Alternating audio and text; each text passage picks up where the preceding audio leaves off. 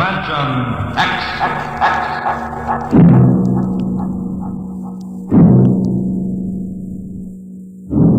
The National Broadcasting Company, in cooperation with Street and Smith, publishers of astounding science fiction, bring you Dimension X.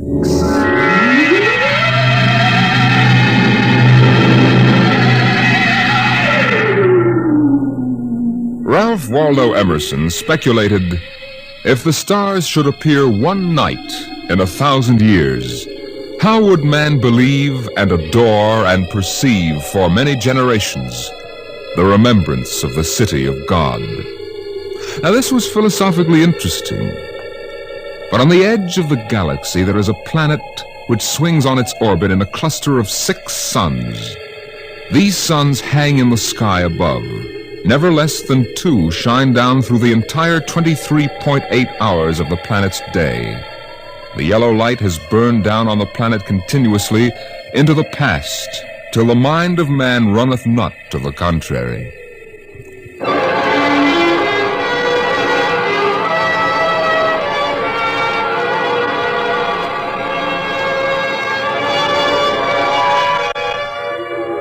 Theremin was a reporter for the Saro City Chronicle.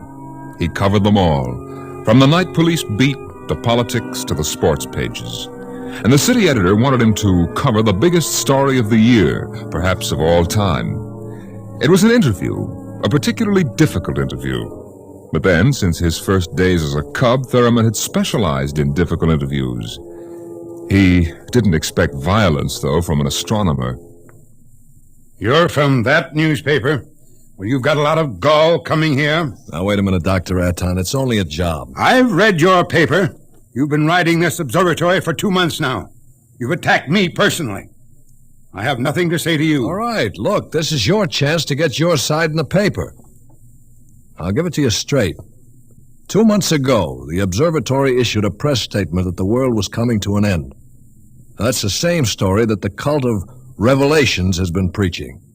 And when a scientist backs that up, it's news. Our conclusions have nothing to do with the cult. The cult of Revelations is full of superstition and mysticism. We are scientists. Yeah. And you got the people pretty angry. That does not matter. You know, if I can't get the story from you, I'll have to go somewhere else. Go ahead. All right. You know, Dr. Aton, the paper can be pretty rough on someone who doesn't cooperate. Young man, if you're not out of the observatory within 5 minutes, I shall call the police. Now get out.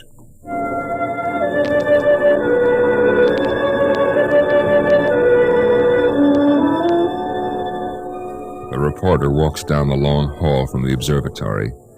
The light filters through the high windows, the yellow light of Gamma, the brightest of the 6 suns in the planet's sky. Beta is almost at zenith. Its red light floods the landscape to an unusual orange. The planet's sun, Alpha, is at the antipodes. And now as Gamma sinks below the horizon, the red dwarf sun, Beta, is alone, grimly alone. It's a short drive from the observatory to Saro City, and the red light glares from the highway. The temple of the cult stands, hewn from the solid rock of the Dormite Mountains, outside the city. And in the inner courtyard stands Sor, the priest of the cult. Woe to the unbelievers! Their souls will rot with the absence of light. Sor, wait! Your Reverence, please. Please. Tell me, Your Reverence, what will happen? What are you waiting for here? The day of the coming, is written in our doctrine of Revelations. It came to pass that the sun, Beta, was alone in the sky. The world was shrunken and cold. Men did assemble in the public squares and highways. Their minds were troubled and their speech confused, for the souls of men awaited the coming of the stars. The lip of the cave of darkness passed the edge of Beta, and loud were the cries of men. There was no light on the surface of the world. In this blackness there appeared The stars in countless numbers. In that moment, the souls of men departed from them. Their abandoned bodies became even as beasts. And the stars then reached down the heavens' flame, and where it touched, the cities of the world flamed to destruction. So that of man and all the works of man naught remained. So it is written.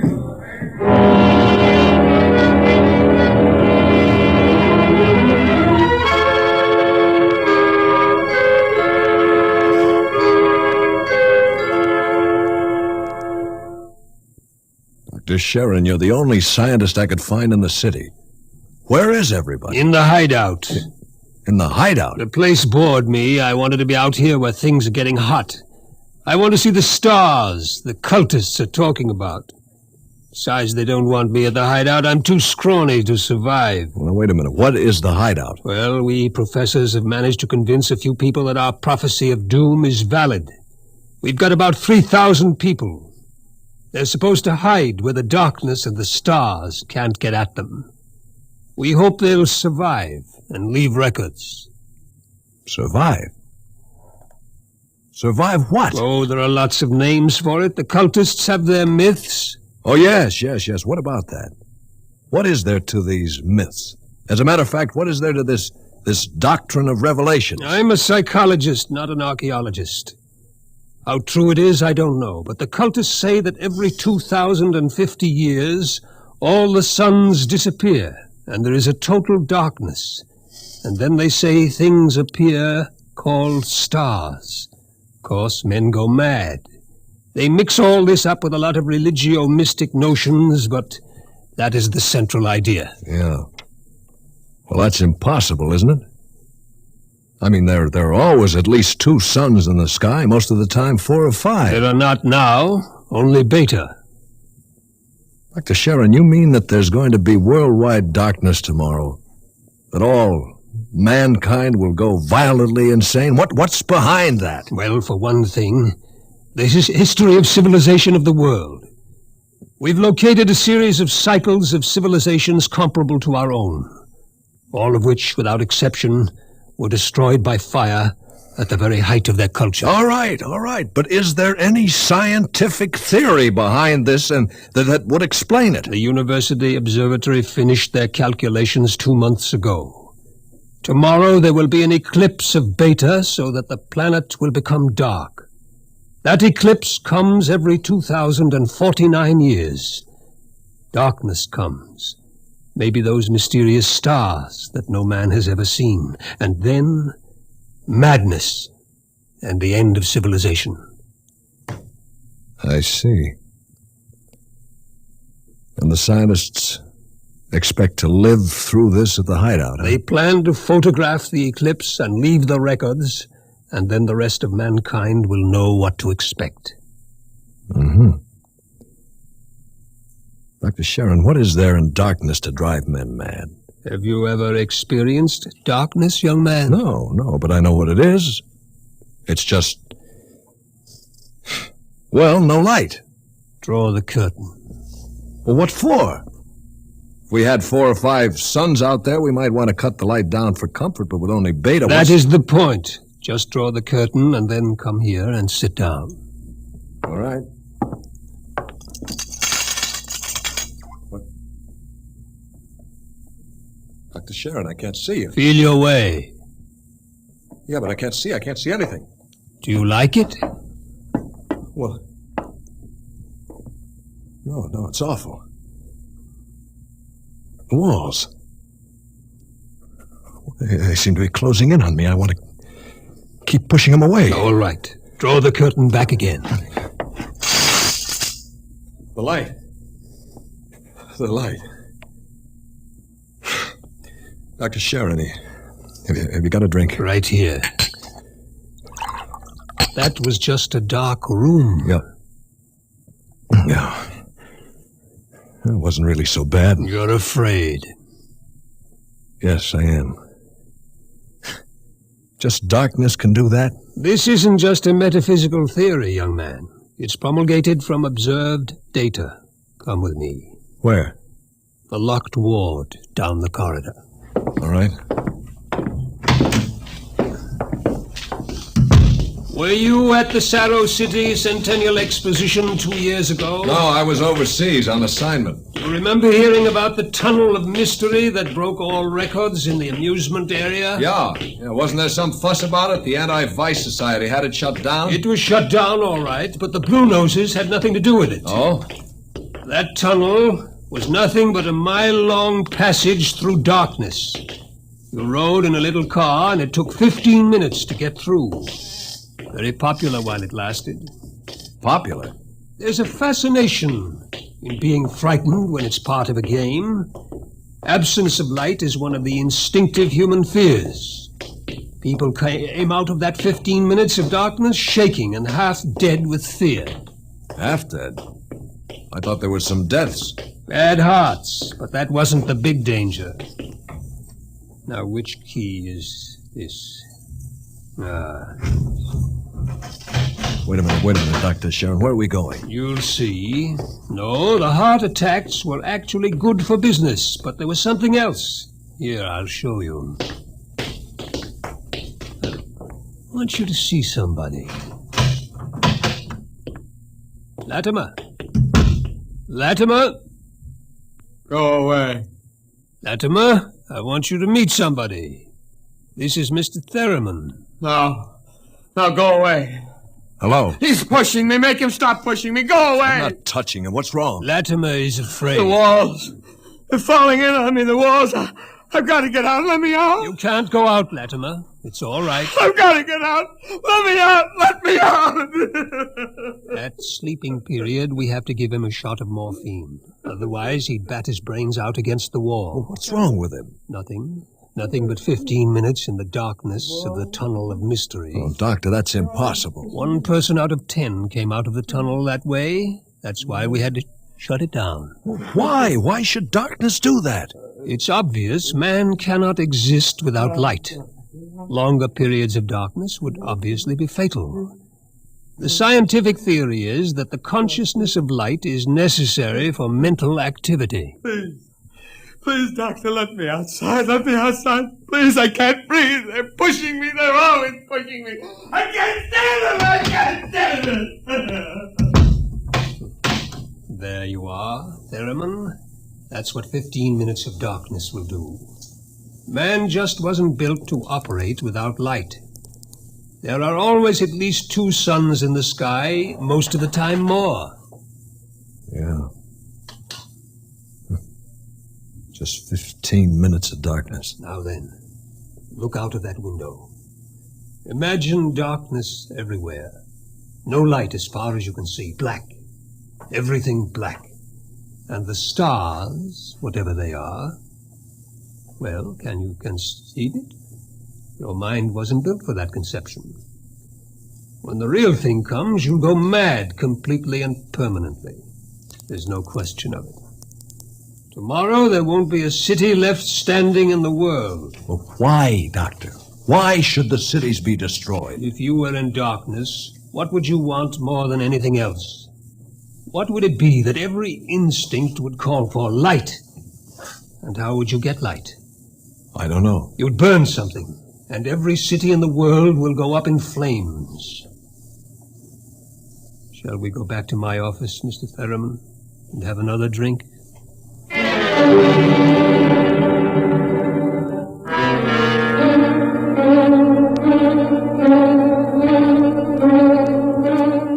Through the skies, the red sun Beta shines alone. The wind howls across the city. It's cold, colder than man can remember. As the hour approaches, the reporter goes out and speaks to the man in the street. Excuse me, sir. Excuse me, but I'm from the Chronicle. I'd like to talk to you. Ah, a reporter, huh? That's right. My name is Pellet. 2 L's. Remember the 2 L's. All right. Mr. Pella, what's your occupation? Power technician at the North Division plant. Uh-huh. You're making some kind of a survey, huh? Yeah, in a way. Where are you going now? Home for supper. Well, how about, Well, what I mean is, what are you going to do tonight? You mean about this star stuff? Yeah. Well, I'll tell you, mister. It don't stand a reason that the end of the world is gonna come boom like that. It just don't stand a reason. In other words, you don't believe it? I didn't say that, but it just don't stand a reason. Uh-huh. Have you read what the scientists say? I don't read stuff like that. Only the headlines. Yeah. How about the cult? Well, now, like I always say, I've got nothing against religion. You don't believe them either? Well, they've always been shouting about doom and sin. Listen, bud, when you've been around as long as I have, you get to know the score. It's all right to preach that Judgment Day is coming and all, but just the same, I'm putting money in the bank. Uh-huh. Well, tell me, how about darkness? About what? How would you feel if there was no light? You crazy? How could there be no light? Well, no, suppose all the suns went down at once. Suppose everything was black. Well, it's crazy. What's the use of supposing something like that? It couldn't happen. It's crazy. Yeah. Well, that's all. Thank you. Sure. Look, mister, remember, Pilot with 2 L's?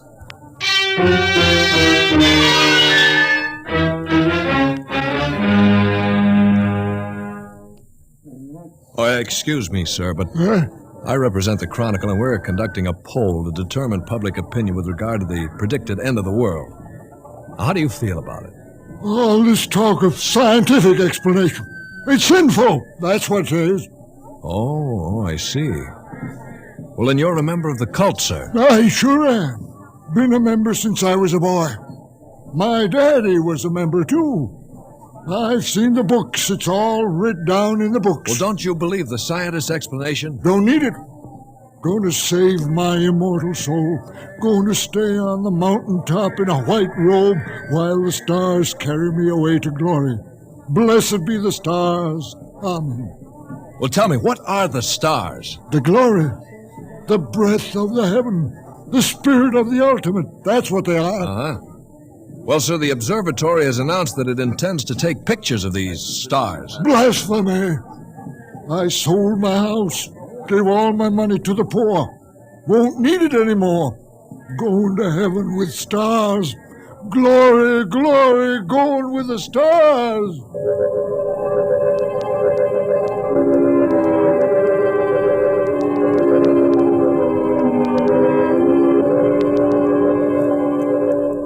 A reporter checks the stock exchange, the stores. Business at a standstill. Doesn't pay to buy anything today, not if the world's going to end tomorrow. There are predictions of economic collapse in the financial section, layoffs at the factories on the edge of the city. And through the streets, the people mill and turn, unsure, crying in fear or shouting with bravado. But the story isn't here in the city. And so as the hour approaches, the reporter goes again to the observatory high in the hills. Now look, Dr. Raton, if you are right, if the world is going to be destroyed, what's the difference if I stay here and observe and take notes? Oh, nothing, I suppose, but you'll be in the way. We have work to do. All right, if I stay out of the way. I can't be bothered with you. You'll have to leave, Mr. Thurman. Hello. Hello. Oh, hello, Dr. Sharon. This place is like a morgue. It's freezing outside. The wind is enough to hang icicles on your nose. Beta doesn't seem to give any heat at all. It's so far away. Why aren't you in the hideout, Sharon? Me? I'm part of the race that isn't worth perpetuating. Who's got a bottle? There will be no alcohol today. It would be too easy to get my men drunk. I can't afford to tempt them.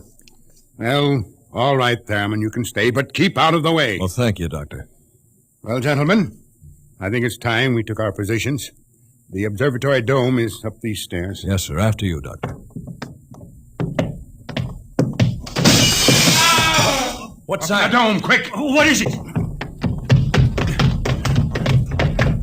The plates. The photographic plates, they're all smashed. There he is. A cultist. He's going for the telescope. After him. I've got it! It must be destroyed. It must be. It's all right. It's all right. He didn't harm anything. Let him up. Well, that's the high priest, Dr. Raton. Soar is his name. I was talking to him yesterday. What do you want, Soar? Nothing that you would give me of your own free will. I made a bargain with the cult to give me certain data you had. In return, I promised to prove the essential truth of the creed. There's no need to prove that. Stands proved by the doctrine of revelations. I offered scientific backing for you believers. You made of the darkness and the stars a natural phenomenon removed all its real significance. That was blasphemy. The facts exist. Your facts are a fraud and a delusion. How do you know? I know. I suppose you think in trying to warn the world against the menace of madness, we are placing souls in jeopardy. Well, we have not succeeded, if that makes you feel better. Your devilish instruments must be destroyed. We obey the will of the stars. Someone call the police in Zero City. There's no time for that. Let me handle this. The eclipse is only a few minutes away. Look, Saw, will you give your word of honor to cause no trouble?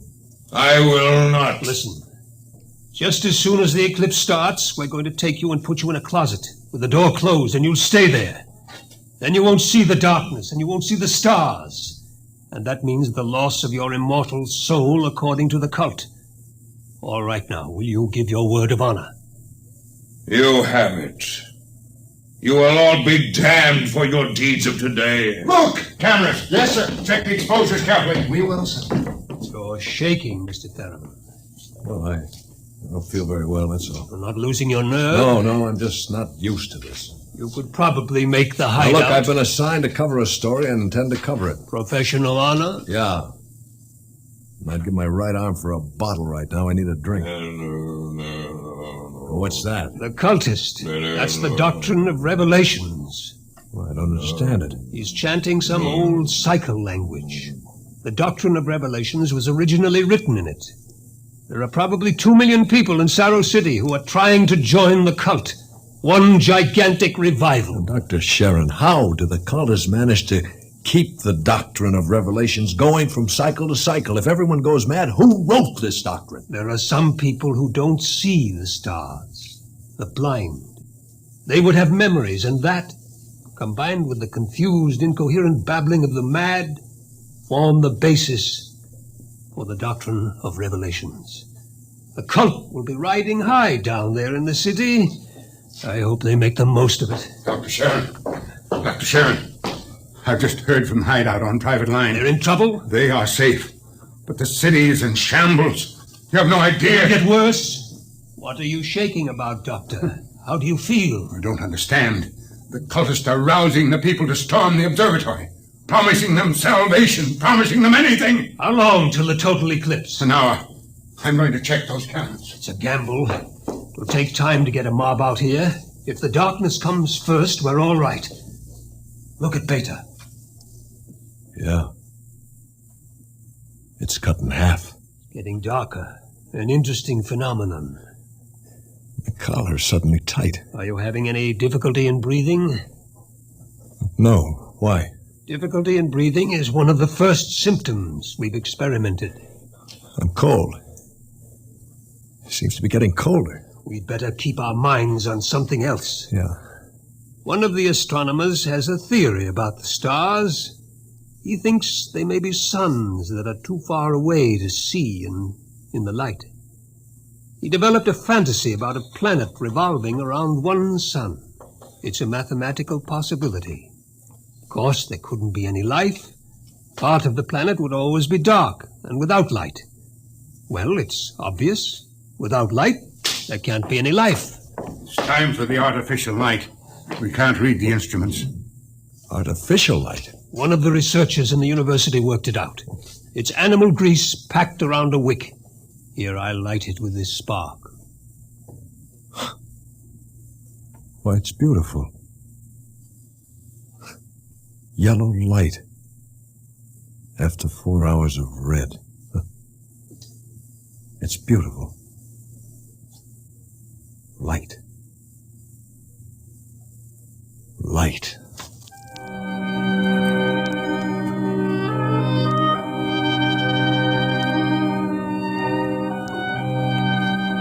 The dome is quiet. The priest in his yellow robe sways slowly as his lips move in the ancient tongue. Over and over he whispers the invocation to the stars. The technicians hunch over the instruments, and the sky gradually turns a horrible deep purple red. The air grows denser. Dusk, like a palpable entity, enters the room. The dancing circle of yellow light about the torches, etches itself into ever sharper distinction against the ever-gathering grayness beyond. Outside, Beta is a mere smoldering splendor, taking a last look at the world. The western horizon in the direction of the city is lost in darkness, and along the highway to the observatory surges a menacing, shadowy mass. The mob from the city. They're coming. How long till total eclipse? 15 minutes. But that mob will be here in 5. We'll hold them off. Come on, Thurman, downstairs. Now, wait a minute. There's no light down there. We have to block the door. Come on. I can't breathe. I can't go down there. Take a torch. We'll take light with us. Come on.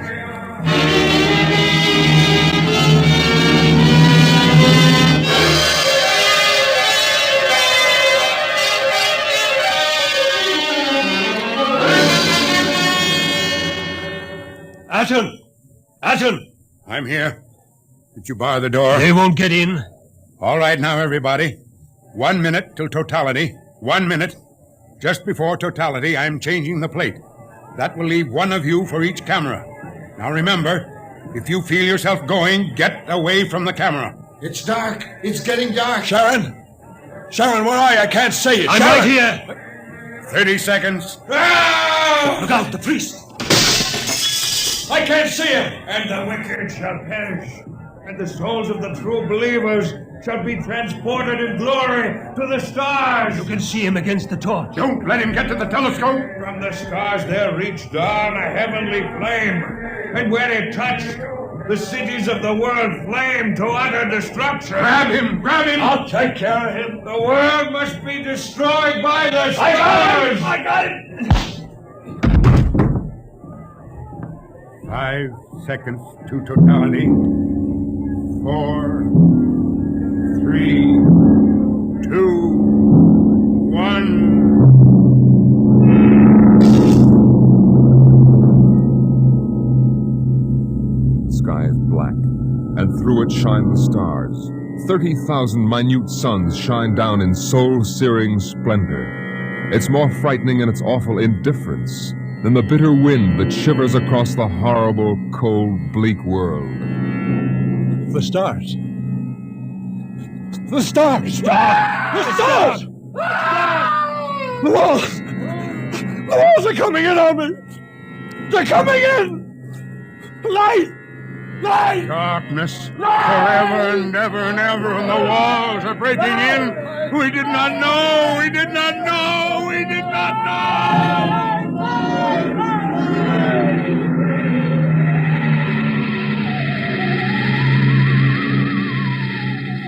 On the horizon in the direction of the city, a crimson glow begins growing. 1,000 fires strengthen in brightness that is not the glow of the sun. 1,000,000 fires, as a world mad in the darkness screams in terror for the light.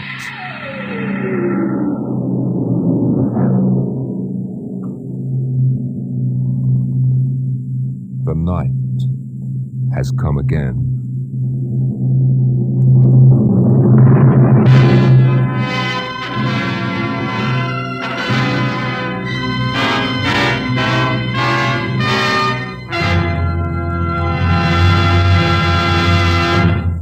You have just heard another adventure into the unknown world of the future. The world of... Dimension X.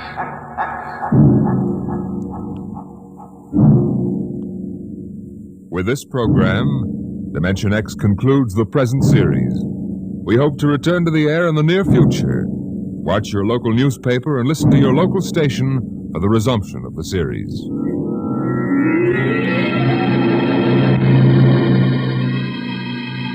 Dimension X is presented and transcribed each week by the National Broadcasting Company in cooperation with Street and Smith, publishers of the magazine Astounding Science Fiction.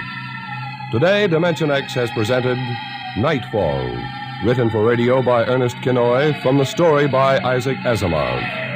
Featured in the cast were Lyle Sudrow as the reporter, Cameron Prudhomme as the astronomer, and John McGovern as the psychologist. Your host, Norman Rose. Music by Bert Behrman. Dimension X is produced by William Welch and directed by Fred Way.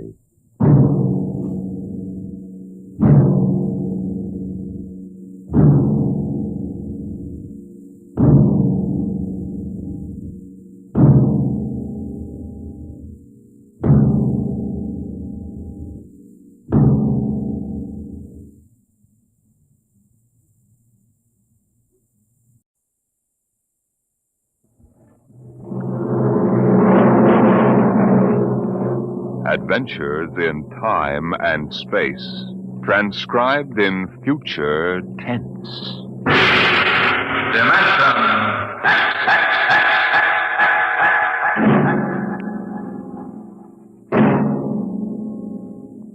The National Broadcasting Company, in cooperation with Street and Smith, publishers of astounding science fiction, bring you Dimension X.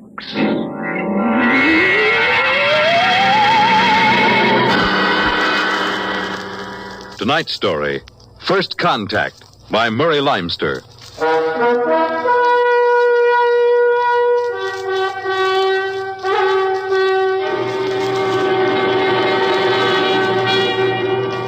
They had been in space 6 months now, moving with the incredibly faster-than-light speed of the overdrive. In 6 months, they had gone from Earth outward and outward to the crab-like nebula with the twin stars. A routine flight of exploration and scientific research. Solid object about 90,000 miles away, sir. Located, Dort. Exactly. Identified. A small object, sir. Captain, I've never seen anything like this before. Whatever it is out there is coming toward us at an incredible speed and retreating to zero just as rapidly. What's the mass of the object, Dort? Well, it varies with the distance from us, sir. Step up the scanners. Nothing, sir. Absolutely nothing shows out there. And yet there must be something. Those alarms are foolproof. Action stations, man all weapons.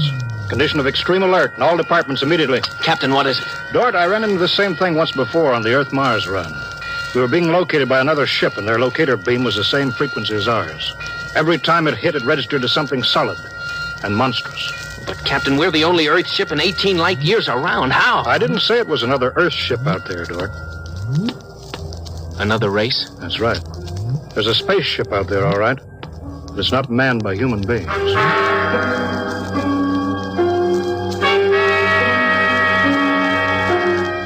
It had been contemplated and speculated upon. Mathematically, it was almost a certainty that such a race existed. But in 18,000 Earth years, no human spaceship had ever encountered them. Now the situation was precipitated, and somewhere outside the Earth vessel there was an alien race.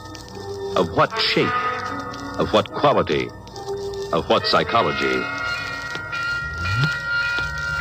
It's moving, sir. Heading right for us. At that speed, we'll be in touch in 10 minutes.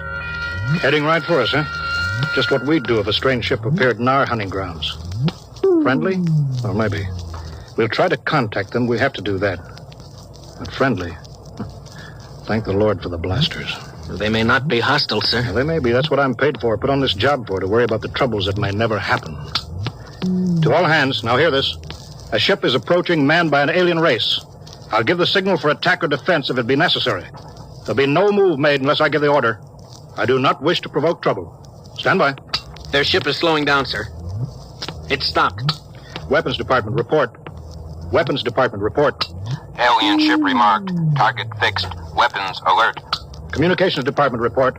Communications Department, report. We're receiving a modulated short wave, sir. Frequency modulated. Apparently a signal. Not enough power to do us any harm. We'll try to make some sense out of it. Report any progress to me immediately. One thing in their favor, sir. They didn't attack immediately without question. They're trying to establish contact. That seems to indicate they're reasonable. We'll see. What are they doing now? Can you make out the locator screen? Bring that power up. Yeah, they're doing something now, sir. There's a section of the hull opening. Probably an airlock, sir. If they breathe there. They're letting something out. Oh, it's round. A bomb, sir? Unknown object released from alien ship. Observed by Weapons Department and targeted. Stand by. See what they're doing, sir? They've left the object out there right where they were. And now they're withdrawing the ship. There's no reason why that object couldn't be a bomb, Mr. Dort. Intended to let us think precisely as you're thinking right now. I just have a hunch, sir. I think they're friendly. I think whatever it is out there is a means of communication. You're probably right, but I won't gamble the ship on a probability. Sir, I'd like to volunteer to go out there and look that thing over. You understand whoever does examine it is expendable. Yes, sir. Requisition a lifeboat. If it's all right with you, sir, I'd prefer just a suit with the drive in it. It's smaller and the arms and legs won't make me look like a bomb. And I'll carry a scanner, sir. You may leave when you're ready. Thank you, sir.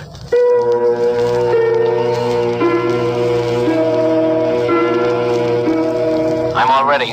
Clear the lock and let me out.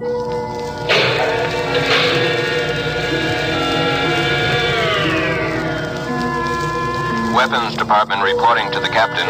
Mr. Dort located. Mr. Dort is targeted. Stand by. If that object out there is a device to capture one of our people for observation and questioning, it'll be blown out of existence, including Mr. Dort. Stand by.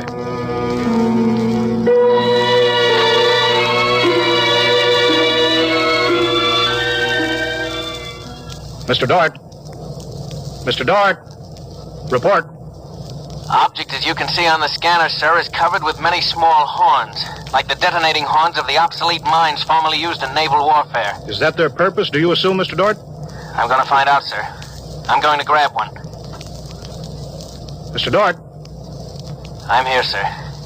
I don't think this is a mine. Circle it so we can see it completely through your scanner. Deadlock, sir. Nothing to report that the scanner hasn't shown you. Oh, wait a minute, sir. A section of the outer hull seems to be opening. Do you see it? Very good, Dort. Hold that. I'm sure it's a communications device, sir. It looks like it. Fix your scanner so it'll focus on that communications device. Return to the ship.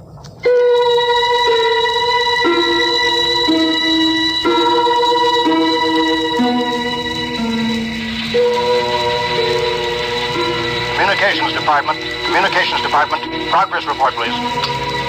We've established communication, sir. Is there a psychologist on the team down there with you? Yes, sir. Mr. Burns is working with us. Will both of you please report to the bridge at once?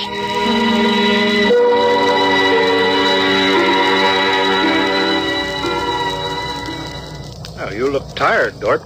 We've established fairly satisfactory communication, sir. They seem to have highly developed thought patterns. We got a satisfactory translation from the machine on the fourth attempt. We can say almost anything we want to say to each other now. Of course, how much of what they tell us is the truth, we have no way of knowing. Mr. Burns, you're the psychologist. What do you think? Well, I don't know, sir. They seem to be completely direct. They haven't let slip even a hint of the tenseness we know exists. They act as if they were setting up a means of communication for friendly conversation, but, well, there's an overtone that... Yeah? Well, Mr. Burns, I have a decision to make. On the one hand, opening contact with the friendly people of a vastly different culture could only be beneficial to us of Earth. On the other hand, if they're hostile, I ought to blast them out of existence without any other preliminaries. Oh, but, sir, you can't... I'm not talking to you, Dort. It's not warranted yet, sir. Yes. Now, hear this, all departments. Hear this, all departments. This ship is on an extended alert. Provisions will be made so that personnel can have maximum rest and nourishment.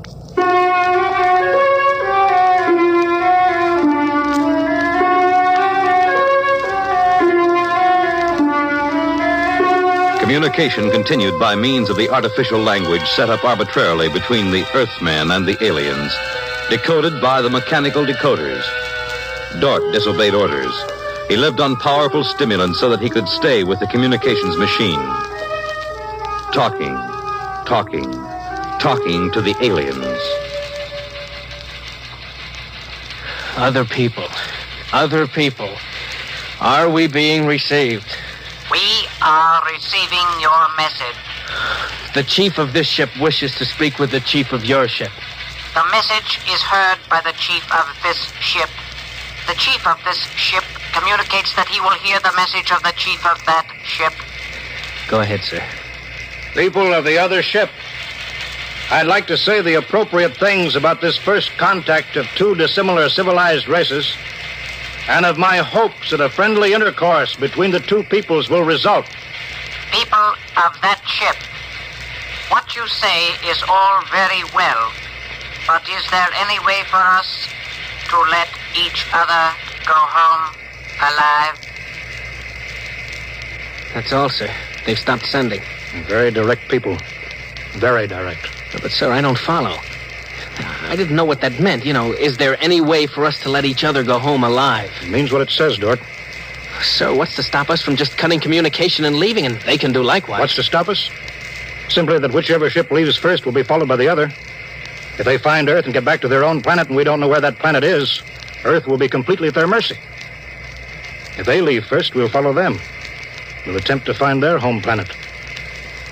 Dort, could you swear to any decision that the policymakers on Earth will come to? Sir, even if they do follow us, the closer we get to home, the more of our ships and weapons they'll face. They'd never get away. Well, how do you know that they can't communicate with their home planet without returning? We can't, sir. How do you know they can't? I don't, sir. Well, so that's the situation. We'll sit out here, facing each other, trying to outguess each other, until time wears us out. And we'll have to face the fact. Either they destroy us or we destroy them. Navigation officer, attention. Navigation officer, attention. Every star map on this ship is to be prepared for instant destruction. The chief of this ship wishes to know whether the chief of that ship can suggest an answer to the problem concerning us both. Do you want me to answer that, sir? I'll answer it myself. Tell me when to talk. Now, sir. I am giving that matter personal attention. Every effort will be bent to the solution of this problem. Will you consider a temporary truce in the meantime? What would a truce gain? Could we trust you? Would you trust us? I suggest that we continue as we have up to this particle of time. I agree. Sign off, George.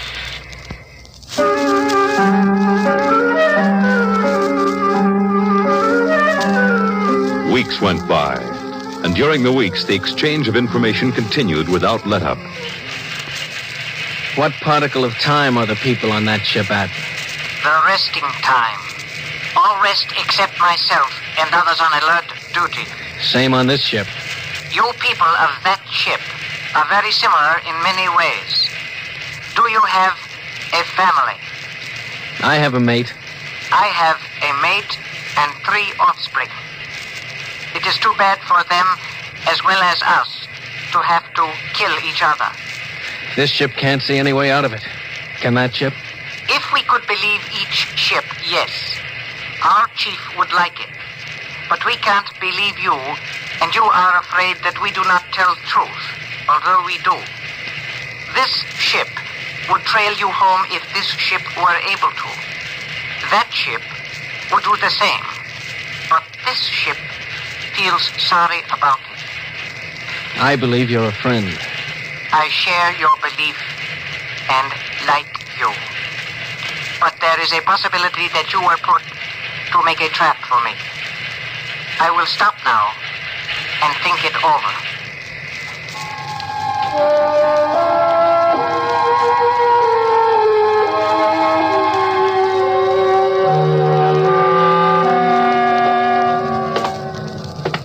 Just sit down, Dort. Control yourself. We're all under tension.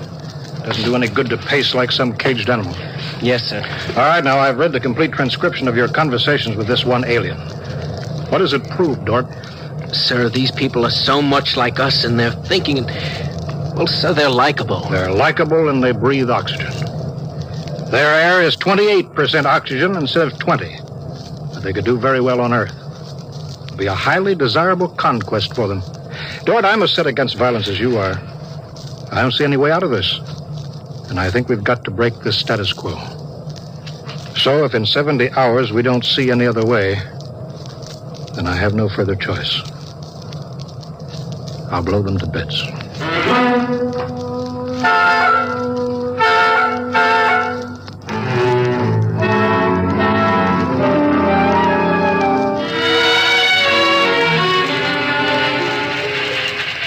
Will that ship receive communications? Will that ship receive communications? This ship is listening. It seems to me better to communicate than to sit by the machine silently. I would have called you, but you signed off before. The problem goes around and around. I find no answer. Perhaps we could turn our thoughts to other things. The psychologist of this ship tells us that you people on that ship have a threshold of tolerance to tension. He tells us that you will be forced to take one action or another in a period of less than 100 time particles. I have no communication on this matter. Well, the ship is not trying to extract unwilling information from that ship. A truth is mentioned in passing. A report of this conversation will be carried to the chief of this ship. It would be so. We are prepared. If only the people of this ship could meet in direct contact with the people of that ship, it might be better. We could not communicate then. The communications machine is too large to carry from place to place. In direct contact, the peoples of the two ships would be further apart than now. That's true. I am sad. Much that is pleasant has passed between us. I am sad, too. We are not yet ready for each other. We are not yet ready for each other. It's hard, isn't it, Doc? Well, Captain, I'm sorry. I didn't know you were here, sir. I've been here for quite a while. Eavesdropping, I'm afraid. It's all right, sir. Nothing can be personal in a situation like this. Yeah, that's right. How long is 100 time particles, Dort? Pardon, sir? That reference he made to us not being able to stand tension is interesting. Their psychologists seem to make more out of us than we do out of them, don't they? Yes, sir. They hit the nail right on the head. Yes, they did. I think, Dort, we'll just have to push our timetable up a bit. No further communication with the aliens under any circumstances. That's clear, isn't it? Yes, sir. Sir, if they know so much about our psychology, isn't it possible that remark was intended to make us act more quickly? Probable, Dort. Probable. Well, why would they do that, sir? Why? You tell me why, Dort. All of a sudden, I have an idea, sir. That's crazy. It doesn't matter how crazy. I'll listen to it. Sir, I think these people are playing some kind of a joke on us. Joke? A joke, Dort? Yes, sir. Over and over again, I've noticed what I think is a sense of humor. A highly developed sense of humor. Do you recall when we went to all the trouble to set up a fictitious star map and then they just sent us back a mirror image of the same one? I think somehow they're playing a joke on us. Well, maybe you're right. In which case, you've seen practical jokers, Dort. Their jokes aren't always funny. Sometimes they hurt people.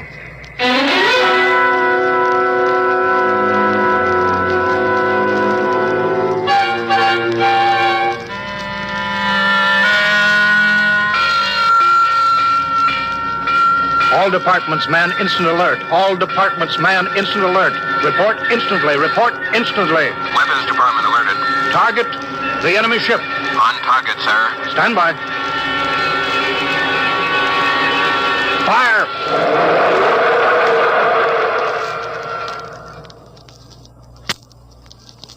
They're gone, sir. Not a trace of them left. Not a tiny trace. Now we can go home.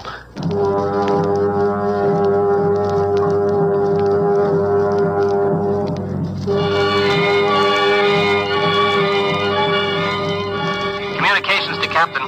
Communications to Captain. Report. Sir, I'm picking up new signals.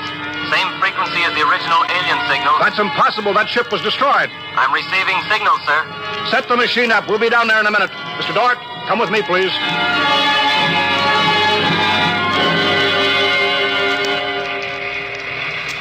It's good to be on the way home. Yes, it is good.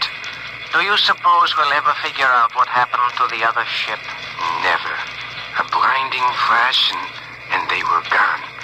I suppose they couldn't figure a way out of the situation. An unstable people. They had no sense of humor to cope with the situation. They exploded themselves out of existence. It seems reasonable. They must have had powerful weapons to destroy themselves so completely. Yes, what a shame. In a way, I grew to like them. This isn't meant for us, sir.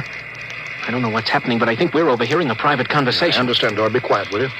Many things might have come out of a relationship with that people. They were describing a disease they call cancer. I think it is similar to the Fulgren syndrome. We might have helped them. They might have helped us, too. Well, too bad. We'll never find them again, I think. The odds of such a chance meeting in the vast space of the whole universe. There are no figures for such odds, are there? Turn it up, Dort. Turn it up louder. That's all there is, sir. The signal stopped there. Sir, I don't know how, but somehow when we fired at them, we didn't destroy them, but we did set up a condition whereby they've become invisible to us and we've become invisible to them. Captain to Engineering Department. Halt forward motion. Captain, why are we stopping? Listen, Dort, you say they're invisible. All right, they are. But they're not destroyed because we just heard them. They're out there somewhere. Invisible. Well, you heard them, so they're heading for home. We're invisible to them, too, sir. How do you know, Dort? How do you know this whole thing isn't a setup? Well, suppose that's true, Captain. You heard their conversation. They weren't talking like any monstrous people. They seemed decent and warm, just as decent and warm as we are. How do you know this conversation wasn't planned, deliberately set up for us to hear? How do you know that, Dort? Yes, sir, you're right. They may be out there and they may not.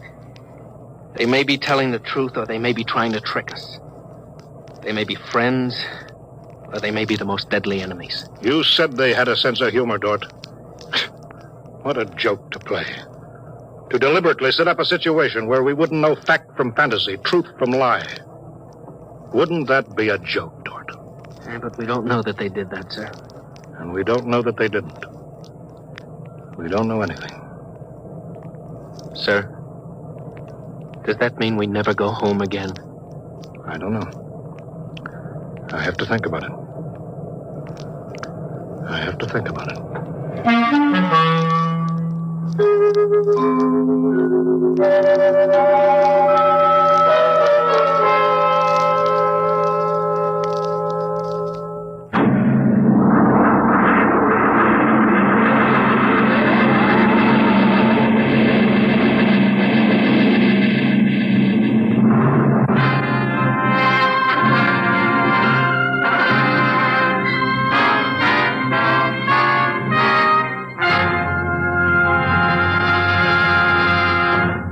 You have just heard another adventure into the unknown world of the future. The world of... Dimension X.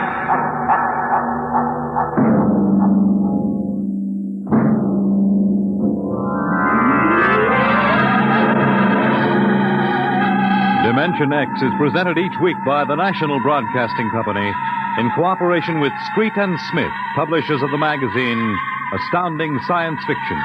Your host was Norman Rose, music by Albert Berman. Dimension X is produced by William Welch and directed by Fred Way. First Contact, written by Murray Leinster and adapted for radio by Howard Rodman. Featured in the cast were Wendell Holmes, Bob Hastings, Clark Gordon, William Lally, and Stan Early. Your announcer, Fred Collins.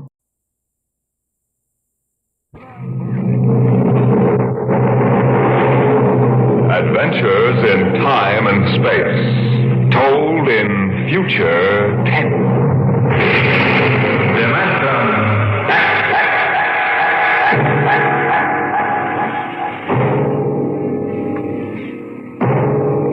The National Broadcasting Company, in cooperation with Street and Smith, publishers of astounding science fiction, bring you Dimension X.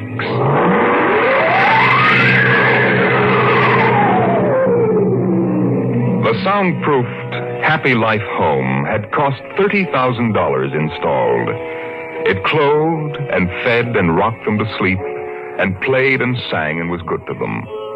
Their life purred on from day to day, measured and controlled by the nucleonic thermostats, the iridium sponge servo brains that made the beds and washed down the bathroom floors and made sure the salt cellars flowed freely without clogging.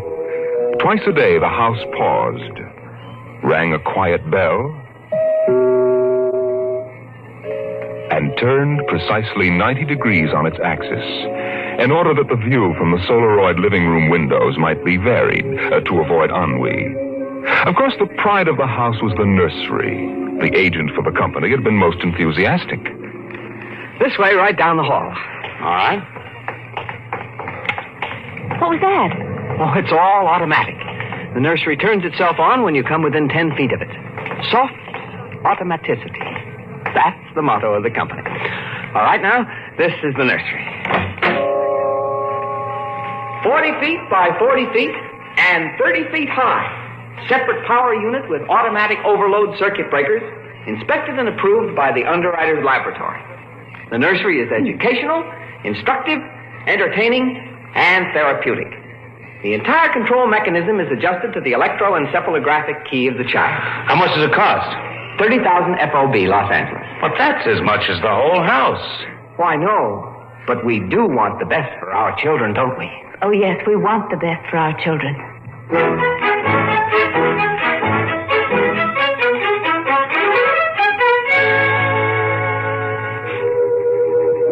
And it was the best. The crystalline walls wavered from 2 to 3 dimensions. The pseudo-textured composition flooring shifted lightly from brick to dirt to waving grass. And the odorophonics wafted the scent of fantasy through the hermetically conditioned and filtered air. The nursery was the very best. But then they wanted the very best for the children. The technicians installed the nursery, and the heavy coaxial power cable was run in from the main line. The walls sprang to life, and the mental control banks and relays hummed. All right, Peter and Wendy, this is your nursery. What's so special about a nursery, Dad? Plenty. You just go in and see. Oh, do we have to? It's so big. You promised you'd play ball with me outside, Pop. Go on, kids. Try out the nursery. It's better than any old yard. Oh. Go on in, dear. You'll be surprised. Gee. Go ahead, Wendy.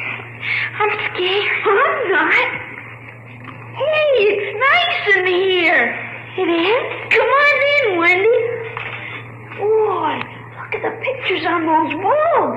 They're real. Well, almost real. You can change them any way you like just by thinking about it. Go on in, dear. Well, all right, Mommy. Hey, Wendy, look what I can do with the pictures. Oh, that's a white mouse from Alice in Wonderland. Sure. I just thought about it, and there it was. Well, let me try, Peter. Let me try. Go ahead. Just think. How about the... Oh, I know. I want to see the Wizard of Oz.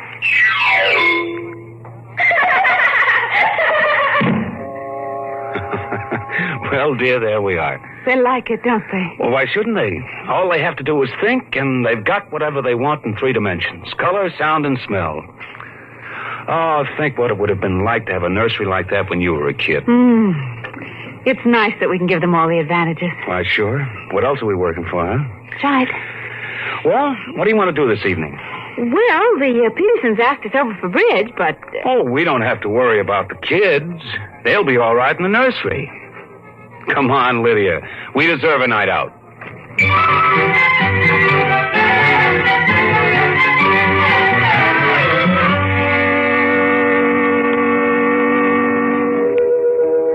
And in the nursery, the walls were a kaleidoscope of time and space and imagination. The green forest of Sherwood and quiet forms of Robin and his merry men gave way to the roll of the high seas and the smell of salt in the air as Sir Henry Morgan sailed into the harbor at Jamaica. It's my turn now, Peter. You've got to be fair. It's my turn. Dorothy and the Wizard of Oz followed the yellow brick road round the nursery walls. Then Hansel and Gretel discovered the gingerbread house about 3 feet from the door. And from a high tower that stretched into the clouds, the little lame prince sailed out over his kingdom. And behind the crystalline quartz walls, the vacuum tubes and grids and banks of mental image tape spun quietly and efficiently, erasing the line between illusion and reality. Of course, the electric bill from Consolidated Utilities was tremendous, but it was worth it. The house went on. The stove hummed happily in the kitchen, making breakfast, dinner, and supper for 4, turning the eggs over lightly and producing popovers electronically calculated by capacity to a 30-volt current and specific gravity. The automatic laundry did the shirts with a medium starch in the collars, except the button-down Oxfords, which had no starch at all. The Happy Life home breathed contentedly as life proceeded with soft automaticity as guaranteed in the brochure and bill of sale. George. George, I wish you'd look at the nursery.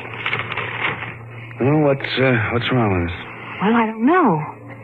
Well, that might... I just want you to look at it, that's all. Or call a psychologist to look at it. What would a psychologist want with a nursery? Oh, now, George, you know very well what he'd want. I was in the nursery last week. It's perfectly all right. Well, it's different now. Huh? What do you mean, different? Well, I just want you to come and see. Are the kids there? No, Madge Allen took them to a show along with her kids. That's why I want you to look in now before they get back. All right.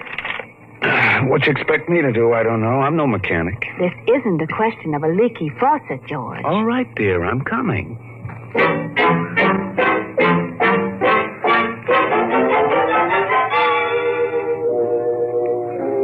nursery light flicked on as they came down the hall. The relays clicked, and the tubes warmed, and chemical odor banks and pipes bubbled into life as they paused before the closed door. Go ahead, George. Open it. On all sides, in 3 dimensions, stretched the hot, tired landscape of an African veldt, reproduced to the last stick and pebble and bit of straw. The ceiling above them became a sky with a hot, yellow sun. A wind blew in from the baked veldtland, the hot straw smell of lion grass, the cool green smell of the hidden waterhole, the great rusty smell of animals, the smell of dust like red paprika on the hot air. And now the sounds.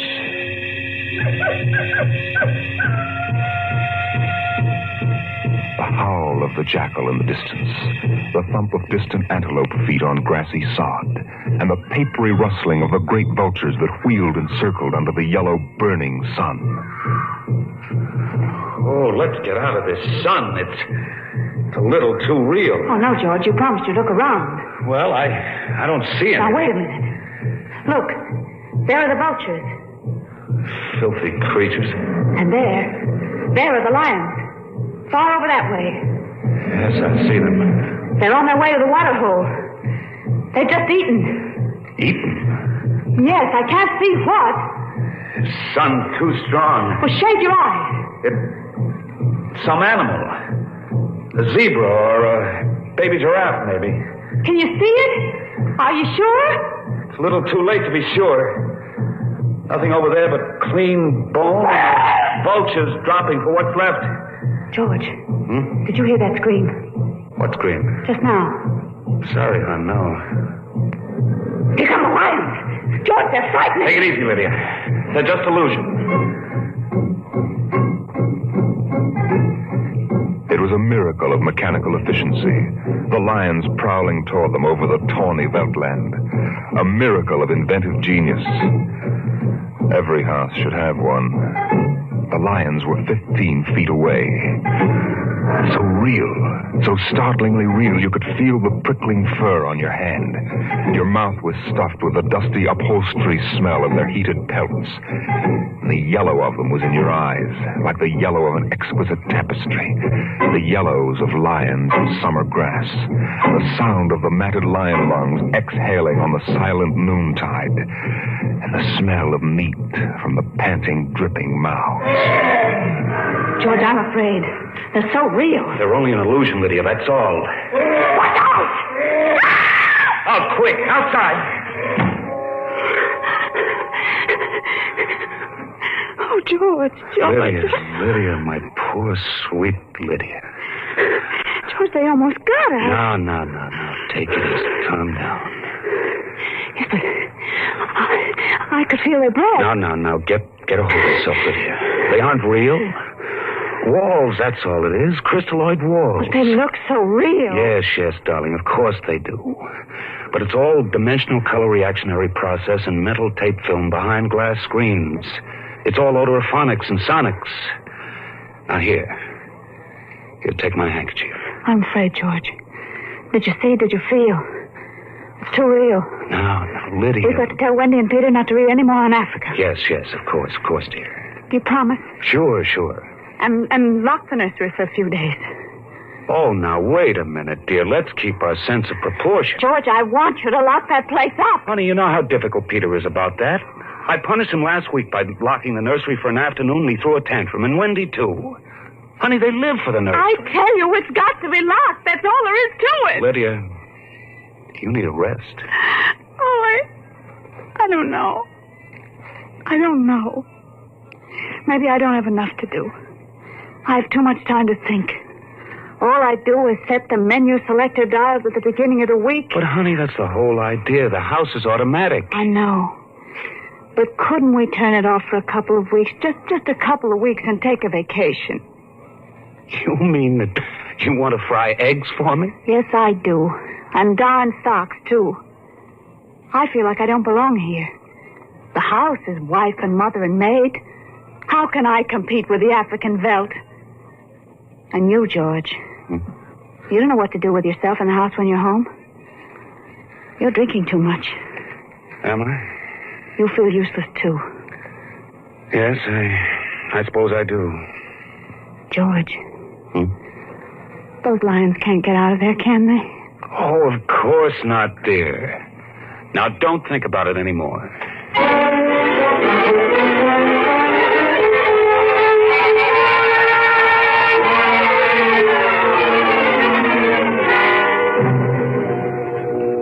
They ate alone. He sat idly watching the dining room table produce warm dishes of food from its mechanical interior. You forgot the ketchup. That's better.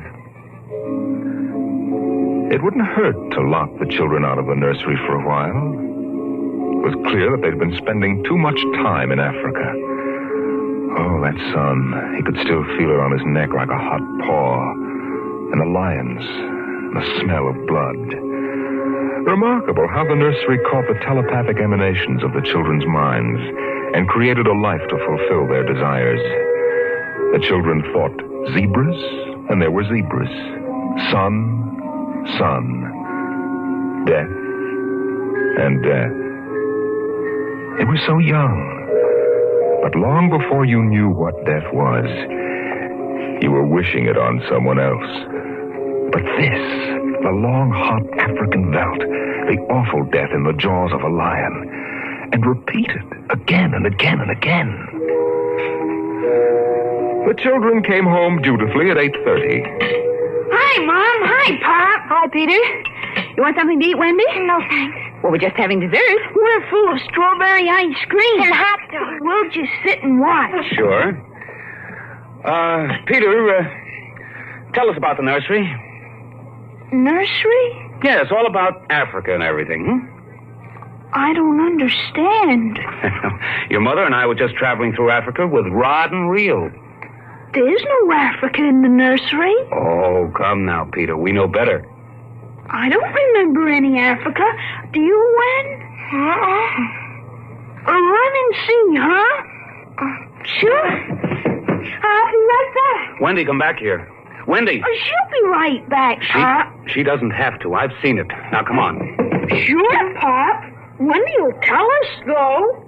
Could they be lying? We'll see in just a moment. Peter, open the door. See, Daddy? It's not Africa. It's Florida. Like in the yearling. There go the deer, see? It isn't Africa. Yes, I see it isn't. Go to bed. But it isn't 9 o'clock. No, it isn't. You heard me. Go to bed. Okay. Night, Mom. Night, Pop. Good night. Good night, dears. I'll be right in. Lydia, wait a minute. Here, look at this. What is it? This is the corner where the lions were, isn't it? What's that you picked up? It's an old wallet of mine. There's a smell of hot grass on it. The smell of a lion.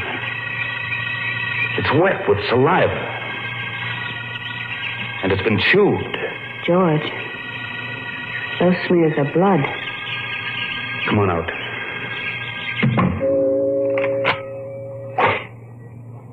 Now let's go to bed.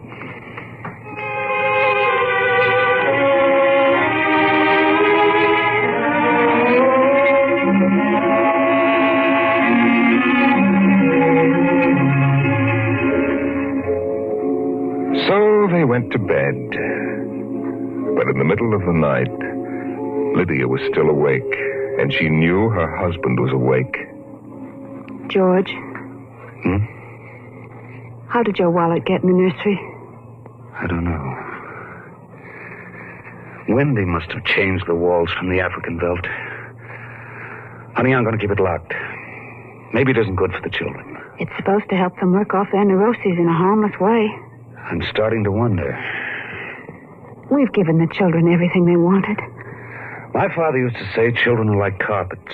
They should be stepped on occasionally. We've never lifted a hand.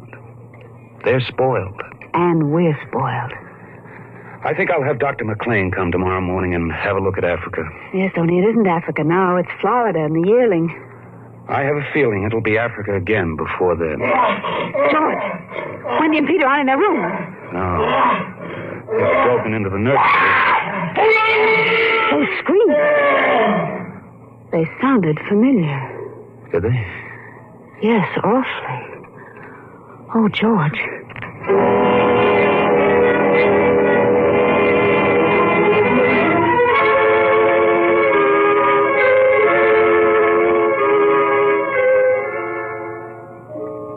Although their automatic Somno beds tried very hard, the two adults couldn't be rocked to sleep for another hour. A smell of cats was in the night air. And in the morning, the stove cooked French toast, and the dining room table poured the syrup and melted butter. Pop, Yes? you aren't going to lock up the nursery for good, are you? That all depends. On what? On you and your sister? We feel that you should have some variety, dear. If you intersperse this Africa with a little Sweden or China... I thought we were free to play the way we like. Well, you are within reasonable bounds. Well, what's wrong with Africa, Daddy?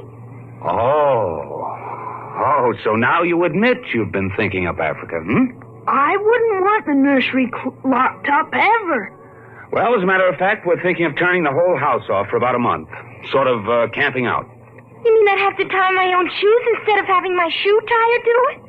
And brush my own teeth and comb my own hair and give myself a bath? Well, Wendy, it would be fun for a change, don't you think, dear? No, it'd be awful. I didn't like it when you took out the picture painter last month. Well, that's because I wanted you to learn to paint by yourself. I don't want to do anything but look and listen and smell. What else is there to do? Oh, all right. All right, go play in Africa. Are you going to shut off the house? We're considering it. I don't think you better consider it anymore, Pop. I won't have any threats from you, son. Okay, Pop. Come on, Wendy. Let's get back.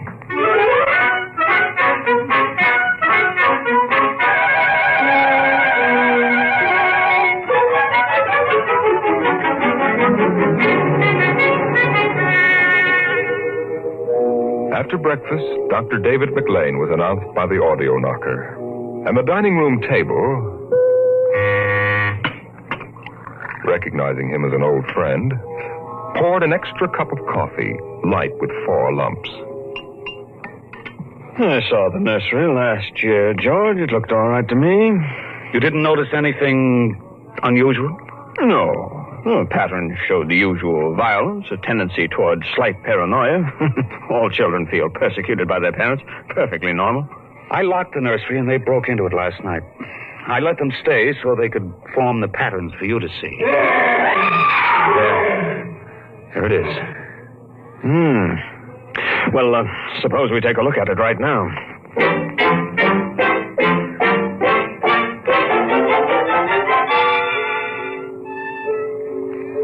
They entered without knocking and sent the children out. The screams had faded, and the lions were feeding quietly under the trees. Wish I could see what they're eating. Do you suppose some high-powered binoculars would... Hardly, no. How long has this been going on? A little over a month. It certainly doesn't feel good. I don't want feelings. I want fact. George, a psychologist, never saw a fact in his life. He knows about feelings, and this doesn't feel good. My advice to you is to have the whole room torn down and your children brought to me every day for the next year for treatment. Is it that bad? I'm afraid so. You know, that's why the nursery was developed originally. To let us examine the patterns left on the wall by a child's mind. But what is it? What's wrong with Peter and Wendy? Well, it's hard to say. I haven't punished them more than average. Though I took away a few gadgets. Last week I locked the nursery to show I meant business. George, you've let this room replace you and your wife and your children's affections. This room is their real father and mother. And now you come along and want to shut it. You can feel the hatred coming out of that sky. George, Turn everything off. The nursery, the automatic kitchen, the whole confounded automatic house. Start now. But won't the shock be too much for the children? I don't want them going any deeper. Let's get out of here. I never liked these rooms. Get me nervous. Those lions look real, don't they? I don't suppose there's any way that... What? That they could become real? Certainly not. Some flaw in the machinery. Tamper. No. I don't imagine the room will like being turned on. Nothing ever likes to die. Even a room. I wonder if it hates me for turning it on. Paranoia is thick today. Hello. Is this your scarf? It's stained. Brown. Say, that's blood. That's Lydia's. Come on, the main fuse box is out here. Go ahead. Pull the switch.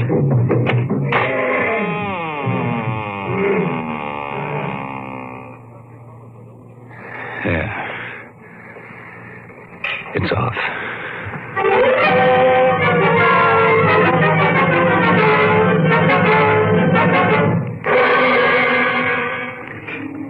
The two children were in hysterics.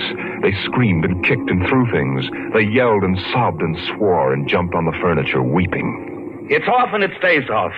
The whole house dies as of now. The more I see of the mess we put ourselves in, the more it sickens me. We've been contemplating our electrical, mechanical navels for too long. We need air. Fresh, unfiltered, unconditioned air. He marched around the house, cutting switches and pulling fuses. The stove was disconnected with a roast lamb in the oven and a flapjack still in the air. The heaters, the shoe shiners, the shoelacers, the body scrubbers and swabbers and massagers. He pulled the plugs and shorted out the controls, one after the other. The house became full of electronic corpses. It was a mechanical cemetery. So silent. None of the humming, hidden energy of the machines waiting to function at the tap of a button. And by the still dining room table, its radionic insides dead and currentless, Peter wailed at the house. Don't let them do it! Don't let Pop kill everything! I hate you, Bob! I hate you! Peter, please! Insults won't get you anywhere. I wish you were dead! We were for a long while. Now we're going to start really living. One more, Daddy, just one more. Oh, Wendy, one honey. One minute of the nursery, that's all. Just one more minute. Oh, George, it can't hurt, really. Oh, all right, only shut up. 1 minute. And that's the end. Forever. Gee, thanks, Pop. Thanks. Then we're going on a vacation. Dr. McLean is coming in a half hour to help us out. Lydia, turn on the nursery. Now, remember, kids, it'll be just for 1 minute. Oh, boy. Come on, Wendy, come on. Oh, thanks, Daddy. Thanks a lot. Just 1 minute, remember.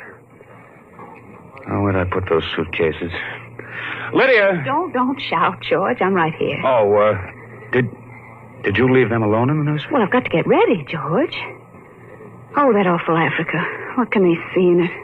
Well, in an hour, we'll be on our way to Iowa. What prompted us to buy a nightmare like that? Pride, I guess. We had the money and we were foolish. I guess we'd better get them out of there before they get involved with those beasts again. Come in! Daddy! Mommy! Come on, quick. Wendy, Peter, what's the matter? Hurry up. Open the nursery. Wendy! Peter! Well, they aren't anywhere. Wendy! Peter! Peter! The door. Open the door. They've locked it from the outside. Peter! Peter, open up! Peter!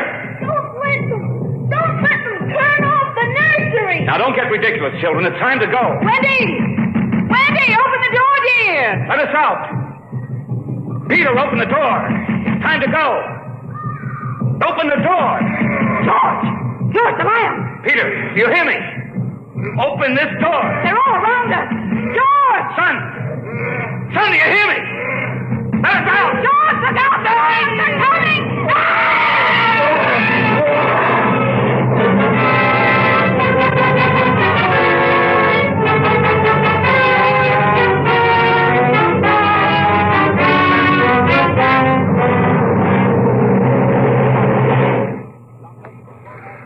When Dr. David McLean came a half hour later, he found the two children in the nursery sitting in the center of the open glade, eating a picnic lunch. Beyond them was the water hole in the yellow Veldt land. Above was the hot sun.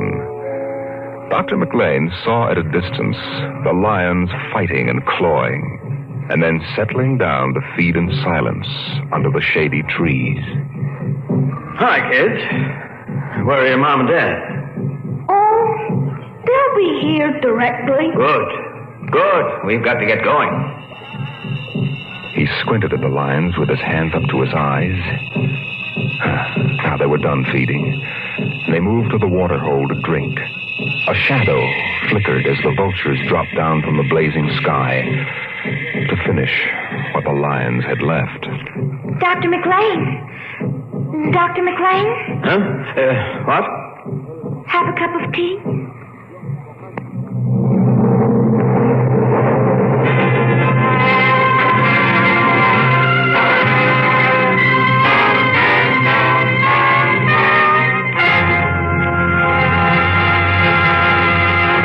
You've just heard another adventure into the unknown world of the future. The world of...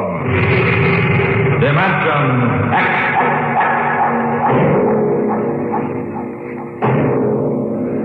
How soon we actually build a spaceship to conquer the stars depends upon many factors, not the least of which is a man with the overwhelming desire to create such a ship and the power to have it done. Next week we tell the story of such a man as Dimension X brings you Nelson Bond's The Vital Factor.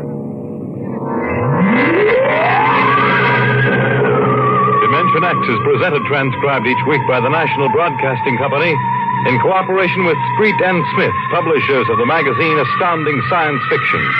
Today, Dimension X has presented The Veldt, written for radio by Ernest Kenoy from Ray Bradbury's The Illustrated Man. Included in the cast were Leslie Woods and Bill Quinn as the parents, Joan Laser and David Anderson as the children. Your host was Norman Rose. Music by Albert Berman. Dimension X is produced by William Welch and directed by Fred Way.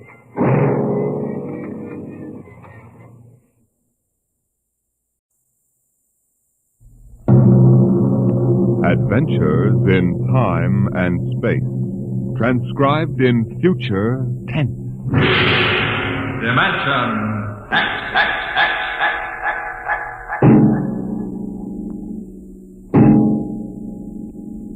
In the beginning, there was Jordan, thinking his lonely thoughts. Out of the loneliness came a longing. Out of the longing came a vision. Out of the dream came a planning. And out of the planning came decision. Jordan's hand was lifted, and the ship was born.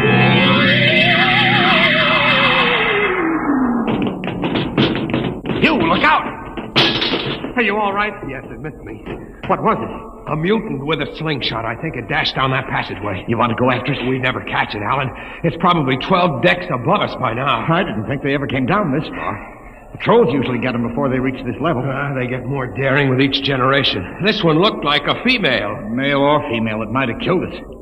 I told you this trip was pure foolishness. Climbing 24 deck levels to hear a crazy old man rave. We're almost there now. Compartment X15, level 24. This is the place. This area smells as if it hadn't been visited by a sanitation crew for generations. Part of the ship is almost deserted.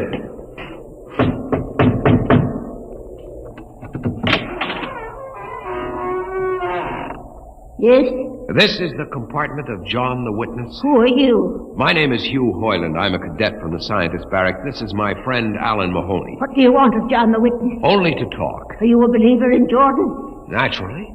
I have heard that there are those among the younger scientists who doubt the word of Jordan. To doubt is death. We're not heretics. Enter. I have brought a gift of tobacco, grown on the richest level. It smells good. I assure you it's the best. Wait here.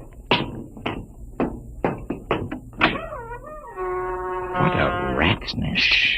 What the devil do you think he can tell you? I don't know. Now hush.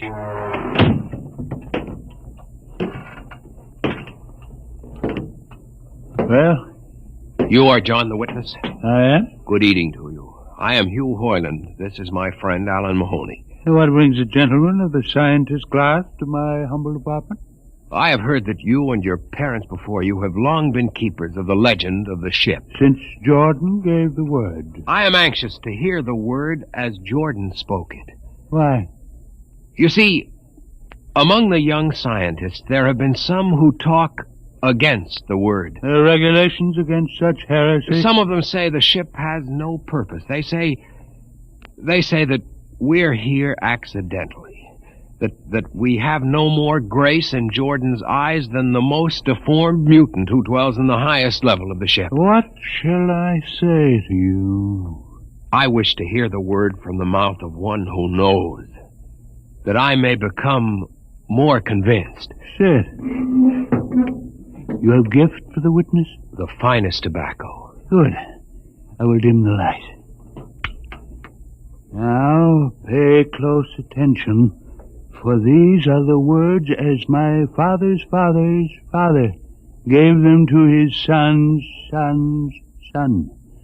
This is how the ship came into being, how our people were created. In the beginning, there was only Jordan, thinking his lonely thoughts. In the beginning there was darkness, formless and dead. Out of the loneliness came a longing. Out of the longing came a vision. Out of the dream came a planning. And out of the planning came decision. Jordan's hand was lifted, and the ship was born. Mile after mile of good compartments, tank after tank for golden corn, ladder and passage, door and locker, fit for the needs of the yet unborn. He looked on his work and found it pleasing, meet for a race that was yet to be. He thought of man, and man came into being. Then Jordan checked his thought and searched for a key. Man untamed would shame his maker. Man unruled would spoil the plan. So Jordan made the regulations, some to speak and some to listen. Order came to the ranks of men. Crew he created to work at their stations. Scientists to guide the plan. Over them all he created captain, made him judge of the race of man. Thus it was in the Golden Age.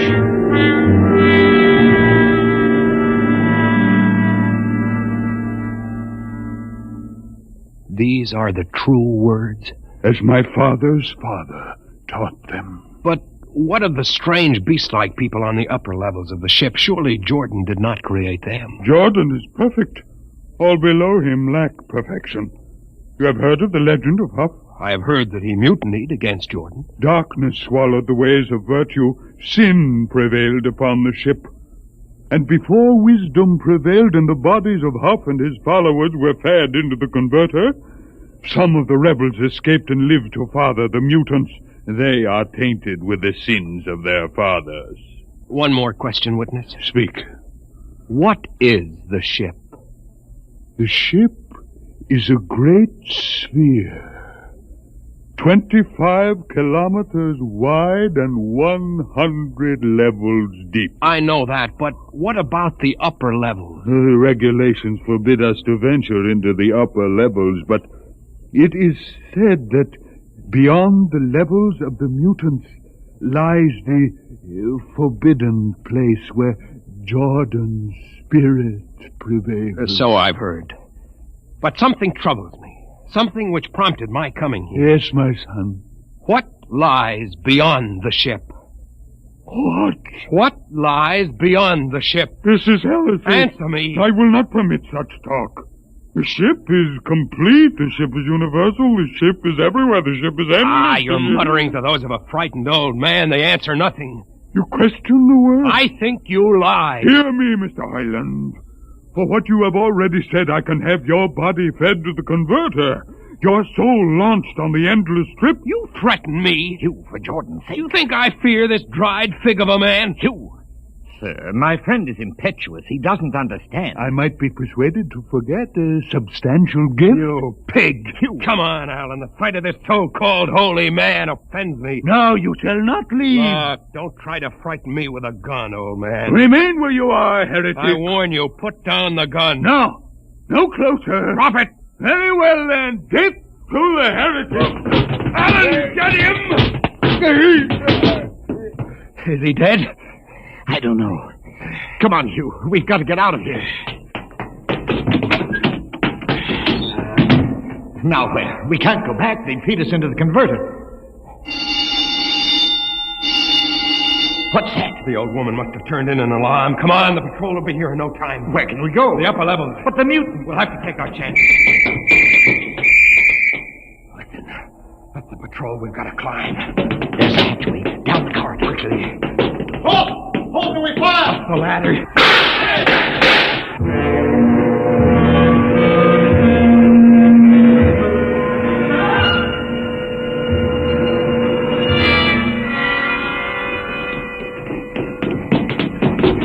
You wait. How far are we from the outside wall? Judging by the slope of the deck, about 2 miles. Mutant territory. Come on, we'll try this passageway. You. What? I don't know.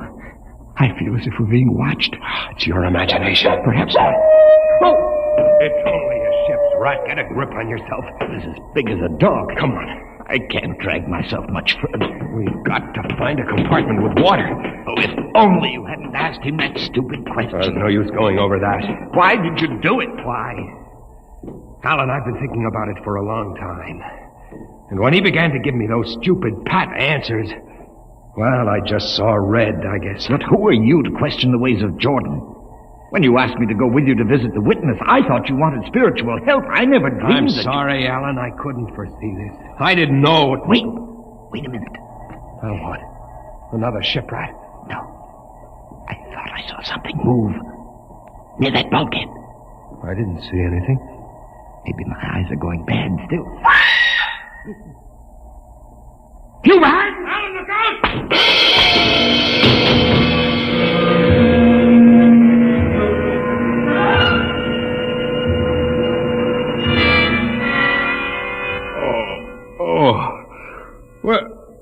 Where am I? What are you? Get away from me! Alan! Alan! Look out with that knife! Stay away from me! Alan! Alan! Don't kill him, Bobo. Not yet. Who are you? Forgive my friend Bobo. Like so many of my people, he's rather impetuous where members of the so-called super race are concerned. Who are you? What place is this? As you can guess from my leg, I'm a mutant. Where is Alan? Your friend is dead. I was not able to restrain my people in time to save him. Why don't you destroy me and get it over with? We do not kill for pleasure, Mr. Hoyland, only when necessary. You know my name? I read your identification tag. Who are you? Mutants can't read. My name is Gregory. I'm a leader of my people. Although we are unfortunate in our heredity, Mr. Hoyland, many of us are quite intelligent. Why do you live like animals? We would rather live like free animals than like regimented slaves, as you do. I've heard that you practice cannibalism. Undoubtedly, you hear many things about us. We raise our own cattle on the upper levels, and those of our people who choose to farm raise enough crops for our small population. You turn your head. Why? This one. I've never seen a creature like him. Bobo is an unfortunate. He was born without the power of speech. How can you tolerate a monstrosity? We have learned to live with difference. If we began to destroy our imperfects as you do on the lower levels, there would soon be no one left. It violates the regulations. The word of Jordan. You know, Mr. Hoyland, your people are really primitive and barbaric. You dare say that to me? I dare say a good deal more.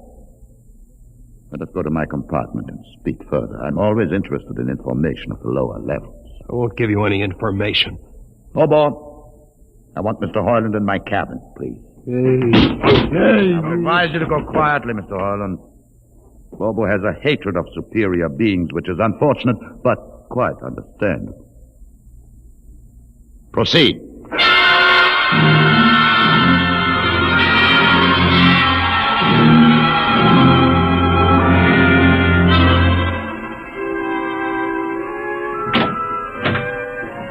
Enter, Mr. Hoyland.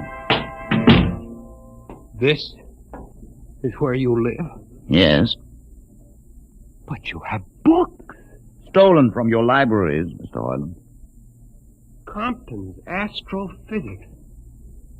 The Philosophy of Interstellar Navigation. Celestial Mechanics. You have read these? Most of them. Why did you bring me here?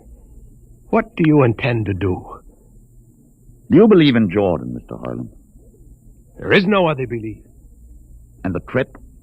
I suppose you believe in the trip, too. Well, what else is there to believe? When you die, your remains are fed to the converter, and your soul makes the trip. And where does the trip take you? Why, to Centaurus, of course. Huh?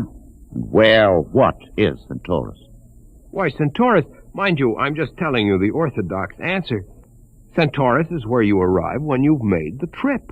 A place where everything is happy and everybody's happy and there's always good eating. It's mythological, of course. And you believe this? The peasants believe it, literally, but many of the younger scientists like myself know that it's figurative, symbolic. Why do you ask? Didn't it ever occur to you, Mr. Hoyland, that the trip is exactly what your peasants believe it is? That the ship and all the crew were actually going someplace, moving? The ship can't go anywhere. It already is everywhere. Imagine a place bigger than the ship, much bigger, with the ship inside it, moving inside. But there can't be any place bigger than the ship. There wouldn't be any place for it to be. Oh, for heaven's sake. Listen, you know the lowest level? Yes. If you started digging a hole in the lowest level, where would that hole go? Where would that hole? Oh, no. No, it's forbidden to think such a thought. Where would it go? No.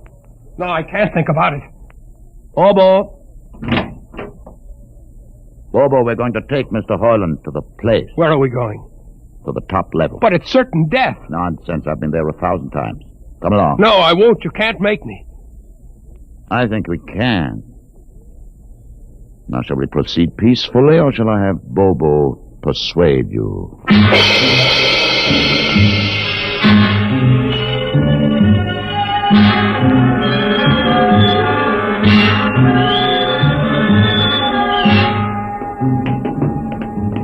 Open the door, Bobo. Inside.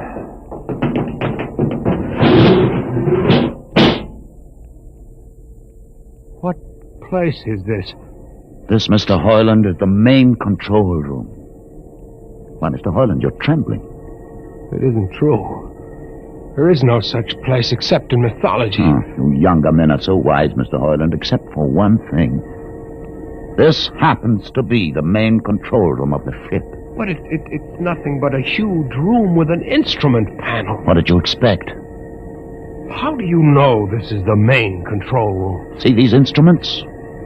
Using them, the navigator, many hundreds of years ago, actually steered the ship on its voyage. I don't understand. I didn't suppose you would. Your people have been so steeped in superstition and ignorance that the whole concept has lost its meaning. Sit in that chair. Don't be frightened. Sit down. Very well. Look up. What do you see?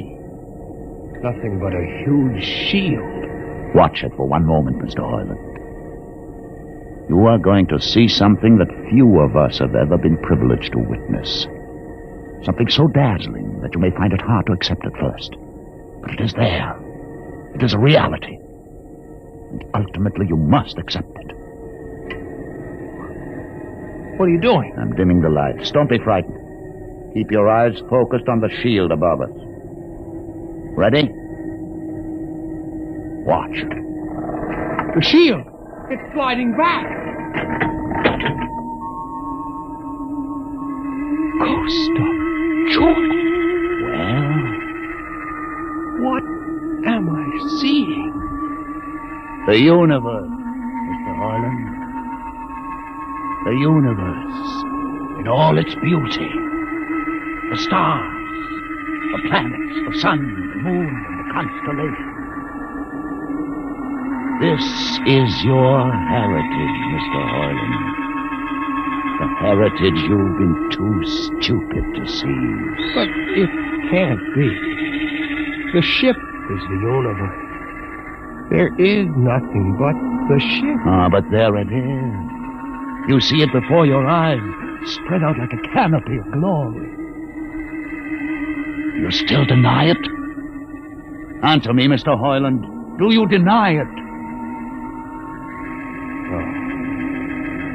No, I can't. They lied. They lied to us.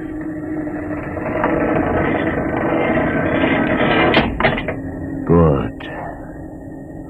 Why did you close the shield? You will see it again if you're not afraid. I'm not afraid. Many times. I've shown this to others of your people whom we captured, and though they saw it before their very eyes, they would not believe it. Tell me about it. Tell me about the ship, about the universe. What are these things? How did this come about? Many thousands of years ago, on a planet like those you've just seen, a planet called Earth, a scientist named Jordan decided to build a ship that would carry men from one planet to another. For many years, Jordan and thousands of others studied and planned. And when they were finished, they built the ship. A ship so large that it had to be assembled in its own orbit beyond the place called the Moon. 60 years it took them to construct. And when it was finished, a whole new science had been conceived. Then the trip was begun. The trip that was to land a colony of Earthmen on a far-off planet called Centaurus, millions of light years beyond the furthest planet ever reached before. How do you know these things? Among my books are the log which Jordan himself kept, and the records of the journey for the first 40 years. What happened? There was a mutiny. A man named Huth led a rebellion of those who wanted to turn back. In the struggle, the navigators were killed, and the crew fell into a state of anarchy. In the years to follow, small groups of men tried to organize the ship for navigation, and each time they failed. Finally, the whole idea was abandoned. And so for centuries, we have swung in space, unmanned, undirected, living in a lost world of our own making, without purpose, without direction. Why have you told me this? Why have you brought me here? You could have killed me. Can you guess? No. No, I can't. Unless... But it would be too fantastic. Well? You want to finish the trip. Yes, that's it. What would it take to do it? A miracle, almost. The crew would have to be trained. Many people, each skilled in a certain duty. Couldn't you train your own people? We are too few. Besides, the main drivers in the lower levels where my people are forbidden to go. No. It would mean that both our peoples would have to work together. Our differences encouraged rather than denied. It can be done. You showed me. You can show others. I can show them. Can you? I'll see the captain himself. I have an uncle on the central board. I'll tell him what I've seen here. And do you think he'll believe you? Send one of your people with me. That's asking a good deal. I'm risking a good deal by going back. Very well. Bobo will go with you. He can't talk. There will be no need for talk. I will write a message guaranteeing safe conduct for a group of unarmed scientists to visit the main control room. Bobo will take you safely through our territory. What happens when you reach your own level is up to you.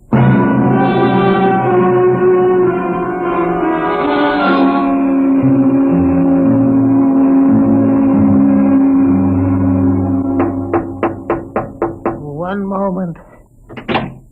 Yes, what you... You. Quick, Uncle, let us in. But this mutiny... He's harmless, please. Now, what is this? You're wanted I know for... all about that. Listen, Uncle, I must see the captain. The captain? Are you mad? You're a council member. You can get me to see him. They'll kill you. You're wanted for heresy. I don't care. I must speak with the captain. You're close to him. You can arrange it. I don't understand why... Uncle, listen to me. The ship is moving. I can prove it. Do you understand there is a purpose in the ship? I don't understand what you're babbling Never about. mind. Just talk to the captain. Tell him I have information of tremendous importance. Tell him I've arranged a truce with the mutants. A truce? Here, show him this paper signed by their leader. Do it, Uncle, for my sake. I don't know. Please, Uncle. If I'm to die, let this be my last request to you. Very well. I'll speak to the captain. I'll try.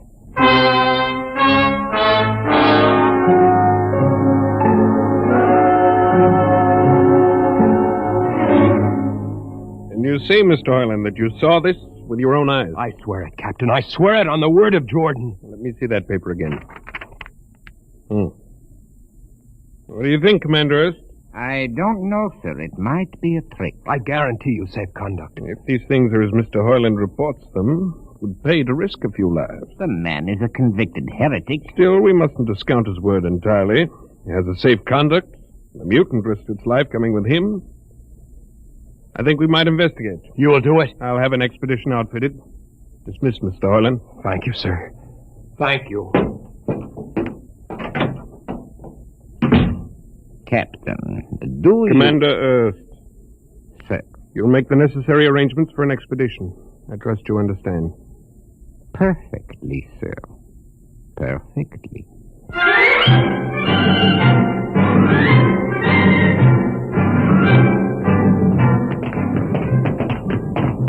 Lieutenant. Mr. Hoyland. You'd better halt your men here. This is the spot. Patrol, halt. I see no welcoming party of mutants. There will be none. Their leader will meet you inside the main control room. You don't say. And just where is this main control room? Beyond that door. I see. All right, men. Ready arms. Why do you ready arms? In case of ambush. Ambush? Don't you think they could have ambushed you on the way up here a good deal more easily? You know, Mr. Hoyland, I think you're a mutie lover. They have a place in the converter for that kind. Lieutenant, are you mad? No, Mr. Hoyland. But most certainly you are. To think that we could be lured up here to be slaughtered with a fantastic story about some mythical control room. Guns ready, sir. Lieutenant, I warn you, these people have acted in good faith. If you break that Call faith your now... mutants to open the control room, Mr. Hoyland. No, not until those guns are dismounted. As leader of this expedition, I order you to call them. I refuse. You cannot do this thing. This is no way to keep a truce. Very well, if you refuse. Oh, there! Mutant! Come out! For Jordan's sake, Lieutenant. Be quiet for company. Mutant! Open the door! Please, Jordan, don't let anything happen. Please don't. It's opening. Ready, men. Someone's coming out. Look at his leg. Horrible. Steady. He's walking toward us. I can't stand this. Look out! Gregory! No! You fools! You've killed him! Here come the rest of them. Fire!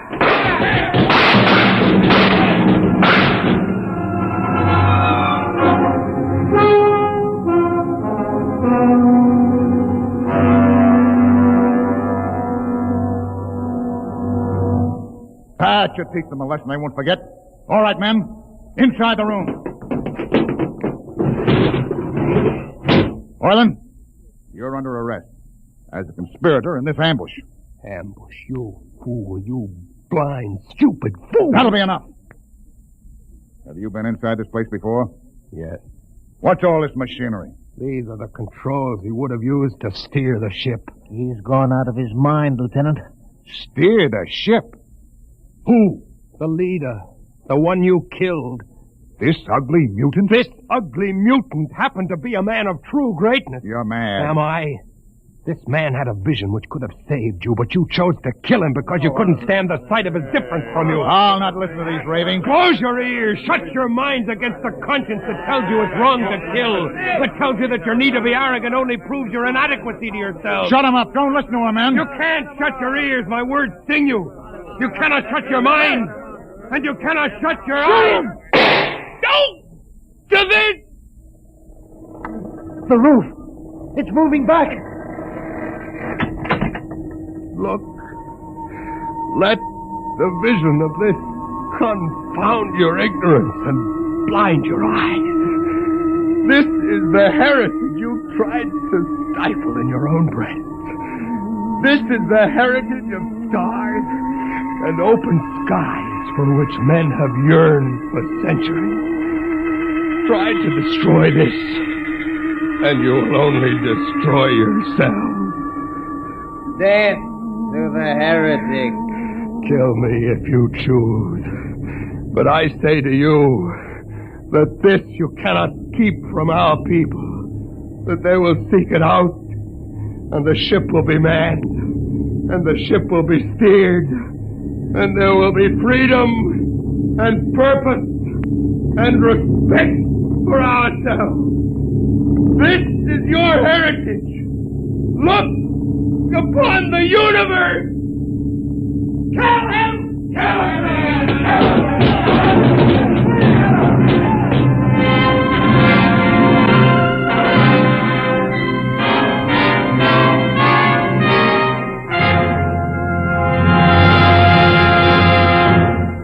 You have just heard another adventure into the unknown world of the future. The world of... Dimension X.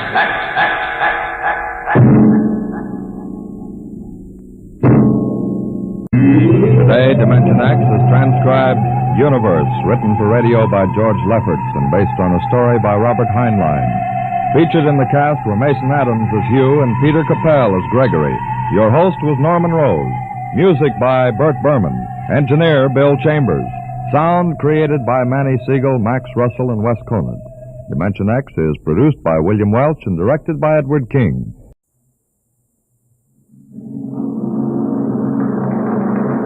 Adventures in time and space, told in future tense.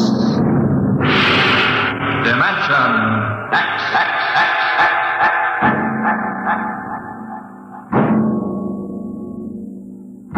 The National Broadcasting Company, in cooperation with Street and Smith, publishers of astounding science fiction, bring you Dimension X.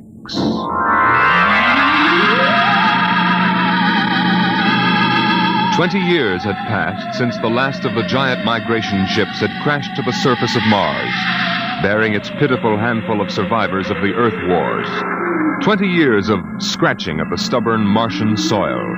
20 years of trying to devise new solar engines that would use the strange fuel they found on Mars. 20 years of longing, of turning eyes toward the green Earth as it hung on the horizon like a beckoning light. And now it was done, and the first new ship, built of shining Martian chromaton, had lifted bravely toward home with 3 men locked in its metal belly. Would they return to an Earth made barren by cosmic dust, to a blackened radioactive hell? Or would they find intelligence still alive on the scourged planet?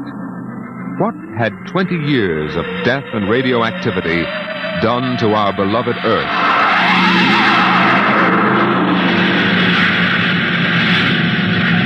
That's it, Captain. We've intersected the course vector. Williams. Yes, sir. Prepare for deceleration. Forward position ready, Captain.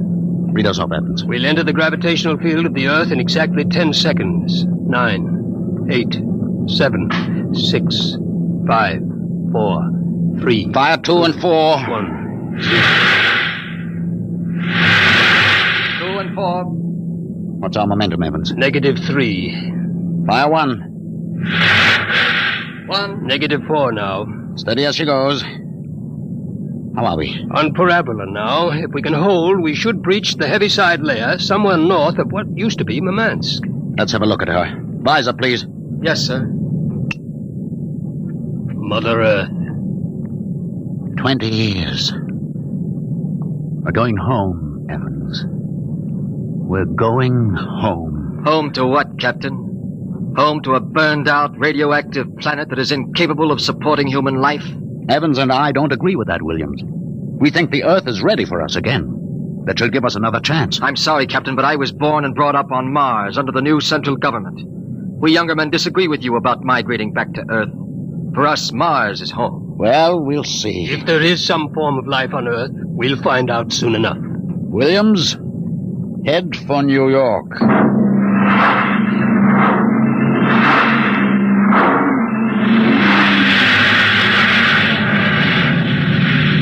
There it is, Captain. You can barely see the top of the Atomic Trades building in the twilight. They never finished building it. Dark as a tomb. Slow to cruising speed. Cruising speed. It begins to look as if Williams is right, Captain. Not a sign of life on 4 continents. Now, we'll make a radiation check and then head back for Mars. You agree with me, gentlemen? That for all practical purposes, the planet is dead? It still might... Captain! What is it? Am I going out of my mind? Look out that way to the west. Could that be... By heaven, it is. Those are lights. Turn the ship. Heading west-southwest. Full speed. Full speed. They are lights. Captain, it's a city, a whole blasted city lit up like a Christmas tree. Well, what do you think of your dead planet now, Williams? We shall see, Evans. Remember, the Commission wants evidence of life as we know it. Decelerate to -5. We're going to take her down. There's an open area just on the edge of the city. Yes, sir. Hold on, gentlemen. We're about to land.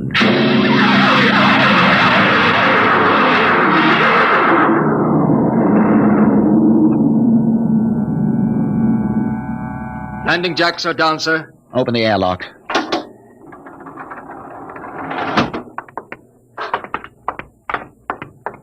Close. All right, gentlemen. Before we go out, security at all times. Williams, you have the blast gun? I have it. If anyone becomes separated, fire a shot and make for the ship. How's the radiation, Evans? Safe enough so far. This seems to be a light area. Very well. Open the lock.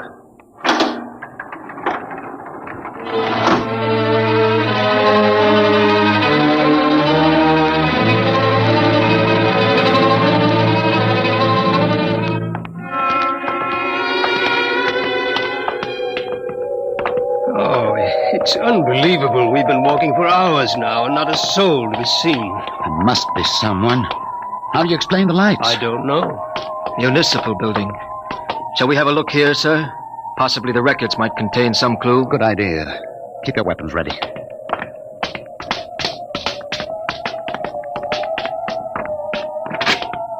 This door is in good working order. Almost as if it had been oiled recently. Long corridor, lights blazing in every office. William, stand watch here in the corridor. Fire a blast if you need us. Yes, sir. Evans, you come with me. We'll start right here with the city clerk's office. Better check radiation again. Not enough to do any damage. Gives you the creeps, doesn't it? Look at this desk. Papers crumpled, inkstand. Just as if somebody came in and worked here every day. Calendar. June 18th, 1987. Why, that's the day of the evacuation. The dust cloud had already blanketed New York and was heading west. Dog licenses, hunting permits. Somehow I have a peculiar feeling that... Good Lord. Pick it up, Evans. Hello? No answer. Hello? I hear something. A scratching sort of noise. Good day, Doctor. What? How are you? I called to ask some advice about a trepanning problem. Can you tell me if the lateral cut should be made first? Hello? Hello? This is absolutely insane. Thank you, Hello? Doctor. I'll do that. By the way, how is your wife, Alice? And the girls? And your son, John? Fine boy, John. I'll call again tomorrow. Goodbye, Doctor. Hello? Hello? It's gone dead. Who was it? I don't know. A strange voice carried on a conversation about some surgical operation without paying the slightest attention to anything I said. Captain, the lights are out. Good Lord. Captain! Captain! I have a torch. Come on. Williams, what is it? I don't know. You fired a shot. Yes, sir. Just as the lights went out, I'm sure I saw a figure. It looked like an old man in a white robe. It moved across the end of the corridor down that way. Flash your torch down there, Evans. Nothing there. Are you certain, Williams? I'm not certain. The lights, they're on again. We're going to get to the bottom of this. Wait. What? Listen. Quietly. Someone is coming, walking slowly toward the corridor. Coming closer. Couple him when he turns the corner. It'll be a pleasure. Don't fire unless I give the word. Shh. What? Jumping Jupiter. Are you... Is it really someone, or am I having hallucinations? We are no vision. No. Oh, you seem to be real. I saw the ship come down. I thought perhaps I was losing my mind. It's been so many years. I'm Captain John Parsons. These are my assistants, Dr. Evans and Mr. Williams. We've returned to Earth from Mars. Then it's happened. We're not alone anymore. Forgive me, gentlemen. I seem moved. I waited and hoped for so long. You survived the radiation? We did. There are others? My family were the only ones. I answered the phone a moment ago. Who was it? You heard my voice, Doctor. Your voice? To break the loneliness, I've recorded my voice and rigged up an automatic telephone. It's pleasant to hear the phone ring. I come here to do my work. I take it you're a medical man. My name's Cornelius Hathaway. Hathaway? Hathaway, the brain surgeon? You know my name. Who doesn't? I watched you on television at college. I saw you 23 years ago. You performed a difficult surgery for a cerebral tumor. Marvelous. Thank you. I'd almost forgotten. My mind, you see, I'm almost 80 now. You look fine, sir. Well, we've had the best of everything. An entire city to choose from. Cold storage, the best equipment. But come, when I saw your ship, I told Alice, my wife, you know, to prepare a feast. This is a great day for me, gentlemen. A great, great day.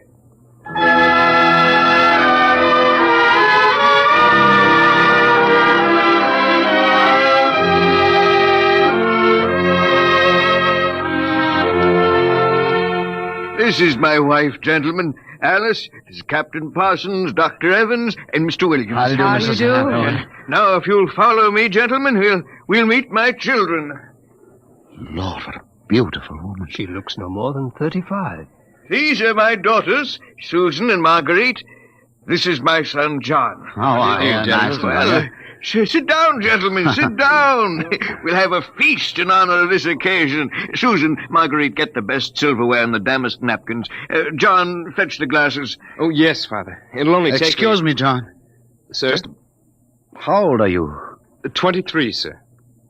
Thank you. Now, if you'll excuse me. What is it, Captain? Something wrong? Nothing except that it's impossible. You see, Dr. Hathaway's son was already in college when I started. That would make him at least 45.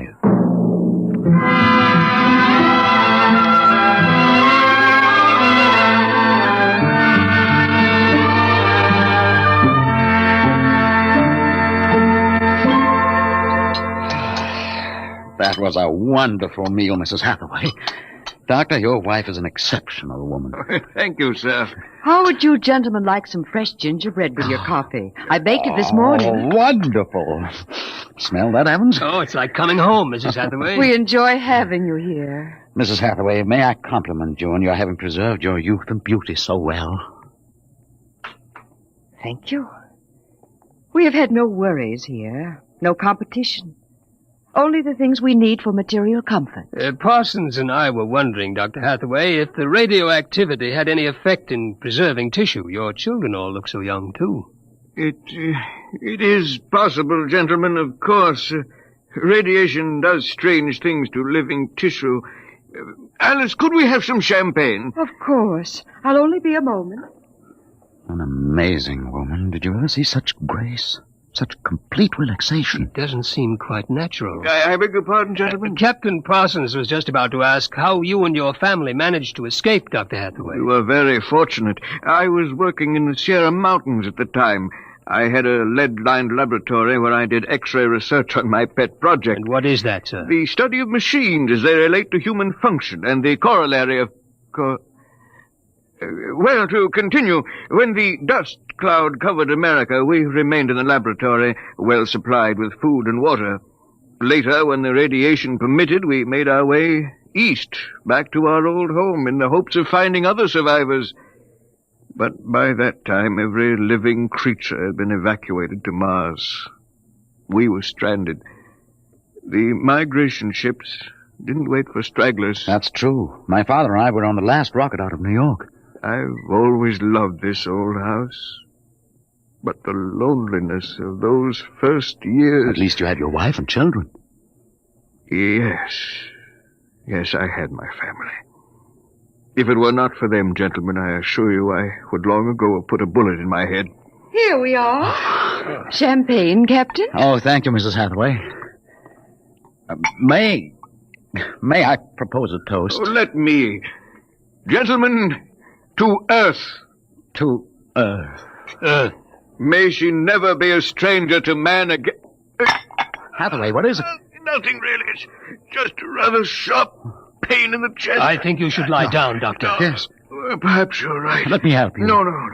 John and Susan will help. Of course, Father. Why don't you gentlemen go out on the porch, enjoy the air? I'll see you all in the morning. Good night, Doctor. Good night. Come, John. Yes, Father.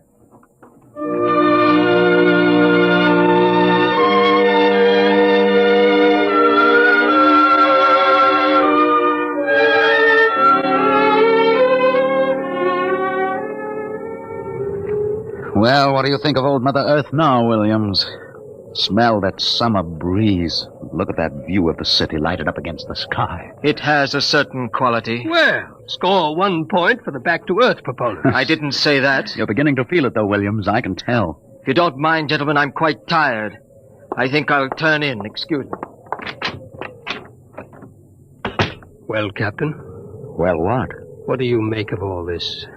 I don't know what you mean. This Hathaway and his family. There's something strange and unnatural going on here. I can sense it. I think you're reading things into it, Evans. Oh, perhaps. Well, I'll turn in too. Are you coming? In a moment. I want to smoke a cigarette. Beautiful view. What? Is it not? I didn't hear you come out. How is he? Resting. I've never seen him this bad. Yes, he's an old man. I'm sorry, but the difference in your ages is so apparent. You must have been married very young. My husband is a very great man, Captain. It's too bad there was no one to appreciate him. Once, he wired the whole city with sound speakers, and when he pressed a button, the whole town lit up and made noises, as if 10,000 people were living in it. He must have been very lonesome for people. Although with a woman such as you, I don't understand. Perhaps one day you will understand. Good night, Captain. Good night, Mrs. Hathaway.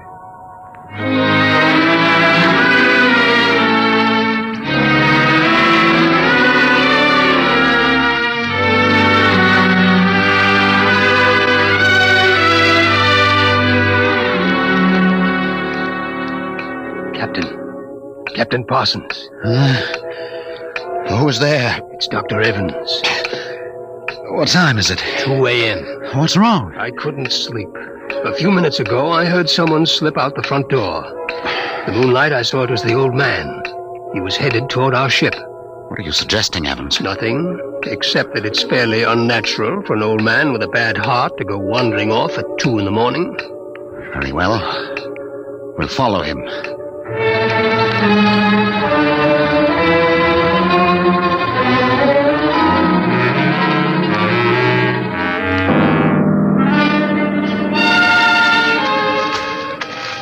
See him yet? No. Look, ahead there on the hillside. Isn't that Hathaway kneeling in the moonlight? Yes, I think so. Can we get closer? Let's head for that clump of bushes. This is far enough. What do you suppose he's doing there? What are those things on the ground? Good Lord. Those are grave markers. 4 of them. You're right. Seems to be praying over them. Listen. Do you forgive me for what I've done? I had to do it. I was so terribly lonely. You do forgive me, don't you? Yes, I feel you do. I'm glad. I think perhaps I can rest now. I think He's having another attack. Come on. Hathaway! Dr. Hathaway. Raise his head, Evans. His lips are moving. What is it, Doctor? Lean closer. I'm sorry I had to spoil all of this. I've expected it for some time. We'll fix you up. No, this is the end for me. It really doesn't matter. Except for them. What about them, Hathaway? You suspected, didn't you? Yes, I suspected, but I couldn't believe it until now. Do they know? No, they wouldn't understand. I wouldn't want them to know, ever. The Earth... Don't try to talk. The Earth is so fair. Doctor. He's dead, Captain. He knew it was the end this time. Yes, he knew. What was it he meant about your suspecting? Light a match, Evans. Look on those 4 grave markers and tell me what you see. Good Lord. Well? Alice Hathaway, Marguerite Hathaway, Susan Hathaway, John Hathaway. Died July 1987. But that's 20 years ago. If these markers are correct, then who are those others? Can't you guess, Evans? Can't you guess?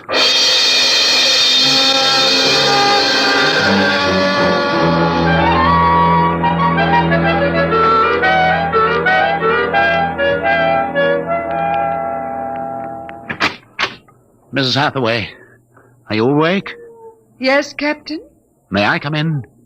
Yes. It's about my husband, isn't it? You knew. I saw him go out tonight. He felt it was near the end. He died less than an hour ago. I'm sorry. Thank you. How do you feel? He told us it would happen one day, and that he didn't want us to cry. He didn't teach us how, you know. He said it was the worst thing that could happen, to know how to be lonely and unhappy. What will happen to us now that he's gone? I don't know. Will you stay with us? I would like to, but I cannot. You know about us. Yes, I know. I didn't think that you knew yourself. The children don't. I've been aware for a long while. No one would have guessed. You're so perfect. Oh, he would have liked to hear you say that. He was so very proud of us. After a while, he came to love us, and at the end, he took us as his real wife and children. He even forgot sometimes that he had made us. You gave him a great deal of comfort. Yes. Over the years, we sat and talked. He loved so much to talk. I was first, you know. Then he became lonesome for the children, and so he made them. He told me about the things he did, about his laboratory. Well, surely the children must suspect. Oh, no. You see, there were no other beings with which to compare themselves. He must have been a great, great genius. Each morning he took a recording of his voice into town and put it on the automatic telephone. Each night it would call us. I think, what with the phone ringing and the sound of voices and the lights on, he was happy. There was only one thing, one flaw. And that? He couldn't make us grow old. And so he had to watch himself become an old, old man, while we stayed young. It was a great blow to him.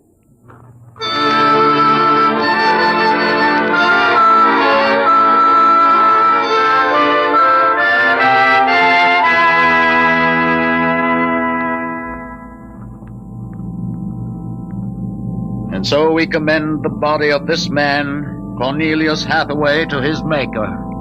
Ashes to ashes, dust to dust returneth. Amen.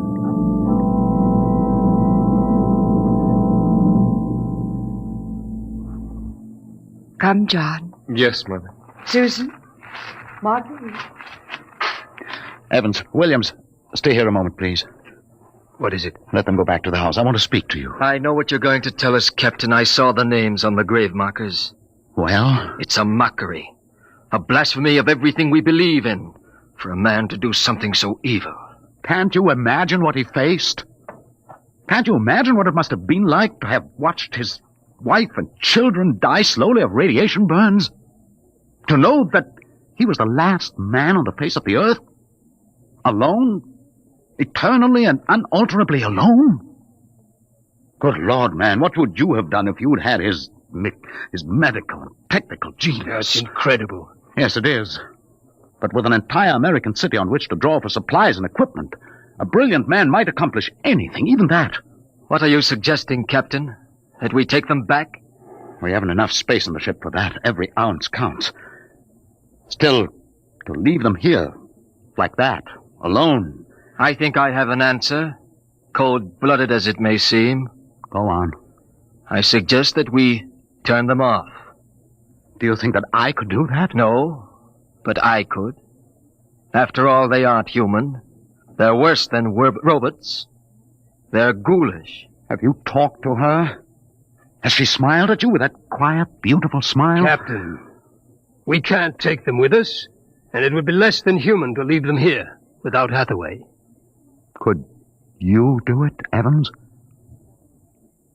Give me the blast gun, Williams. We'll wait on the ship. Take off in half an hour. Half an hour.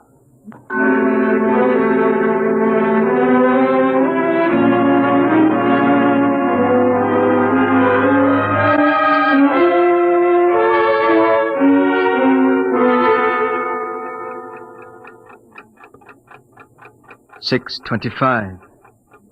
He should be back soon. Yes. He's doing the only humane thing, Captain. They are less than human. Are they? Well, it's done now, and no one will ever... That's the airlock. He's back.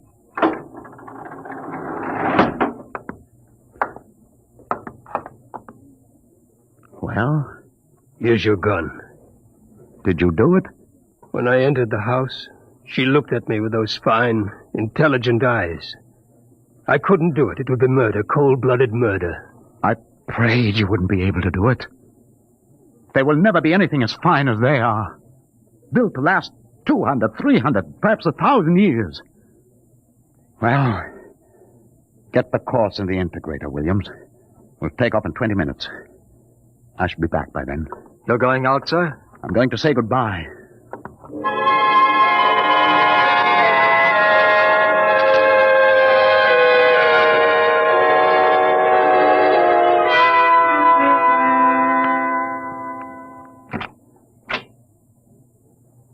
You've come back. Only to say goodbye. It was nice of you. I wanted you to know that I am coming back someday. When will you come? I don't know. It will take many years to prepare fuel for another trip. 6, 7, perhaps 10 years. I will watch the sky at night, just as he watched it. Oh, I'm afraid I must go now. I understand. Strange. I have a new feeling. One which he did not teach us. A feeling of longing, of sadness. That one is not taught. It comes of being alive. Yes. I am alive. Even though he created me, I'm a person now. Goodbye, Alice Hathaway. Goodbye, John Parsons.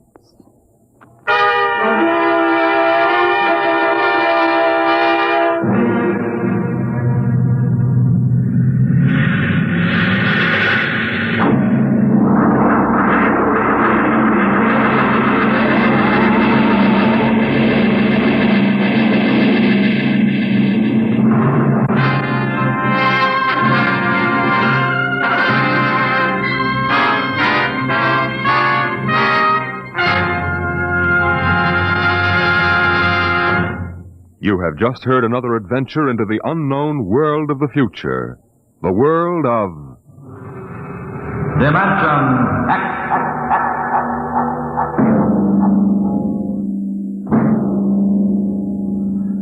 When the time comes for man to explore the universe, to deal with the strange inhabitants of other worlds, there will be much to remember. Perhaps the most important lesson of all will seem too fundamental to be included in the training manuals. Listen at this time next week as Dimension X brings you a story from the pages of the August astounding science fiction. A story called Courtesy.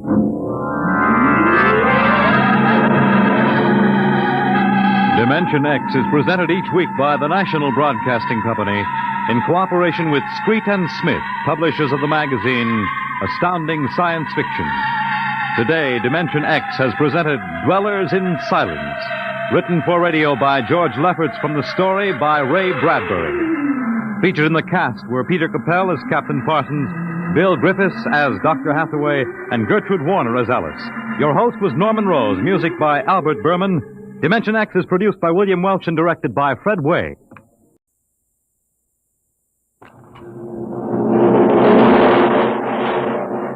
Adventures in time and space. Told in future tense.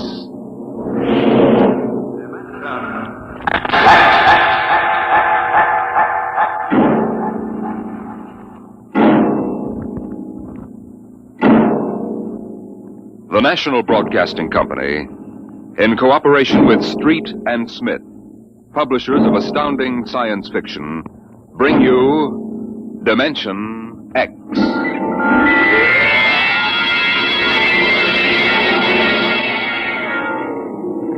It happened during a routine skirmish in the Great War. Patrols advanced from the defense perimeter under jet cover and preceded by napalm throwers.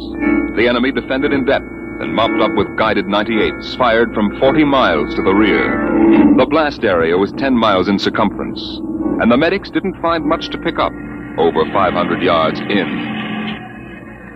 Take it in here. Where? Look out, it's lousy with mud. Okay, man. Right me. More. That left. Okay. More. Hey. Hold it. Stretchers. Come on, drivers, get those men out. Yes, sir. Get a move on. Line them up. Come on. Easy. You want to kill him? Okay, take it away.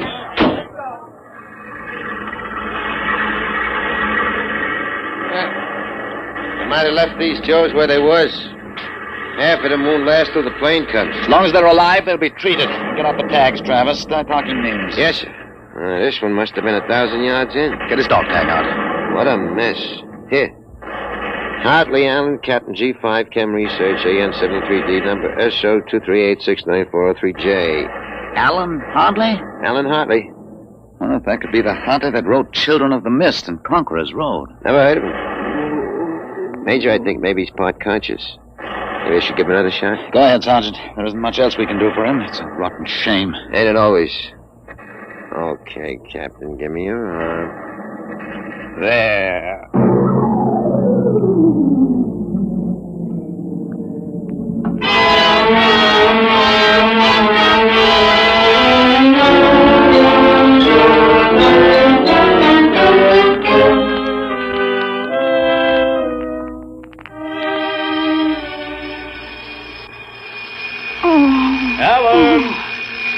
Alan! Look out, down! Get up, Alan. You can't stay in bed all day. I remember that. Clear as if it were real.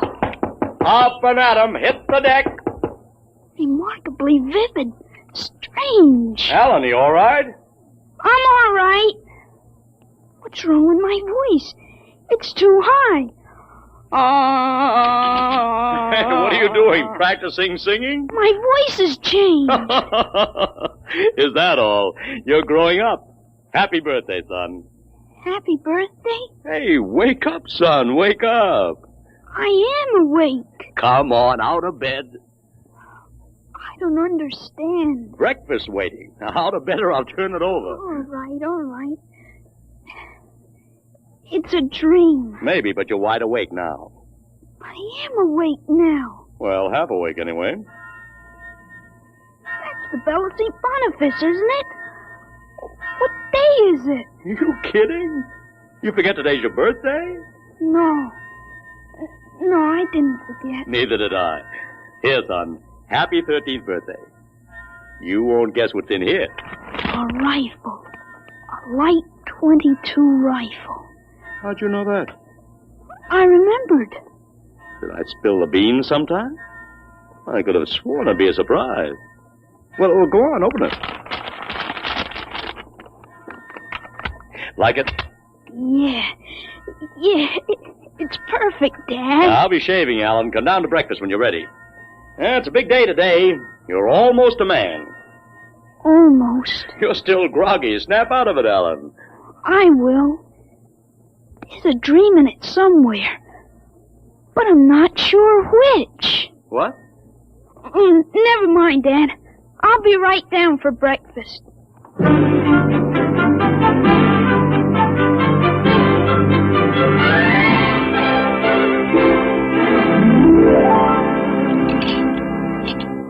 Now for coffee. Mrs. Stauber makes the best in town. A black for me. What? You may be 13, Alan, but they're still a little young for coffee, especially black. I wasn't thinking. What are you going to do today, son? I want to do some reading this morning, I guess. That's always a good thing to do. After breakfast, suppose you take a walk down to the station and get me a Times. Didn't it come? What, the Times? They don't deliver. Be a good idea, though. Maybe I'll talk to Sam Ashburn about it. Here's a $50, Alan. Get anything you want for yourself out of the change. Thanks, Dad. Finish your milk before you go. Oh, sure, Dad. And hurry back. I like to finish the crossword puzzle before lunch.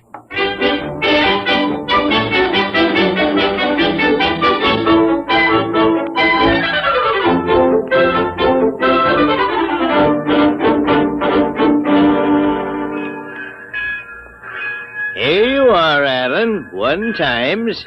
Tell your father the puzzle's a stinker. Thanks, Mr. Ashburn. Look out for the trucks when you cross the highway. Oh, I'll go across Elton's lot shortcut. Elton's? You'll have a hard time crossing there, son. There's 4 buildings on that block. I thought they burned down. Seen 'em this morning, big as life. Oh, I guess that didn't happen yet. What'd you say? Oh, nothing, Mr. Ashburn. I was just muttering. In my days, youngsters talked up. Yes, sir. Bye, Mr. Ashburn.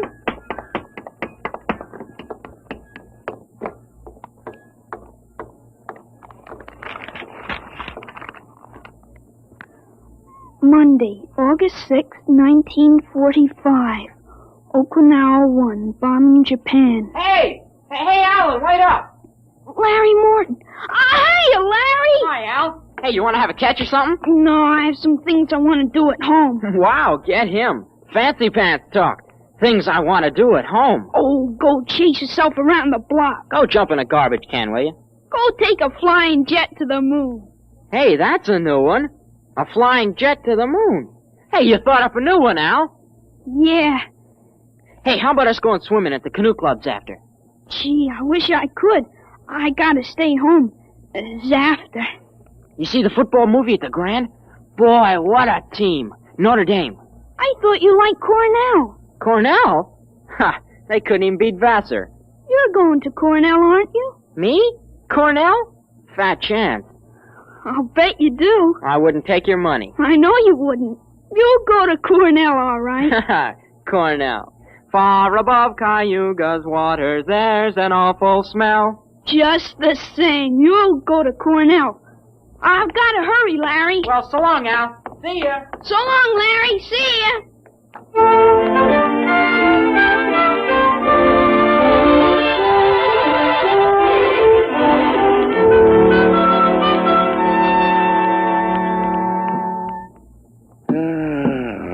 I'm stuck in this corner.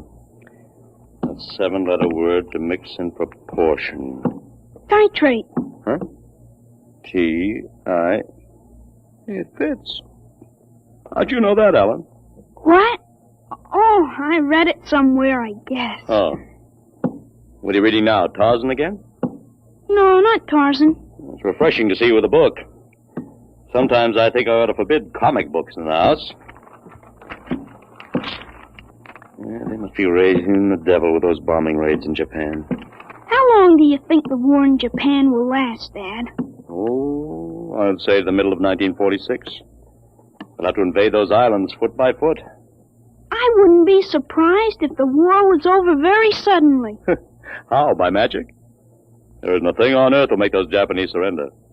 You expect somebody to make a pass and it'll be all over by this afternoon? That's just about it. Mr. Hartley, excuse me. Could I see you for a minute? Oh, hello, Mr. Gutchall. Sure. That's Frank Gutchall, Dad? That's right. Excuse me. Didn't mean to disturb you, Mr. Hartley. That's quite all right. It's a lovely day, isn't it, Mr. Gutchall? The Lord's world is always beautiful. Of course, Mr. Gutchall. Mr. Hartley, I wonder if you could lend me a gun and some bullets. Huh? My little dog's been hurt and it's been suffering something terrible. Oh, it's too bad. I want a gun to put the poor thing out of its pain. Of course. How would a 20-gauge shotgun do? You wouldn't want anything heavy. I was hoping you'd let me have a little gun. Maybe so big. A pistol? So I could put it in my pocket. Wouldn't look right for a godly man to carry a hunting gun through town. I don't hold with killing innocent creatures. People wouldn't understand that it was for a work of mercy. Of course, I understand. You're a very religious man. The whole world is evil, Mr. Hartley. Well, sometimes it certainly looks like it. Well, I have a Colt 38 special from the auxiliary police outfit. That's fine. You'll have to bring it right back, Mr. Gutchall. I might be called out. Dad, Dad, wait a minute. I just remembered. Remembered what, son? Aren't there some cartridges left for the Luger? Then you wouldn't be without the Colt. Hey, that's right. I've got a German automatic, Mr. Gutchall, I could let you have. That way I wouldn't get stuck. Wait, Dad, I'll get it. I know where the cartridges are. I'll be careful, son. Well, Mr. Gutchall, it sure turned out nice after all that rain.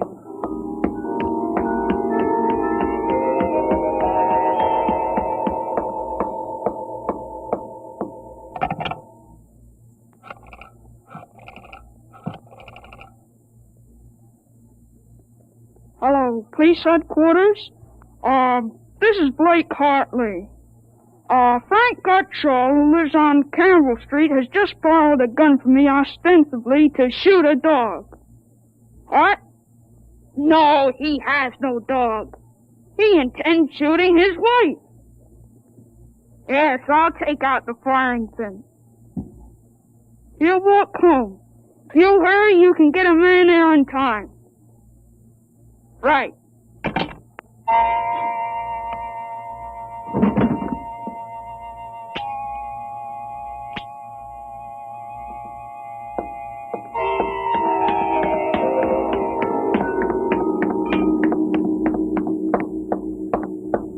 Oh, there you are. What kept you, Ellen? I couldn't find the cartridges at first. I'll show Mr. Gutchall how it works. It's all loaded, ready to shoot. This is the safety. Just push it forward and up. There are 8 shots in it. Did you load the chamber, Ellen? Oh, sure. It's unsafe now.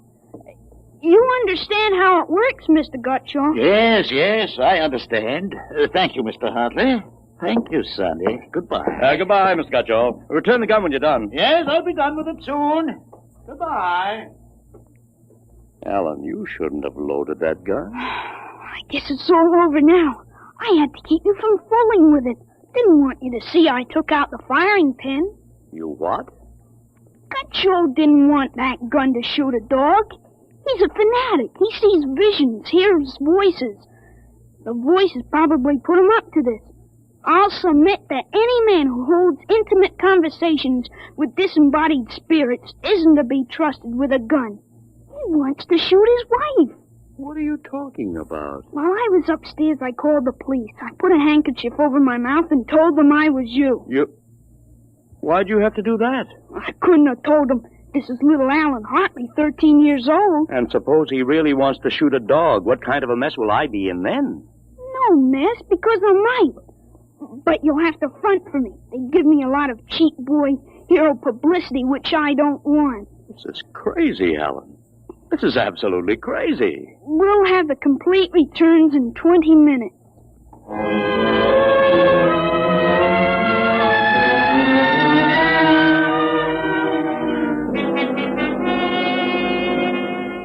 Mr. Hartley, Mr. Blake Hartley? That's right. I'm Detective Sergeant Kaborski from Homicide.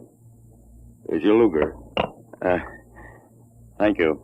I don't know how you spotted that guy, but when we busted in, he was pointing that gun at his wife, wearing a blue streak because it wouldn't go off. Well, I'm glad I was able to help.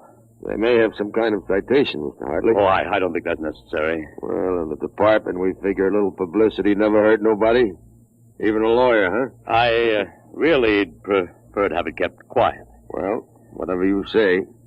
We want you to drop around in the morning for a statement. I'll be glad to. Well, thanks, Mr. Hartley. Goodbye. Goodbye. Bye, Sonny. Goodbye, Sergeant.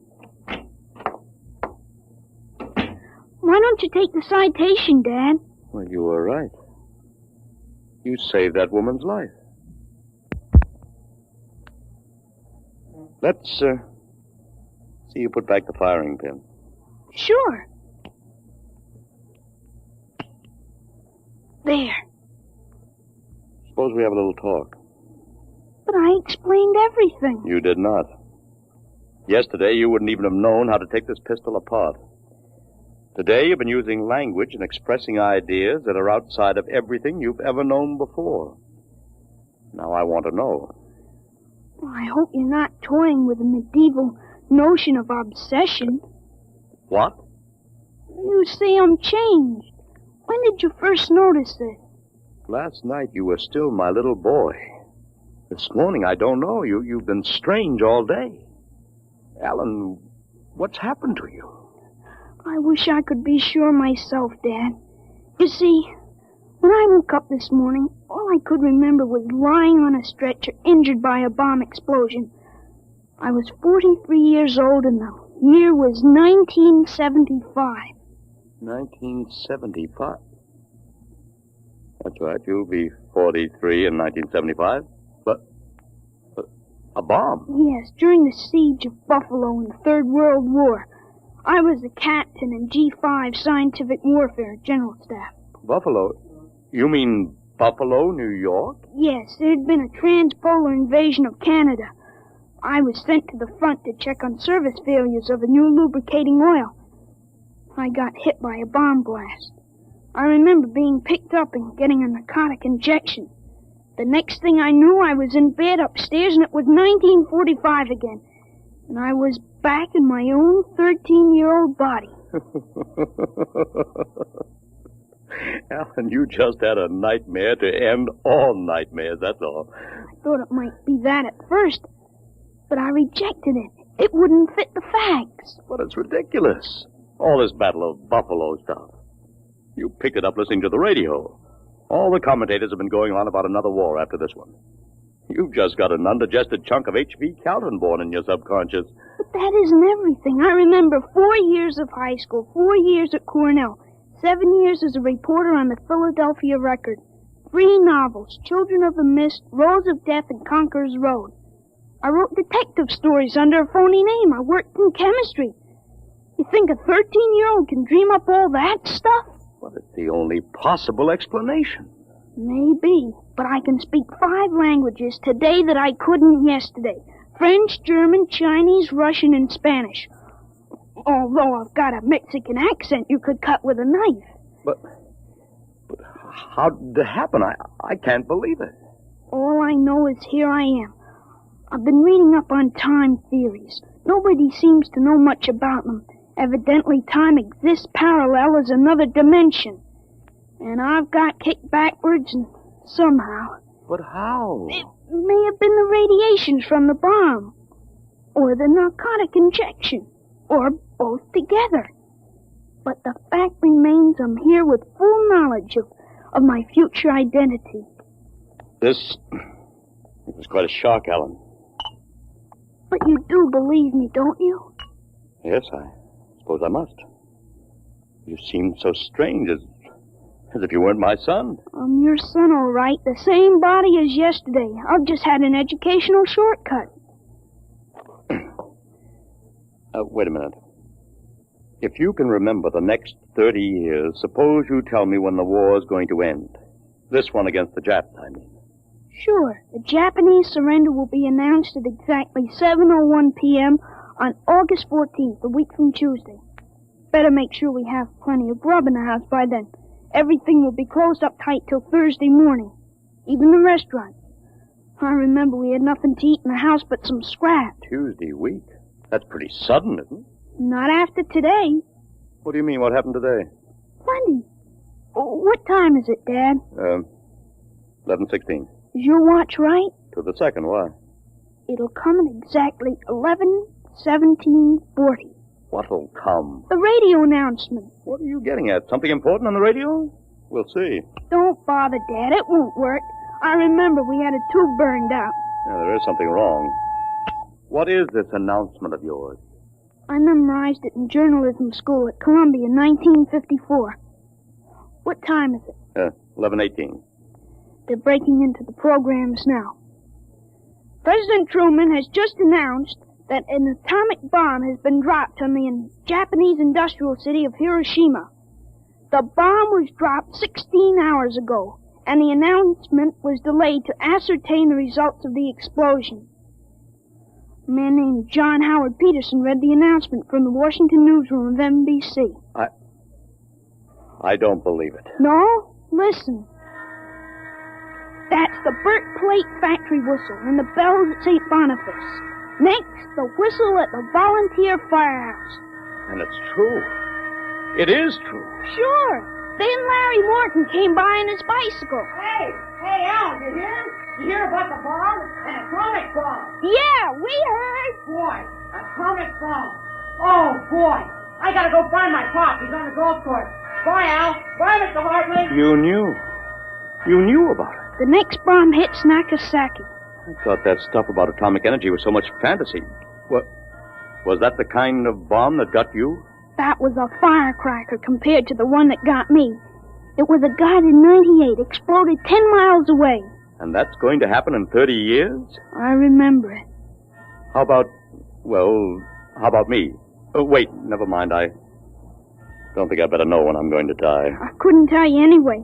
I had a letter from you just before I left for the front. You were 78 then, and you were still hunting and fishing and flying your own plane. But another war and fought on American soil. Alan, I wish this hadn't happened to you. It happened. I remember it. But if I can help it, I'm not going to get killed in any Battle of Buffalo. But if you remembered, if time exists as a parallel dimension, then every tick we're getting closer to that Third World War. Dad, you know what I remembered when Gutcho came to borrow that gun? Well, I suppose that you suspected him and warned me. No, that wasn't it. The other time, the first time, when I was really 13. I wasn't home. I'd been swimming at the canoe club with Larry Morton. When I got home about half an hour from now, I found the house full of cops. What if the gun didn't fire? What makes you think it didn't? Gutcho talked the 38 out of you, went home, shot his wife 4 times in the body, once behind the ear, and used the 6th shot to blow his own brains out. That's what you remember? Yes, but now it hasn't happened because I warned you. Dad, I found out the future can be changed. One man can't change the whole future. I stopped the murder and the suicide. I know, son, With 30 years to work, I can stop a world war. I'll have the means. The means? Unlimited wealth and influence. I've got a good memory, Dad. Wrote a list out this afternoon. Look at this. Assault, jet pilot, citation, ponder, middle ground, counter... What is this, code? Horses. That's a list of Kentucky Derby winners from 1946 to 1970. You sure? I learned that list on a bet at the Officers Club in Cincinnati in 1971. Assault paid 8 to 1. You figure out what we can take in. Oh, but gambling, This son. isn't it. Gambling, it's a sure thing. When we get rolling, we'll make the Rockefellers look like pikers. Assault at 8 to 1. I suppose I could scrape up $5,000. In 10 years, that'll make a lot of money. Any other little thing you have in mind, Alan? By 1952, we start building a political organization here in Pennsylvania. In 1960, I think we can elect you president. Of course, President? Isn't that going a little too far? Why not? Who wouldn't vote for a politician who was always right? Besides, that's one thing we've got to change. In 1960, we had a man in the White House who was good to his wife and sang a nice tenor. And that's about all. He fouled up so completely we ended up at war. I think President Hartley might be a little more trusted to take a strong line. But I don't know anything about international decisions. I do. I know all the wrong ones. If we can stop a murder, with time we can stop a war. How do I start? Well, as I remember, just after that bomb announcement, you got a phone call from the City Fusion Party about the next election. Well, there is a lot of talk about a reform ticket. That call is going to be important, Dad. It's the turning point. You've got...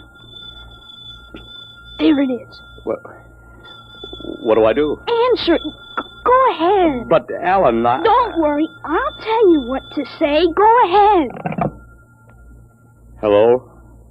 Yes, this is Blake Hartley. Judge Crimmins? Well, just a moment. Alan, he's asking me to run. Oh, my head. Alan, what's the matter? Alan. Oh. Passed out. Alan, what do I do now? Alan, listen to me. Alan, what's the matter? Alan!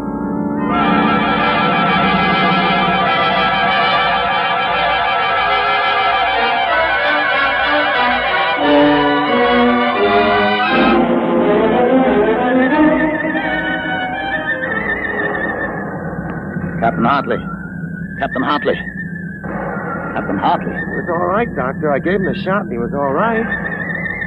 He's dead. All right, Sergeant, make out the tag. Yes, sir. Hartley, Allen, Captain. Dead August 8, 1975.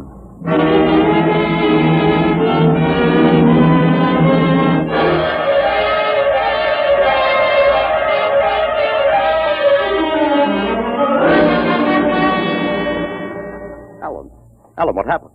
Alan! Huh? Alan, are you all right? Hi, Dad. I've got Judge Crimmins on the phone. What do I tell him? What? Alan, are you all right? You passed out. Sure, I'm all right. Hey, today's my birthday, isn't it? What did you get me, Dad? What did you get me? Alan, are you all right? Sure, I'm okay. What did you get for my birthday, huh? Don't you remember the Third World War? What Third World War? Gee, Dad, what's the matter? You're looking at me funny. Judge Crimmins, I'll have to call you back. Goodbye. You don't remember. You're back again, aren't you?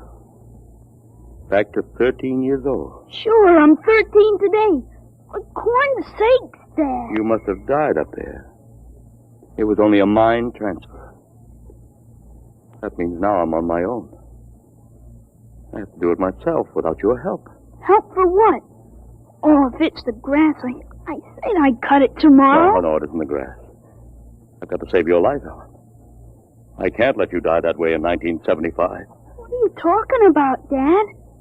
You sound goofy. I've got to change it all by myself. Change what? Never mind, Alan. You don't know yet. Come on, let's have lunch. Sure, Dad. Hey, how about my present now? What did you get me for my birthday? Hey, in a minute, son. Go on in. Hurry up, Dad. All right. Now, where'd I put that list of horses?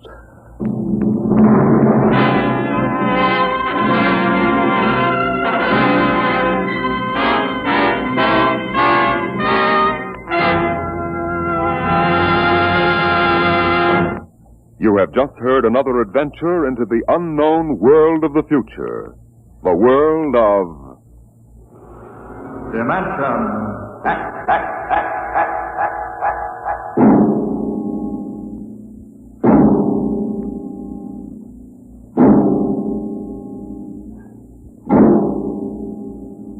Homecoming is a joyous word. But when the home you're returning to is a burned-out radioactive planet, And when you cannot even imagine what terrible changes you will find there, the word then takes on a very different meaning. Next week, Dimension X brings you a strange story called Dwellers in Silence.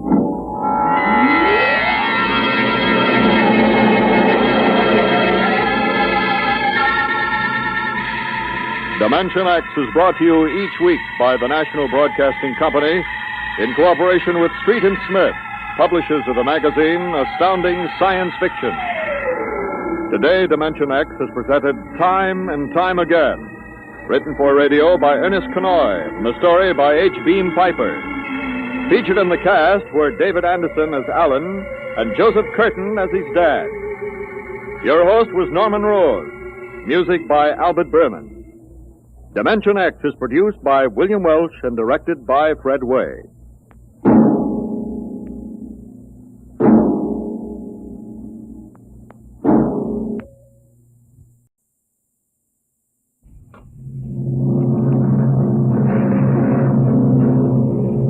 Adventures in Time and Space.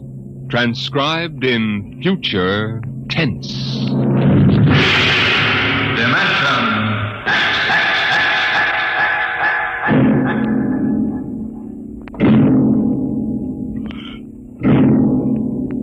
The National Broadcasting Company, in cooperation with Street and Smith, publishers of astounding science fiction, bring you Dimension X. In these times, even a child knows the meaning of atomic fission, jet propulsion, and electronic transmission. What, we ask ourselves, will the child of the future know? What of the time when science unlocks the secret of life itself? Could it be that one day, such things as constructing human life or passing back and forth from one dimension to another will become mere child's play? My name is Sam Weber. I'm an attorney, and a pretty successful one, if I do say so myself. My wife Tina and I live in a comfortable 12-room place up in Westchester. Now, I've read a lot of Horatio Alger stuff in my time, and so have you probably, but I'll bet you've never heard anything quite as spectacular as my story. Maybe you won't believe it, but I used to be a completely different guy. Frightened, sickly, nearsighted, a real Mortimer Meek. No kidding. That was 5 years ago.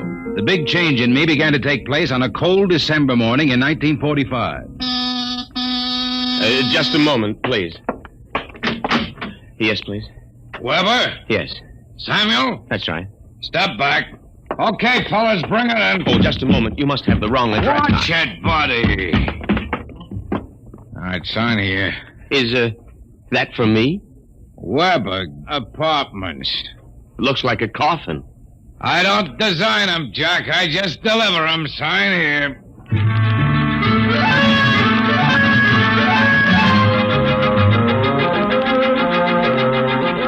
After much straining, I wasn't in very good physical shape those days, I managed to push the box under my single light bulb.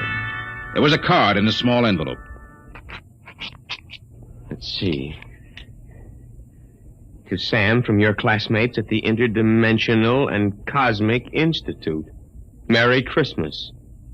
2145 A.D. Holy jumping catfish. Hey, mister, there must be some mistake. Hey! Holy jumping catfish.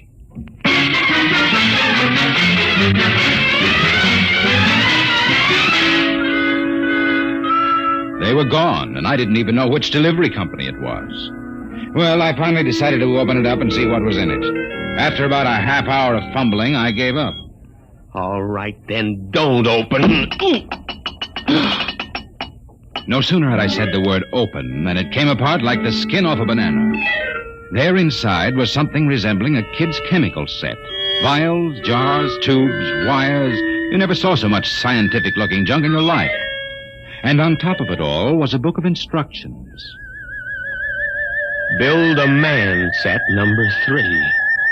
This set is intended solely for uses of children between the ages of 11 and 13. The equipment will enable the child to build and assemble complete adult humans in perfect working order. A disassemblator is provided so the set may be used over again. Refills and additional parts may be acquired from the Build-A-Man Company, 928 Diagonal Level, Blunt City, Ohio. Remember, only with Build-A-Man can you build a man.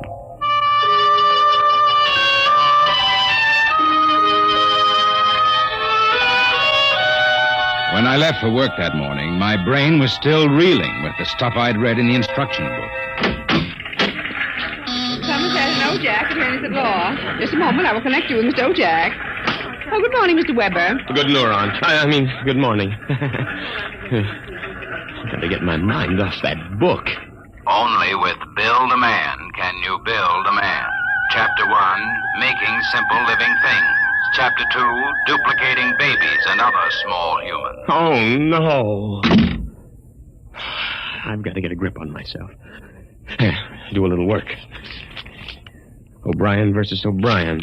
Martin versus the city of New York. Oh, it must have been a dream. Probably go home tonight and find the place empty.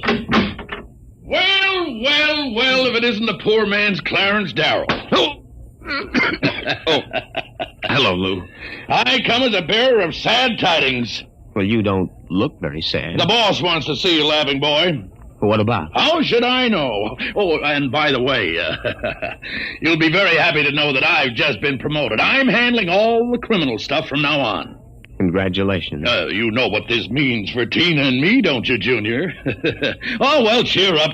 Tina's not for you anyway. Some got it, some don't. I got it, you don't. So long, laughing boy.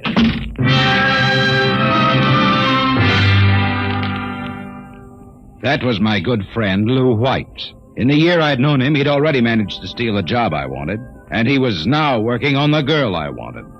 Her name was Tina. Tina Veldt. Good morning, Sam. Oh, good morning, Tina. My, you look good enough to... Yeah? Take to lunch. Oh, I'm sorry, Sam, but I promised Lou. Oh, sure. I hope you're not too disappointed. Me? Oh, no. Some got it, some don't. I don't.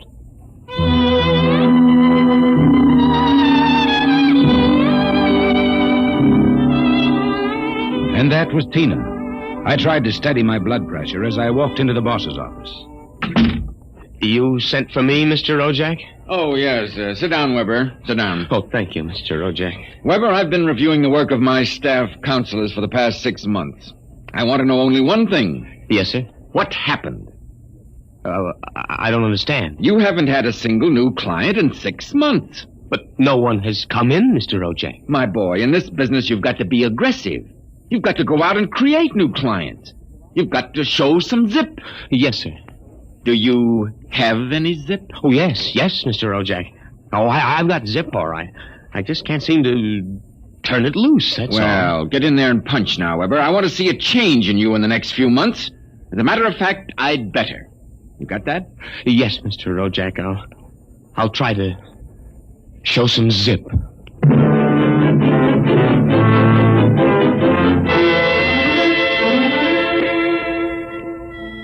I left the office early and went home. Sure enough, there it was, my Build-A-Man set, gleaming a little obscenely in the corner. I walked over to it, gave it a kick, and hollered, "Open sesame." 3 minutes later, I was flopped down in bed reading... Chapter 1, Making Simple Living Things. An hour later, I was fooling around with such complicated items as the Junior Biocalibrator, which measured everything from blood pressure to hemoglobin content, and the Jiffy Vitalizer, which was actually supposed to put life in your creation, providing you had followed instructions carefully. At 8:30, I made my first simple living thing. Here, boy. Oh, maybe you aren't a boy. Oh, let's see. According to the book, you are a rubicular oyster hog. Not much to look at, but I made you. Me, Sam Weber, attorney at law. I have created life. Hey, come back here. Come back. Here, boy. Here, boy. Hey, hey, hey! It was no use. My rubicular oyster hog, which was a cross between a field mouse and an oyster, had run out under the door and into the world. I was about to take off after it when there was a knock on my door. It was Mrs. LaPanty, my landlady. Oh, hello, Mrs. LaPanty. I heard a noise. Oh, just rehearsing a speech I have to make in court. You were squeaking. A bad throat. Oh. Oh, by the way, there was a gentleman looking for you this afternoon. A gentleman? Yeah, a tall old man in a black overcoat. Kind of nasty. When I told him he wasn't in, he wanted to go up to your room. Tell you I showed him the way out in a hurry. Oh, thanks, Mrs. LaPanty. Probably a bill collector. Yeah. Well, I gotta run.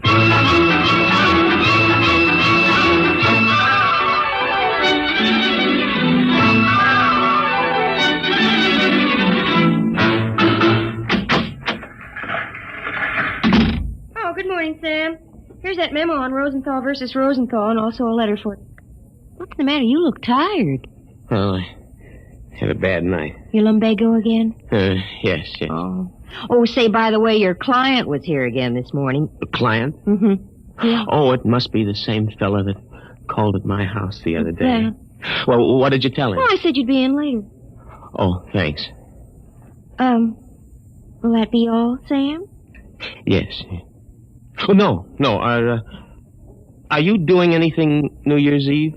Oh, Sam, you haven't even noticed. Noticed what? Well, the ring, silly. Third finger, left hand. What? Lou gave it to me. Isn't it simply gigantic? But you're not We're going to be married as soon as Lou finishes his next case. Lou is so sharp and businesslike. So is a guillotine. Sam, after Lou gave me the ring last night, I began thinking how I used to hope that it would be you. But, well, then I realized you'd never have the money, and, well, a girl has to think of things like a good steady income and a husband with... Zip. Yes, with zip. Well, Lou has plenty of zip. I'm sure you'll be very happy zipping around with each other. Oh, Sam. Well, Sam, Hey, what's going on in here? Honey, is this little baboon giving you any trouble?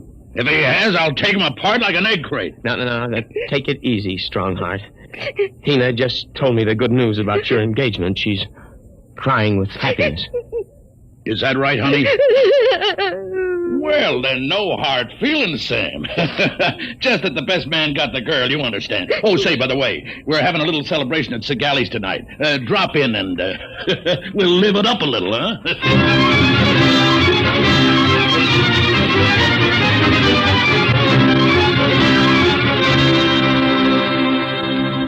I went home feeling like a man who has been stuffed into a washing machine with the dial set at rinsed dry.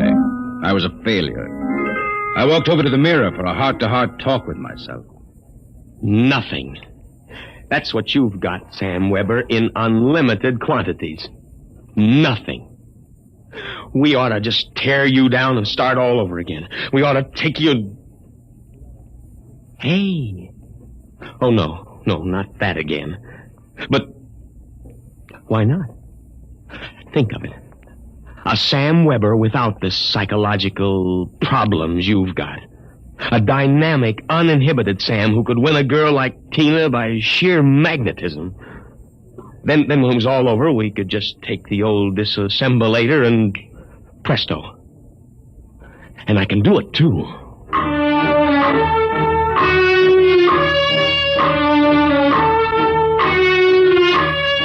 Chromosome content. Check. Cerebral content. Maybe a little more id and a little less superego. Limbs, eyes, hair, general endocrine reaction. Well, here goes. It's moving. Holy mackerel, it's alive. It's getting up. Say, I feel great. Well, now, take it easy. Do you know who you are? Of course I do. I have all the thoughts you ever had up until the point I was vitalized. My brain is an exact duplicate of yours, except that I'm not all blocked up psychologically. It said in the instruction manual you'd be uninhibited. Say, this is all right. Oh, by the way, since we both have the same name, it'll simplify things if I call you Weber. I'll be Sam. Oh, now look here. I'll make the decision. How would you like a good punch in the nose? Well, is that any way to talk to your own parent? I did create you, you know. Well, don't think I don't appreciate it, Weber, old man, but let's get one thing straight. I live my life and you live yours. You got that? Who pays the rent? You do, for a while anyway. I haven't decided whether or not I want to stay in the law business. The law business? I may want to spread out a little. Tina's the kind of girl to whom money is very important. Tina? Well, what did you expect? I have enough of your likes and dislikes to want her just as badly as you do. The only difference being that I can get her. No, we're not quite the same, you and I. I've got zip. Don't use that word. Now, how about some dinner? You know, I'm starved. You'll have to go out. I'll need some clothes. Sorry, I only have this one suit. Fine, you can lend it to me. Well, what about me? I'll bring you a sandwich after I come back from Segali's. Segali's? Well, you haven't forgotten, have you, Weber? We're invited to the celebration. Tina and Lou White. Only it wouldn't look quite right if we both showed up, so I'll tell you all about it. Now, off with that suit, and no nonsense. Well,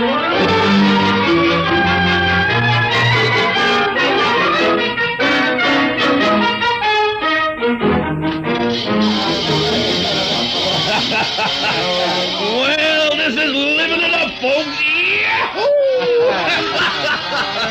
Have another drink, Mr. Ojak. Thank you, Lou. Well, is everybody happy?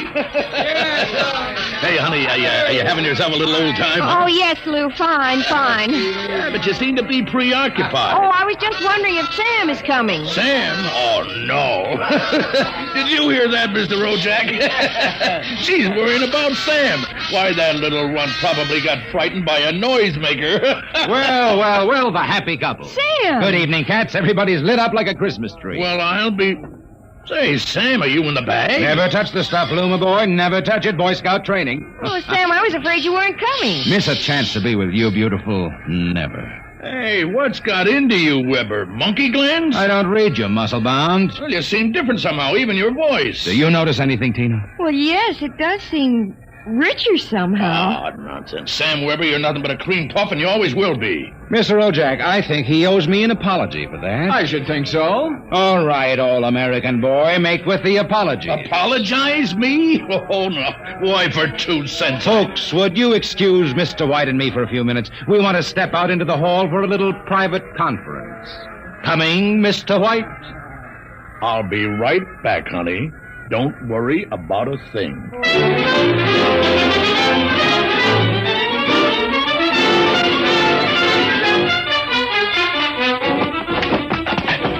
Okay, big boy, you've taken enough punishment. Now. Sam! Lou, don't kill him. He did... Oh, dear. He'll be all right in a little while, baby. But did you... Oh, Sam. Tina. We really shouldn't kiss like this. It's what you've always wanted, isn't it? Well, isn't it?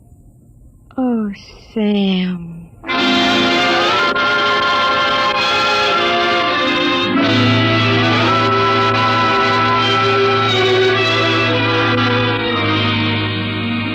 By this time, he's probably kissing her.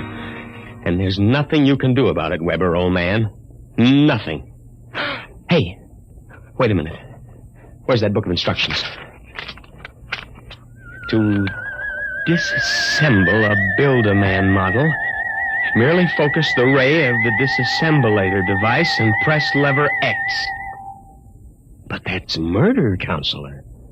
Still, legally, in order to prove there's been a murder, you need a corpus delicti. And nobody even knows there is another Sam Weber.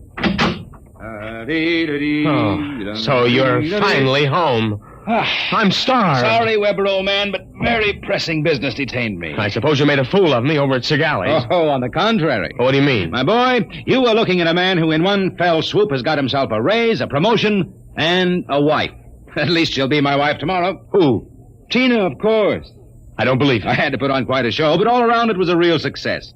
Mr. Ojak was so impressed, he called me aside and said he was going to give me a crack at some criminal cases. And if I made the grade, why, who knows, I may even accept a partnership. You've got it all figured out, haven't you? That's about it. Only you neglected to consider one thing. Oh, what's that? This. Hey, put that down. Get back, you usurper, you. I'm going to melt you down like a Welsh rarebit. Weber, you can't do that. It's murder. It's like killing your own son. After what you've done to me, it's a pleasure. I didn't ask to be brought into this world, but now that I'm here, I like it enough to want to survive. Take off my suit, you phony. You won't be needing it again. You're really going through with it, huh? I am. All right. Oh, here's your jacket. Give me that thing. Give it to me. That's better. Now we'll fix this little item so it can't do any damage. Oh, no. Yeah, you see, Weber? You don't have the guts to stand up against the man you might have been. Oh, what's that sound? I don't know. It seems to be inside the house. Somebody's coming up the stairs. Listen. Take a peek through the keyhole, Weber. Holy jump. It's him. The old man with the black coat. His eyes all black and shiny without any whites. Looks insane. Don't open it.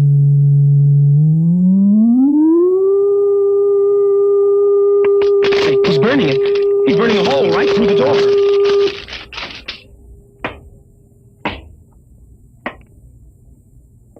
Good evening, gentlemen. As I feared, I'm too late to prevent you from duplication, Mr. Weber. And I see that you have destroyed the disassemblator. That means I shall have to do the job manually. An ugly task. Well, who are you? I am the census keeper for the 24th Oblong. You see, your Build-A-Man set was intended for one of the Weber children who is on a field trip in this oblong 200 years from now. Because of an unfortunate time warp, the set was delivered here accidentally. You mean this set came here from 200 years from now? Precisely. Time, as with all things, is relative. We shall have to recover the set, of course, and adjust any discrepancies that it's caused. But meanwhile, the problem is, which of you two gentlemen is the original Sam Weber? Oh, I am. Listen, liar. Difficulties. Why cannot I ever have a simple case like a double conuplication? Now, look here, Mr. Census Keeper. The duplicate will obviously be less stable and more emotionally unbalanced. Certainly, a man of your qualifications can decide which of us is the more valid member of society. Which of us will conform more readily to the standards Naturally. I observe that one of you is naked. Oh, wait a minute. And you also seem to be trembling. Whereas this gentleman seems quite calm. Now, hold it. You're making a mistake. I hardly think so. Now, stay away from me. Please do not struggle. Help, please. Mr. Weber. Yes? It would be better if you didn't watch. Of course.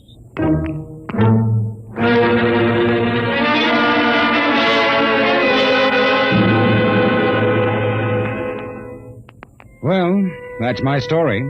Within 10 seconds, the old Sam Weber had been completely dismantled and packed into the box.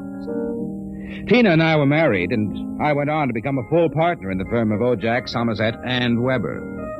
Oh, and by the way, Tina and I have been doing quite successfully what the old Sam Weber and his Build-A-Man set made such a mess of. We have 1, 2, 3 little conuplications. Sam Jr., age 4, Sameta, age 3, and Samina, age 4 months. Good night.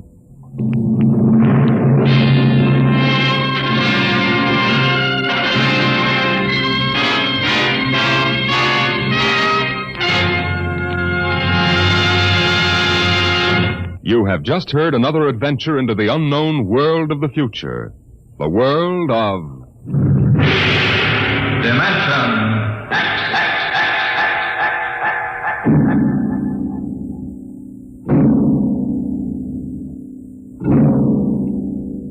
Time is a strange and mysterious dimension. Could we alter the future if we could travel back in time to our own youth? Next week, we bring you a story of a man who found the answer in Time and Time Again.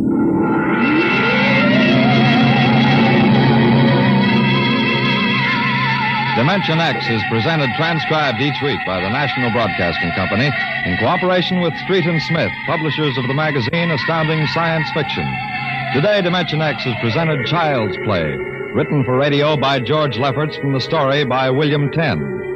Featured in the cast were Leon Janney as Sam, Carl Weber as his alter ego, and Patsy Campbell as his girl. Your host was Norman Rose, music by Burt Berman. Dimension X is produced by William Welch and directed by Fred Way.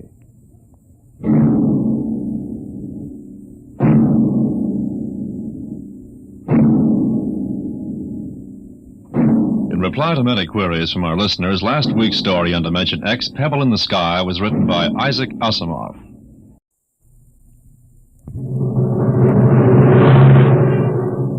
Adventures in Time and Space.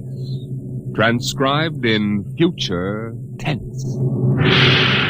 Dimension X.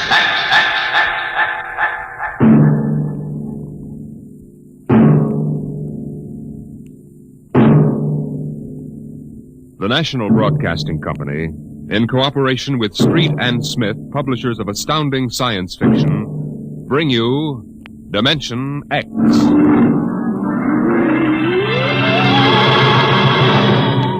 The war had been going on for generations. The sea and air were ruled by guided atomic missiles.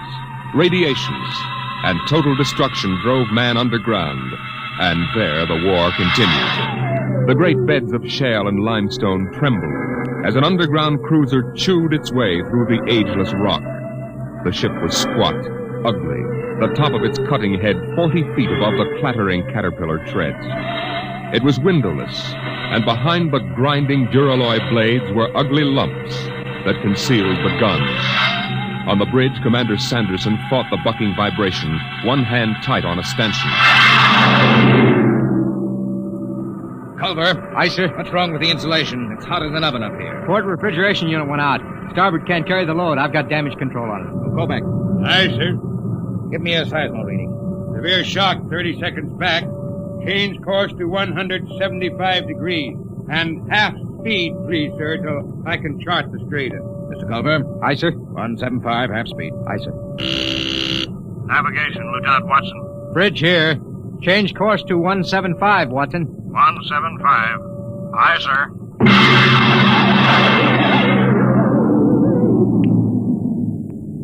Clark. Yes, Mr. Watson. New course, 175. 175, aye. Half speed. Half speed, aye. What? We hit something. What is it, Mr. Watson? It's lava, probably. Maybe it doesn't mean anything. No, I guess not. Mr. Watson. Yes, Clark? Are we ever going to get out of here? You mean the lava? The whole business. We've been under rock for 3 months. You better keep quiet, Clark. Psycho officer has rubber heels. I don't care about Carpenter. He's been over me already with those stinking reaction tests. If he gives me one more ink blot to look at, What's your dial? 1 degree correction. Right. Mr. Watson, what was it like? Huh? When? On the surface. I never saw the surface. I was born in the Denver cave, half a mile down. Well, that was a long time ago, Clark. Yeah. But you remember, don't you? You and Kovacs are the only ones on the ship who remember the surface. It was war then, too. Kovacs was in the army, the infantry. The Queen of Battles. Well, the Queen's dead now. What was it like? You mean in the surface wars? Yeah. Well, they had chaplains. Chaplains? I guess you never heard of that. Now we have psycho officers. Yeah, they don't talk about religion much these days. It must have been something on the surface. I dream about that. I don't know what it was really like, but I dream about it. Then somebody takes me and shoves me down on the bottom of a hot closet. They shove a big hand over my mouth and I can't breathe. I wake up and I want to bust out of here with my fingernails. I just...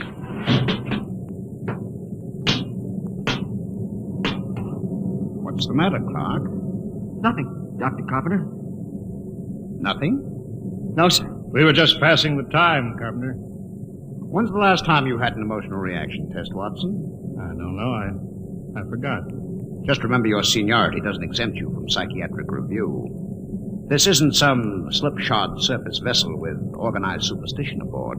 The old chaplains weren't so bad. Not scientific. You know, I can remember when psychiatry and mental hygiene were the hope of mankind. Now look at it. That goes in my report, Watson. Yeah? Well, make sure you spell my name right. Now hear this. Now hear this. Attention all hands. Igneous rock detected. Fresh lava flow. Stand by to go to quarters. You're lucky, Watson. That is all. I'll finish with you later. I've got to check combat detachment.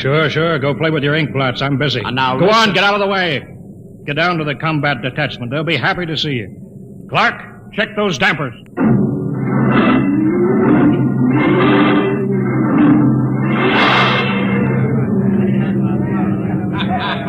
I'll take 3 cards. I'll stand pat. Jake to the pat hand. Combat detachment, huh? What kind of a chicken guy are you? Anytime you want to start anything, you lying, yellow, All right. Don't flip your wig. All right, I don't want no trouble. That rubber-soled rat carpenter, he's worked us all over. Yeah, all except Norman. Hey, Norman! Norman, how come you ain't been psychoed? I don't need it. I'm stable. I bet you any money he's a stoolie for carpenter. I've seen his 201 personnel file. It's blank. I heard a guy say he was born in a lab. What do you mean? You ever seen him eat? Oh, you're crazy. The science press has been working on something like that. You're crazy. You know how many men they fell short in the last draft? 900,000. So what? Now, suppose you run out of real men for soldiers. Suppose you figure how to make them. Artificial. If they ever do, they ain't gonna talk about it. Till it's combat tested. Yeah, I never thought of that. Hey, Newman. What do you got inside of you? Gears? I'm not supposed to talk about myself. Yeah? Well, suppose I make you talk. Hey, sit down, Chip. Sit down before I... Let go of me or I'll lay you out, too. Hey, cut it. Keep Cut going. it. Knock it off. Cut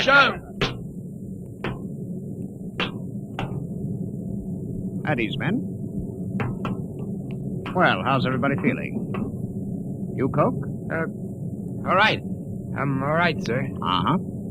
Sheehan? Sheehan? I'm all right, sir. Norman? I'm all right, sir. Of course. Very well, carry on.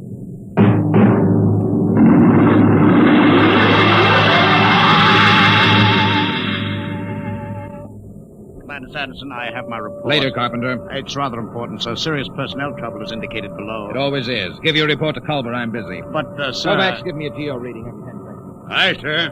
Straight as steady as before. Mr. Culver. Later. If you will initial the psycho report. All right. Hurry up. This is no time for non-combat checking. Seismo reading. Sudden fault. Igneous activity ahead. That means the enemy. Mr. Culver? Aye, sir. Elevate the cutters 25 degrees. We're going up and come on the enemy from above. Aye, sir. Navigation, Watson. Elevate 25 degrees. 25 elevation. Aye, sir. Figures ahead on sonar. Sounds like 3. All right. Sound general quarters. Aye, sir.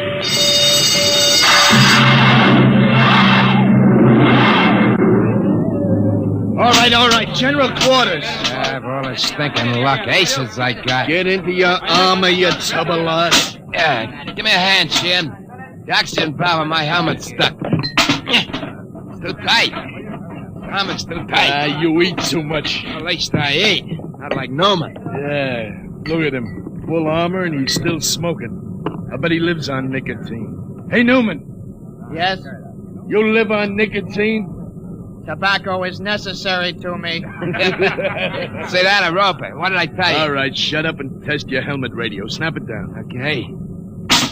Now I'll get mine.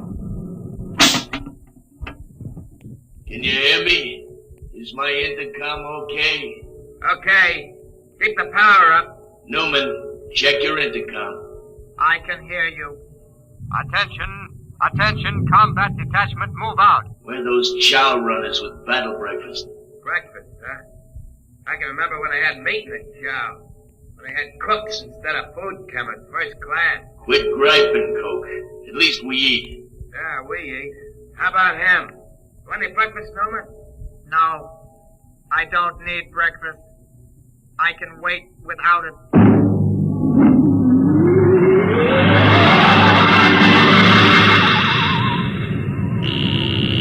Navigation, Watson. Bridge here. Half speed.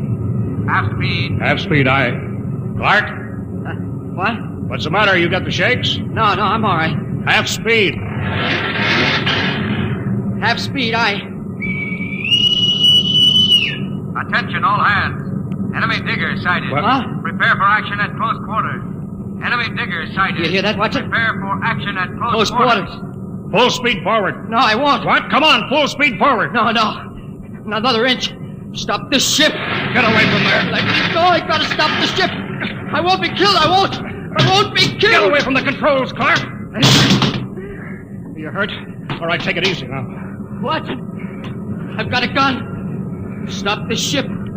Stop it before I shoot you. Now take it easy, boy. I won't be killed. I won't let him. I'll give you 3, Watson, then I shoot. I don't know what you're doing. I'm gonna stop the ship. 1, 2...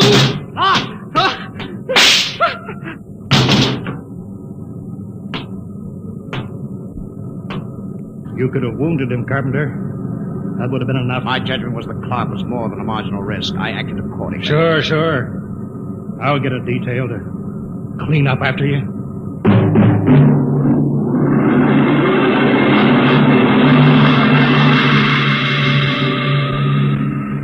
Well, Doctor, the commander says you rate a citation. If you had read my report, Mr. Culver, you'd understand. Carpenter. Aye, sir.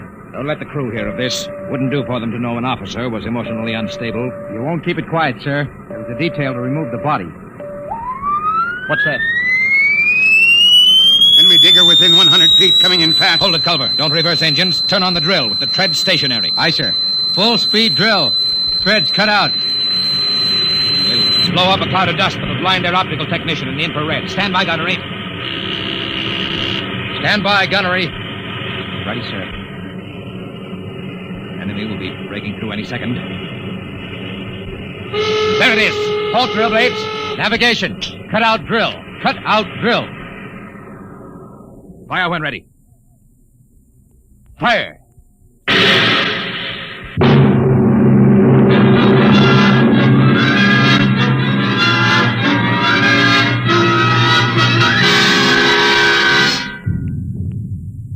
Contact signal. Contact signal received. Cease fire, Mr. Culver. Contact signal. Cease fire. Enemy battery silent, sir. Give the go-ahead to the combat men. They can move in. Who tripped that alarm? Cut it off! Navigation to bridge. Bridge, aye. What's wrong down there? Why the emergency? The atomic pile's kicking up. We can't get into hand damp. She may blow any minute. I'll take over, Mr. Culver. Prepare to abandon ship. But the enemy diggers, With sir... the atomic pile about to blow, we'll have to advance, destroy the enemy, and take refuge in their ship. There's nothing else we can do. Look alive. Aye, sir. Attention, all hands. Prepare to abandon ship. Prepare to abandon ship. Kovacs, have the ship's records packed and ready to go. Aye, sir. Commander? Watson, what are you doing up here? There'd be a lot more chance of getting out if the ship's engines were reversed. She crawled back down the tunnel before she flew. There's no way to set up remote control. I know. I thought I could stay and run her. But the pile's going to blow. I know. All right, Lieutenant. Permission granted. You may stay with the ship. Thank you, sir. You may go, Watson. Aye, sir.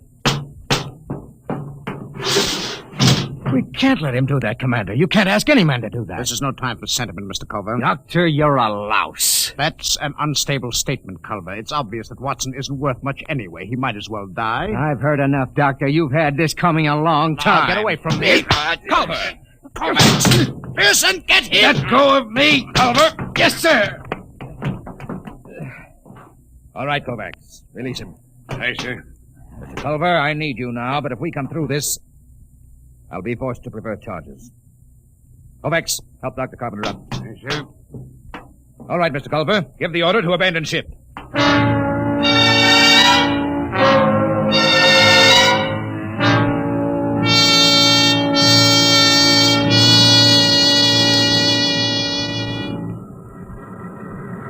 All the men are away, Kovacs. Full speed in reverse. Aye, Mr. Watson. How long have we got? before the pile blows? I don't know. Kovacs, why did you stay here? You could have abandoned ship with the others. I've been saving a cigar. I got two. Would you like one? Oh, thanks. That's good.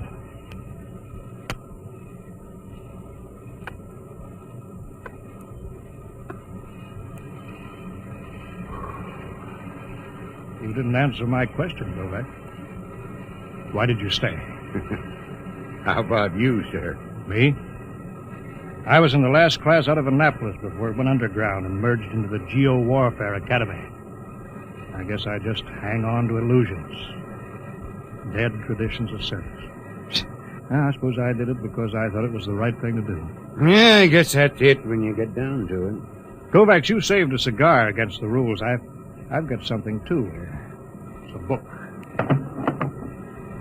I stole it out of a hotel room in Frisco in the old days.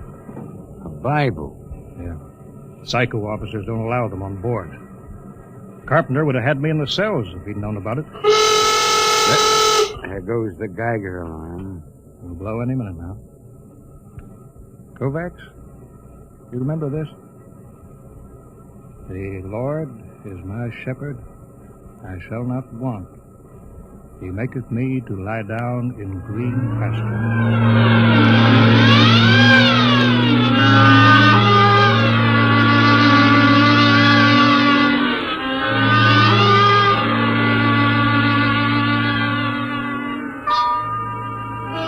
All right, guys. Now you know what an enemy underground cruiser looks like. Let's board her. What was that, Sheriff? I don't know. Come on. The enemy left their landing trap down. Let's go. Look out. That's Fontaine. They kicked in his faceplate. Look out for my gun recoil when I go up the ladder. They may be waiting for us. Where are they? Would it be some resistance? Let's get outside. We can sneak into the bridge. We got him. There it is. Bridge hatch. I don't like this. They should have been guards. Forget that. You throw open the hatch. I'll cover him with a gun. Got your voice speaker on? Right. Okay, open it. Go ahead, man! Kogal. Look at them. They're all dead. Every one of them. This one did it with a sword. You beat that. Killed himself with a sword.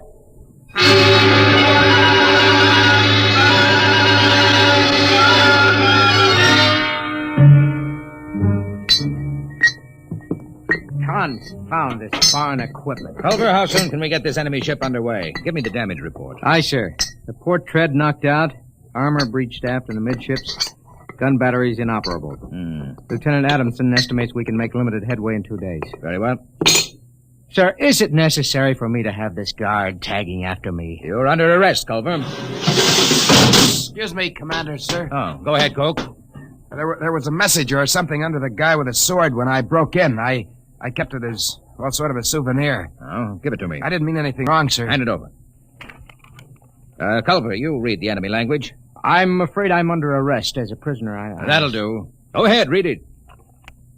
From Supreme Headquarters. There's a code designate. To all field commanders. Subject. Secret weapon, X-39. Failure of. 1.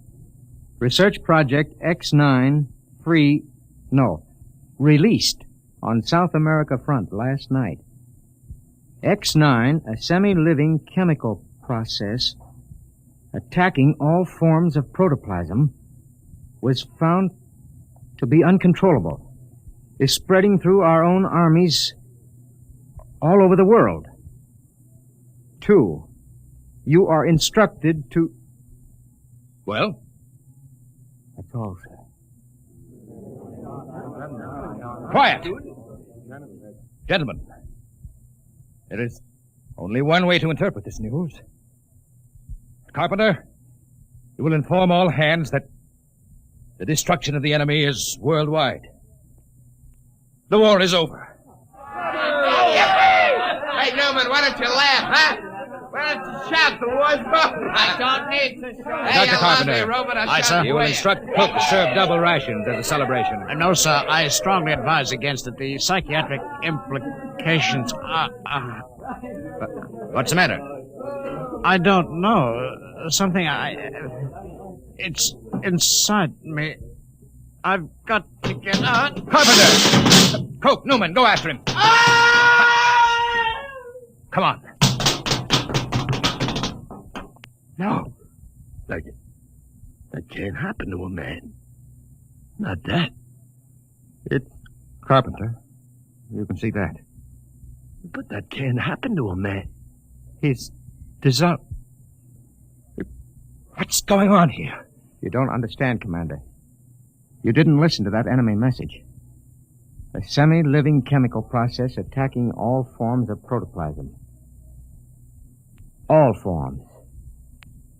Carpenter and you and me. You understand why the enemy killed themselves.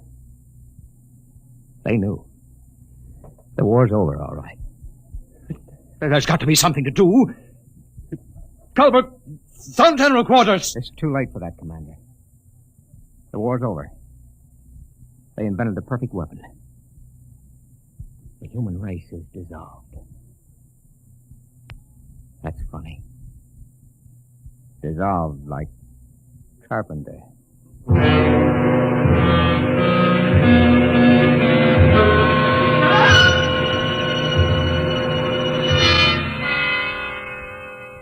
Newman. Is that you? Yes. They're all dead. Aren't they? Yes. Commander Sanderson was the last. Except me. I suppose so. How about you? Newman? It will not affect me. I am not made of protoplasm. I am an inorganic synthesis. You can't die, then. No. I am atomic powered. My breakdown point is calculated in thousands of years. I cannot destroy myself. I was conditioned against it. It's beginning. You'll be all alone, huh? I know. Buried alive in a rock for thousands of years. I'm sorry for you, Newman. I'm sorry. You'll be all alone. Now, it's starting. I can't stand it.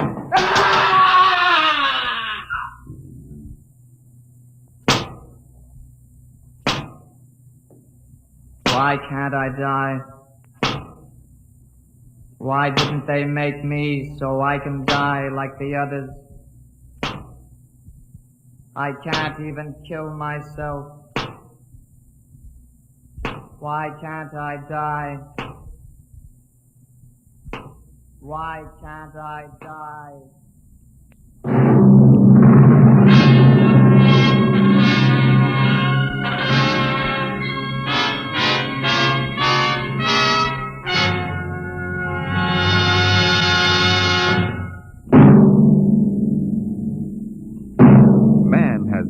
Told himself that he was master of the machine. But will he always be? Listen next week to the story of a nightmare.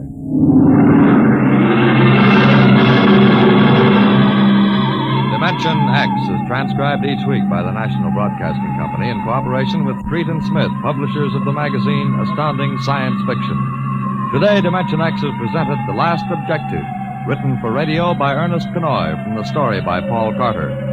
Featured in the cast were Lawson Zerbe as Culver, Ralph Bell as Dr. Carpenter, Wendell Holmes as Watson, and Jack Grimes as Newman. Your host was Norman Rose. Music by Bert Berman. Engineer George Mathis.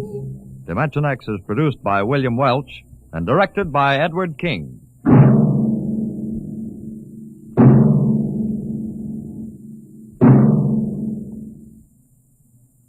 Adventure Adventures in Time and Space. Transcribed in future tense. Dimension X.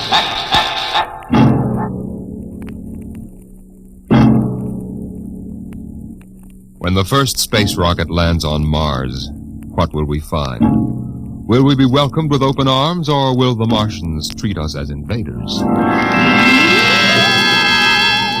Only one thing is certain. Someday a giant metal ship will take off from Earth to travel through the black velocities, the silent gulfs of space, to descend at last into the darkness of the upper Martian atmospheres. And on that day, man will finally know the answers. The day we first land on Mars.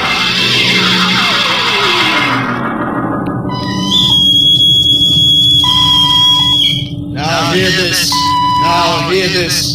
Approaching critical deceleration. Fasten gravity suits. Stand by to land. Mr. Lustig, what do you make of the terrain? There seems to be a heavy ground, Miss Captain. We won't be able to use our infrared lights. And we'll have to come in on radar. Isn't that a little risky, sir, landing in the dark? I'd rather run the danger of a blind landing, Lieutenant, than come in without the cover of darkness. Remember, we don't know what kind of reception is waiting for us down there. Airspeed 500. Altitude now 4,000. Bridge to engine room. Stand by for deceleration. Engine room, aye. Fire forward tubes 1 and 3. Aye. Skids down. Skids, check. Altitude 500. 4. 350. 3. Up a point now. All right. Let's set her down. Look out! Cut the power. Master's pipe battle stations. Aye, sir. All secured, sir. Well, we're on Mars. April 20th, 1987. 4:33 Greenwich time. Enter that in the log, Masters. Aye, sir. Well, gentlemen, it's less than 2 hours till dawn. As soon as it's light, we'll send out a landing party. Masters, get me an all-over hookup. All set, Captain. Now hear this. Now hear this. All right, men. The smoking lamp is lit. We're 17 men on an alien world. And it's up to us whether we ever get home again. Next few hours should tell the story. And I want instant obedience to all commands. I'll court-martial the first man who doesn't jump to when he's ordered. And one other thing. We may be on Mars, but this is still a United States naval vessel. Officers will conduct a personal and weapons inspection in 1 hour. That's all. Inspection, Captain. Now? Mr. Lustig, we've got an hour and a half to sweat out before we find out what's outside that airlock. I'd rather have a man worried about his stripes than about what's waiting outside on Mars.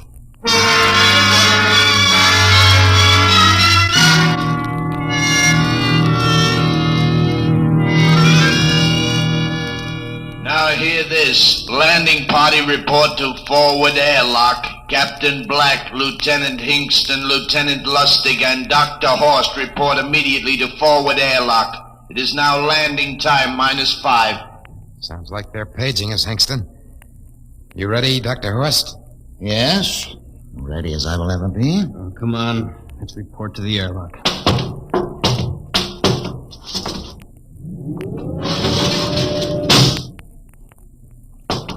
Four minutes to go.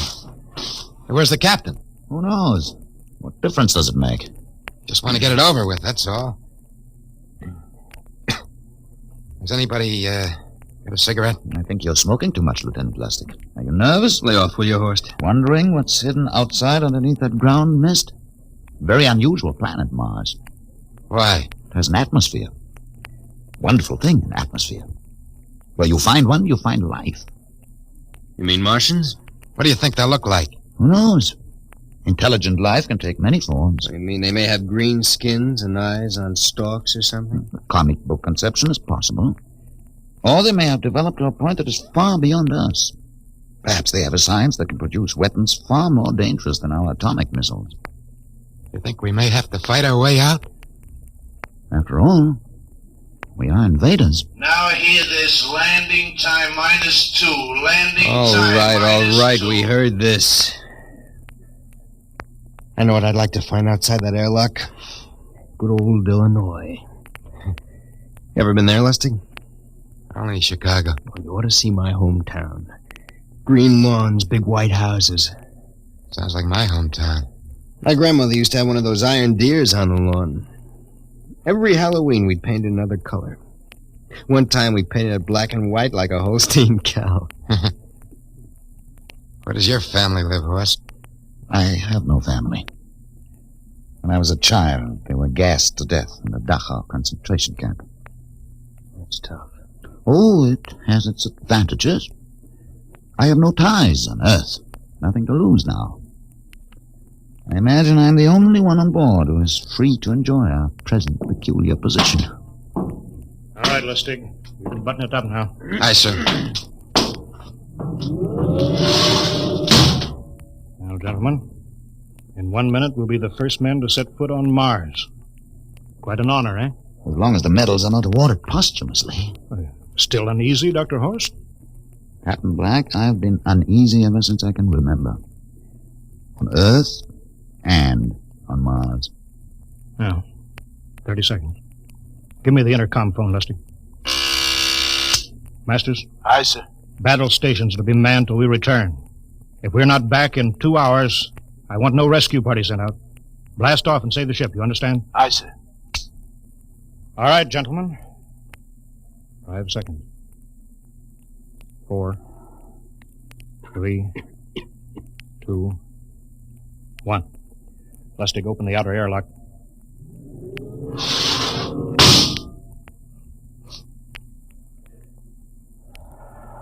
Fresh air. Let's go. Hold it now. It's too dark to move fast. Quiet, isn't it? Not even a wind. You can't see anything through this ground mist. Quiet. We don't know what's out here. Come on.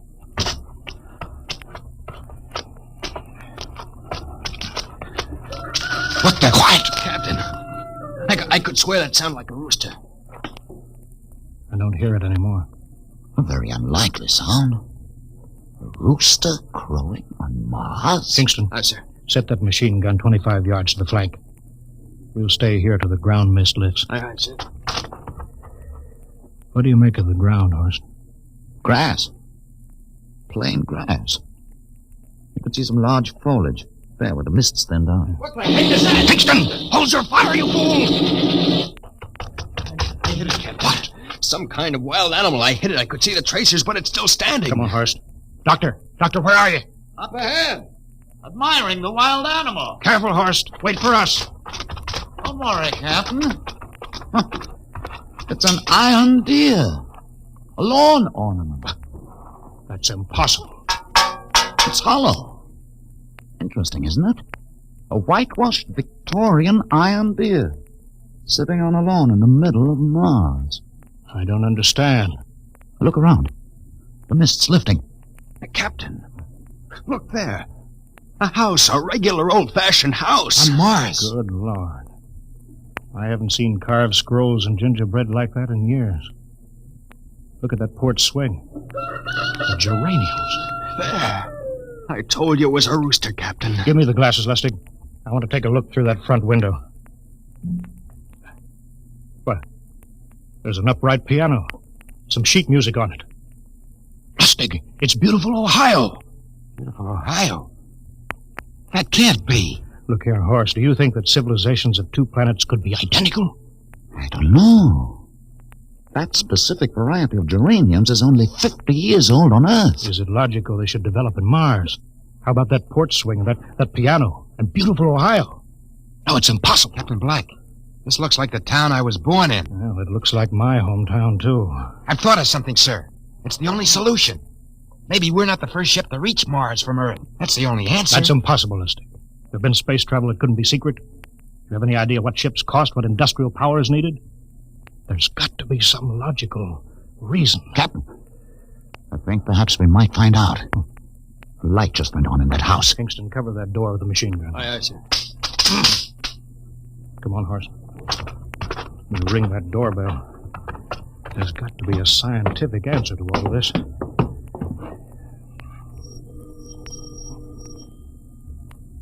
There's something moving in there. Stand back, Horst. Give me a clear shot. Maybe a Martian. Can I help you?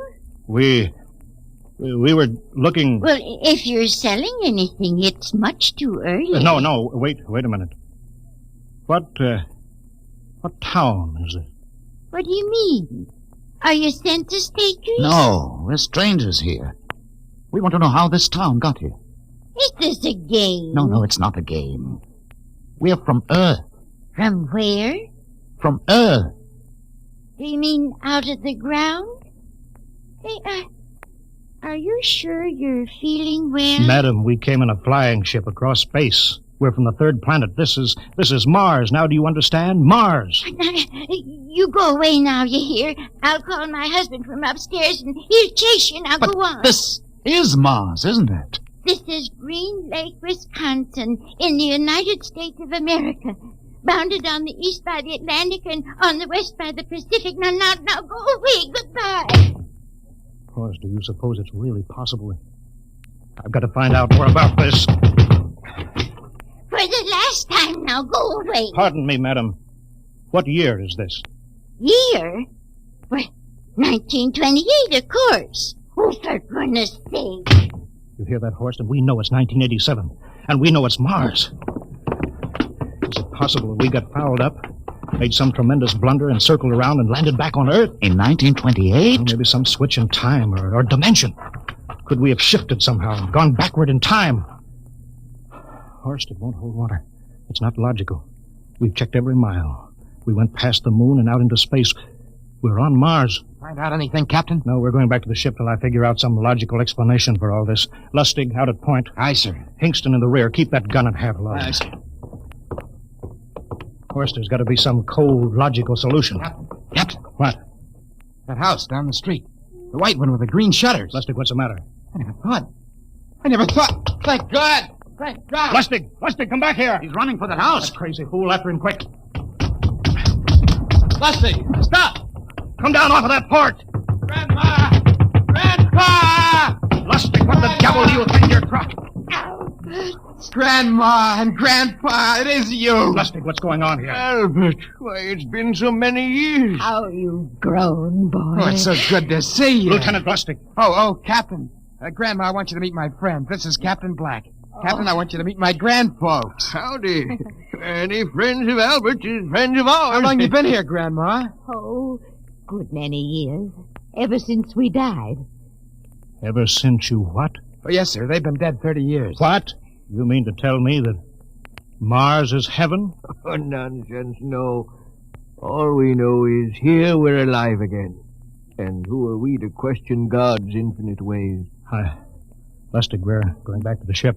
But, Captain, I want to talk to my Lieutenant grandfolks. Lustig, I don't like any part of this. You'll come back with us. I have to club you and carry you. Yeah, but, sir, That's they're enough. my... Heaven only knows what they've run up against back of the ship.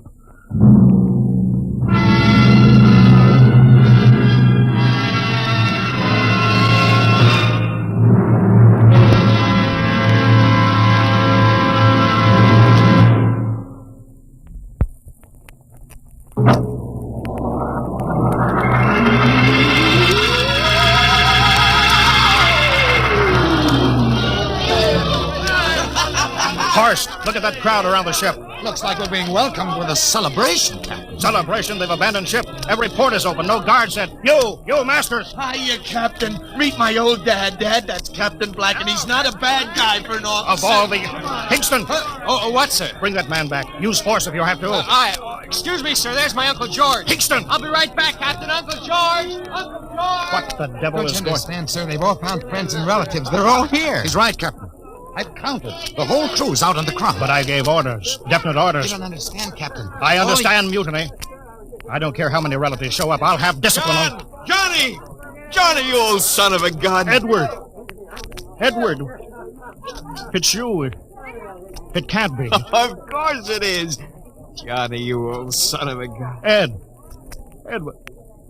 Dr. Horst, this is my brother, Edward. How do you do? Hello. It's wonderful to see you, Edward. Look, I've got to get back to my ship. Hey, I almost forgot. Mom's waiting at home. Mom? And Dad, too. Mom? Dad are alive? Excuse me, Horst. Then you're real, then. Don't I feel real? How's that, huh? Ed, Hey, we've got lunch for you, Johnny. Mom's making corn fritters. Dr. Horst, haven't you found anybody? No, Captain. I have nobody. Then you come on home with me, right, Ed? Sure, you bet. Horst, you wouldn't believe it, but it's been 35 years since I had Mom's corn fritters. By George. 35 years.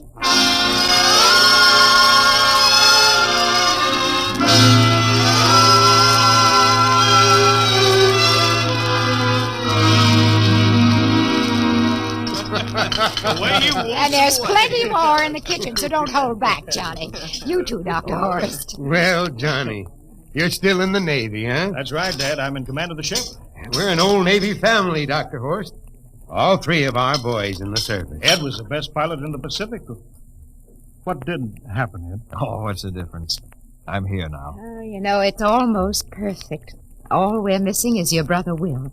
Then the whole family could be together. Well, it won't be long, Mom. Will's in charge of the XR-54. That's the next rocket coming out to Mars. Well, little Will.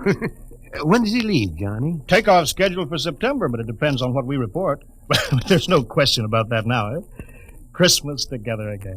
That'll be something, huh? Yes, sirree. Well, this calls for a celebration. How about a little of the old dandelion wine, eh, Johnny? Now, Father, don't you go giving Johnny too much wine. Oh, he's a big boy now, Mother. Well, sir, isn't everything just fine? Just fine.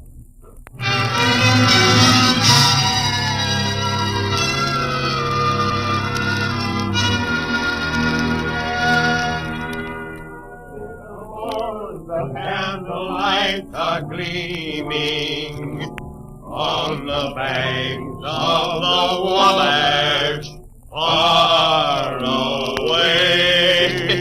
Hey, wait a minute. Play another song. Sure, what Well, Dr. Horst, what do you think of my little family? Very nice. You know, I can't understand why you didn't find any folks here, Dr. Horst. It's just a shame. Everybody else is so happy. I never remembered my family, Mrs. Black. All I know is they were gassed at Dachau during the Second World War. When I was liberated, I was in delirium 3 months. I cannot remember anything before then. A psychiatric phenomenon. That's terrible. Isn't there anything anybody can do? I don't want to remember. Oh. I haven't had a pleasant life. I prefer to be free of emotional entanglements. They interfere with a scientific approach. I'm sorry, Dr. Horst. Oh, I'll get it. Hey, that's our ring, long and three shorts. I remember that. Well, maybe we'd better call it a night. You must be getting tired, Johnny. I'd better be going back to the ship. Oh, nonsense. You stay the night. We insist. Oh, I just couldn't rest thinking of you all alone on that ship. Oh, I'll be all right. Well, good night. Oh, wait a minute, Dr. Horst. That phone message was for you. Me? Yes, that's right. A message from Anna. Anna? I don't remember any Anna. She asked if you were better. Perhaps she's someone you knew at Dachau. Anna? She said she's coming over here first thing in the morning. So you'll have to stay over. Yes, well, but... that settles it then. You stay here, Horst. You can bunk with me in my old room. Oh, but Johnny, we thought you'd like to be with Edward. So you could talk the way you used to. Well, we can't put Dr. Horst on the daybed. I think we better share the room tonight. There'll be plenty of time for talking, Ed. I guess so. Well, I suppose I better drop back to the ship. You know, Ed, security check. Well, why do you have to do that here? Well, I don't know. There's no good reason, I guess. Well, suppose we skip it tonight. Oh, sure. Good night, everybody. Oh, it's good to have you home, Johnny. It's good to be home, Mom.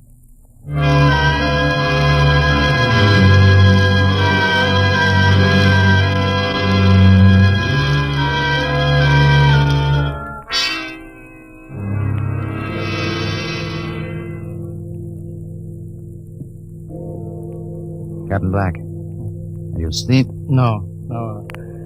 I've just been thinking about what we were expecting. Green-skinned Martians with eyes on stalks. All the time there was only Mom and Dad and Edward waiting. It's funny what tricks your imagination can play on you.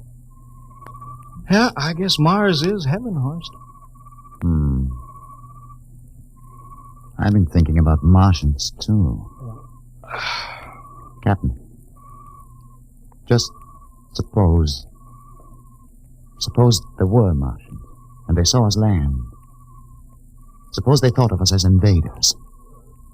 What would be the best weapon they could use against our atom bombs? I don't see what you're getting at. They would want to disarm us first, to wipe out all suspicion, to make us feel at home. But suppose this house isn't real.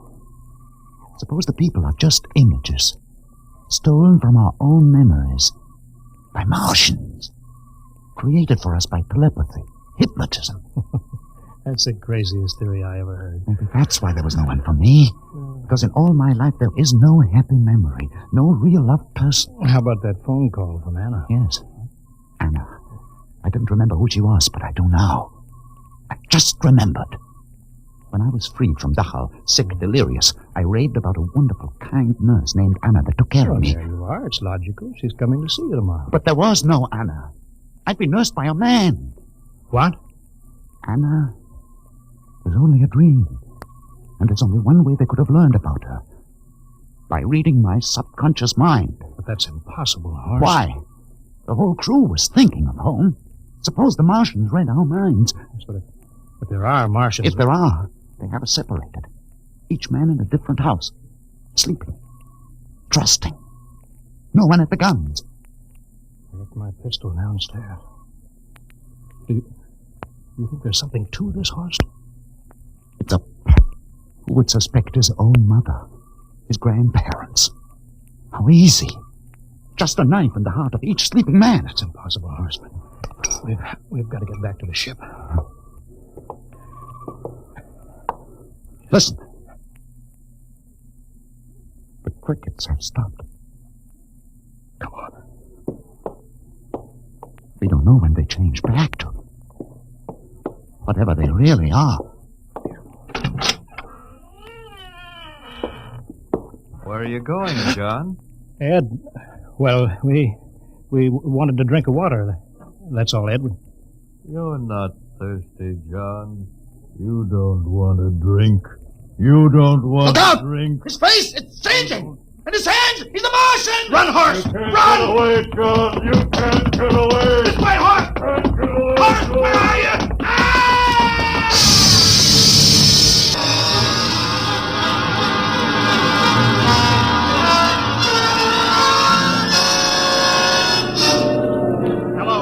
Hello, can you hear me, Earth? This is Captain John Black, the XR-53, calling from Mars. I've locked myself in the ship, but they've crippled it. I can't take off or fire the guns, and they're coming for me now, the Martians. I'm all alone here. All the rest are dead. Hinkston, Lustig, Dr. Horst. Poor Horst, he didn't even reach the door. Listen, they're trying to break through the hull now. Edward and Mom and Dad and all the folks. But they're changing now. Melting and changing back into... They're Martians. Can you understand me? Martians, not men. They made us think that Mars was heaven and we fell into the trap. Can you hear me, Earth? You've got to stop the next rocket. Tell my brother Will. Tell my brother Will not to come. They'll trap him too. They'll kill them all. Hello, can you hear me, Earth? This is John Black on Mars. Hello, Earth. This is John Black on Mars.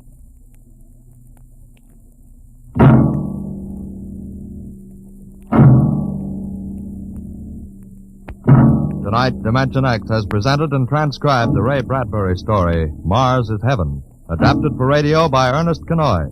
Featured players were Wendell Holmes as Captain Black and Peter Capell as Dr. Horst. Your narrator, Norman Rose. Music by Albert Berman, engineer Bill Chambers. Dimension X is produced by Van Woodward and directed by Edward King. Robert Warren speaking. In a moment. Dimension X.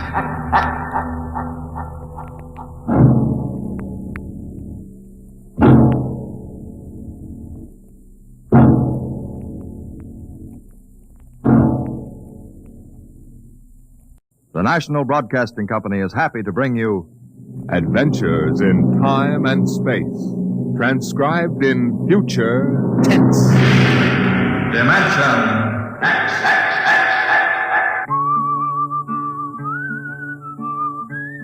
This is the story of Riesling, the singer of the spaceways. You've probably sung his songs in school, in English, French, or German. The language doesn't matter, but it was an Earth tongue. But the real story of Riesling is not found in the footnotes of a scholar's critique or a publisher's biography. It is in the memories of the old-time spacemen, the pioneers who pushed the thundering old-fashioned rockets to the far, strange ports that are our commonplace heritage.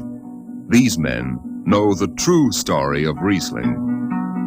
The arching sky is calling spacemen back to their trade.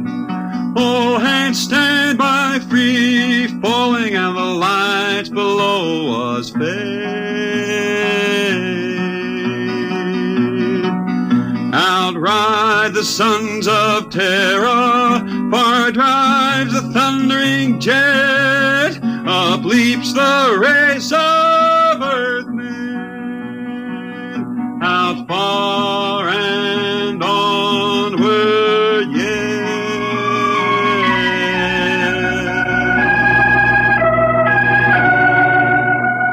When I first met Riesling, he was hustling drinks in the Twin Moons bar at Drywater, Mars. He'd won a guitar off a Chinese barkeep at Luna City by cheating at one thumb, and he made his whiskey by singing in the bar and passing the hat. Listen to her, Hertzman. Don't she strum pretty? Like a 16-year-old gal. Say, how much you collect on that last song? $3 Martian and a slug. Al grabbed it from my bill. You don't trust me no more. Funny, never did have no luck with hound dogs nor Martian barkeep. Hey, Riesling, look over there by the bar. There's an Institute 4 striper giving him the eye. Know him?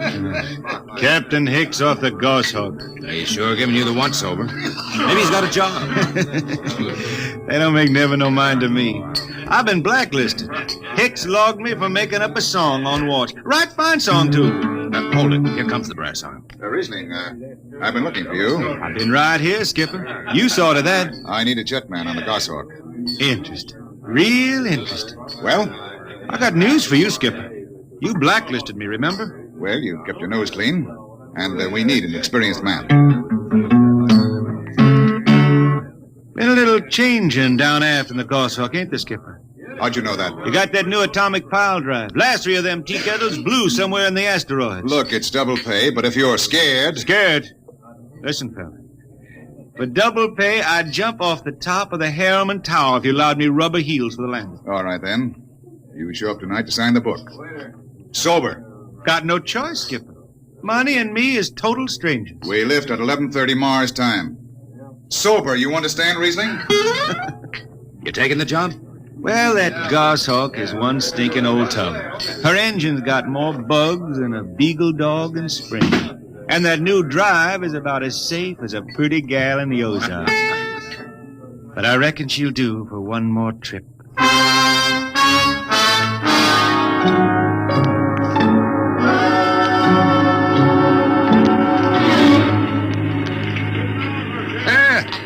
Welcome home, Riesling. Hi, Jimmy Legs. Meet my friend Hertzman. He's signing on as a wiper. This here's Jimmy Legs Casey. He's bosun. Can't hold his liquor no more than a sieve, poor boy. Hey, Mr. Casey. Riesling, you sober enough to sign the book? Drunk or sober, I'll make my mark. Stand aside. 3 X's? It took me a middle name. Yeah, you 2 lay below. And Hertzman. Aye, sir. Get him sobered up before the skipper makes rounds. Jimmy Legs, I'm sober as a hanging judge. Yeah? Well, you can leave that bottle here. What bottle? The one in your back pocket. Oh, glass buttons, maybe, huh? Give it here. Jimmy Legs, I swear I'm going to write a song about you. Go ahead, threaten me. Now get below. We raise ship in 30 minutes.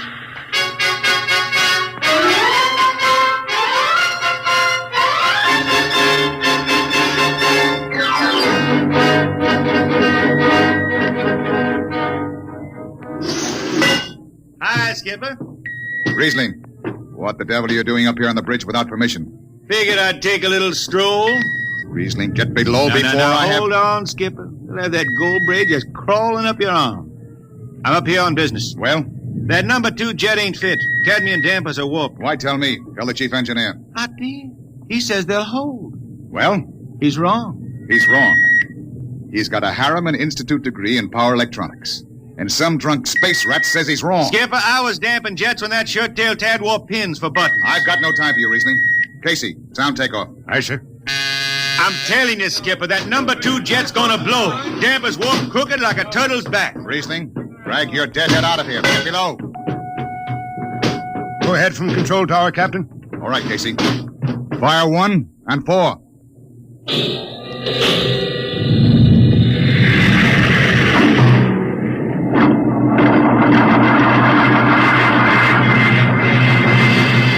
Hawk-class Thunder had to blast for 3 watches before going into free flight. Riesling and I had the second watch. Damping was done by hand in those days with a multiplying vernier and a danger peeper. And as long as the peeper ticked off slow and steady, we knew the ship was safe. For a while. Hey, Riesling, you better stow that guitar. If Jimmy Legs catches it, he'll blow a gasket. Don't worry, I can damp this tea kettle in my sleep. How's number 2? All right, so far. Did you ever hear that song about Hicks, the one that got me blacklisted? Oh, the skipper is the father of his crew, a gentle guiding light to me and you. But on Mars he likes his women if they walk or if they're swimming, or if they've got 6 arms instead of 2. Hey, the second verse is better. Now the skipper likes his liquor by the quart. Yes, he'd go from Mars to Venus for a snort. He'll drink rocket fuel and... Hell, hi, Skip. Didn't see you come in. You were too busy, eh? Who's watching the gauge? I got an eye on it. Don't you fret none. Riesling, I'm going to fix it so you can't get a berth on a rocket-powered pogo stick. Report to Casey under arrest. I don't rightly think I will. You what? You kind of forget, Skipper. According to Space Code, you can't remove a jetman till the end of the watch, right? Now look, you corn-fed space lawyer. Now, is that a rule or ain't it? Riesling, your ship is over at 2300. And I'll see you ride the rest of the way in slop locker. Maybe. Maybe. In the meantime, you clear out of my power room. I gotta make me up a 3rd verse for my song.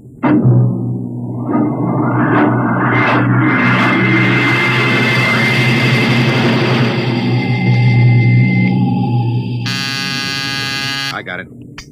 Power room. Damp number 2 a point. Number 2, all right. Hey, let me have that mic. Jimmy Legs, is that forced dry boil up there? Give me that, Casey. Riesling, I've taken just about enough from you. And I've got a little news for you, Skipper. Number 2 jet is bulging like a fat lady in a satin skirt. Listen, you clown, that Skipper, I think I'm gonna junk my song and start over. I could do much better This on is you. the last time, Riesling. Damp number 2 a point. Sure. Look out, Hurt. I'll take it. You watch the gauge. Now. Riding easy here. She's bucking a little. Riesling, hit the emergency. She won't get him. It's that boy. There go the lights.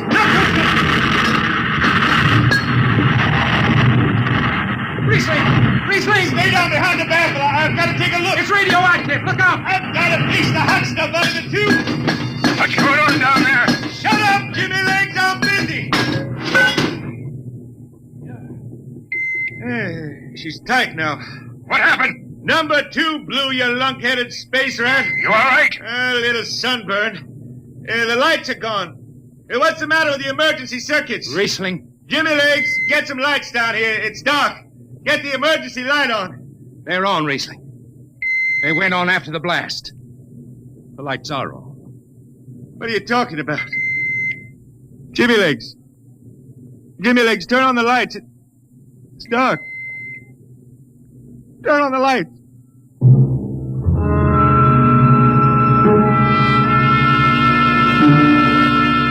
That blue radioactive glow from the jets was the last thing Riesling ever saw. His optic nerve was burned out in an instant. He was in sick bay on the rest of the trip, and on the swing back, we set Riesling down at dry water Mars. Look out for the cable, Riesling. Thanks, Hertzman. Hey, Riesling! That you, Jimmy Legs? Hold up a minute, will you? Oh, Riesling... Jimmy Legs, I promised I'd write a song about you, didn't I? Sure, Riesling, sure. Can't seem to sing like I used to. Look, Riesling, the men up on the bridge feel kind of bad about this. Yeah? Why didn't they think of that when Riesling told them that damper was shot? Now, Hertzman, that's all over. Sure. That's all forgotten. Riesling, let's get down to the Twin Moons before I vomit. Now, hold it. The skipper feels pretty bad about the whole thing, Riesling. Kind of late for that, Jimmy Legs. Feeling sorry, don't hold no corn. The boys passed the hat. The skipper kicked in half a month's pay. Did he now? Then on principle, I suppose I ought to tell him to stuff it back up their jets. But you can't buy no drinking whiskey on principle. I'll take it. Here you are. I'll get it.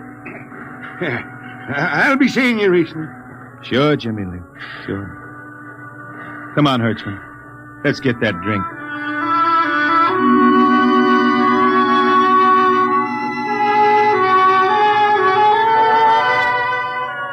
That was all. Just another space bum who didn't have the good sense to finish before his luck ran out. Well, Riesling holed up at the Twin Moons till his money was gone. Then he hooked a ride on a crawler over to Marsopolis. It was a boom town then, with an industrial district mushrooming between the Lesser and Grand Canals. I ran into Riesling about 2 months later, playing his guitar on a jetty that ran out into the canal. He had a dirty rag tied over his eyes with a jetman's knot, and his hat was on the wharf beside him. Riesling! Who's that? Wait a minute. Hertzman. Yeah, how you been? Passable. Say, is this a Venusian dime? No, it's a slug. I figured. Well, how's it going? Singing again? Some. Working saloons, mostly. But I've been thinking some funny songs, Hertzman. The words come out different than they used to. Come on along the canal with me. Sure. Here, take my arm. I know the way. That's a funny thing, Hertzman. I figure I know it better than other folks. Look back there, towards the city. What do you see? Factory towers? Smell them from here. But it don't seem that way to me. I remember them old buildings, old before Bible times on earth. Thin and graceful like the fairy palaces my Grammy used to tell about down home in the hills. They've torn them down now, or else blocked them up with cinder bricks. Hertzman, when I stand out here on the canal, I can see it the way it used to be. The water, ice blue with the stars shining up out of it. Way off there, the city with the towers sweeping up like a bird flying off a tree. I can see it. It's the dirtiest stinkhole in the system.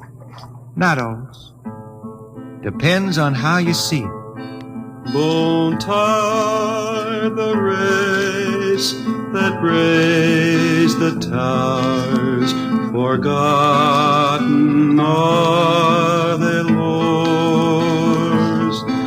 Long gone the gods who shed the tears that lap these crystal shores. Slow beats the time-worn heart of Mars beneath this icy sky.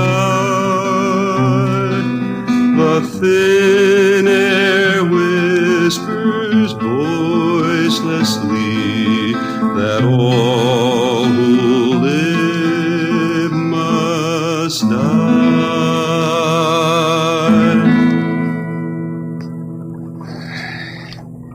You make that up? Why don't you go home, Riesling? Home? Earth. I've been thinking about that, Hertzman. When I was a youngster down in the Ozarks, I used to climb a big old oak tree my daddy had in the dooryard. You could see the hills for miles, green and cool. I've been thinking about that. Why don't you go back then? I couldn't see them hills no more now. I couldn't stand to see black when I knew they was lying all around me, cool and green in the sun. I couldn't stand that. Yeah. Well, let's get back to town, Hertzman. Today I made $3.50 Martian. I'm all set to drink it down before dawn. Come on!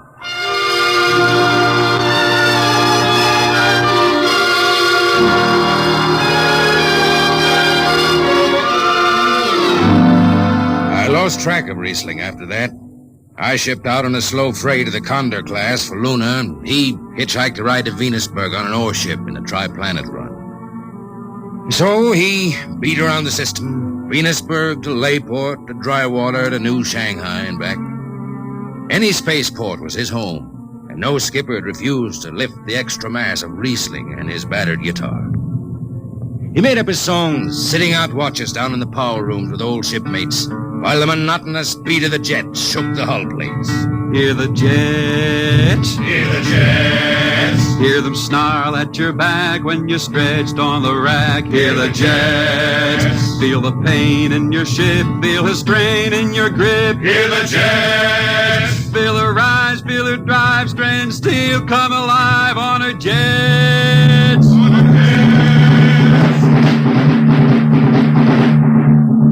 Little by little, his songs began to travel along the spaceways ahead of him. Raw spaceman songs with titles like Since the Pusher Met My Cousin and The Spacesuit Built for Two. But more and more, we began to hear a different kind of song. Strange, sad songs, the ones you find printed in the centennial editions. Dark Star Passing, Death Song of a Woods Cove. And then, finally, The Green Hills of Earth. It grew for 20 years, that song.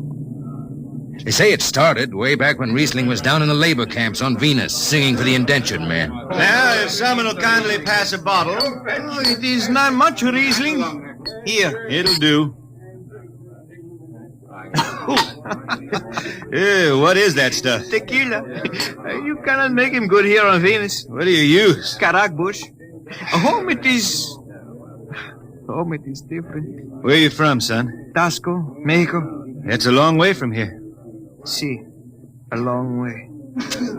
How'd you come to sign on? The man comes out to the village from the city in the shining automobile. Very big. He says there is work. You signed the paper for 10 years and you work. Yeah, work. There is work here, all right. 10 stinking hours in the jungle with machete.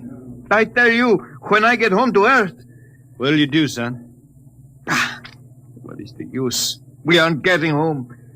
You know how many men die out there in the swamp today? 10 men. 10! What is the use? My mother, she's dead. My father don't care. A girl? Oh, she says she wait. I don't know. Sure, son. You sing some more, Riesling. We drink, you sing. Maybe a new song, son.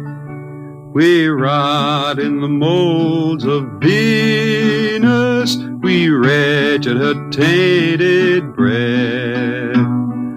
Foul are her flooded jungles, a-crawling with unclean death. What is the matter? Finish the song, Riesling. I can't. Can't yet. It just don't come. I'll finish it when I go home. That's it. When I go home to the hills. Now pass that bottle. The dawn whistle don't blow for 4 hours.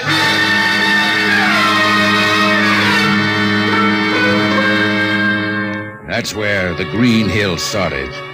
And I was there when it was finished. It was 20 years after that. And there wasn't a man flying or on the beach hadn't heard of Riesling and his songs. He was getting old now for a spaceman. He was a familiar figure through the whole system. Tall, gaunt, and with that dirty bandage tied across his blind eyes. I was chief jetman then on the old Falcon. We were cradled at Venus Alice Isle, scheduled for a direct jump to Great Lakes, Illinois, on Earth. I was checking in dunnage when Riesling felt his way up the gangway and came through the lock.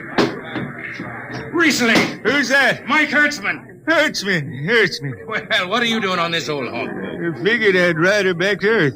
Earth? Are you going home, Riesling? I thought you were never going to make that run. I've been hankering to set foot in the Ozarks again. How about those hills? I've been singing about them so long now, Hertzman. I got to finish the song. I got to set foot in the dooryard and hear the wind through that oak tree.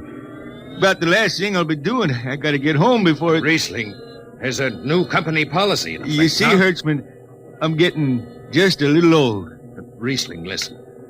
No more deadhead rides. The new code book is in force. Oh, I seen code books come and go. The skipper's one of them youngsters fresh out of Harriman Institute cadet training. He's liable to throw the book at you. At me?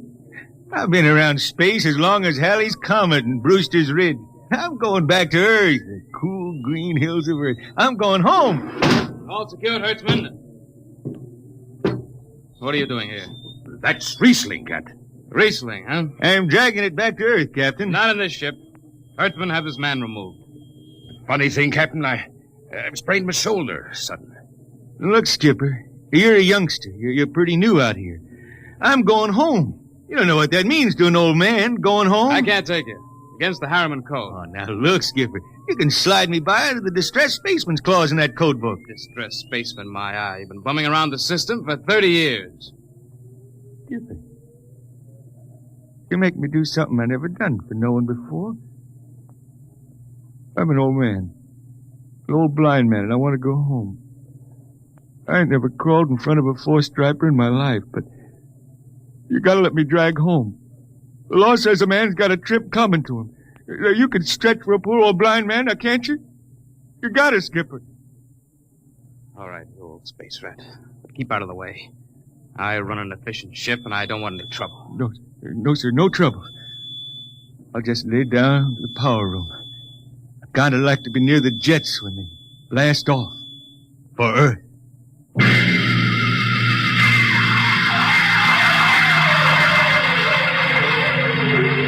Sit down, Riesling. Take a load off your feet.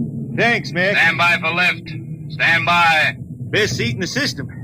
Power room and an old Hawk class ship. Power room, fire 3. Aye, sir.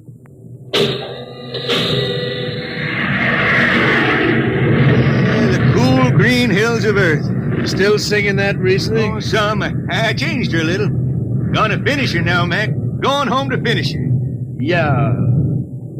Have you seen those new automatic dampers, Riesling? Don't have to do nothing but sit and watch. Hey, where's the peeper? Turned off. She's all automatic. You have it soft nowadays. When I was twisting her tail, you had to stay awake. You got an old hand damping plates on? All but the links. Iron shipped them. They cover up the dials. You might need them. No, the automatics handle everything. Well, you're finally going home, Riesling, huh? Won't seem the same out past the moon. I've been waiting for this a long time, man. Gonna be good to get home, I reckon. The argent sky is calling spacemen back. Mac, you all right? I got the emergency. The hand dampers, where are the links? Mac, you ought to be on the wall here something. I got him. Power room, what's the alarm? Emergency squad coming in. Stay out, the place is hot. Radiation blast. Stay behind the baffle. I got the link shift. I can hand damper now. What's going on in there? I'm still in Jet 3. Is this McDougal? McDougal is dead. This is Riesling on watch. Riesling, get out of there. You'll kill yourself. Don't worry, Skipper. I know this power room like the inside of my shirt. Somebody's got a damper. Riesling, I'm sending in a crew. No use. The whole room will be hot for an hour and the other jets won't hold. Skipper, throw on the recording tape. What? Throw on the recording tape. I want to get something down. Tape's on, Riesling. Stop it, Riesling. The radiation will burn you down. Yeah, I reckon. Yeah, pretty sharp sunburn. Pick me out of here with a tongs and bury me in a lead shield coffin. Okay, Skipper. She's clean. Radiation's getting brighter. I can almost see it. Bright, rosy like the sun. Like the sun over the hills down home. I got my song figured right now. Here it comes. We pray for one last landing on the globe that gave us birth. Let us rest our eyes on the fleecy skies of the cool green hills of Earth. I can see him now. The hills. The sun. I can see the sun. That's the way he died. Riesling, the blind singer of the spaceways, singing of the home he never reached, the cool green hills of Earth.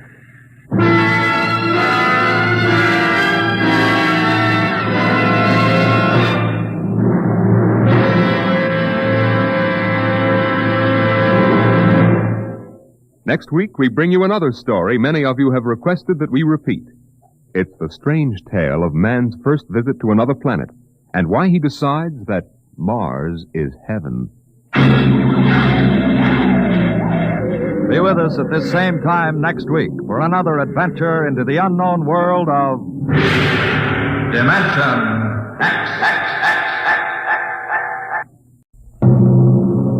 Adventures in Time and Space. Transcribed in future tense. Dimension X.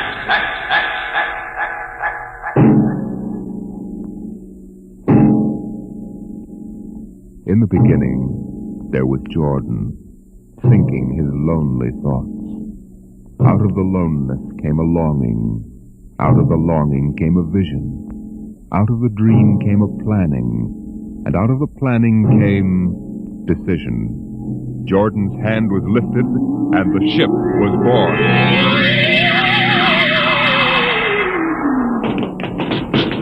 You, look out! Are you all right? Yes, it missed me. What was it? A mutant with a slingshot. I think it dashed down that passageway. You want to go after it? We'd never catch it, Alan. It's probably 12 decks above us by now. I didn't think they ever came down this far. Patrols usually get them before they reach this level. They get more daring with each generation. This one looked like a female. Male or female, it might have killed us. I told you this trip was pure foolishness. Climbing 24 deck levels to hear a crazy old man rave. We're almost there now. Compartment X15, level 24. This is the place. This area smells as if it hadn't been visited by a sanitation crew for generations. Part of the ship is almost deserted.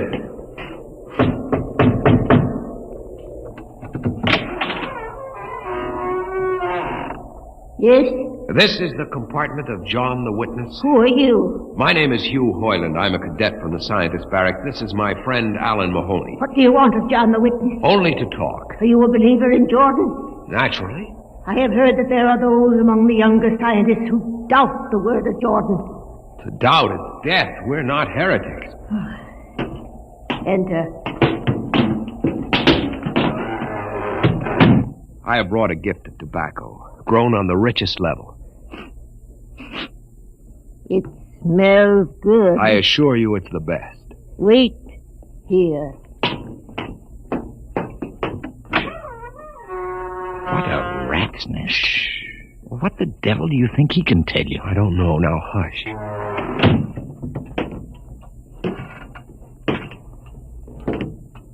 Well? You are John the Witness? I am. Good eating to you. I am Hugh Hoyland. This is my friend Alan Mahoney. What brings a gentleman of the scientist's class to my humble apartment? I have heard that you and your parents before you have long been keepers of the legend of the ship. Since Jordan gave the word. I am anxious to hear the word as Jordan spoke it. Why? You see, among the young scientists, there have been some who talk against the word. Regulations against such heresy? Some of them say the ship has no purpose. They say that we're here accidentally. That we have no more grace in Jordan's eyes than the most deformed mutant who dwells in the highest level of the ship. What shall I say to you? I wish to hear the word from the mouth of one who knows, that I may become more convinced. Sit. You have gift for the witness? The finest tobacco. Good. I will dim the light. Now, pay close attention, for these are the words as my father's father's father gave them to his son's son's son. This is how the ship came into being, how our people were created. In the beginning, there was only Jordan, thinking his lonely thoughts. In the beginning there was darkness, formless and dead. Out of the loneness came a longing. Out of the longing came a vision. Out of the dream came a planning. And out of the planning came decision. Jordan's hand was lifted, and the ship was born. Mile after mile of good compartments, tank after tank for golden corn, ladder and passage, door and locker, fit for the needs of the yet unborn. He looked on his work and found it pleasing, meet for a race that was yet to be. He thought of man, and man came into being. Then Jordan checked his thought and searched for a key. Man untamed would shame his maker. Man unruled would spoil the plan. So Jordan made the regulations, some to speak and some to listen. Order came to the ranks of men. Crew he created to work at their stations, scientists to guide the plan. Over them all he created captain, made him judge of the race of man. Thus it was in the golden age.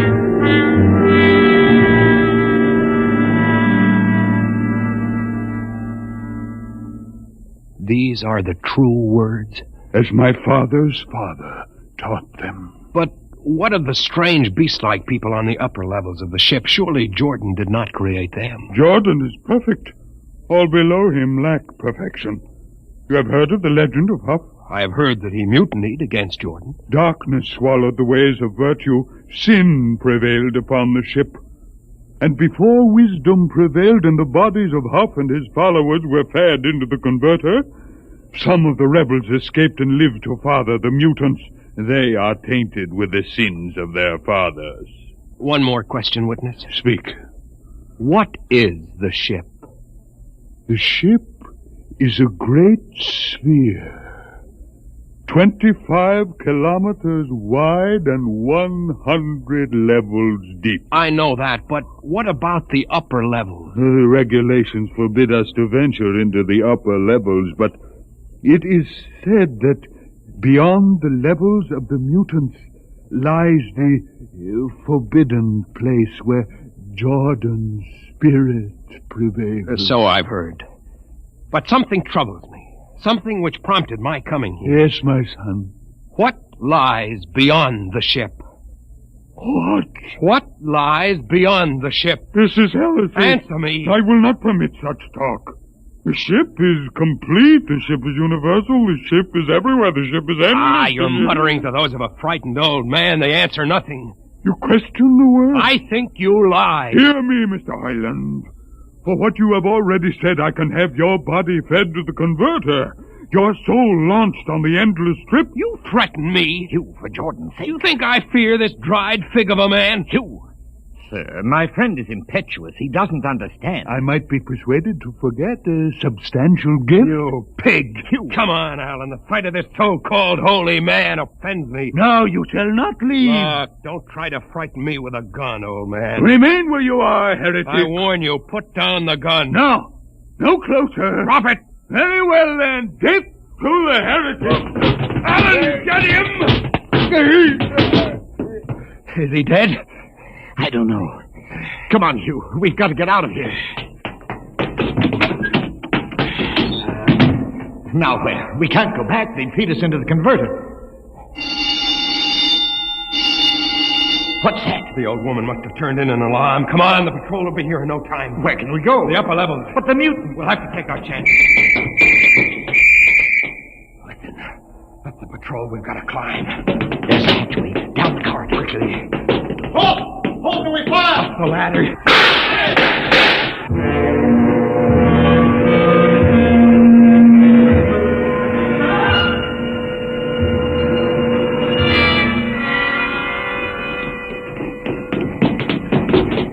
Wait. How far are we from the outside wall? Judging by the slope of the deck, about 2 miles. Mutant territory. Come on, we'll try this passageway. Hugh. What? I don't know. I feel as if we're being watched. It's your imagination. Perhaps not. rat. Get a grip on yourself. This is as big as a dog. Come on. I can't drag myself much further. We've got to find a compartment with water. Oh, if only you hadn't asked him that stupid question. There's no use going over that. Why did you do it? Why? Alan, I've been thinking about it for a long time. And when he began to give me those stupid pat answers, well, I just saw red, I guess. But who are you to question the ways of Jordan? When you asked me to go with you to visit the witness, I thought you wanted spiritual help. I never dreamed I'm that sorry, Alan. I couldn't foresee this. I didn't know what... Wait a minute. Well, what? Another shipwreck? No. I thought I saw something move near that bulkhead. I didn't see anything. Maybe my eyes are going bad still. You behind! Alan, look out!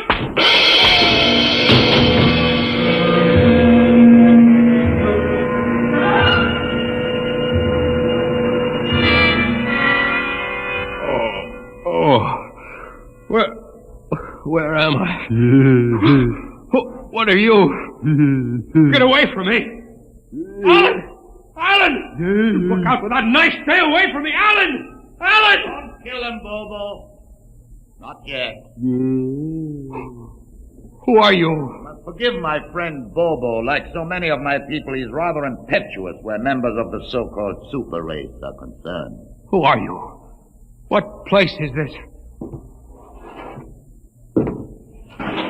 As you can guess from my leg, I'm a mutant. Where is Alan? Your friend is dead. I was not able to restrain my people in time to save him. Why don't you destroy me and get it over with? We do not kill for pleasure, Mr. Hoyland, only when necessary. You know my name? I read your identification tag. Who are you? Mutants can't read. My name is Gregory. I'm a leader of my people. Although we are unfortunate in our heredity, Mr. Hoyland, many of us are quite intelligent. Why do you live like animals? We would rather live like free animals than like regimented slaves, as you do. I've heard that you practice cannibalism. Undoubtedly, you hear many things about us. We raise our own cattle on the upper levels, and those of our people who choose to farm raise enough crops for our small population. You turn your head. Why? This one. I've never seen a creature like him. Bobo is an unfortunate. He was born without the power of speech. How can you tolerate a monstrosity? We have learned to live with difference. If we began to destroy our imperfects as you do on the lower levels, there would soon be no one left. It violates the regulations. The word of Jordan. You know, Mr. Hoyland, your people are really primitive and barbaric. You dare say that to me? I dare say a good deal more. Let us go to my compartment and speak further. I'm always interested in information of the lower levels. I won't give you any information. Bobo, I want Mr. Hoyland in my cabin, please. I advise you to go quietly, Mr. Hoyland. Bobo has a hatred of superior beings, which is unfortunate, but quite understandable. Proceed.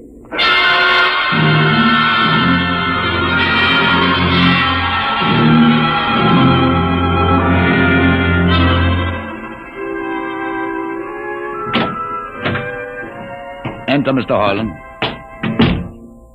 This is where you live? Yes. But you have books. Stolen from your libraries, Mr. Hoyland. Compton's Astrophysics.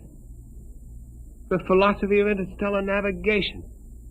Celestial Mechanics. You have read these?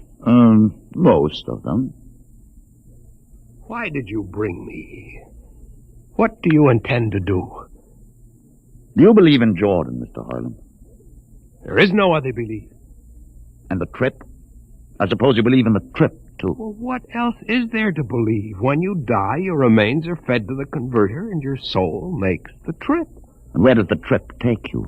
Why, to Centaurus, of course. Huh? What is Centaurus? Why, Centaurus, mind you, I'm just telling you the orthodox answer. Centaurus is where you arrive when you've made the trip. A place where everything is happy and everybody's happy and there's always good eating. It's mythological, of course. And you believe this? The peasants believe it, literally, but many of the younger scientists like myself know that it's figurative, symbolic. Why do you ask? Didn't it ever occur to you, Mr. Hoyland, that the trip is exactly what your peasants believe it is? That the ship and all the crew were actually going someplace? Moving? The ship can't go anywhere. It already is everywhere. Imagine a place bigger than the ship, much bigger, with the ship inside it, moving inside. But there can't be any place bigger than the ship. There wouldn't be any place for it to be. Oh, for heaven's sake. Listen, you know the lowest level? Yes. If you started digging a hole in the lowest level, where would that hole go? Where would that... Oh, no. No, it's forbidden to think such a thought. Where would it go? No. No, I can't think about it. Bobo! Bobo, we're going to take Mr. Hoyland to the place. Where are we going? To the top level. But it's certain death. Nonsense. I've been there 1,000 times. Come along. No, I won't. You can't make me. I think we can. Now, shall we proceed peacefully, or shall I have Bobo persuade you?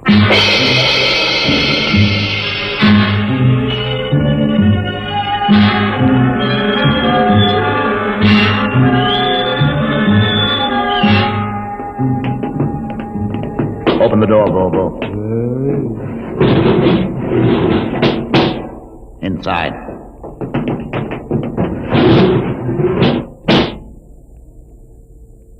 What place is this? This, Mr. Hoyland, is the main control room. Why, Mr. Hoyland, you're trembling. It isn't true.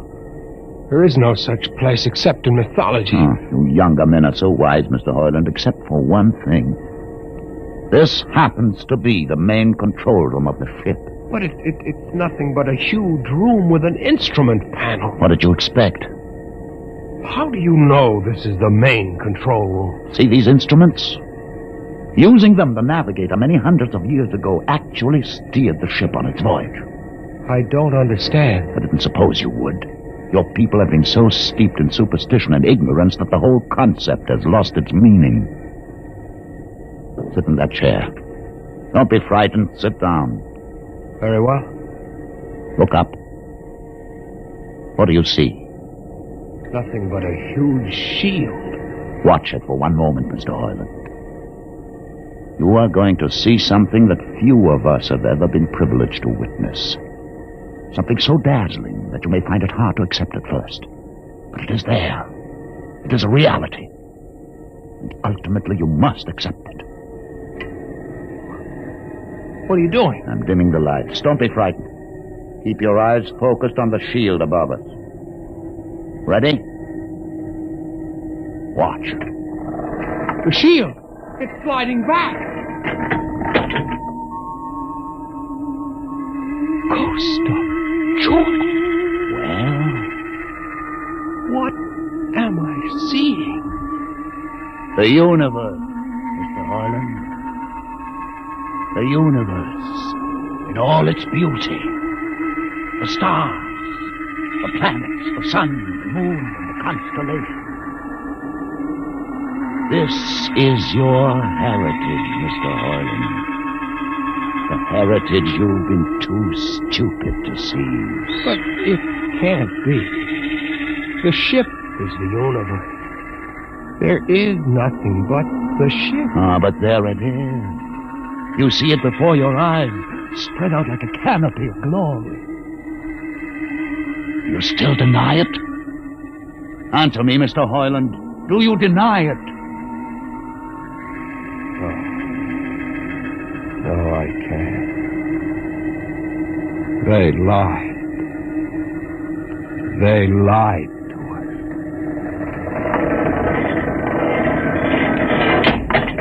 Good. Why did you close the shield? You will see it again if you're not afraid. I'm not afraid. Many times. I've shown this to others of your people whom we captured, and though they saw it before their very eyes, they would not believe it. Tell me about it.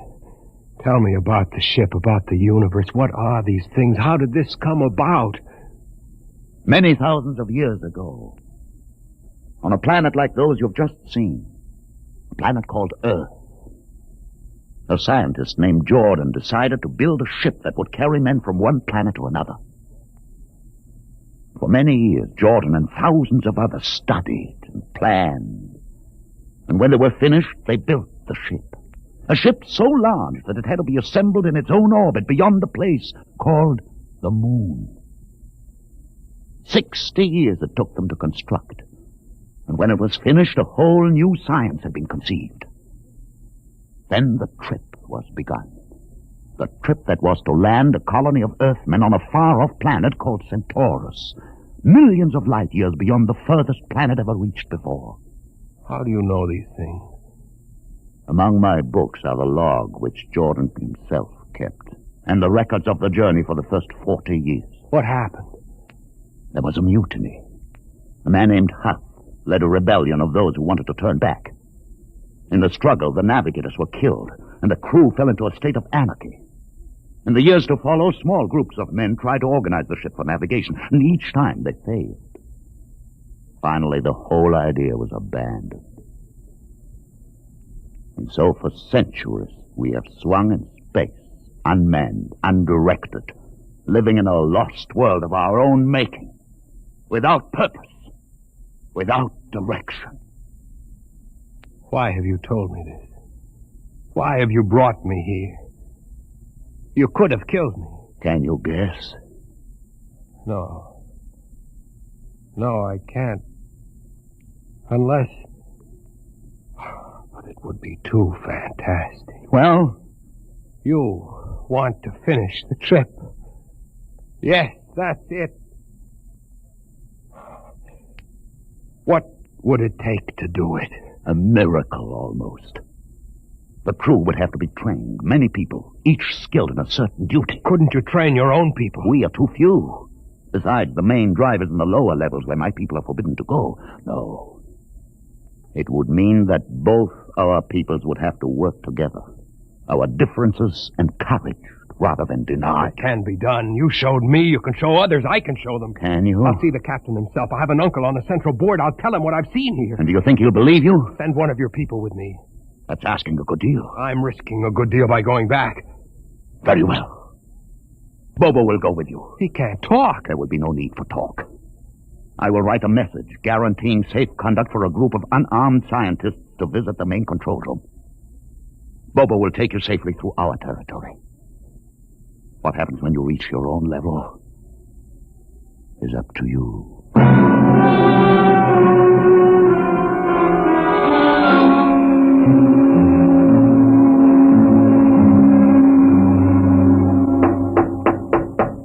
One moment. Yes, what you? Quick, Uncle Edison. But this mutant... He's harmless, please. Now, what is this? You're wanted I know all about that. Listen, Uncle, I must see the captain. The captain? Are you mad? You're a council member. You can get me to see him. They'll kill you. You're wanted for heresy. I don't care. I must speak with the captain. You're close to him. You can arrange it. I don't understand why... Uncle, listen to me.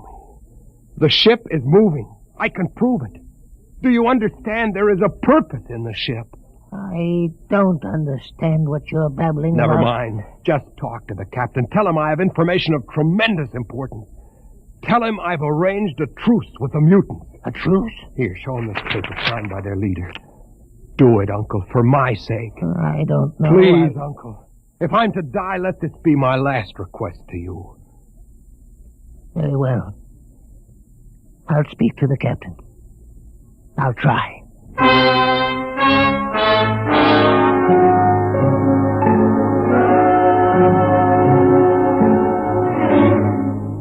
And you say, Mr. Hoyland, that you saw this with your own eyes? I swear it, Captain. I swear it on the word of Jordan. Let me see that paper again. What do you think, Commander Earth? I don't know, sir. It might be a trick. I guarantee you safe conduct. If these things are as Mr. Hoyland reports them, it would pay to risk a few lives. The man is a convicted heretic. Still, we mustn't discount his word entirely. He has a safe conduct. The mutant risked its life coming with him. I think we might investigate. You will do it? I'll have an expedition outfitted. Dismissed, Mr. Hoyland. Thank you, sir. Thank you. Captain, do you... Commander Earth. Sir. You'll make the necessary arrangements for an expedition. I trust you understand. Perfectly, sir. Perfectly.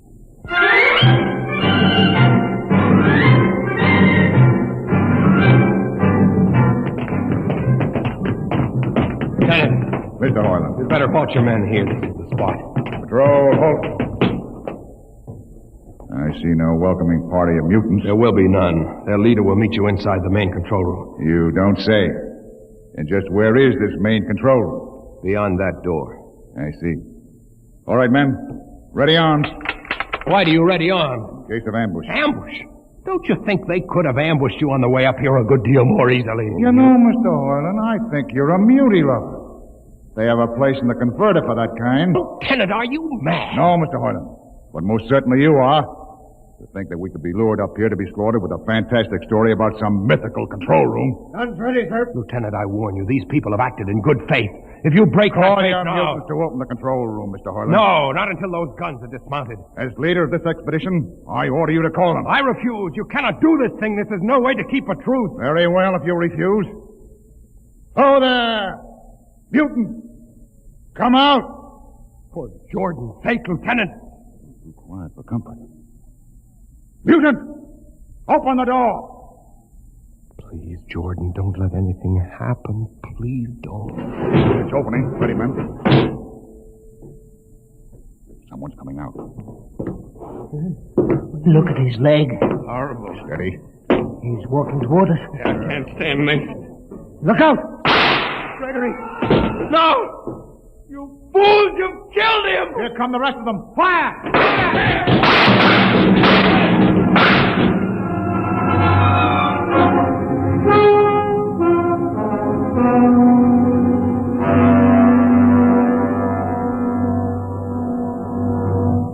That should teach them a lesson they won't forget. All right, men. Inside the room. Orland, you're under arrest as a conspirator in this ambush. Ambush, you fool, you blind, stupid fool! That'll be enough. Have you been inside this place before? Yes. What's all this machinery? These are the controls he would have used to steer the ship. He's gone out of his mind, Lieutenant. Steer the ship? Who? The leader. The one you killed. This ugly mutant? This ugly mutant happened to be a man of true greatness. You're mad. Am I? This man had a vision which could have saved you, but you chose to kill him because you couldn't stand the sight of his difference from you. I'll not listen to these ravings. Close your ears. Shut your minds against the conscience that tells you it's wrong to kill. That tells you that your need to be arrogant only proves your inadequacy to yourself. Shut him up. Don't listen to him, man. You can't shut your ears. My words sting you. You cannot shut your mind. And you cannot shut your eyes. Don't do this! The roof. It's moving back. Look. Let the vision of this confound your ignorance and blind your eyes. This is the heritage you tried to stifle in your own breast. This is the heritage of stars and open skies for which men have yearned for centuries. Try to destroy this, and you will only destroy yourself. Death to the heretic. Kill me if you choose. But I say to you that this you cannot keep from our people. That they will seek it out, and the ship will be manned, and the ship will be steered, and there will be freedom and purpose and respect for ourselves. This is your heritage. Look upon the universe. Kill him! Kill him! Kill him!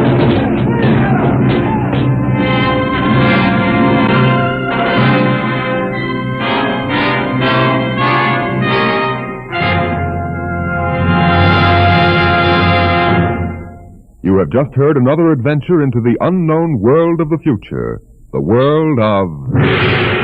Dimension X.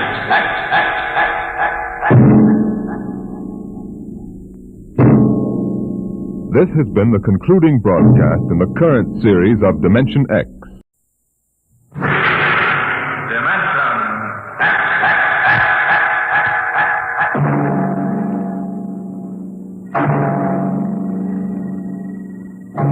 Can you predict what will come in 100 years? Can you see beyond the known dimensions of time and space into the unknown, Dimension X? The ridge stars spread 200 light years across space. To the passengers on the immigration spaceship from Earth, they appear to be pinpoints of light in the darkness. The men, women, and children slept in their bunks in the tiered dormitories, or sat reading the immigration folders that described the worlds of the ridge stars in glowing, rosy terms. Anne Travis stood before the vision port and searched for the spot of light which would be her new home.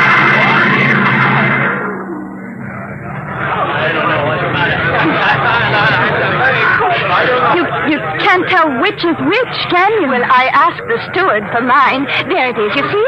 That nice, bright little star up in the left-hand corner? That one? Yes, Alka 3. I'm going to meet my son there. He sent for me.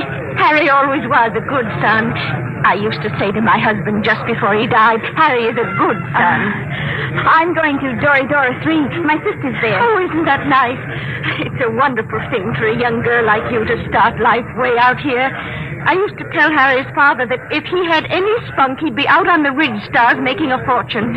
He was assistant buyer at Bloomingdale's kitchenware. I see. Maybe if I asked the purser, he could point out Dora 3. Oh, well, you go ahead, dear. You paid your fare like everybody else. What did you say your name was? Anne Travis. Well, I'm Lottie Elders, Mrs. Harold E. Elders, though, of course, I don't use Harold's name now. Are you all alone? Yes, my folks died last year. That's why I'm coming out to live with my sister. Oh, why, you poor child, traveling halfway across space with nobody to talk to. Attention. Attention all passengers. There it is. I just know it. You are now within the Ridge Star Quadrant. The trip is almost over. Captain Braxton wishes me to inform you that a vote will shortly be taken to determine on which planet of which sun every passenger of this ship will be landed. What is he talking The about? majority will decide, and all must abide by the decision. I don't understand. What did he say about a vote? I don't believe it. He said everybody had to go to the same planet, didn't he? But Harry's on Alka 3. Look here, Mrs. Elders, they can't get away with this. They can't just set us down anywhere. I've got to meet my sister. What can we do? I don't know, but I'm going to find out. I'm going to see the captain right now.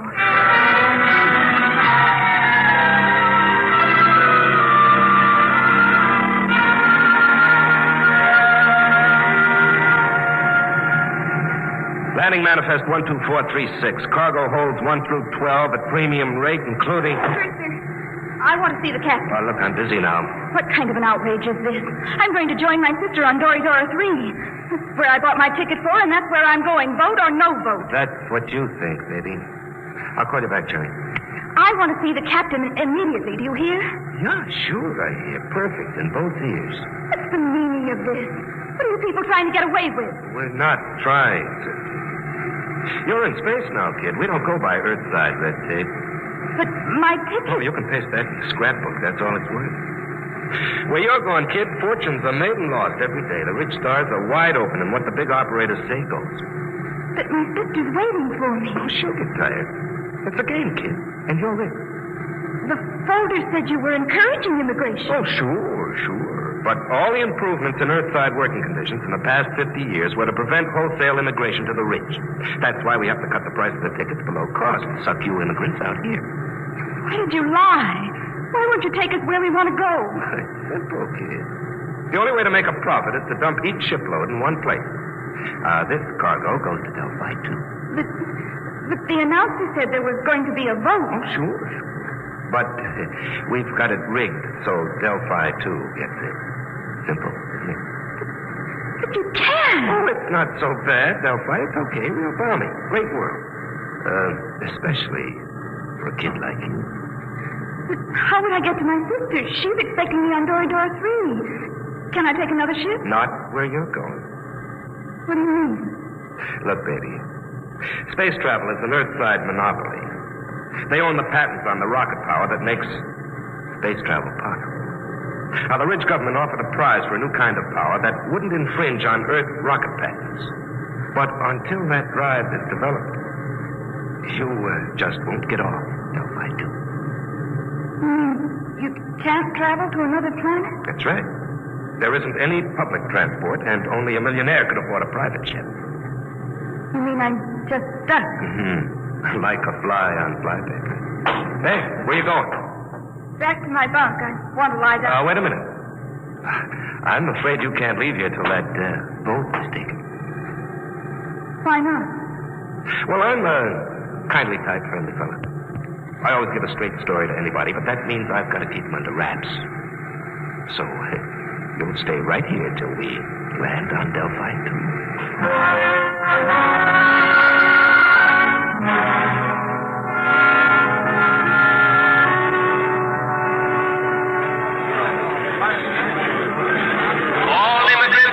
Not clear, please report to the inspector under the first letter of their last name. Anne, where have you been, child? I looked all over for you. They kept me in the Christmas cabin. Mrs. Elders, what shall we do? I'm sure I don't know. Harry, he's my son, you know. He'll be just frantic. Attention! Any immigrants not cleared or in the proper line in 10 minutes will be indefinitely detained. Oh, dear, I haven't been cleared yet. Oh, you'd better go then. I'll wait for you right here. Oh, be sure you do, dear. I'm so frightened. Oh, which way do I go? Oh, the ink sign is over there, see? Oh, I don't have my distance glasses. You will wait for me, dear? Yes, right here. Go along now. All right, you. Come on. Who are you? Never mind. Come on. Grab her, Al. Come on. Let go of me. What's the idea? Let go. Get her. Who are you? Let go. Let go. We can't take any chances, Al. Put her out, right?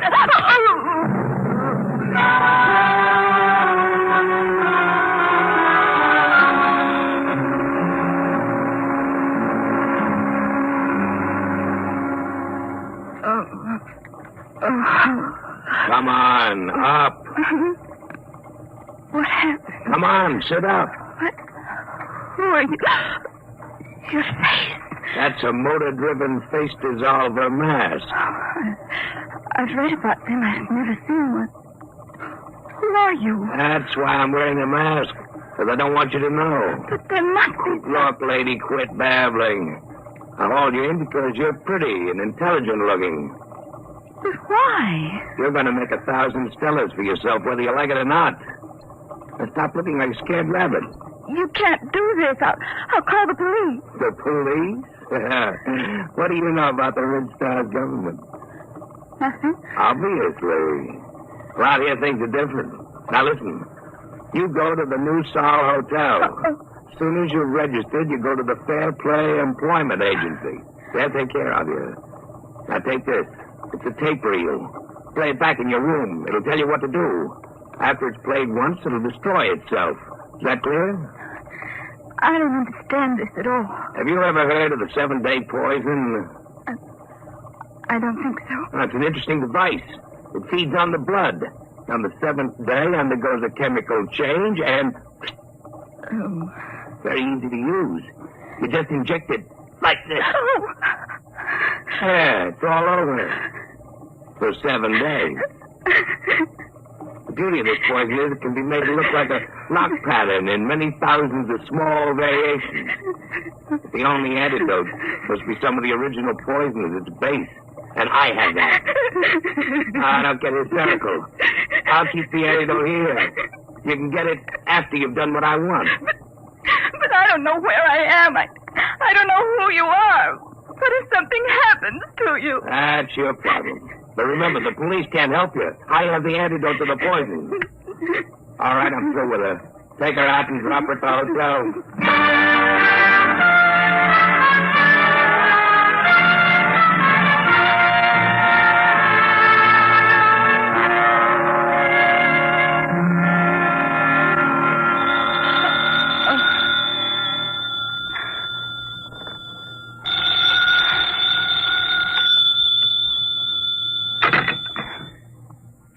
Room 2635.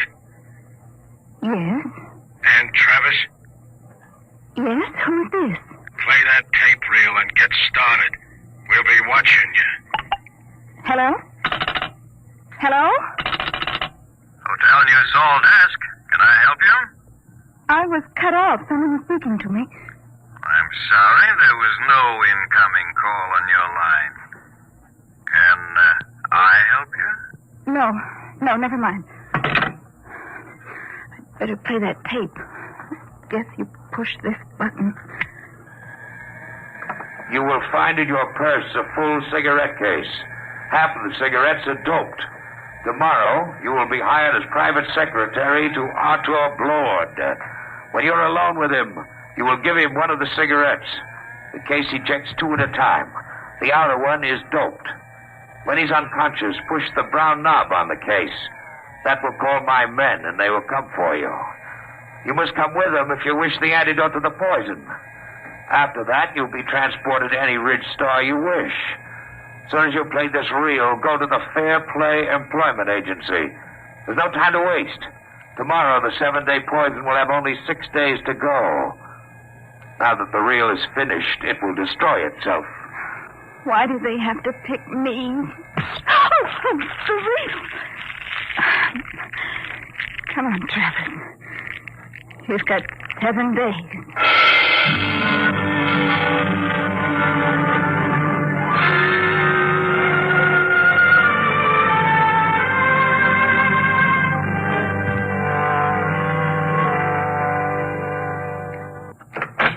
Come in, Miss Travers.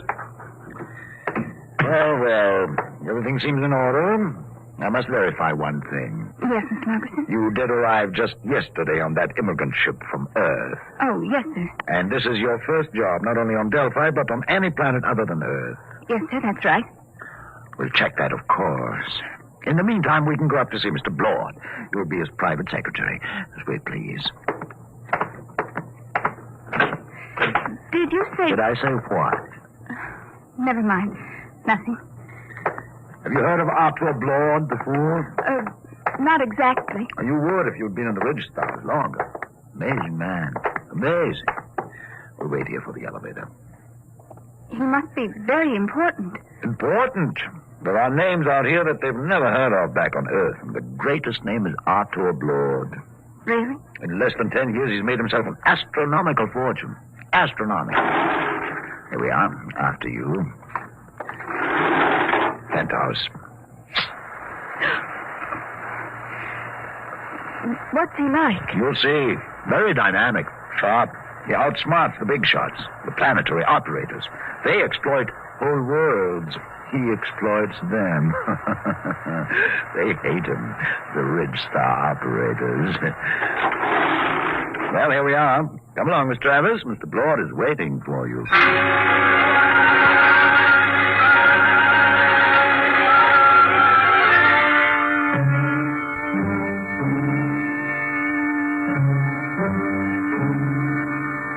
Mr. Blord, this is Ann Travers, her record and references. Not interested.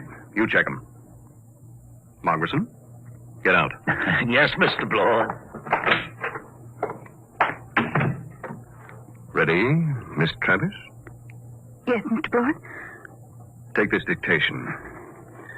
Chromium field on Transion 4, value 100 billion stellars. Just plain slugging. Let somebody else do it.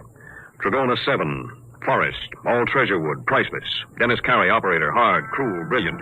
Should be interesting.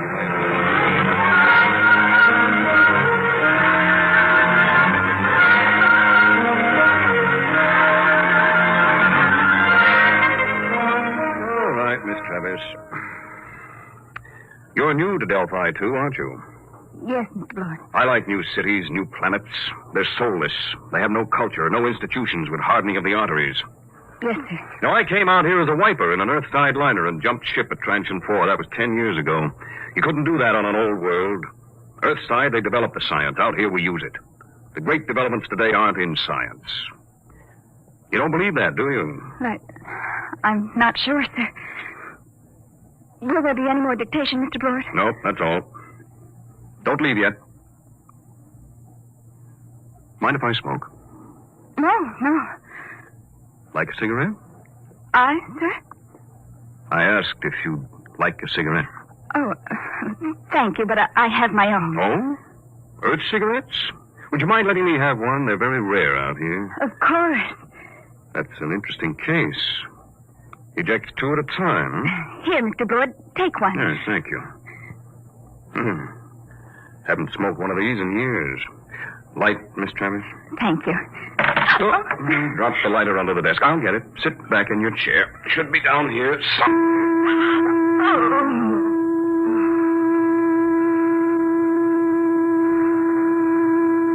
Miss Travis. Miss Travis.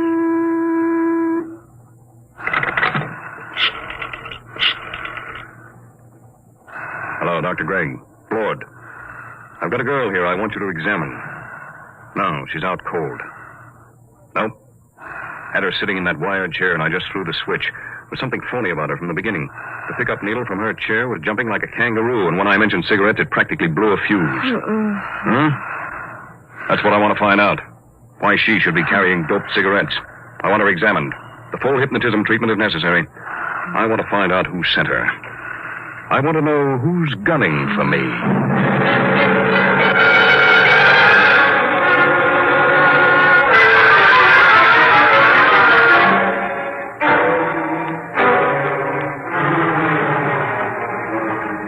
There you are, Blood. That's the best I can do, short of a full-length narco analysis. You sure about that 7-day poison? Absolutely. She's got less than 6 days. And she was right off the immigrant ship. This is the first time I've had a plant. Somebody found out I hire 'em fresh from Earth. I've got her memory track on that face dissolver mask. It was Delaney. I thought so. But he isn't working alone. It's that gang working for the prize on the new space drive. I got into the competition 2 weeks ago, and I guess they're afraid of losing the money they've put into research. What about this kid? She's got 6 days to live, and I wouldn't take any bets that they try to save her if she doesn't deliver the goods. They wouldn't even save her if she did. Delaney wouldn't want witnesses. Doc, set everything up the way it was before she went under. What are you going to do? I'm going to let them take me. Wait a minute. They're liable. I know what they're liable to do, Doc. You take care of the girl and leave the rest to me. Okay. It's your funeral. Maybe. Now, let's revive Miss Travis. You set up the projectors. Come on, up to it.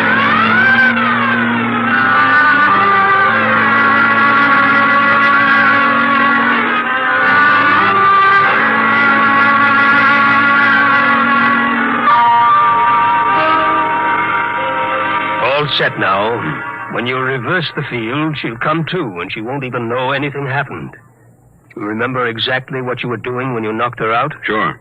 I was looking for the lighter under the table for that doped cigarette of hers. Well, I'll be going. Good luck, Artur. You'll need it. I'll be seeing you, Doc. All right, Miss Travis. Now let's take up where we left off. I felt faint for a minute. Did you find the lighter, Mr. Blort? Oh, yes. Thank you. I haven't had a good drag on an Earth cigarette in years. It's... stronger than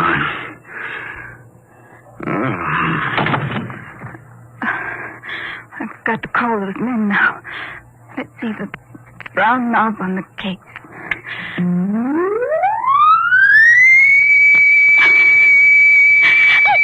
I didn't want to hurt him, but what can I do? What can I do?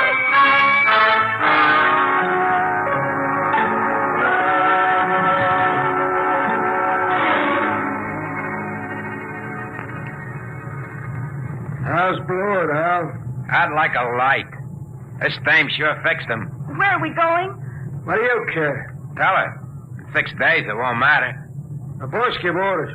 What's the difference? These two are dead duck. What do you mean? You think the boss will give you that antidote? He promised. Al, he promised. Did he really? But did he give his scouts honor? You know, spit twice and cross his heart. Please, stop it. What will happen to him? Blood? Oh, you got me. Last 3 guys I brought over here ended up in the disposal unit. You mean they'll kill him? Wouldn't be surprised. Oh, no, they couldn't. They don't play for marbles out here in the rich stars. But the police... That's just like Earthside, sister. Police take their cut and arrest a couple of bindle stiffs every night to make it look good. Lord was playing around with some pretty big men. He knew what he was getting into. I didn't think they'd kill him. I don't know anything about the Ridge Star. Oh, that's tough, lady. Real tough. There's the beam. We're hit. All right, fasten your straps. I'm taking her down.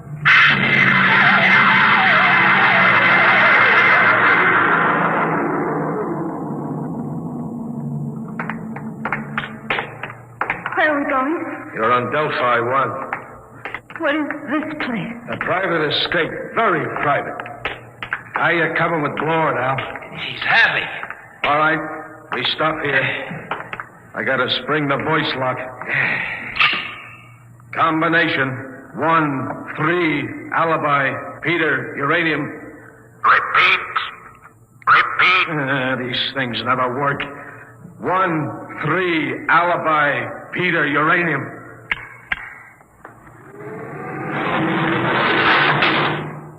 All right, drag him in now. Where do you want him, boss? Clamp him in the chair. Give me a hand, will you? Yeah. All right. Get his feet straight. Now throw the clamps. Inject the key stimulant. Right, boss. Tear up his sleeve, Al. All set, boss. Do we have to keep on the masks? I got a cold. No, I think we can do without them. Shut off the power. There we are. He's coming to. Delaney. What am I doing here? I think we can get down to business, Lord. We represent 90 companies. We've entered the Ridge government contest to develop a space drive that won't infringe on Earthside patents. Oh? Well, Delaney, I've got news for you. Unless one of you has a power drive that's 25% faster than an Earthside rocket, you're licked. What do you mean? You must know, Delaney, you said... Quiet. Can't you see trying to get us arguing? When I heard some of the low speed you boys were Shut using... up! All right.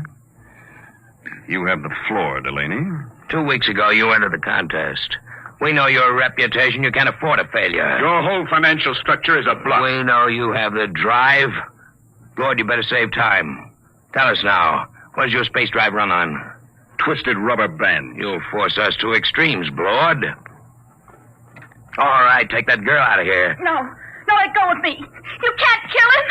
I didn't know you tricked me into getting in Get here. her out. Come on, sister. Let go. Oh, all right. So you want to play rough?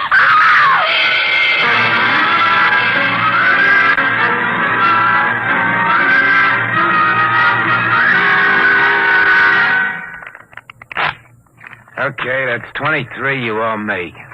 Your deal. Cut. I trust your deal. Oh. Oh, she's coming too, huh? That's nice. Deal from the top. Did they kill him? Who knows? You want the top card? No. Neither do I. Where is he? In there. They'll let him go, won't they? They've got to. I didn't realize they'd kill him. Well, thank you. Just the card I wanted. A pleasure, I'm sure. Look, you've got to tell me. Are they going to kill Mr. Blore? Look, lady. A, you are interrupting a very important card game. B, you're better off if they do kill Blord. Let's face it, kiddo. You crimped him good. Crimped him? You think he's going to like you for doping him and getting him into this mess? Blord's a tough guy. When he first come out to the ridge, he killed 3 men in the mining camp over on Tranching when they double-crossed him. Sure, if he ever gets out of this, I wouldn't bet a lead slug on your life. I'll go with 10. Please. Tough luck, Sonny. I got 3. And double for spades. Yep, if Blord gets loose, I wouldn't want to be in your place. But I didn't understand. They tricked me. I don't think Blord will sympathize. Deal a card, will you? Hold it. Blord, you're a crawling rat. I'm a realist, Delaney. He's alive. You got me. So I'll make a deal. Now look, we form a joint stock company. Each of you signs over his patent rights to the new firm, and we split the shares. You hear that? You get my space drive. I get 25%. Delaney runs the new company. The whole deal to be publicized if you wish. Lord, when this gets out, it'll ruin you. They'll despise you when they find out how much dirt you've eaten. Well, I didn't have much choice, did I? All right. Now the other part of the deal. You got me here through a certain young lady. Now, we can dispose of her. No, I think I'd like to do that. I'll take her as part of my 25%. Any objections, Delaney? No, just be careful. Get rid of her clean. We don't want any mess left around for the Ridge government to find. What are you going to do with me? You promised Did I? Get rid of her, Blord. Only make it clean.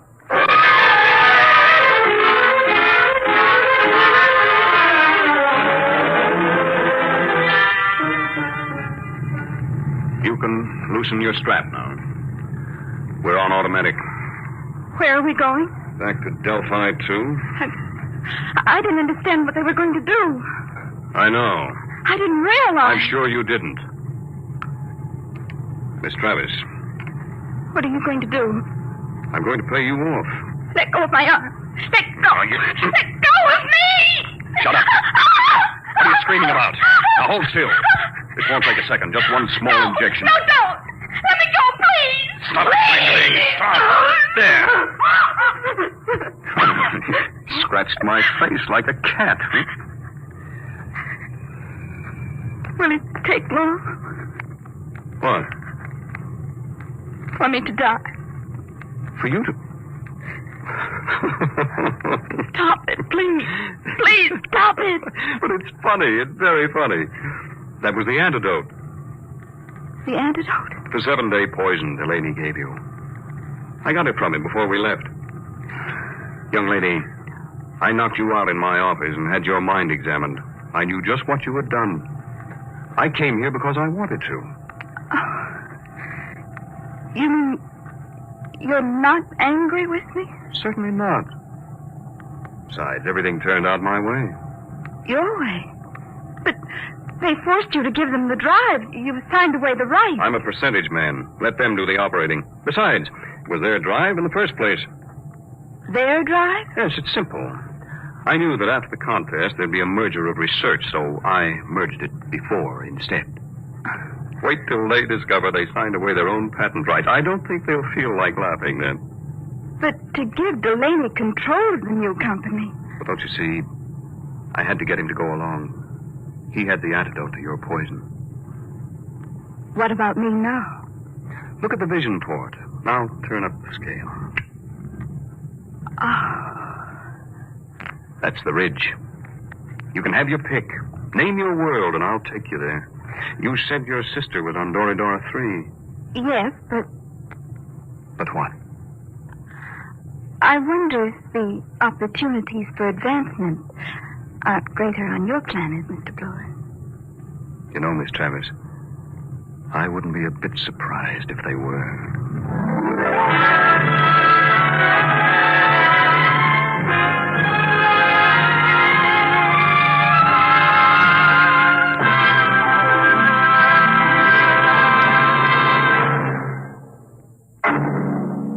How would you like to live in a world no larger than a single gigantic rocket ship? You'll find out more about it next week on... Dimension Today, Dimension X is transcribed Competition, adapted for radio by Ernest Kenoy from a story by E.M. Hull. Featured in the cast were Elaine Rost as Anne and Les Tremaine as Arthur Blord. Your host was Norman Rose. Music by Burt Berman, engineer Bill Chambers. Dimension X is produced by William Welch and directed by Edward King.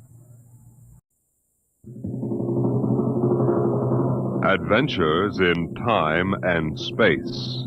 Transcribed in future tense. Dimension X.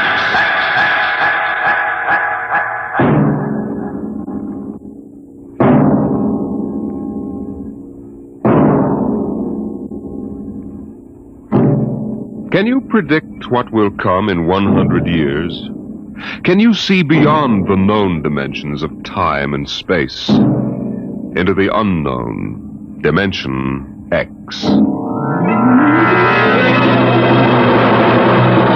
In 1987, Atlantic Spaceport was established on the site of Old Fort Devon outside of Boston.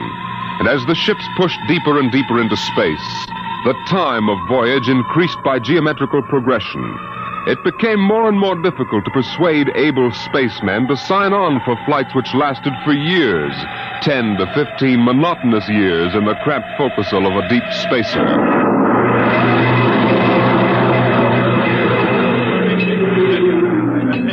The bar rooms and one-armed joints in Scully Square in Boston were plastered with recruiting posters for the deep space star runs.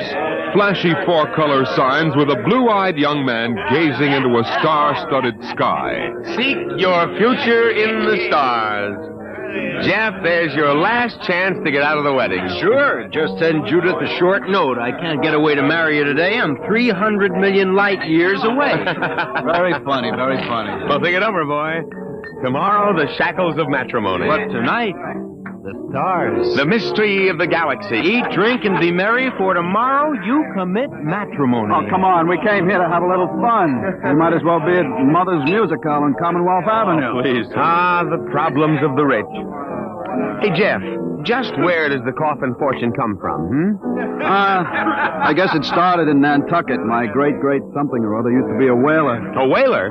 There she blows! A dead whale or a stove boat? Watch my trusty harpoon! Ouch! Look out with that fork! Where's the money now? Oh, I don't know. We've got a lot of commercial holdings, mills, import, export outfits, rocket lines, you know. Mere trivia. Hey, why don't we get out of this dump? We could go up to the Copley Plaza. It may be stuffy, but at least the glasses are clean. You're the condemned man. All right, you guys go ahead and get a taxi copter. I'll settle. Meet you out in front. Right.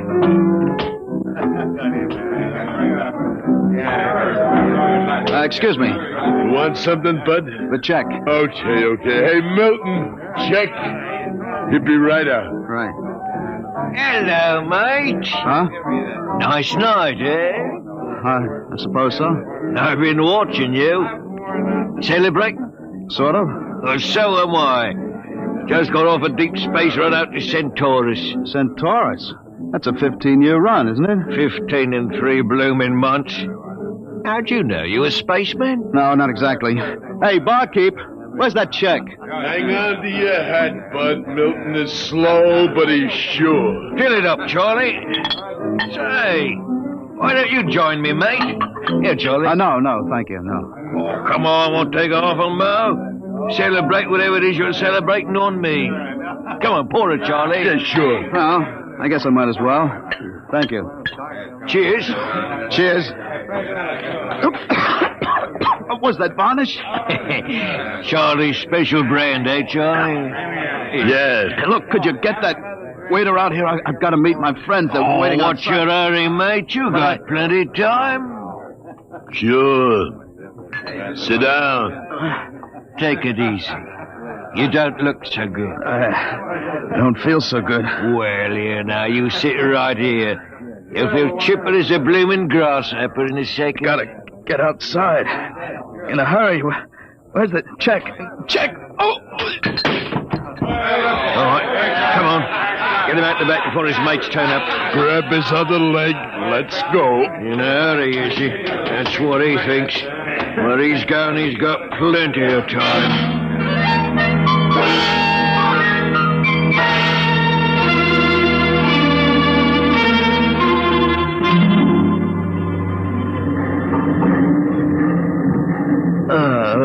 All right, mate. Up on your feet. Wakey. Let go of me. What's the idea? Rise and shine and greet the dawn. Where am I? What's going on here? Come on now, mate. Up and at him. Wakey. Come on, show a leg. Wait a minute.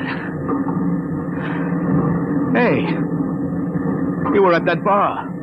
Scully Square. Come on now, up to the power room or you'll be in trouble. Power room? What are you talking about? Where am I? Well, that's hard to say exactly. Offhand, about 8 hours out of Atlantic Spaceport. Atlantic Spaceport? What kind of a joke is this? If Alan and Peter think this is funny, they... What ship is this? R.S. Michael M. Rafferty. Coffin line. Coffin line. Well, that makes it easy. You've got to put back to port. Forget your toothbrush, mate. Listen, you runt, take me to the captain or I'll tear you apart. Here, let go of my lapel. Get moving. Sure, mate, I'll take you up to the captain. Captain Lundstrom is just the man you want to see.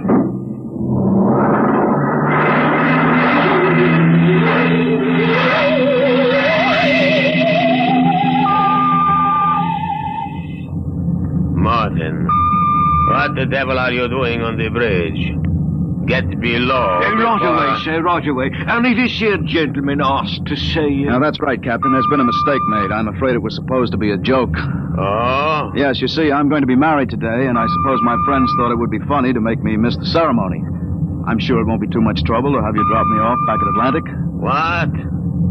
Martin, what is this? Oh, it's simple, Captain. He wants you to turn the ship around, that's all. If there's any trouble with your superior, I'm sure I can fix it up. You see, I'm Jeff Coffin. Yes? Well, you don't understand. My father is Cyrus Coffin. He owns this ship. He does, eh? I can understand you're not believing me, Captain, but I can identify my... Hey, where's my wallet? My. Look, Captain, all you have to do is radio back and check. Mr. Black, remove this man from the bridge. Aye, sir. You heard the captain, Buster. Wait a minute, let go of me. There's no way to treat a passenger. Passenger? Wake up, sonny boy. You're one of the crew. What? Well, you're crazy. I'm Jeff Coffin. Maybe, but you're signed on as a crewman. Now stand at attention. You can't get away with this. And say, sir. Why, you cheap hoodlum. Now listen careful, sonny. You're a spaceman on this ship. And when an officer gives you an order, you're going to jump. Now, how do you all bust it? Let go of my arms. I guess you need a little lesson in ship's discipline. And you might as well get it now. All right, Mr. Black. Now take him below.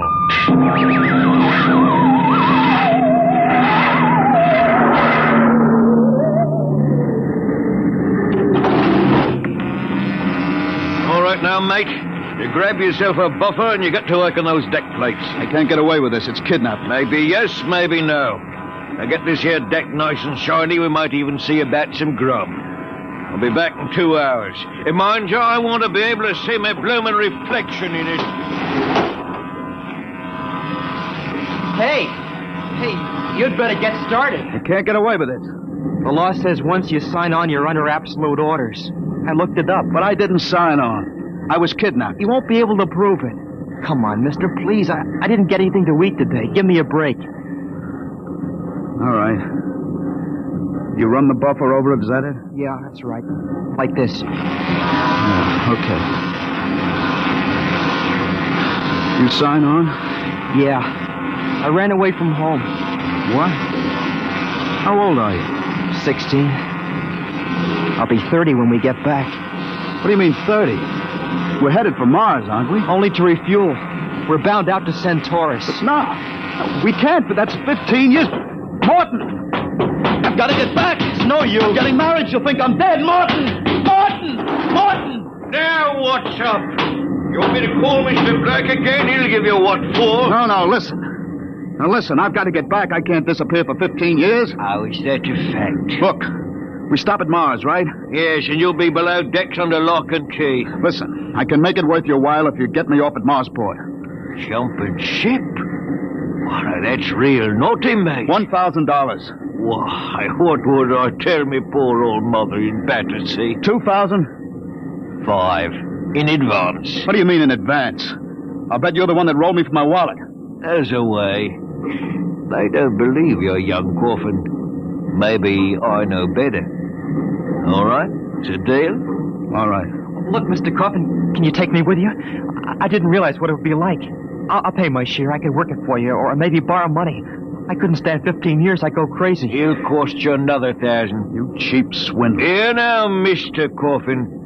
I'm all what stands between you and a lovely pleasure cruise for 15 years, so I'll thank you to treat me with the respect and politeness what a gentleman like myself deserves.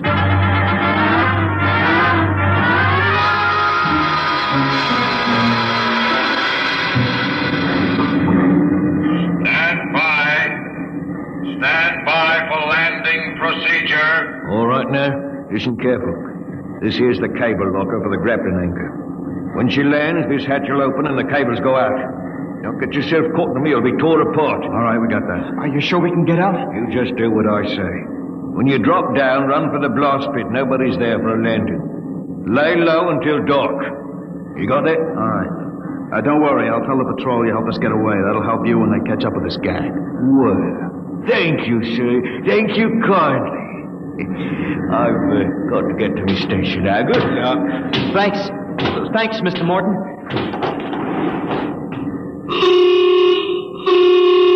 There's the landing horn. Yeah. Keep clear of that cable, Joey. Here comes a deceleration blast. Hold on, Frank.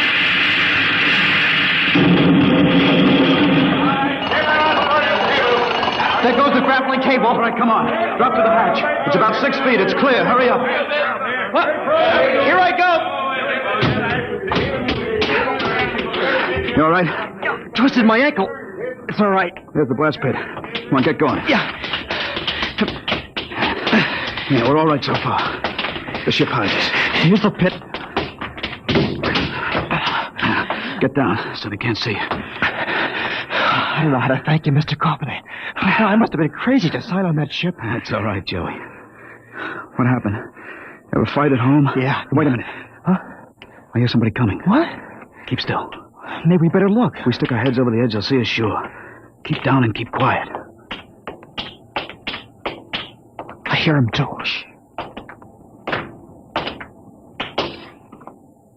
Well, well, well. Look what we have here.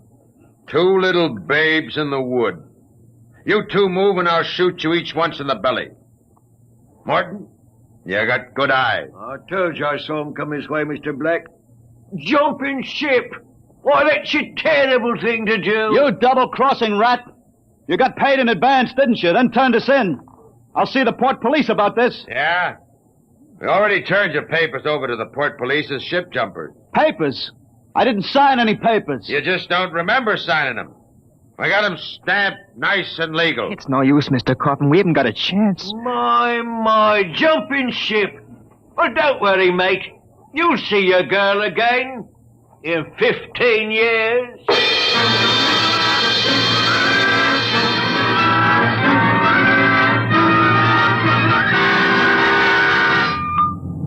Mr. Black, inform the ship's company that these 2 men have been found guilty of attempted desertion. Desertion? Well, you kidnapped me, you dirty crook. Don't you talk to Captain Lundstrom that way.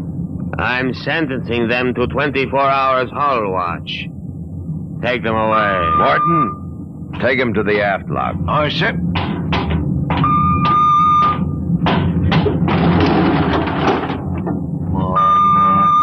Ship jumping. You didn't have that gun, I'd break you in 2.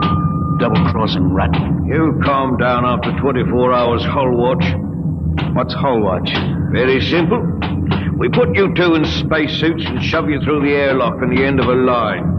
You sit out there and you watch the hull for 24 hours. You can talk to each other on the wireless intercom, but no food and no water. And the heating units in those suits are just a little bit defective. It makes it interesting long about the 18th hour. I'll bet. Well, here we are, gentlemen. The airlock. Now, you get in here. You've got 5 minutes to get into suits and we blow you out of the lock. See you in 24 hours. Maybe.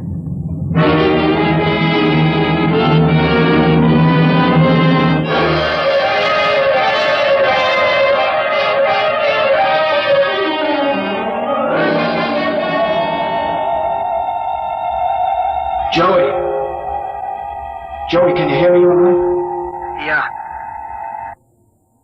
It's getting awful cold. How much longer we got? I don't know. I suppose that's part of the fun. Guessing. I'm awful thirsty. It can't be too much more. Hang on, kid. It's cold. It'll probably get colder. We'd better snap the safety hook. Jeff, what would happen if we drifted away from the ship? We'd keep going in the same direction till the oxygen gave out. Yeah. Will it get much colder? I don't know if I can take it. We haven't got any choice, Joey. Just hang on. It can't last forever.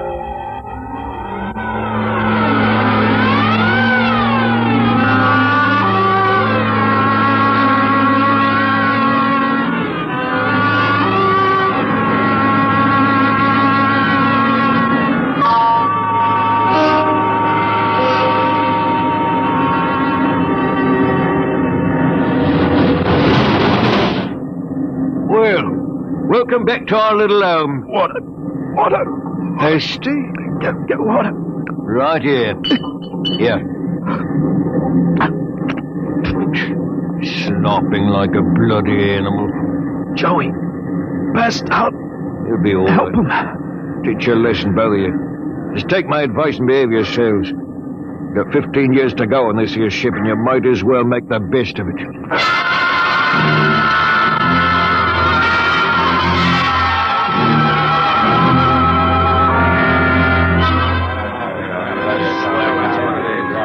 Hey, Martin, what do you call this mess? That's your supper, mate. Food concentrate. What's the idea? Only 2 months out and on concentrates already? You complaining, Red? Yeah, I'm complaining. If Captain Lundstrom's chiseling on the manifest, that's his business. But when he tries to take it out of our hides... You keep quiet or I'll turn you into Mr. Black. Concentrate is what you get to eat from here on out. Now shove it in your face and keep quiet. I'll shove it in your face and see how you like it. Look out, fella. Look out. What's going on in here? Gordon? What happened? He struck me, that's what. 48 hours hull watch. What are you all looking at? Get back to your places. Morton, bring that man to the aft airlock.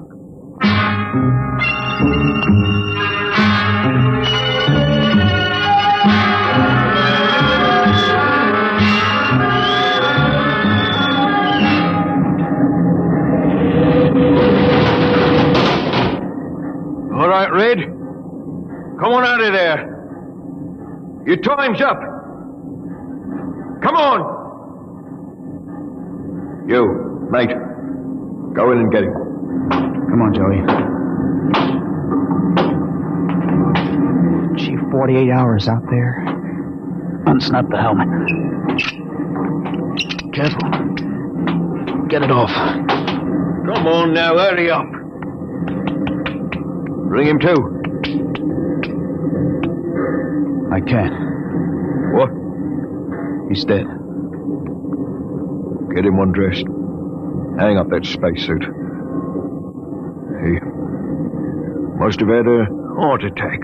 Heart attack. He's frozen to death. Mr. Black will be fair heartbroken. Red was a first-class jet man. Hurry up with that suit. It's cold in here.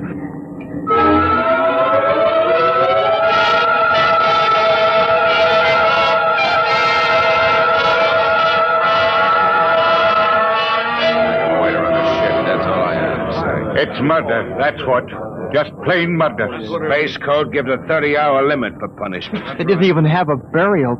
Just shoved him out of the lock. Well, if the owners knew about this, they'd stop it. Oh, fat load of good that's going to do us for the next 15 years. Oh, wait a minute. Wait a minute. If we could get the ship back to Mars... Oh, look, that's no good, son. 2 weeks after we landed, we'd be hung. That's what Space Code says about mutiny. If they catch you in the act, they shoot you down and no question. Well, I'm willing to take the chance. Are we going to let Black and Lundstrom kick us around for 15 years? Well, I'm not. Why don't we take over and head back? Okay, Quiet. Did I interrupt something, gentlemen? A discussion? Talking about the captain, maybe? Well, grab him. Let's go in I'll have you all out in the island shifts. I'll see you now, place you. That's what I'll do. Here, chew on my oil rag, Morton. There. Well, that's done it, Harry. He's an officer. Who cares? Look, we've got to move now. Joey, Get up to the radio room and smash the set before they can get a message out. Right. Pop, you get out. Yes. Tell the engine watch. All right. The rest of us will go up to the bridge. How about this, Rat? Tie him up. Speed counts now. We've got to take over before they know what hit him.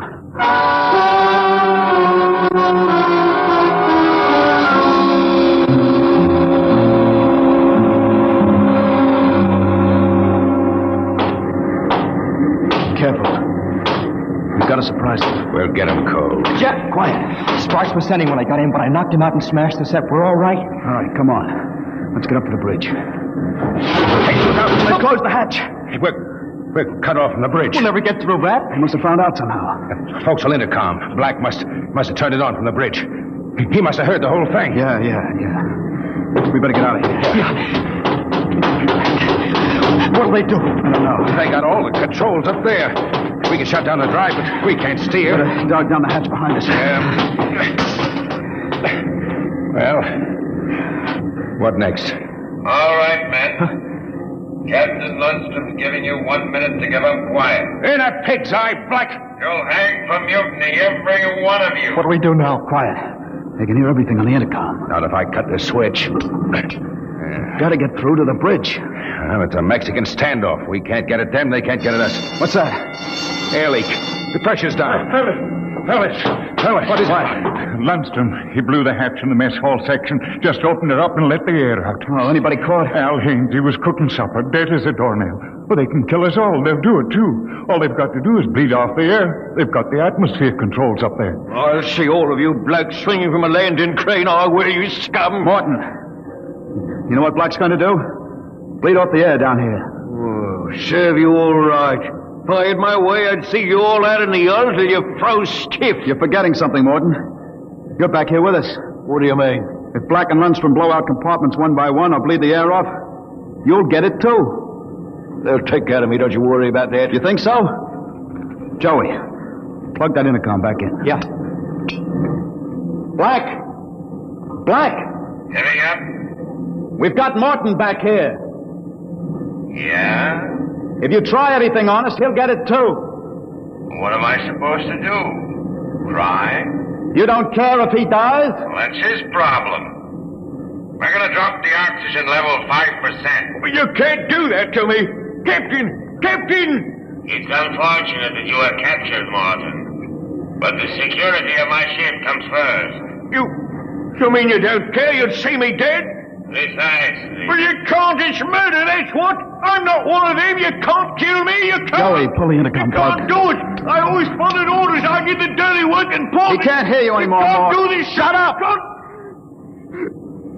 Morton, they'd kill you as soon as look at you. Now listen. We've got to get through to the bridge. You know this ship. There must be some way. We're your only chance, Morton. Get us through that hatch and up to the bridge. All right. All right, why shouldn't I? They'd kill me. And there is a way to get through? Emergency release. Works by hand. I don't tell crewmen about it to keep them from breaking through in an engine blast and leaking radiation to the bridge. Let's get going. We've got to get through before Lundstrom cuts the air down and gets us all.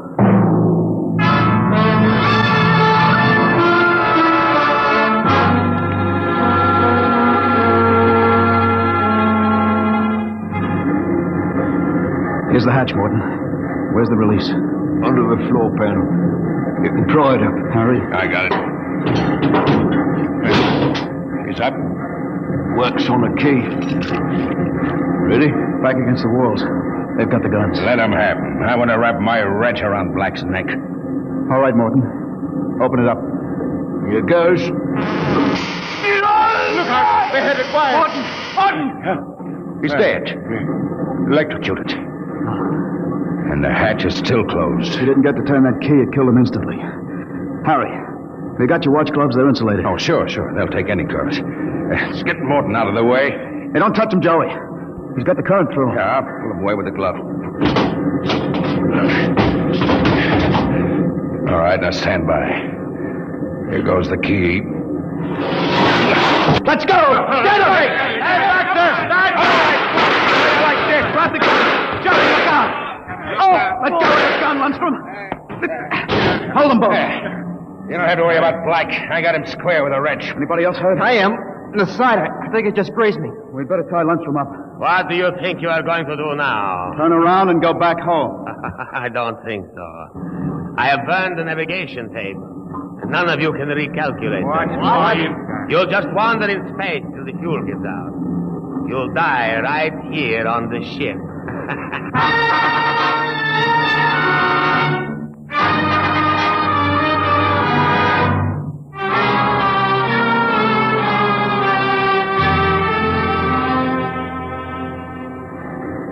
How you coming, Jeff?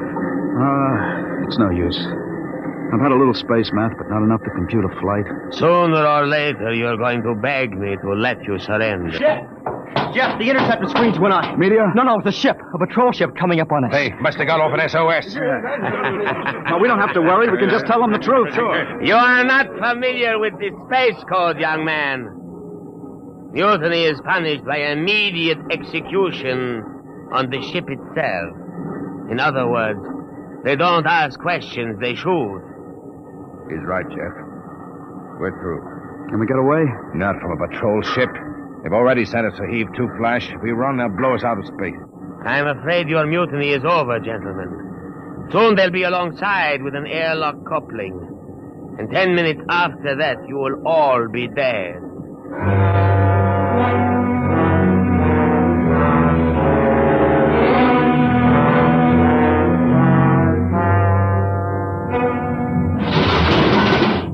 Nobody move. Sergeant, take a squad and secure the ship, collect all weapons, and post a guard in the engine room. Yes, sir. You, Brown, Williams, Kowalski, Kelly. I'm delighted to see you, Major. I was not sure that an SOS had gotten through. Oh? You're Captain Lundstrom? That's right. I can swear out the affidavit of mutiny and... I don't think a mutiny charge will stand up, Lundstrom. Not with the relief of command warrant out for you. I think we'll just forget about it. You're under arrest, Captain. Oh, you can't do that. Space code is clear. You recorded my SOS. SOS? Of course. How else did you get here? They sent us after you to get Jeff Coffin. Where is he? I'm Jeff Coffin. We had a missing persons alarm for you, and then when a check you signed turned up at Marsport... A check? That's right. I gave one to Morton to help me get away. And he sold it to a fence for half face value. We traced it back to this ship. Coffin, I've got orders to escort you personally. We're taking you back to Earth, son. Major, can I send out a message? Of course. Oh, that reminds me, I've got one for you. From your fiancée. Oh? She said to tell you that she didn't object to a bachelor party in principle, but, well, she did think 6 months was stretching it a bit.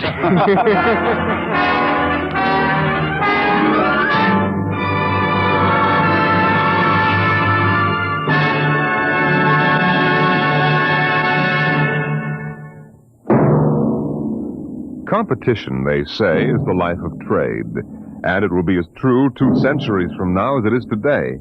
You'll hear about it next week when we present... Dimension X.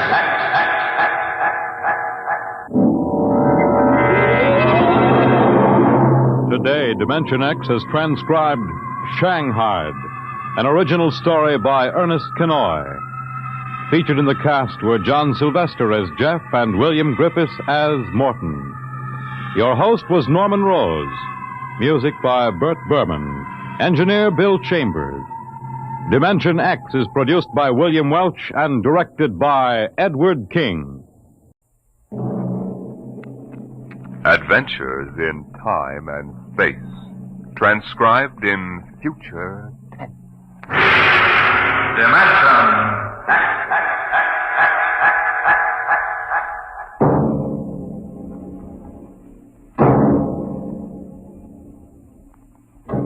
Can you predict what will come in 100 years? Or in 10? Or in the next minute? Can you see beyond the known dimensions of time and space into the unknown Dimension X? Today we tell you a story of America's largest city, a story that began in the bustling city room of a New York metropolitan jail.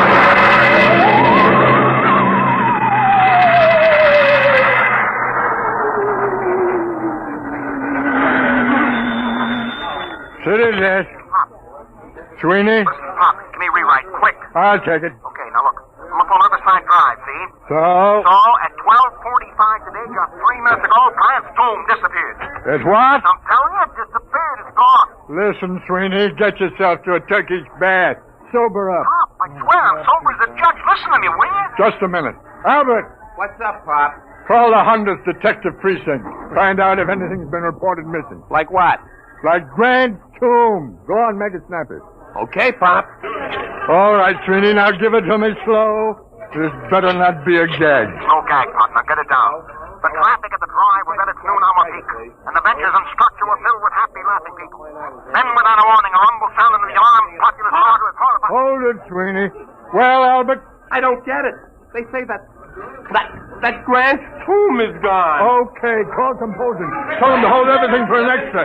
Clear out page 1. Get going. Okay, Sweeney, now. The heck with the words, give me the garbage. What happened? Nobody knows. There are half a dozen police cars around here staring at the place where Grant's tomb was. I was about a block away. I heard screams. I came running. It was gone. Vanished. How many dead? Nobody knows if anybody is dead. I'll find out. How can I find out when everybody that was sitting on the steps and all disappeared? What? They're gone. No bodies? No tomb, Pop. No tomb. Okay, you hoof it back up there and get stories from some witnesses. Now call me back. Albert! Yes, Pop? Get Columbia University on the phone, get a statement. Right. Research! Yes, sir. Grab an encyclopedia, see if anything like this ever happened before. Hey, Walters! Yeah, Pop? Call the army, find out about secret weapons. Hello, composing. This is Pop Atterby on the city desk. Start setting up an extra. I want to hit the street in 20 minutes. Second extra in an hour with pictures. Okay, what are you waiting for? Get 'em rolling.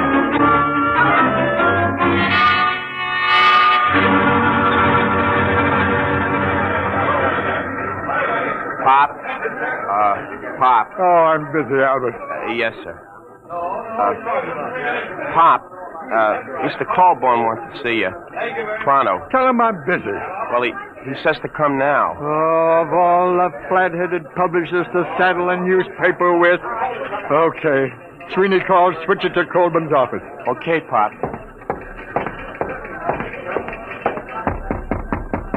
Come in.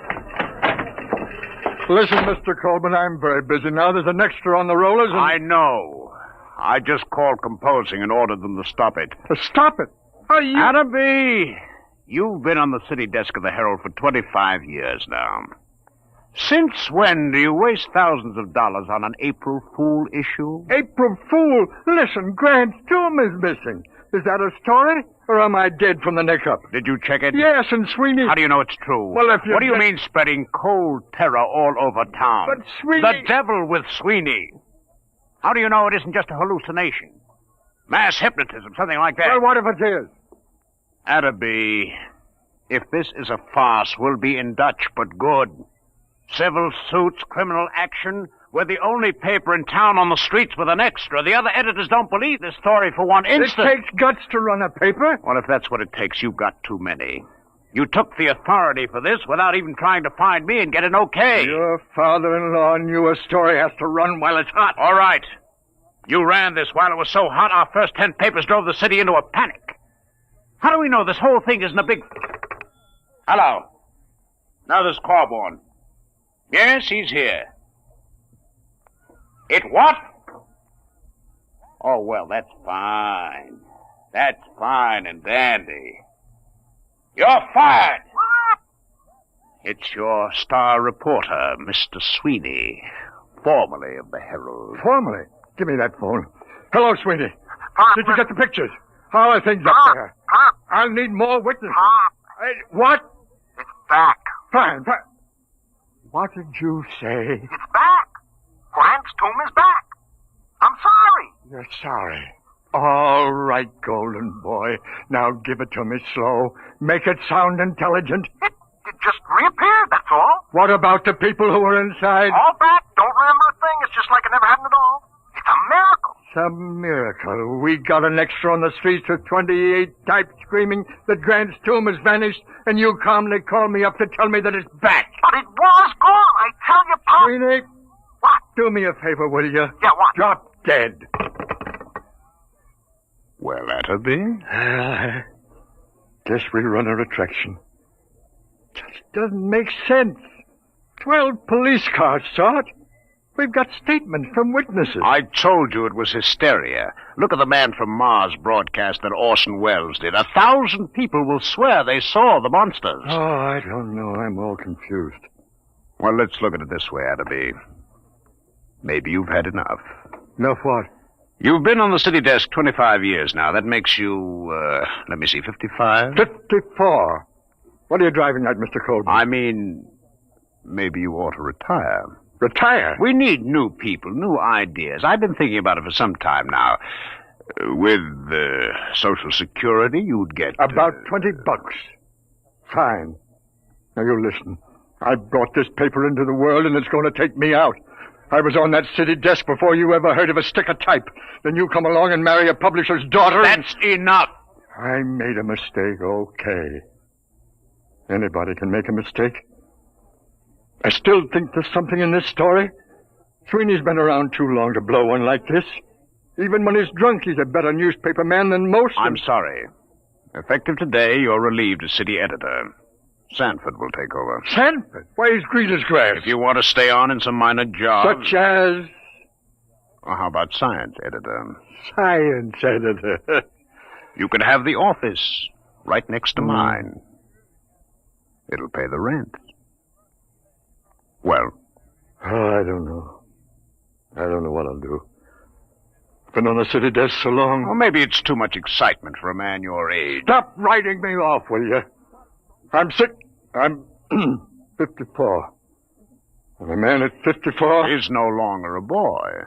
Oh, I don't know. Maybe I am losing my grip. Gotta go somewhere and think it over. All right, Adderby. Take your time. I'll be across the street at Burley's bar if you need me. I'll let you know before the bulldog hits the streets.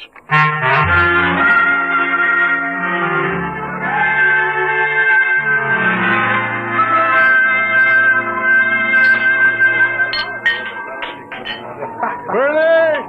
Escaper! Yeah, Pop, yeah? More poison. Haven't you had enough, Pop? Yeah, this is a solemn occasion, Burley. Pour the hemlock. What's the occasion, Pop? I am now a has-been. No. Reduced. Humiliated. You, Pop? Never. Meet the new science editor of the Sunday Supplement, me. Know as much about science as J.P. Morgan knows about sharecropping. What happened? Who did it? You familiar with a reporter named Aloysius John Sweeney? Former friend and drinking companion of mine? Sweeney got you busted? The same. If that gentleman should ever by some misforgotten chance thrust his head into this bar, Burley, my friend, I personally, with these two bare hands... Hey, Pop! Pop! Uh-oh. Hey, Pop, it's me. I shall control my homicidal instinct. Listen, Pop, I just came down from Riverside Drive. Very daring move, Sweeney. I brought a guy with me. It won't help, Sweeney. Pop, you don't understand. I found a little guy in a swallowtail coat who watched this whole thing happen. Pop. Burley, quiet! Quiet, everybody! Shh, quiet, will you? How do you do? Gentlemen, I can assure you my small stature belies the magnitude of my abilities. What did you bring him for, Sweeney? He's a genius, Pop, a full-time genius. You betrayed me once, Sweeney. Isn't that enough? Take your little man away and don't bother me. Your friend isn't very polite, Mr. Sweeney. Perhaps one day he will learn that even the most insignificant man has a sense of dignity and personal worth. I apologize, Professor. I'm not sore at you. It's your tomato-headed friend here. Sweeney, I ought to kill you. I ought to strangle you with my bare hands. I ought to have you run through a rotary press at low speed. Those things are too good for you. But, Pop, look, I'm trying to tell you, the story ain't phony. It happened. Mr. Pertwee, Hannibal, tell him about it. Gladly. My contribution has been awaiting worldwide recognition for many years now. Unfortunately, there are some who insist I am insane. Fancy that. Being small of stature, as you can see, I chose to nurse my resentment rather than to take positive measures. However, I feel now the world is ready to come to terms with Hannibal Pertwee. Can you or can you not explain this Grant's tomb business. Naturally. It can all be explained quite simply in terms of the Pertwee system of infinite acceleration and transportational facilitation as applied to freightage. I've been trying to sell it to the railroads for 10 years. Didn't I tell you he was a genius, Pop? Burley, the check. Oh, now, wait a minute, Pop. Give him a chance. Show him the trains, Hannibal. Oh, yes, the trains. If you gentlemen will gather around the suitcase. Come on, I want you to see it. I'm telling you. All right. Come on. Hey, look. As you can see, I have in this suitcase a complete model railroad reduced to the size of a cigar box. Observe.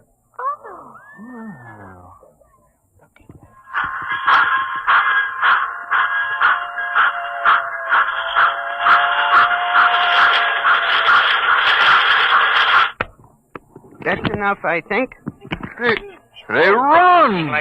Just like real trains! Sweeney, not content with ruining my life, losing me my job, driving me to alcohol, you're now trying to drive me out of my mind with an obvious madman who builds model railroads. Here's the money, Burley. Keep the change. Oh, but Pop, Goodbye, gentlemen. Pop, you're not even giving him a chance. Out of my way. Listen, Pop, please. Out of my way. It's always the same. They won't listen to me. Oh, I guess Pop is losing his grip. I hate them. No, don't take it so hard, Hannibal. Maybe it was all a hallucination. The Pertwee theory is not an hallucination. Sure.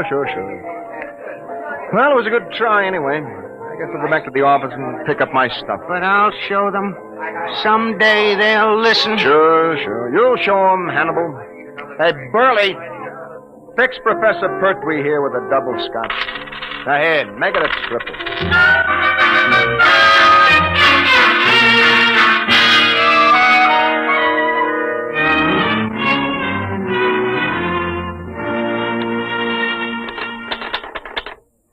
The newest use of the isotope will enable medical experts to trace with accuracy the growth of Oh,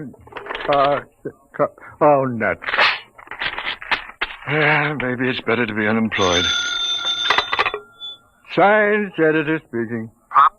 Yeah. Sweeney, listen, I got a story. I thought Colburn canned you. Can't fire me. Listen, you know Burley's bar? Does DiMaggio know Yankee Stadium? What about Burley's bar? It's gone. Oh, sweet. On the level, Pop, just a few seconds ago. Take a look at the window. Sweeney, I warn you. Take a look. Okay, Sweeney, hang on. Albert? Yes, Pop? Do me a favor. Stick your head out of that window and tell me if anything unusual is going on at Burley's Corner. Okay, Pop. Holy jumping catfish! Huh? It's gone! Come here and look! Well, I'll be a monkey. Where's Colburn? He went to a polo match out on Long Island. Who's on the city desk? Young Stanford. Come on. City desk, Stanford. Okay, I'll give it to rewrite. Just a second. City desk. What? Are you nuts? What? Everybody listen to this, will you? It's Martinson down at 34th Street. He says the Empire State Building has disappeared. Can you feature that? What are you going to do about it? Do? Am I supposed to do something? He's gone nuts. Give me that phone. Hey, Give me that phone. Hello, Marty. This is Pop. Pop, what are you doing on there? Never mind what happened. Well, I'm down at the precinct. 5 minutes ago, a cop staggered in. It's gone, he says. What's gone, they say? The Empire State, he says. Well, I figured I better call. Okay, get down there and get the details. In case you need to convince a Burley's bar went just before you called. Holy mackerel, what a catastrophe that is. Okay, Pop, I'll call you. Look at the skyline. The Empire State isn't there. No. Don't get panicky. Don't get panicky. It may come back just like Grant's tomb. Okay, Pop. You'll take over, won't you? I'm kind of shaky. Will I? I'll show you fledglings how to run a newspaper together. Wallace? Yeah, Pop? Get a camera down to Empire State. Right. What a story. Call the mayor, Albert. Tell him ask what he intends to do. Check. Where's the research department? Right here, sir. Columbia University says it's mass hypnotism. Tell them to... No, dress it up and shoot it down. Yes, sir. Research! Wait a minute. Yes, sir. Find out how many people are usually in the Empire State. Yes, sir. No, don't try to call the Empire State to find out. No. No, it isn't there. City death. Shoot. Right, Walter. Listen. I'm dead sober, see? Yeah, the garbage, Frankie, the garbage. Remember, I'm sober. S as in sober, O as in sober. Come on, what happened? Help me, Pop. Penn Station just disappeared. Vanished. Thin air. Jumping turtles, the people too? People trained the works. I'm telling you, there's a hole a block wide. I was lucky I was only a block away. You saw it? Eyewitness. Oh, bless you, my boy, talk. There was a rumble, see? A kind of electrical hum in the air. And all of a sudden, the station seemed to cave in on itself. Wango. Nothing. Any statement? No, but you ought to see the hole. Oh, get statements, flathead. Where are you now? I'm over at the post office, right across the street from Beth. Pop!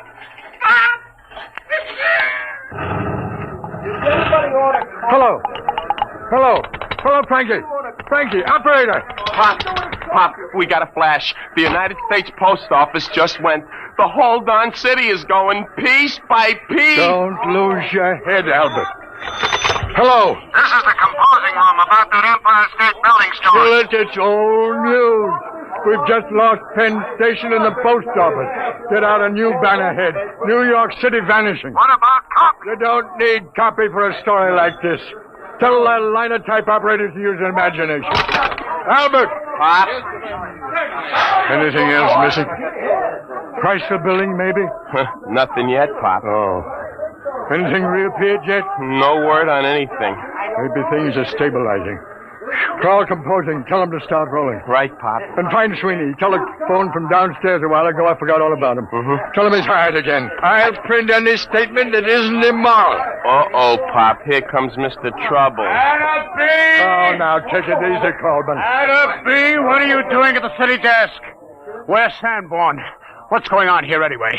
Has everyone gone out of his mind? Listen, the Empire State, the Penn Station, and the post office have all been missing for almost 5 minutes. Get away from that desk, you. Drop that telephone. Listen. I don't care if Washington, D.C. has been bombed by the Martians.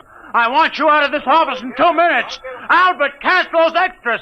Pop, you get out your fire. Oh, you're not being reasonable. I'm not interested in the other papers. Just get out of here before I go stark raving mad.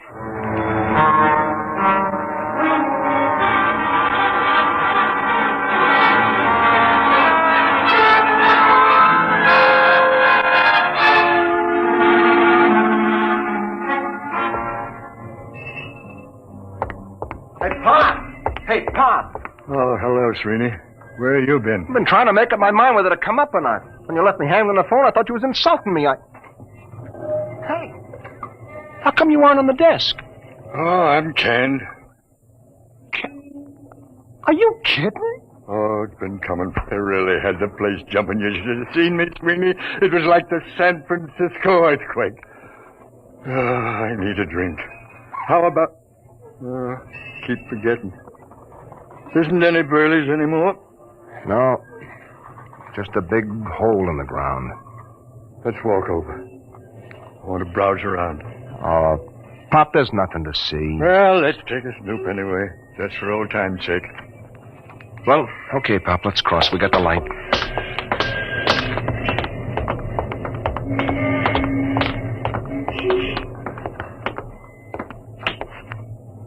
Well, will you look at that? Who'd ever thought that less than 10 minutes ago there was a building here? Yeah. Let's climb down and have a look, Sweeney. Well, what for, Pop? It's getting dark, you know. We'll break our necks. Sweeney, where's your old reporter spirit? Come on. Well, okay, but I don't see what you expect to... My ankle.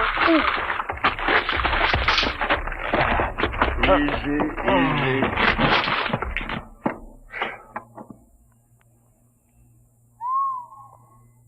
Clean as a bone. Well, let's walk around a bit.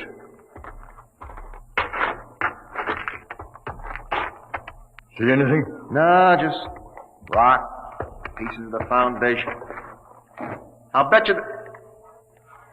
Pop, wait a minute. What? Will you look at this? So small I almost missed it. Well, I'll be a son of a... Perfect scale model of Burley's. Less than 4 inches tall. What do you suppose this is doing here? I don't know. Can I help you, gentlemen? Pertwee. What are you doing down here? I'm looking for my model. Thank you for finding it. Oh, this is yours, is it? Certainly. Now, if you'll be kind enough to hand it to me, I'll just put it back in my suitcase. You better give it to him, Pop. All right. Thank you. There we are. Thank you, gentlemen. I thought you just went in for model trains. I have always been preoccupied with tiny things, but lately I've been branching out. Well, I really must be going. Thank you very much. He's as loony as a bat. The geniuses are all crazy. I read it in a book. Sweeney, you get a look in that suitcase. Sure, I seen it when he opened it in the bar this morning. I mean just now. Oh, why? This morning when he opened his suitcase, he had a little round tube and a set of model trains in it. Nothing else. So? This time he had 3 other models. So what? Nothing. Except they happened to be models of the Empire State, Penn Station, and the United States Post Office.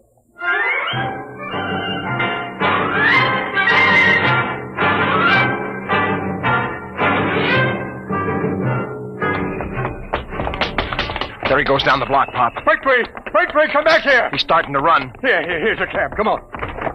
What to, Mac? Catch up with that little guy running down on the block. Make it fast. Okay, Mac.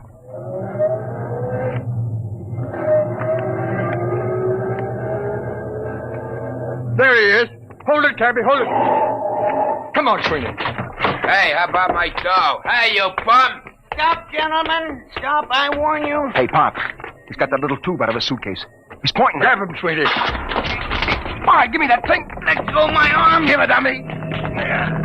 There. I warn you. Never mind the warnings. Just you come along with us. We're going to have a little talk. Take him up to the office, Sweeney. Pop. What? Where's the taxi? What? The taxi. If you look at the curb, you'll find your taxi.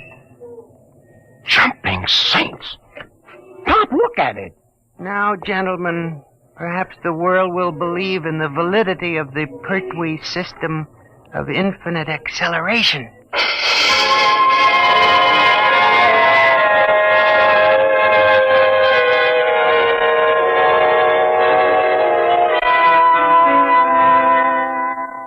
All right, Hannibal, now you start talking. I won't. Hold his hand, Sweeney. That's a pleasure. Well, Hannibal? Let me out of this office. Talk. Never. Sweeney, where's the tube? Right here, Pop. Now, Hannibal, I give you 5 seconds to talk, after which I'm turning this tube on you for a taste of your own medicine. Now, think it over. 1, 2. No.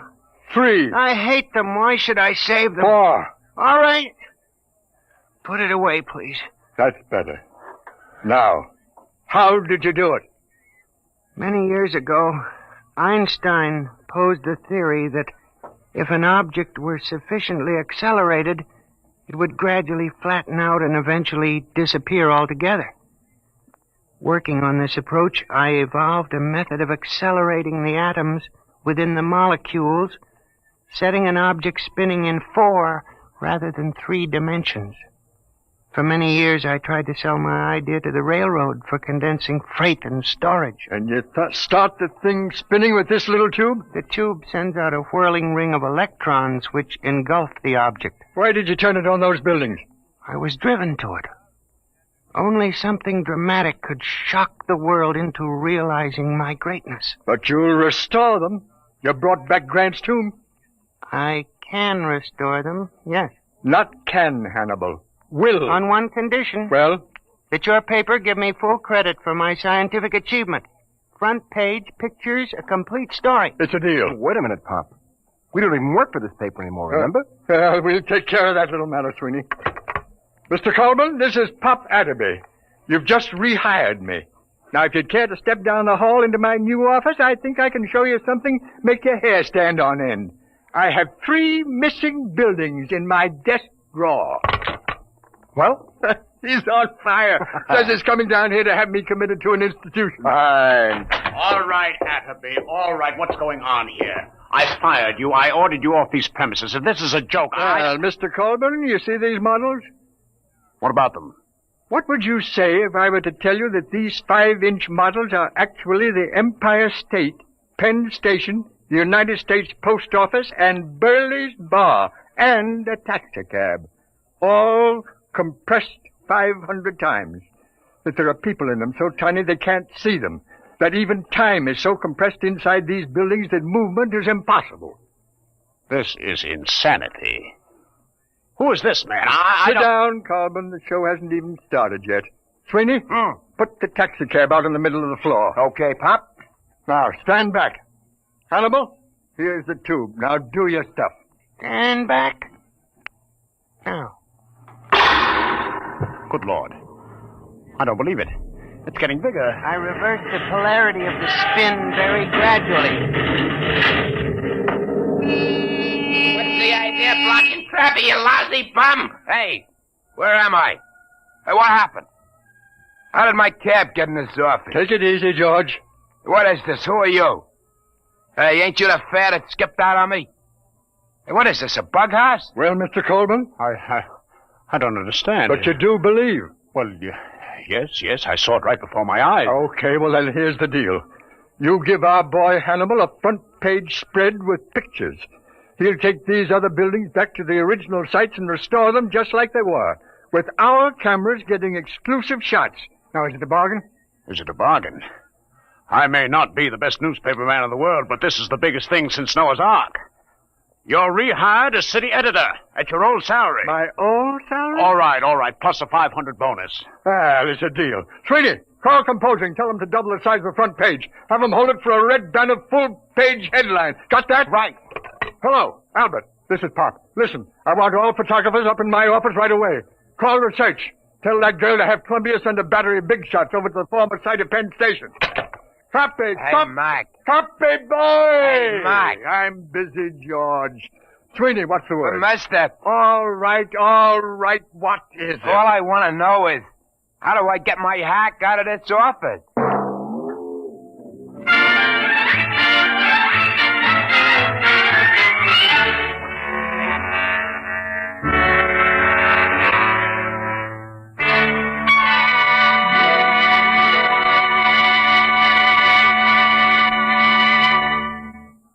You have just heard another adventure in time, space, and the unknown world of the future.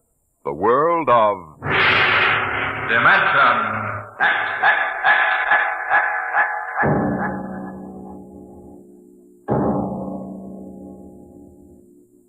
How would you like to leave your home and friends for a trip that might last for 10 years or forever?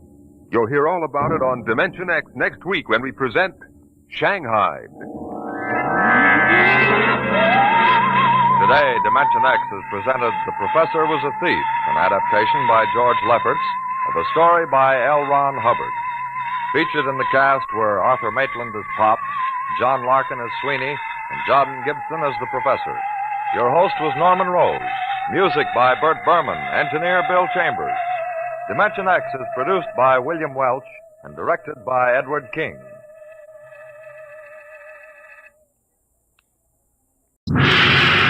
Dimension X.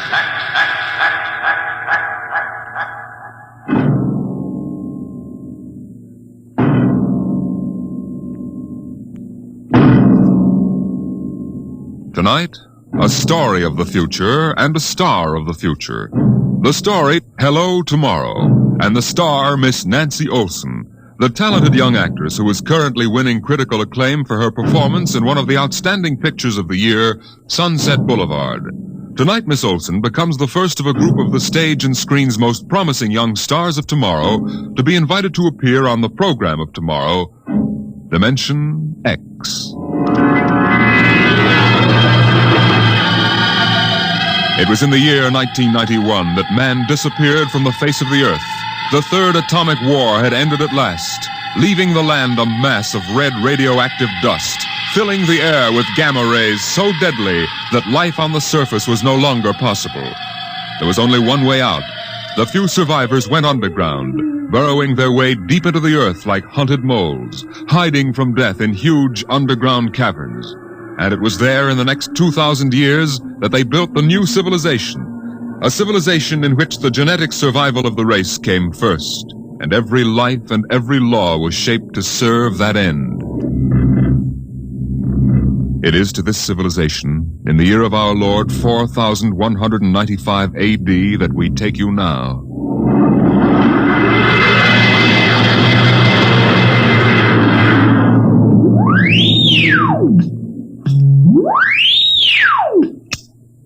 Yes?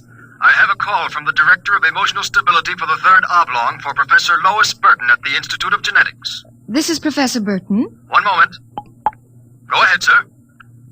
Lois? Listen, darling, good news. What? The Genetic Board has approved our application for marriage. Oh, so soon? The tests found our chromosomes perfect. We can marry any time we want. Our offspring should be genetically in the 19th percentile of perfection. What's the matter, dear? Oh, nothing. I'm just sort of breathless. You are happy about it, aren't you, darling? Oh, of course, terribly happy. I'm coming right over to the lab. I have a surprise. Oh, not now, Walter. What? Well, I mean, you'll have to give me some time. Time? What's the trouble? No trouble. It's that genetic survey I've been working on. What about it? Well, I've finally gotten permission to study an actual living case. A specimen of imperfect genetic transmission. Really? Yes, they're bringing him up from the condemned cages on the lower level. You will be careful, darling. The supervisor says there's nothing to be afraid of.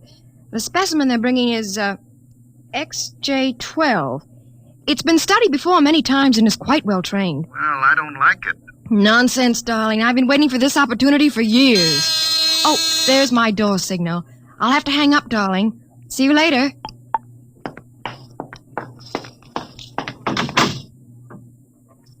Yes? Professor Lois Burton? Yes? I'm from the Phylogenic Institute. Lower level. Oh, then you brought me specimen XJ12. May I come in? By all means. Oh, how? Horrible? It all depends on your viewpoint. I happen to have a twisted leg. My parents were genetically unsound. But then you... Yes. I am specimen XJ12. I see. I hope you aren't shocked. No stable person permits feelings to enter into his work. I will admit to surprise. I was expecting something a little more, abnormal. Sorry, I try to be as abnormal as possible. If I am, the Phylogenic Institute allows me out of the genetic cages every so often, so I can breathe the pure air of the upper levels and mingle with the genetically perfect. You seem quite well educated. I spent the first years of my life here in the upper levels. How is that possible? They segregate imperfects. As a small child, my mother concealed me from the director of selective heredity. I was brought up in secret. My mother actually, dreadful word, loved me. I see. That would explain your obviously low threshold of emotional control. If you choose to call it that. At first, you seemed to be struggling to repress a few feelings yourself. We will confine ourselves to the impersonal aspects of our work. As you please. I shall require you as a demonstration for a lecture I'm delivering to one of my classes tomorrow. At your service, Professor. Sit here, please. Grip these electrodes tightly. I'm going to calibrate your electrochemical tension. I'm quite familiar with the procedure. Oh! I realize that as an imperfect, I'm expendable. But I should hate to be electrocuted. The charge is not lethal. Plus 15 surface tension. You know, you have beautiful hair. Plus 12 at a depth of 4 centimeters. Lovely blue eyes. Crystal clear. Plus 10 at 7 centimeters. Pretty. A perfect woman. Lovely, expressive hands. And a heart of stone. Like all the rest of you perfect survival types. Try not to jump so when the current strikes. No feelings. Under control. Passed by the Director of Emotional Stability. Shut up!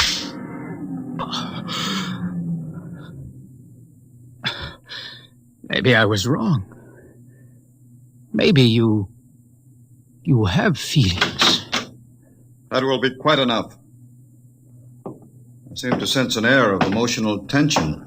Nothing, dear. This is a specimen XJ12. Oh, I see.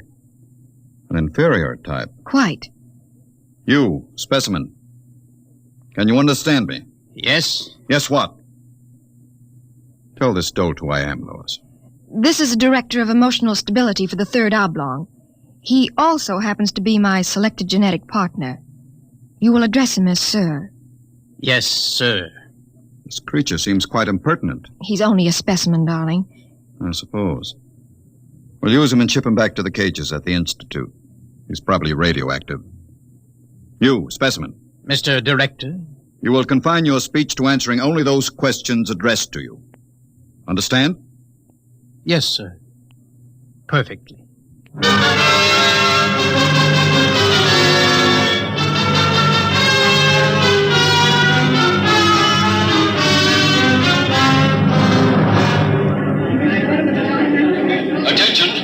Attention!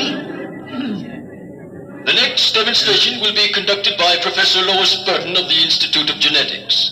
Her topic, the probability of radioactive damage in the chromosome heredity of imperfect non-survival types. Professor Burton. We are very fortunate today in having obtained a specimen of an imperfect genetic type through the good graces of the Phylogenic Institute. Moreover, this specimen has been trained to tell in his own words about the factors in his upbringing. Specimen XJ12. Thank you. My mother was a psychotechnician in the fifth oblong. My father was a historian specializing in the records of pre-atomic surface culture. In the earthquake of 2170, apparently some hard radiation filtered down through the tunnels and penetrated the fifth oblong.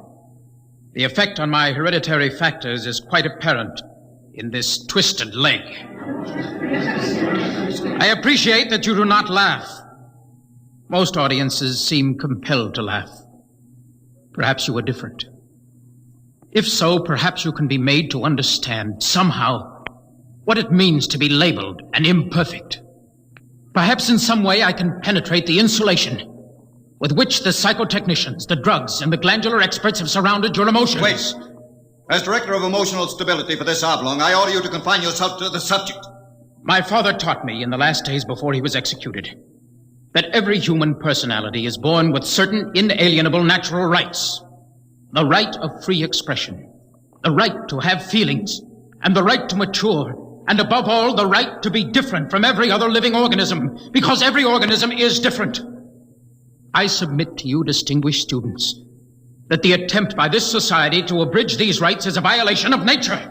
I say that the imperfects, the mutants, those who are different have as much right to exist and be free as you. I say break open the cages, free my people. Stop him! Give us back the right to be individuals. Stop him! I say...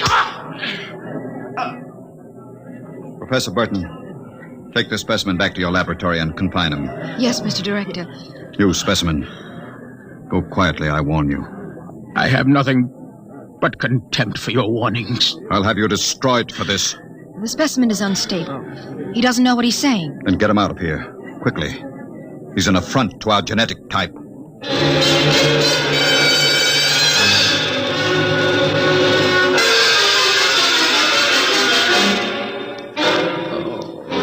Hold still while I bandage your head. He'll be all right. I suppose you detest me for getting you into trouble. Don't squirm. Not that I blame you.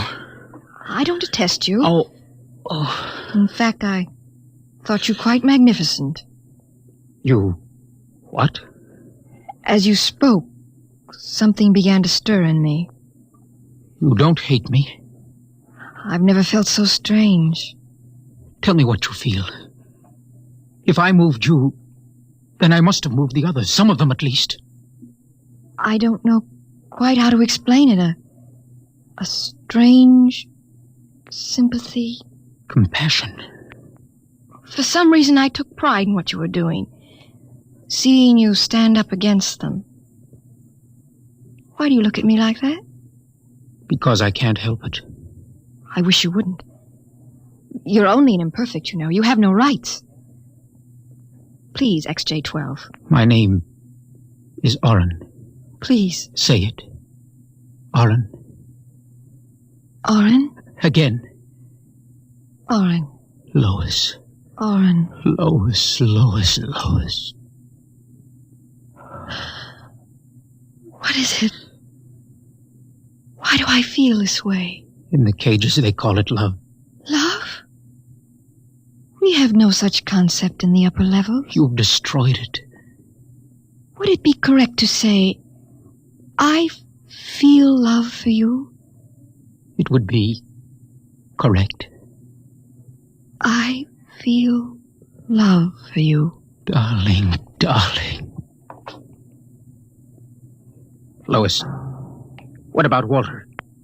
You're going to marry him. No. You're genetically suited to each other. I don't care. I won't marry him. There must be some other way. But... Walter! Very touching. Very tender. Walter, how could you spy? In my capacity as Director of Emotional Stability, it is my duty to spy. Specimen XJ12 will be disposed of quite systematically by the state. For the good of the state. For the good of the genetic code. And in the name of emotional stability.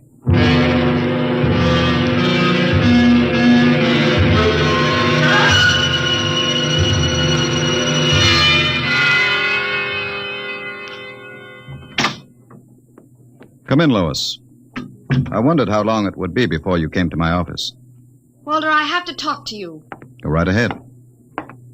Walter, you mustn't destroy him. Send him back to the cages, but don't kill him. You speak of destroying an inferior creature as if it was something unethical. Walter, please, for my sake. Lois, I understand that you've entered a plea for postponement of our marriage at the Records Bureau. Yes, I was too upset to go through with it. It came as a great disappointment to me. If you were married to me, you would be safe from influences such as this XJ12. In which case, I might even be persuaded to send him back to the cages instead of having him destroyed. You see? Yes. I see. Think it over. Well, my dear? When can we be married? Soon. Tomorrow, if you like. The sooner the better. Lois. Lois, you make me very... What about XJ12? Oh, I see. A bargain is a bargain.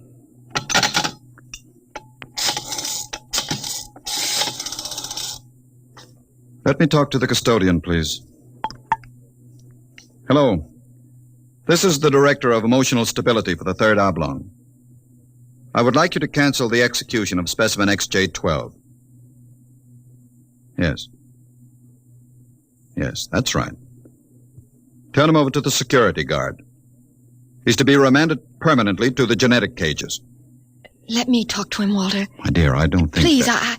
I want to be sure he's all right. Very well. Hello. Connect a circuit in the cell block. I want to talk to XJ12.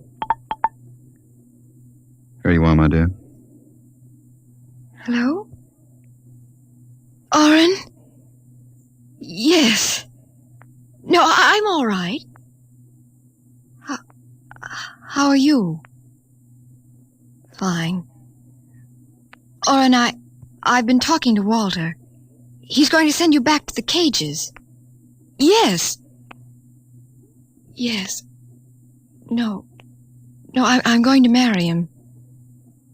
Because I want to. I'm not lying to you. I'm very happy. Yes. Yes, I've got to hang up now. Goodbye. Goodbye. And now, Lois? Walter, please, I've got to get back to the lab. Of course. I'll pick you up in, say, an hour, and we'll make plans for the wedding. All right? Yes. Yes, of course. Goodbye, Walter.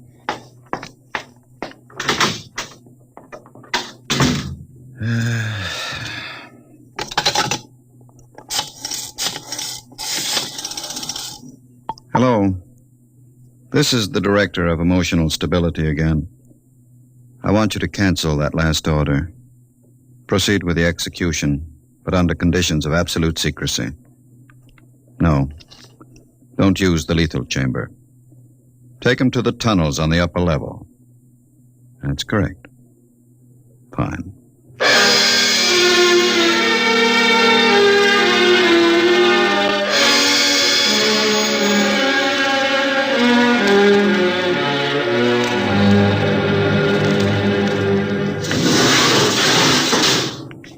This way. Where are you taking me? You're being returned to the Philogenic Institute. Orders from the Director of Emotional Stability. Into the elevator. Very well. Why are we going toward the surface? The cages are on the lower levels. Radiation check. They've never done that before. New procedure. All right. Walk. Hawk, state your business. I'm the custodian for the third oblong. This imperfect is my prisoner. You can't go beyond this checkpoint. There's radioactivity in the tunnels. This is a special mission, if you know what I mean. Oh, I see. Well, just a moment, I'll open the airlock. Go ahead. You'll find 2 radiation suits in the chamber. We will need only one. So this is how they get rid of imperfects. March inside. All right. Turn around. Suppose I refuse. It'll be less painful if you cooperate. Before you dispose of me, could I give you a message for a friend? That depends. What is the message? This! Security! Help! Security! What is it? What happened? The prisoner, he struck me. Before I could recover, he escaped into the tunnels. Well, he won't last long. If the radiation doesn't get him, he'll starve to death. Can you go after him? I could send a robot, but it isn't worth the trouble. There's no way back from the tunnels except through here. Only other direction he can go is toward the surface. The closer he gets, the hotter the radiation. No, I think you can consider your prisoner dead.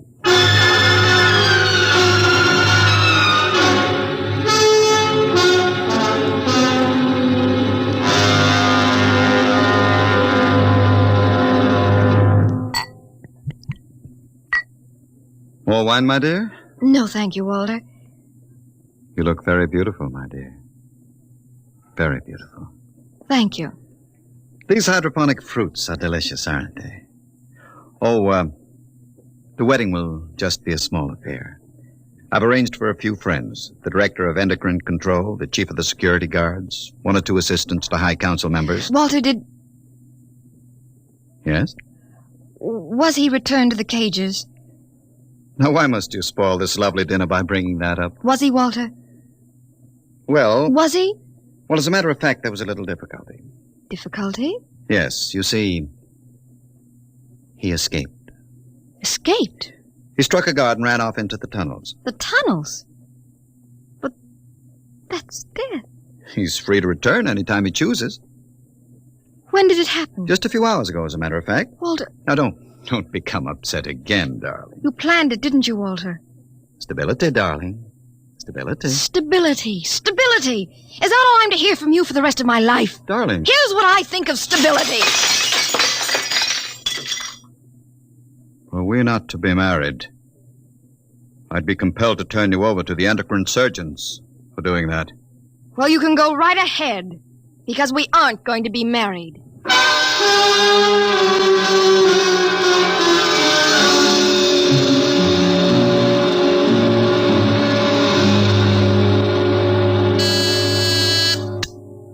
Checkpoint. This is the Director of Emotional Security. Yes, sir. If Professor Burton tries to pass the checkpoint, I want to take it into custody. Well, Professor Burton just passed, sir. She said You that... idiot. But she said I don't care what she said. Stop her. Send robots after her. Get her back. I'll have you destroyed as incompetent if you fail. Yes, sir, at once, sir. Robot control. Checkpoint to robot control. Order out all televocal robots into the tunnels. Have them bring back any humans. This is a first priority order.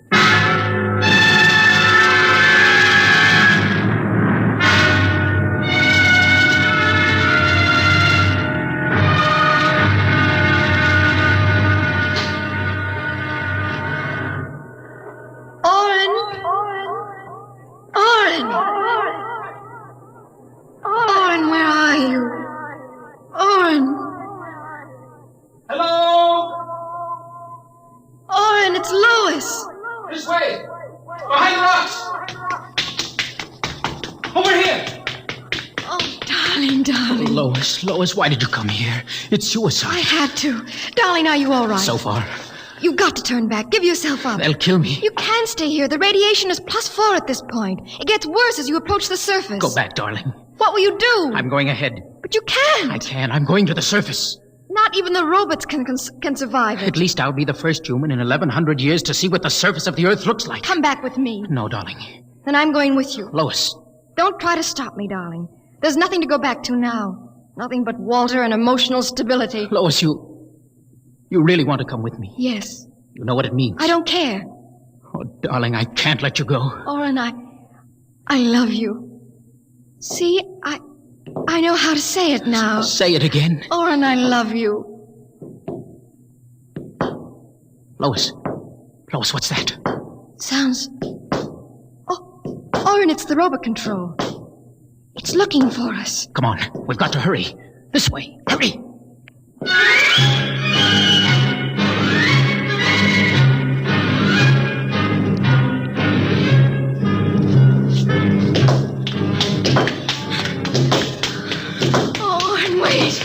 It can't be much further, darling. The robot is gaining. Here, let me help you. I just can't. All right, darling. We'll stop here. We may as well wait for it. Oh, Oren, it's coming. I can see its light now. Darling, listen. It stopped. The lights are swinging around. Oren, it sees us. Come on, darling. One last effort. Come on, run. Look ahead. You can see the lights reflecting from something. It looks like a door. It is. No, it's a heavy lead door. There's a lever. Hurry. Come on through. Lois, there must be some way to close it. Here. Let me help you. It won't get through that. It's solid lead. Oren, where are we? I don't know. Look. There. A huge round light. Lois. Yes, Oren? That's Luna. The moon. We're on the surface. How red everything looks. How it glows. It's the radioactivity. Quiet. Peaceful. Deadly. Oh, darling. Sit here and rest a while. Put your arm around me. Oren, I'm afraid. Oren, we're going to die. Don't think about it. Just think about us alone. The first humans to stand on the surface of Earth in 2,000 years. Lois, that door must have been placed there by the last handful of survivors who went underground after the atomic wars. Those other lights, the small ones, they must be stars. Oren, I'm so tired. Go to sleep, darling. Put your head on my shoulder and sleep. Hold me, Oren. Hold me very close.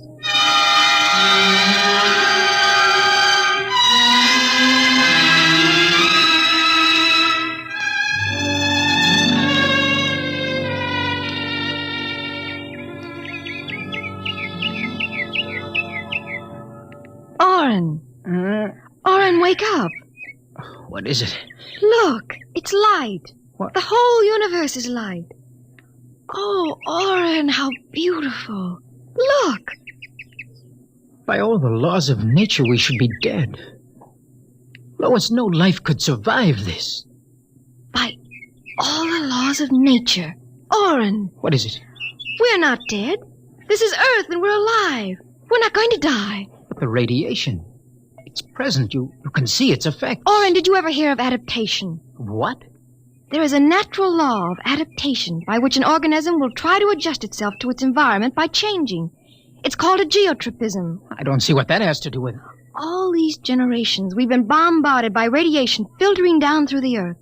Each successive generation must have inherited some degree of immunity to the effects of radiation. And you think that... Oren, it can't hurt us. Don't you see? We're immune. We're probably the first generation to inherit sufficient immunity. But if that's true, then we can transmit that immunity. We can pass it along to our children. Come on, darling. We'll have to find food and water. The practical wife. Oh, wait a minute, darling. What are you doing with that rock? I want to scratch something on the outside of this lead door. Lois and Orrin. 4195 A.D.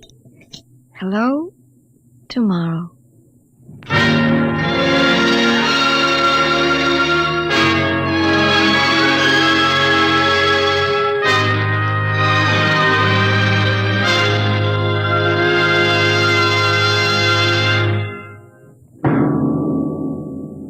Tonight, Dimension X, the program of the future, has introduced a new star of the future, Miss Nancy Olson. Miss Olson appeared by courtesy of Paramount Pictures and may currently be seen in their production, Sunset Boulevard.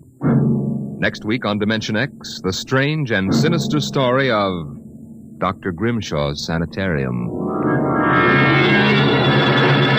Tonight, Dimension X has transcribed Hello, Tomorrow, written by George Lefferts.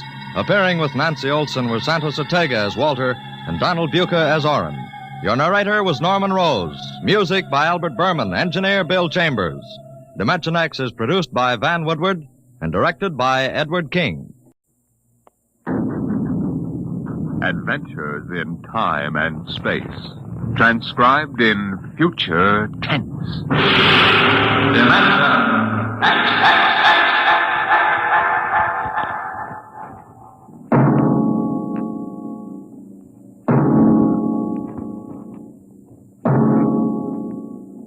Can you predict the future? Can you tell what will come in 100 years? Or in 10? Or in the next minute? Tonight, Dimension X brings you a glimpse of what may well happen within your own lifetime.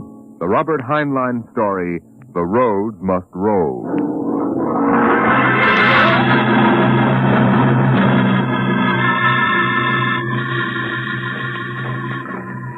Run, watch them run, oh, our job is never done, for our roadways go rolling along.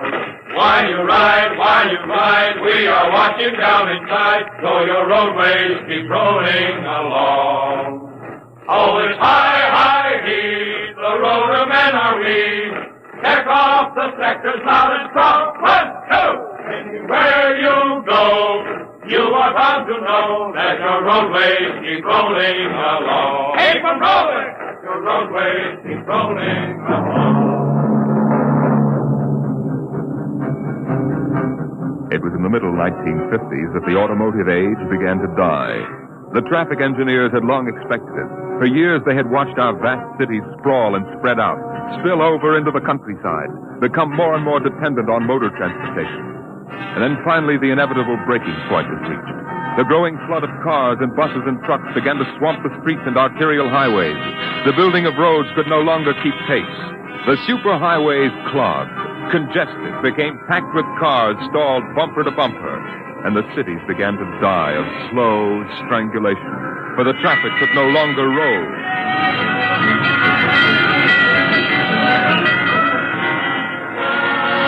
Then the engineers took over.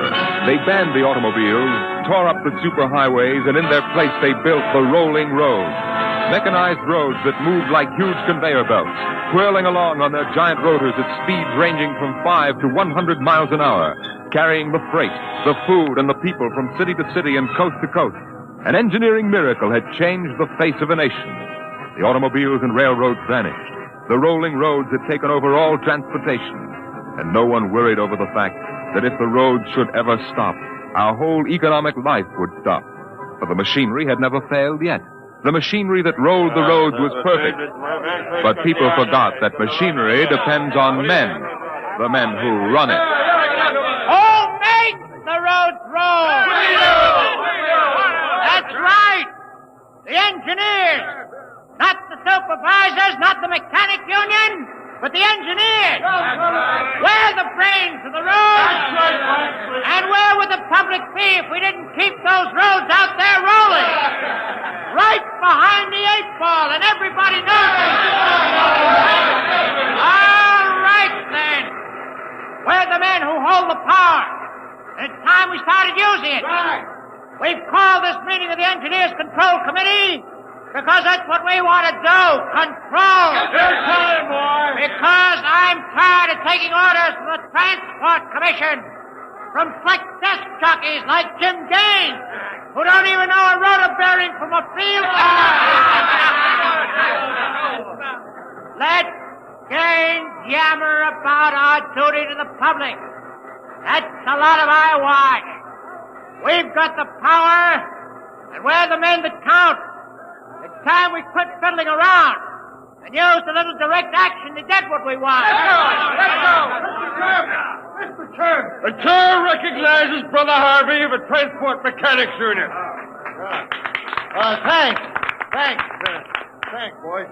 I don't rightly belong here since I'm no engineer. I'm just here to represent the workers' union. But I want to know what's all the shooting for. You engineers have got better working conditions than we have, and we ain't kicking. You say you engineers are powerful. You say you can tie up the road. Right. Well, listen. So can any screwball with a jar of nitroglycerin. Hey, what's he can? Yeah, and he don't need no engineering degree neither. Harvey, are you speaking for your union now? Or are you here as a stooge for the Transport Commission? Listen, I helped found my union, and I led the strike in 75 for decent working conditions. Where were you engineers then, huh? With the thing! Now, Brother Harvey, remember you're only a guest at this meeting. Go on, Pan. Now listen, men. I'm one of the old engineers on the roads. You all are. Worked up the hardwood. We didn't go to the fancy technical institutes like those young punk cadets the commission is training to take over our jobs. That's right, man. Jim Gaines don't fill us full of the old school spirit and that baloney about how the roads must roll. So all right then. Why don't we get smart for a change? What would happen if the roads stopped rolling? Maybe the country would begin to realize that they can't do without us. And maybe we'd begin to get the things we want. The roads must roll!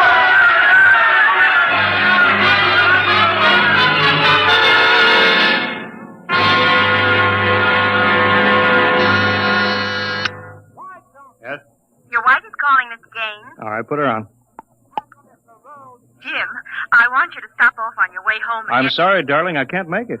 Oh, but you promised. Yes, I know, but Washington called in. They're sending Evans, the Australian Minister of Transport, through my sector today. I've got to show him through personally.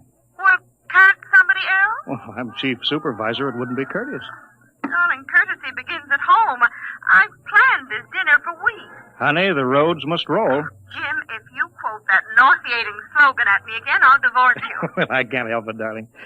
I tell you, I'll meet you at Stockton at 9. We'll take in a show. Kiss Alan goodnight for me. All right, dear. Goodbye. Bye, darling. Mr. Evans is here. Send him in. Go right in, sir. Well, good evening, Mr. Evans. I'm Gaines, chief engineer. How do you do, Mr. Gaines? Won't you sit down? Thank you. They told me at the embassy you'd be the man to see. Oh? I want to know how the roads work. I think we can handle that. I'm not a technical man, Mr. Gaines. My field is sociology. Suppose you tell me about the roads as if I were entirely ignorant. Well, fine. Well, it's nearly dinner time. Suppose we run up to Stockton sector for dinner. Right. Take us about an hour on the roads, and you can see them working. Excellent. If you'll excuse me for a minute. Of course. Hi, Chief. What can I do for you? Oh, Dave, you're on the evening watch, huh? Where's Van Cleek? Oh, going to some meeting. I'm going up to Stockton for dinner. Anything to report? No, sir. The roads are rolling. Okay, keep them rolling. All right, Mr. Evans, let's go.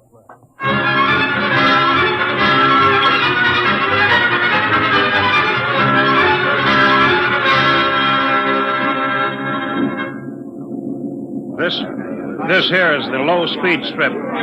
You ever ridden a conveyor before? No. Oh, it's quite simple. Remember to face the motion of the strip as you get on. Oh, that's it. All right. We'll go right across here. Each adjoining strip is a few miles an hour faster than the one next to it. I see. Freight is carried on the 50-mile strip. Most passenger traffic is on the express strip. Oh, yeah. All right, now, watch your step.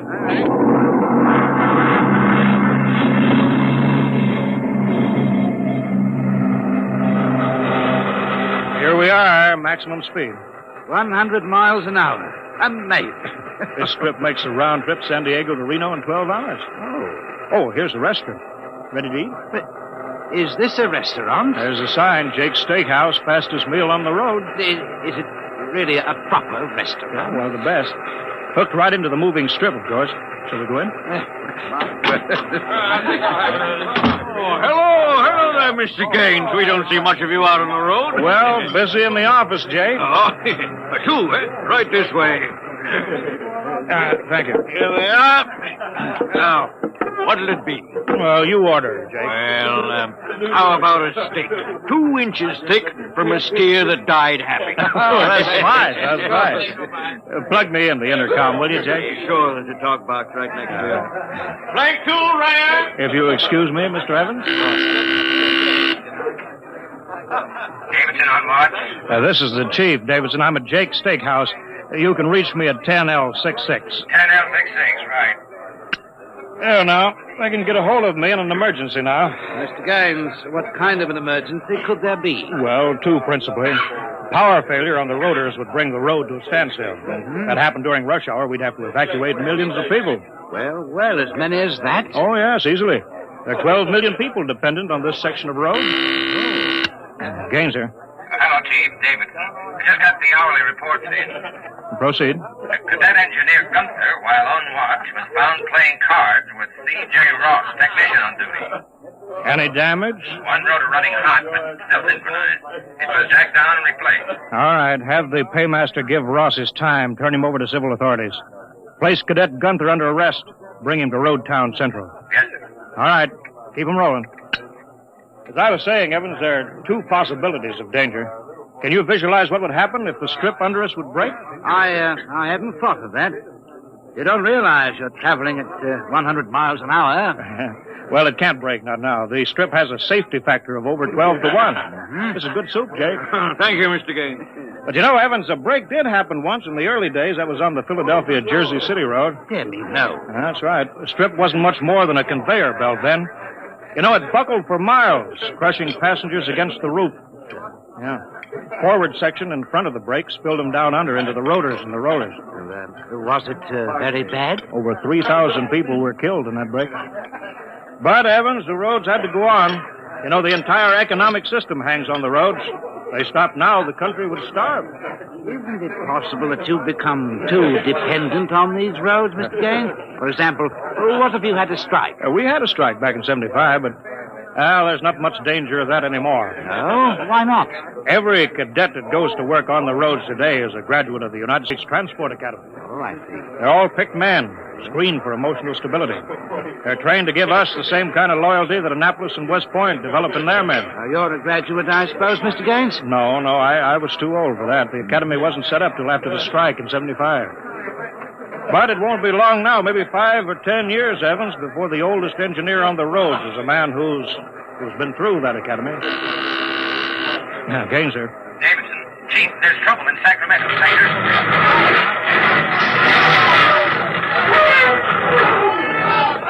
What is it? What's happening? Emergency stop.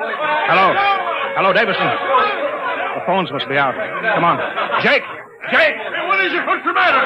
Have everybody stay in the restroom, Jake. What's that? Probably somebody stepped onto the next strip. Got cut to ribbons. There'll be plenty of casualties. Jake, where's your getaway hat? In the pantry. Well, how am I going to help those people? I've got the whole road to think of. Now, don't bother me. Give me a hand, Jake. This hatch is stuck here.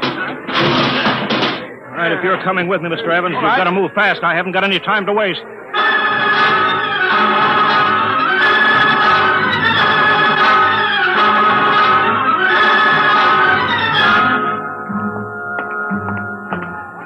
Where are we now? Freeway on top of the inner road ceiling.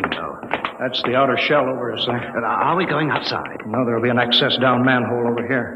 They're spaced every 100 feet. It's there by the green light. All right, this will get us down on the northbound road. Careful now, it's dark. All right. Stand away from that door, Heaven. But this road is still rolling. Yeah, so it is. It was only the 100-mile strip that stopped. There's what I want, a phone booth. Look out, Evans. Excuse me, will you? Hey! Out. I'm talking to my wife. What? Don't argue. Out. Emergency priority. Division office. Davidson? Gaines here. Report. Chief, where you been? I've been calling... Never mind that report. 709 report. Strip 20 past emergency level. Interlocks acted and cut the strip out. Cause of failure unknown. Direct communication to Sacramento control office out. Evacuation of strip 20 commenced. No casualties. There are casualties. I saw them. Put police and hospital routine A into operation. Get me Van Cleek. I want him to take over for me till I report in. We can't reach him, Chief. Shall I cut out the rest of the road? No, keep those other strips rolling or we'll have a traffic jam the devil himself couldn't untangle. There are 5 million passengers on that road now. Notify the governor that I've assumed emergency authority. Arm all cadets available and await orders. Shall I recall technicians off watch? No, this isn't an engineering failure, man. That whole sector went out simultaneously. Somebody cut those rotors by hand.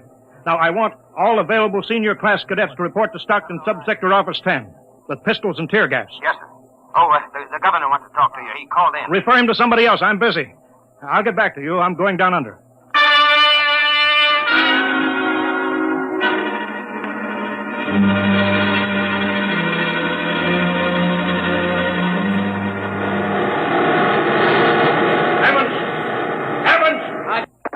Put on this helmet. What? Helmet. This helmet. Oh. You can't hear without an anti-noise filter. All right, come on. What are we looking for? A recon car. There should be one here. Are those the rotors? Yeah, the big ones are rotors. They drive the road. The little ones are rollers. They give continuous support. I see. Oh, there's a watch gang now, jacking down a rotor. Can they hear us? No, the noise filter works on a 4-foot radius. I'll flash them. He sees the light. Wilson reporting, sir. I want your recon car, emergency. Yes, sir. Right over here, sir. Come on, Evans. All right, now, get in. Well, it's so small. Oh, you fit. All right. All right, now, hang on. She accelerates like a rocket.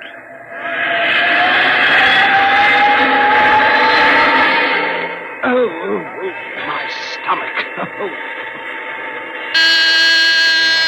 Relay station. This is Gaines. Get me Davidson, senior watch officer. Mr. Gaines, the mayor wants to talk. I haven't got time. Get me Davidson. Leave this circuit hooked into Davidson's board until I tell you to cut it. Yes, sir. Here's the senior watch officer. Davidson? Gaines calling. Have you found out yet what's stopping the roads? No, sir. It's still a mystery to me. All right, I'm on my way in a recon car. Hold everything till I get there.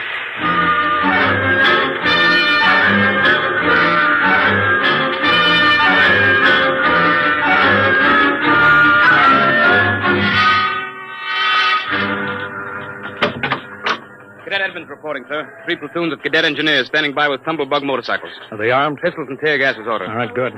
Assistant Supervisor Van Cleek is calling you on Circuit 9. Well, it's about time. Cut me in. Yes, sir. Hello, Van. Where are you? Sacramento office. Now listen. Sacramento. That's good. Report. In a pig's eye. What? I'm not your deputy anymore, Gaines. Van, what are you talking Now, about? listen, don't interrupt me and you'll find out. It's true, Gaines.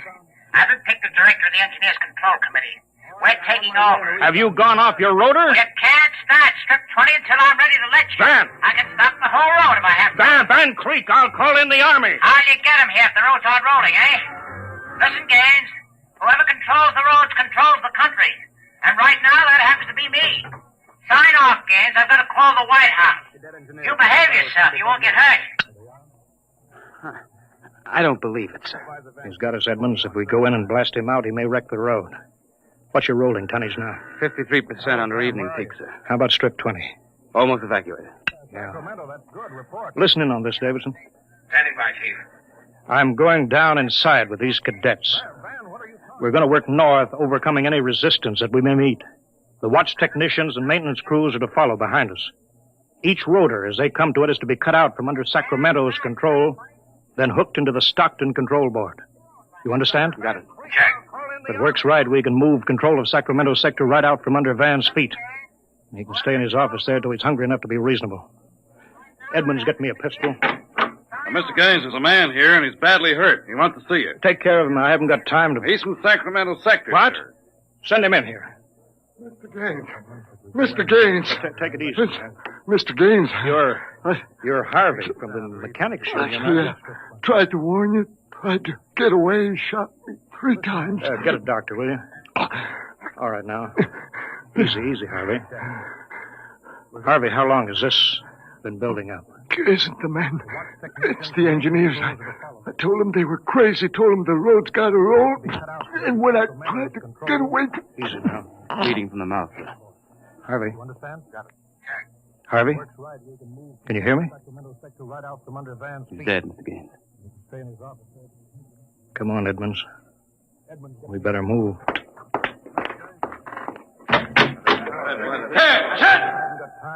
All right, you men. You saw Harvey brought in.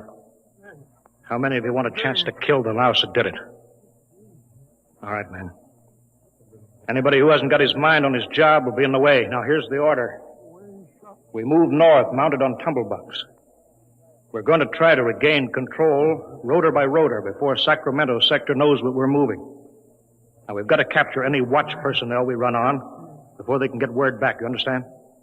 Men, surprise is vital. Use tear gas when possible. Shoot only when necessary. But get them before they can reach your phone jack. Any questions? No? Then move out.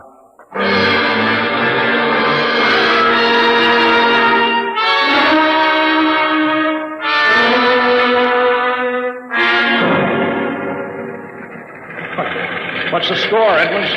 33 prisoners so far. No one killed. For years since I rode one of these tumblebugs. Forgotten how to steer it. There's a man ahead. There at the rotor base. Yeah, he's got a phone jacked in. Hurry. If he gets word back, we're sunk. I don't think he's seen us. I'll dismount and get him. All right. Halt! We're out fire! Quick, he sees us. Come here, you. Look out, he's got a gun. I got him, sir. I got him. Grab his gun. Yeah, he had an intercom jacked in, all right. If he's got through to Sacramento office, it's going to be tough. I don't know, sir. Maybe you can get the call through. Listen. The road. Take off your noise filter. There. It's the road. The road is stopping. Halt your men. Halt. Hold up there. Hold up. Edmonds, there's a recon car coming up. Relay station call for Mr. Gaines in the recon speaker. Give it to me. Here you are, sir. Gaines here. Davidson here, Chief. Van Cleek's calling you. Who stopped the road? He did. Oh, he did he? All right, cut Van Cleek into me. You thought I was fooling, eh, Gaines? What do you think now? All right, Van. The road is stopped. You've won this trick. Then why don't you get smart and give up? You can't win. You forgot something, Van. You can't lick the whole country. Yeah? Gaines, I've got a switch button in my hand. If I'll push it, it'll blow 300 yards straight across the road. And then for good measure, I'll take an axe and wreck the control station before I leave. That's pretty drastic, Van. Yeah?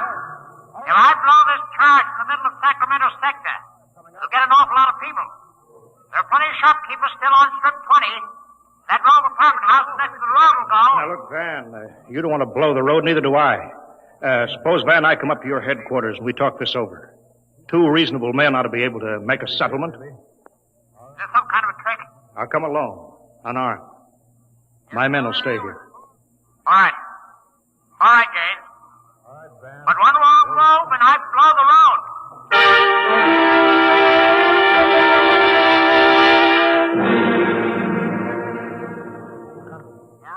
We've got to hurry, Dave. If I take too long, Van Cleek will get edgy and set off that charge. I can't understand it. The psych tests are rigid. We've never had a failure in the Hum-Wadsworth-Burton method. Then suddenly a whole sector goes sour. How could Van Cleek get a whole crew of psych-cleared men to revolt? It's easy, Dave. As my deputy, he was ex officio personnel officer for the whole road. He must have been faking psych records for years, transferring maladjusted men into his sector.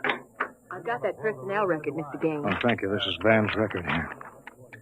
Masked introvert, inferiority rating 7. Comment: in spite of potential instability shown on Wadsworth Curve, this officer is especially adept in handling men. He's adept, all right. I haven't got time for any more, Dave. Chief, Are you actually going up there to Van Cleek's office? I've got to. They'll be armed. They'll kill you. I'm going to take that chance. Why don't you call in the army? He won't dare blow the road then. Yes, he would. Look at that psych record there. He's putting up a big, brave front, but he's rotten inside.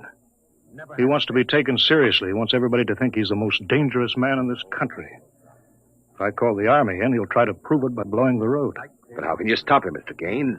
He'll have a gun. What'll you have? What'll I have?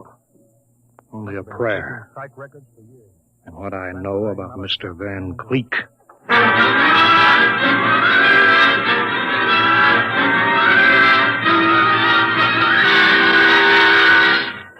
All right, Gaines. Director Van Cleek will see you now. Gaines, I want you to sign this now. The declaration of your recognition of the Engineers Control Committee. You've got 1 minute to sign it, Gaines, or I'll push this button and blow up the whole sector. You better sign, Gaines. You need this gorilla with the gun, Van? Why, Can't you handle one unarmed man alone? All right, Harry, out. Out. Yeah.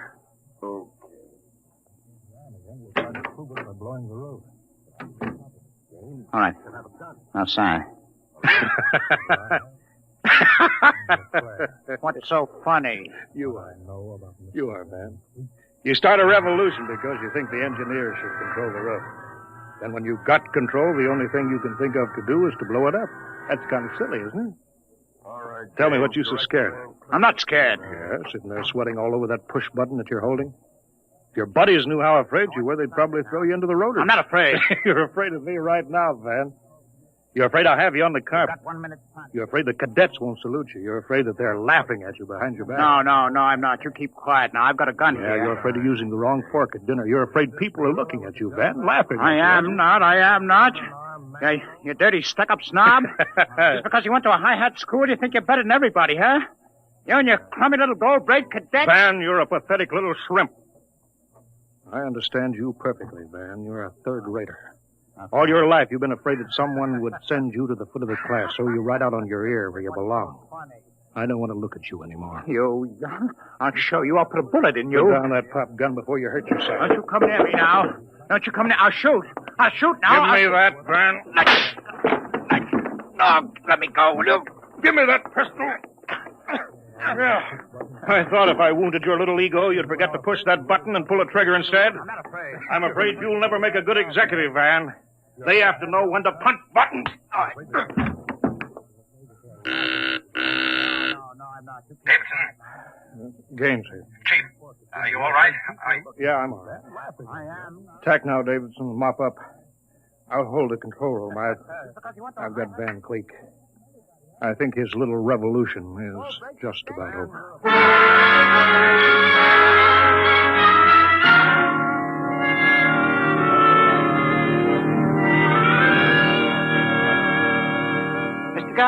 Mr. Gaines. Oh, Mr. Evans, I forgot about you. I've been waiting at the sector office. Yes? Is everything under control? Yes, all's rolling.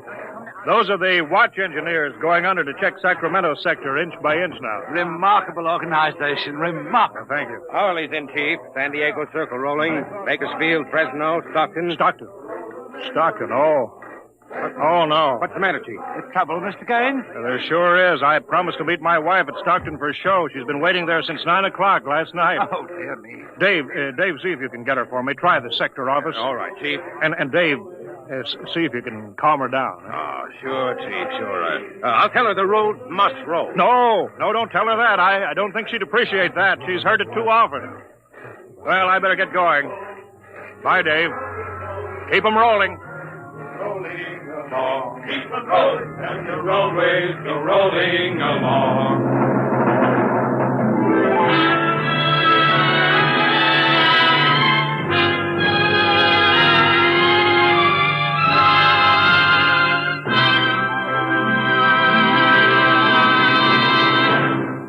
You have just heard another adventure into the unknown world of the future, the world of Dimension X.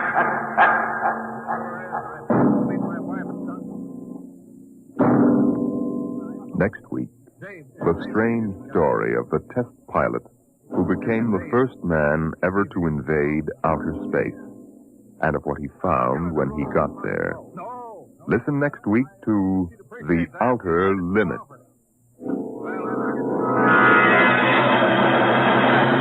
Tonight's adventures in Dimension X. The Roads Must Roll was written by Robert Heinlein and adapted for radio by Ernest Kenoy. Featured in the cast were Wendell Holmes as Gaines and Ralph Bell as Van Cleek. Your host was Norman Rose. Music by Albert Berman. Engineer Bill Chambers. Dimension X is produced by Van Woodward and directed by Edward King.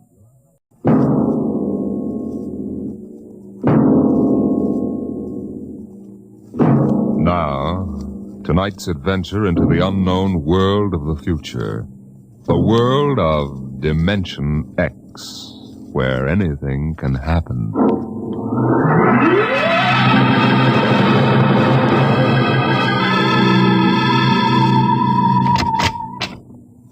You are Mr. Sid Ryan? The same. My name is Lucia. I'm a Martian. Pleased to meet you, Mr.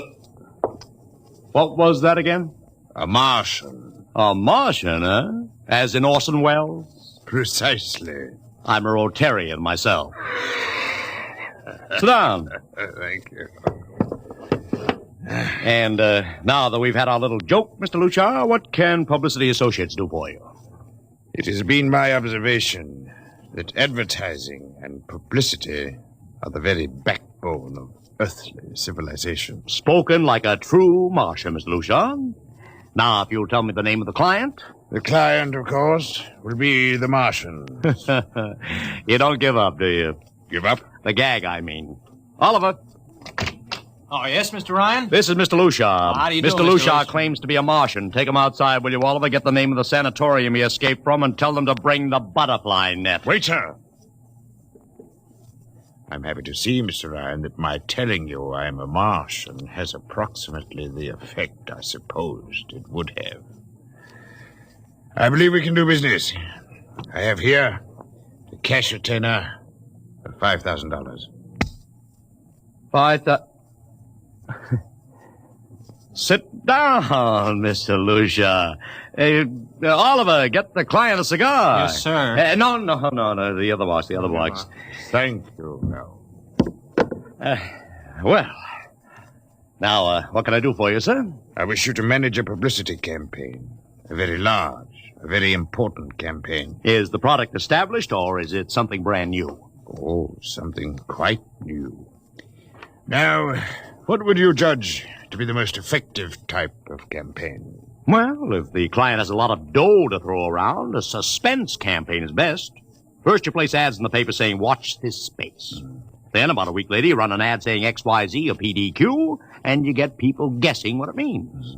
Then, finally, when you've teased them enough, you bust loose and unveil the product. Excellent. Very well, sir.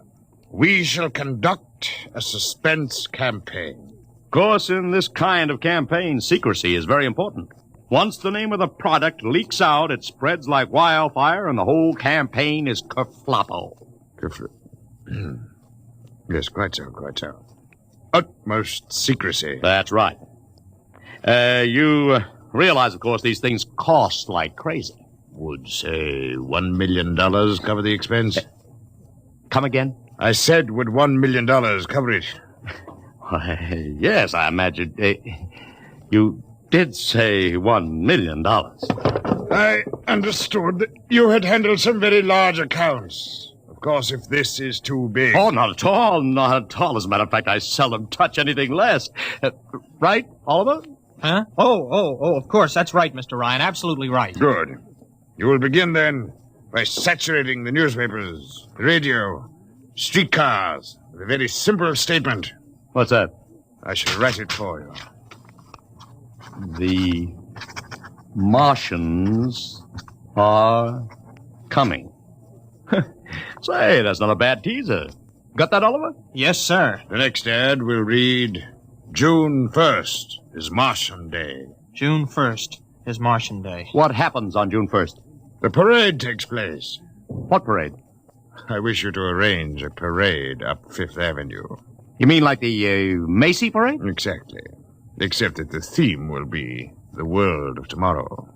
The Martian world. My client would like it to be a gay affair. Balloons, clowns, pennants, pretty drum majorettes. Say, that sounds terrific. I might be able to interest the department stores in a tie-in. Fine. The parade will climax the campaign. On June 1st, the product will be unveiled. Good enough. By the way, Mr. Lucia, just what is the product? What are we selling? Oh, no, Mr. Ryan. Secrecy, remember. Oh, but after all will be revealed to you in good time, Mr. Ryan. For the moment, let us say we are selling a concept. Concept? Precisely. The concept of invasion from Mars.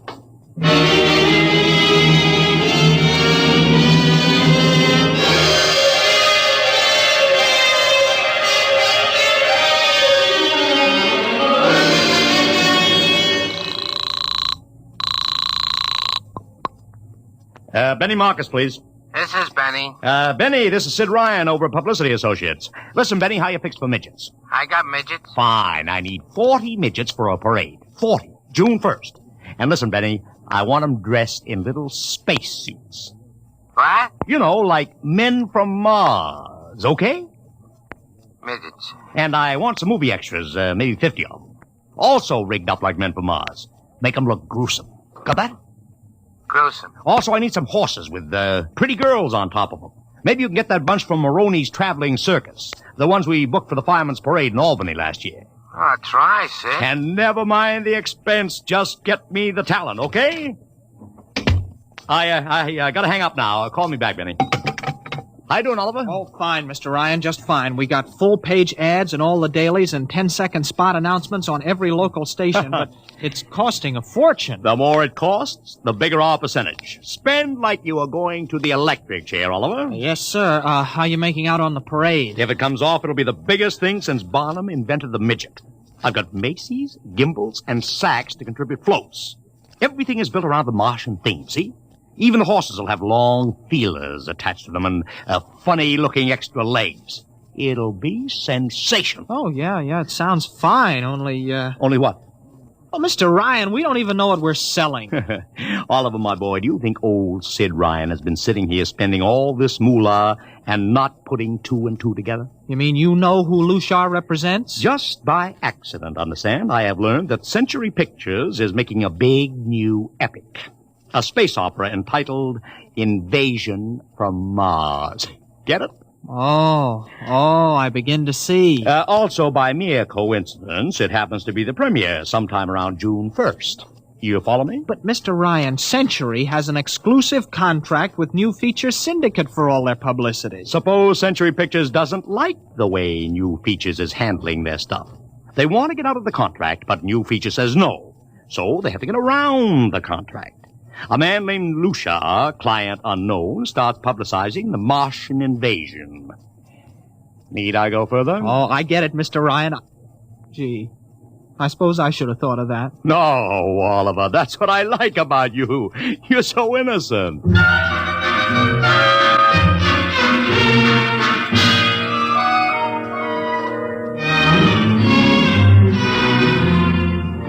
Let me talk to Commissioner Patrick, please. Sid Ryan. Hello? Commish? Sid Ryan. Oh, it's you. Well, what is it this time? If you want to drop a man off the Empire State Building into a teacup full of water, the answer is no. Also, we are not arresting any fan dancers. You know I don't handle fan dances. I want a permit for a parade, June 1st, 5th Avenue. It's a Sunday. There's no traffic. Oh, come now. Look, Ryan. Macy's gets a permit. Gimbals gets a permit. The American Legion gets a permit. The Sons of Erin march every time Morton Downey sings The Wearing of the Green. Don't give me a hard time, Patrick. This is too big. Come on I have the 5th Avenue Merchants Association behind me. Okay, Ryan. Fill out the forms. I'll pass them along to the license commissioner. That's my boy. Oh, by the way, what's the occasion? Oh, don't you read the papers, Patrick? June 1st is Martian Day.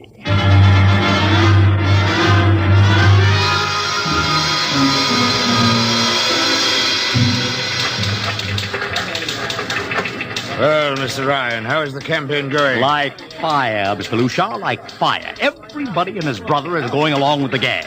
Yesterday, we distributed 50,000 Martian hats to school kids. I even arranged for Commissioner Patrick to accept a $50,000 check for the Policeman's Benevolent Fund from the man from Mars. Excellent.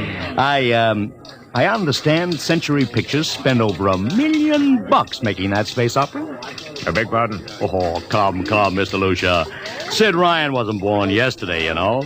I know who our client is, even if you don't admit it. You do? Always thinking that's me. Well, as long as you know, let's keep it to ourselves, shall we, Mr. Ryan? As you once remarked, when these things leak out, it destroys the surprise and ruins the effectiveness of the campaign.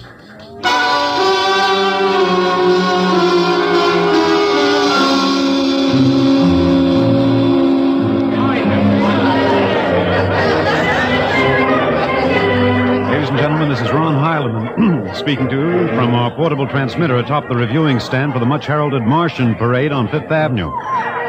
It's a beautiful sunlit day here in New York. A perfect day for a parade. And the streets are packed with thousands of spectators, all eager to find out what this is all about. There's an air of shrill expectancy. Run, over here! Okay, tell them all right.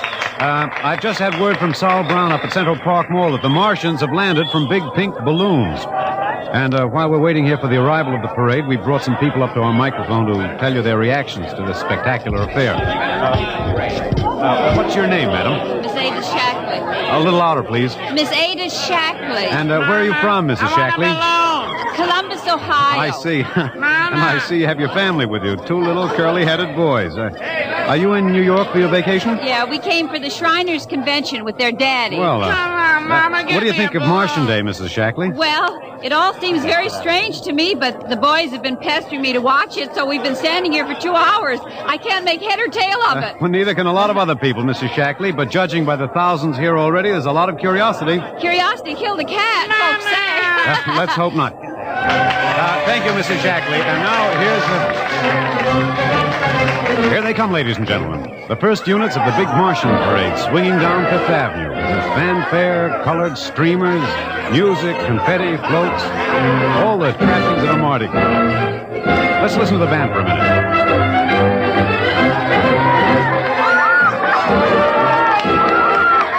Here in the vanguard, the whole troop of little midgets in weird-looking pink and blue spacesuits, carrying Rube Goldberg weapons with signs painted on them. I can read one which says Atomic Blaster. Another has a placard reading, We're Martian through Georgia. And here come the clowns, laughing and falling all over each other. They're giving free sugar candy to the kids along the way. Yes, ladies and gentlemen, this is a happy, laughing crowd along Fifth Avenue today. A true reflection of the great sense of humor and good nature that makes America the place it is. Why, only... What's that? What's this? The crowd's murmuring now. They've fallen somewhat silent. There's something coming. I'll try to get it for you. What? Ladies and gentlemen, here comes the Martian contingent. This is promised as the climax of the show. And now a great hush has fallen over the crowd.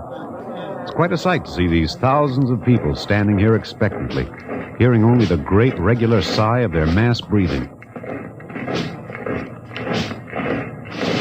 Now here they come, ladies and gentlemen. The Martians, marching in booted, helmeted ranks, row after row of them. This is an impressive sight, ladies and gentlemen. And a rather serious contrast to the rest of the joyous slapstick parade we've been witnessing up until now. There are perhaps 200 tall, broad-chested men dressed in metallic gray spacesuits with thick glass visors drawn across their faces. Each one's holding an ominous-looking ray gun at the ready position. They're marching in absolute silence, keeping step perfectly, as though some mute, unspoken command were marking time for them. Even the children are awed by the unexpected, warlike realism of the Martian Legion. And now the first ranks of the Martians move past us, down Fifth Avenue toward the reviewing stands at the square. No one moves. There, a woman, ladies and gentlemen, just dashed out into the street. For what reason, I don't know. She just slipped through the police cordon somehow. They're after her now. But she's already reached the ranks of the Marches, and she's trying to lift the visor of one of the Martian spacesuits. Wait. She's fallen. She screamed and then fell forward in a dead faint. The Martian column keeps right on coming. Unless they break ranks, they're going to trample her. No. The policemen have got her now. They're dragging her away, out of the way. Trying to revive her now. What is that? All sorts of rumors have begun filtering back through the crowd. Some are even whispering that the woman's dead. We don't know yet, but whatever's happened, the incident seems to have cast a slight shadow over the mood of the crowd. The carefree holiday air seems to have vanished. The crowd's stirring uneasily, a little disturbed at what we've just seen. Nothing to be alarmed at, however. It just seems a shame that anything like this should happen to spoil our enjoyment of the Martian parade.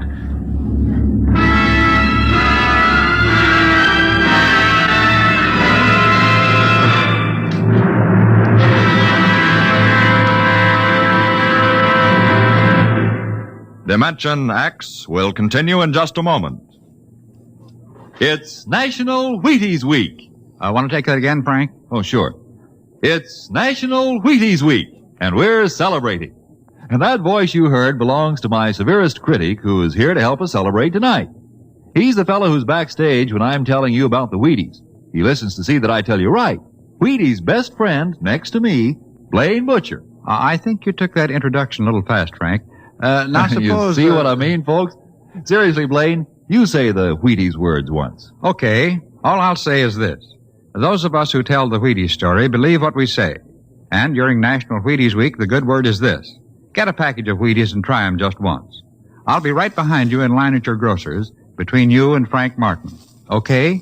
Do that now. Try Wheaties. It's National Wheaties Week.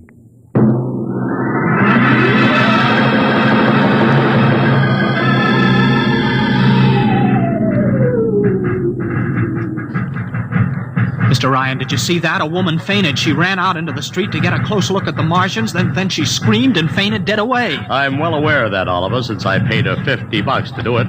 What? The dramatic moment, Oliver. The stock and trade of the good publicity, man. Relax. Holy smokes, you sure think of everything. For my share of this deal, roughly $100,000, I can afford to think of everything. Shut the window. Oh, okay, but don't you want to see the finish? We'll go down to the reviewing stand for the finish. Right now, I want to make a phone call. By the way, where's Lucia? I haven't seen him. Well, close the window, Oliver. Well, okay, Mr. Ryan.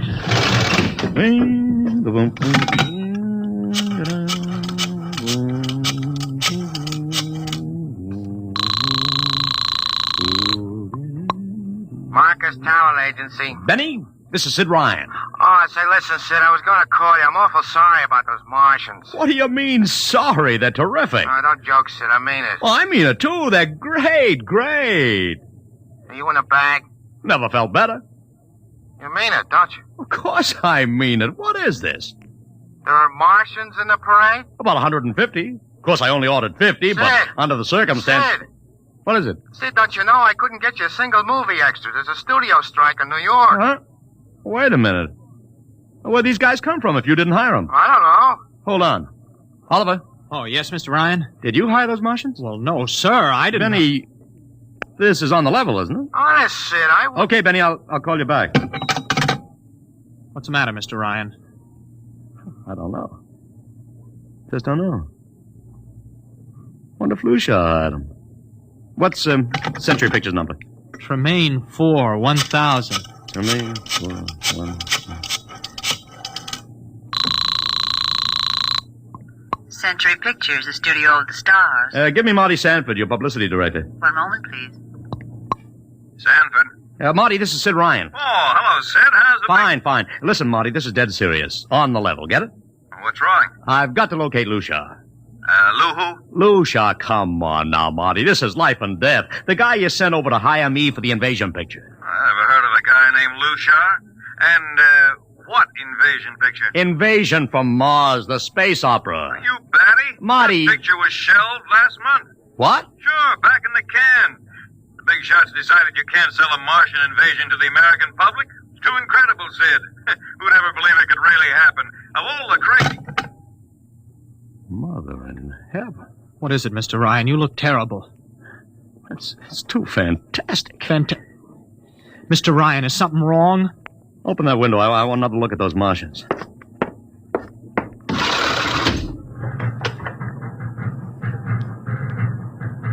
Look at them. Oliver, you were in the Army. Could 150 movie extras learn to march like that in, say, 24 hours? No. Not in 24 days, Mr. Ryan. Not a second's hesitation. Not one out of step. Look at the way they carry those ray guns at the ready. The only other time I've seen troops march like that was a film of the Nazi SS troops marching through the streets of Paris. Mr. Ryan. Oliver, get down there. Find that woman who fainted. Her name's Gloria Montez. Get her up here. Make it fast.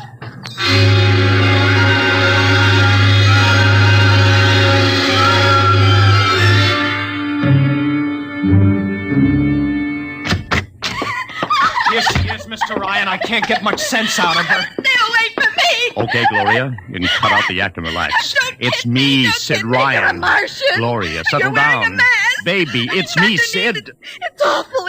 It's all big green eyes and those feelings like a catfish. Baby, snap out of it. Listen, what happened down there? You ran out and screamed like I told you, but the fainting, that wasn't in the act. Go away, please. Go away. Just one question, baby. Inside that helmet, what did you see? Can't get anything out of her, Mr. Ryan. She needs a doctor. Okay, Oliver. I've heard enough anyway. You take care of Gloria here. Get her a drink. Where are you going? To see the commissioner. You gotta stop this parade before things begin to happen.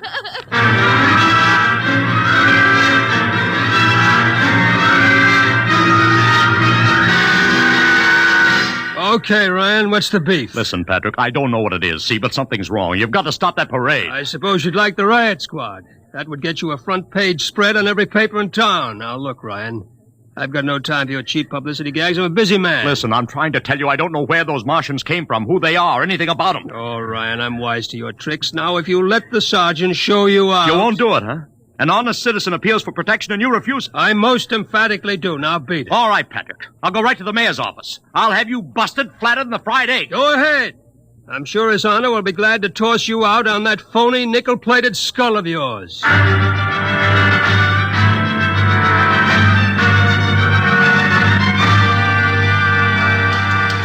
You heard me, Ryan. You can't see the mayor. Adolf, please. This isn't a gag. I don't want publicity. All I want to do is maybe prevent something horrible from happening. In case you don't know it, wise guy, something horrible's already happening. A couple of hundred little kids are in the hospital with ptomaine poisoning from that phony Martian candy you passed out. What? Or didn't you know? I didn't. We've got to stop that parade. Sure, you'd like nothing better than start a panic now. Maybe a few hundred people get trampled to death. Think of the newspaper space. That'd get you and your phony product. I won't stand for this, Adolf. This may be a matter of life and death. Don't get out of here quick. It'll be your death. Go on, beat it. Get out. You and your publicity stunts make me sick to my stomach.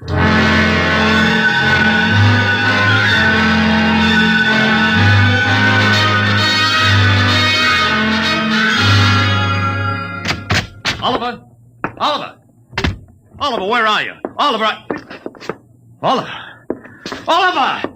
It is useless to scream at him, Mr. Ryan. Your friend is quite dead. Lucia. He wanted to run to the police with some story about a Martian invasion. I found it necessary to restrain him. Restrain him, you stinking murderer! Now, Mr. Ryan, collect yourself. After all our planning, it wouldn't do to have everything spoiled now, would it? Lucia, start talking and talk fast, because when you get through, I'm going to take you apart piece by piece. What's this all about? Surely you know, Mr. Ryan. After all, you've been publicizing it for months. You see, before colonizing your planet, the Martian government sent some of us as scouts in advance, disguised as Earthmen, of course, to study your habits, your weaknesses. We found that the people on Earth are predominantly conditioned by advertising and publicity. And so we conceived the idea of treating our entire invasion as a vast publicity stunt. Clever, yes? After all, Mr. Ryan, who would suspect an invader who advertised his invasion in the newspaper, invited the public to his surprise attack, and spent millions publicizing his plans? Holy jumping... You've done very well, you see. Then there was no product. Ah, but there is a product. The product is death. What are you trying, Lucia? We Martians are a humane people, Mr. Ryan. We do not like to destroy thousands where a few hundred will suffice. In exactly 2 minutes, our troops will treat the world to a spectacle of death, which will bring the rest of your planet to its knees in horror. Nations will clamor to surrender. Perhaps, Mr. Lucia, but not if I can help it. No!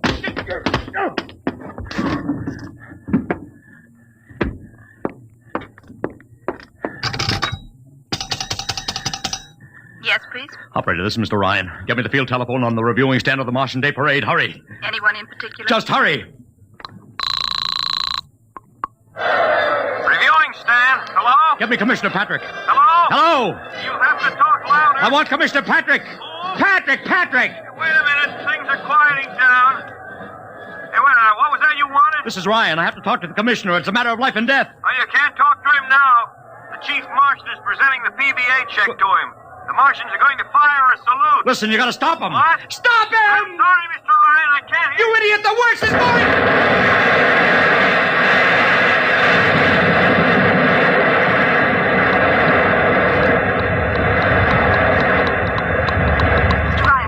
Mr. Ryan, you've been cut off. I heard it. Is something the matter? No, operator. Doesn't matter. Nothing matters now.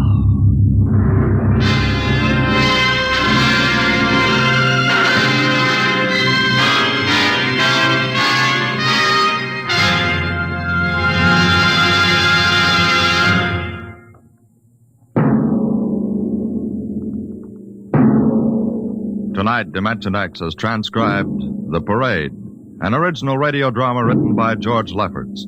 Featured in the cast were Joseph Curtin as Ryan, Barry Kroger as Lushar, and Alexander Skirby as Ron Heilman. Your narrator was Norman Rose. Music by Albert Berman. Engineer Bill Chambers. Dimension X is produced by Van Woodward and directed by Edward King.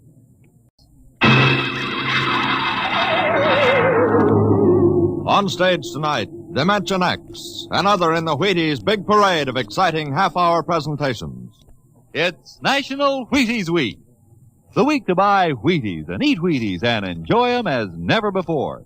The time to really find out what difference a good breakfast with Wheaties can make. You know, you're getting protein when you dip into a bowl full of Wheaties. You're getting whole wheat minerals and vitamins. You're getting whole wheat energy. Yup, there's a whole kernel of wheat in every Wheaties flake. That's how a better breakfast, beginning with Wheaties, can help you step lively all morning long. And that's why all over this big country, folks are celebrating National Wheaties Week and stepping lively. So how about it? Get out the big cereal bowl and help celebrate Breakfast of Champions. Pour out those golden flakes, put on the milk, put on the fruit, and let's have National Wheaties Week. You ready? Let's go.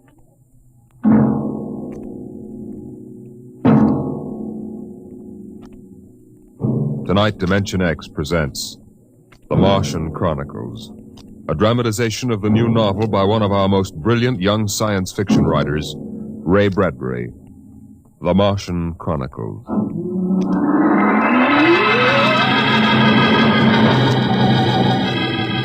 January in the year 1999.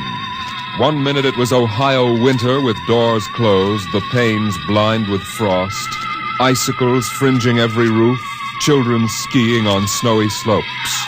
And then a long wave of warmth crossed the small town, a flooding sea of hot air. Bye, Mom. I'm going out. William McClellan, you come back here. You know you can't go out in winter without a coat. Do you want to catch your death of cold? But it isn't cold. It's warm outside. It's rocket summer. Rocket summer? You know, like Indian summer.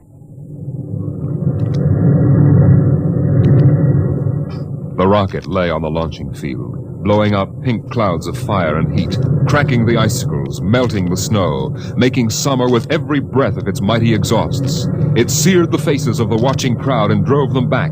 And then they saw the red fire and heard the big sound as the silver rocket shot up toward Mars and left them behind on an ordinary Monday morning on the ordinary planet Earth.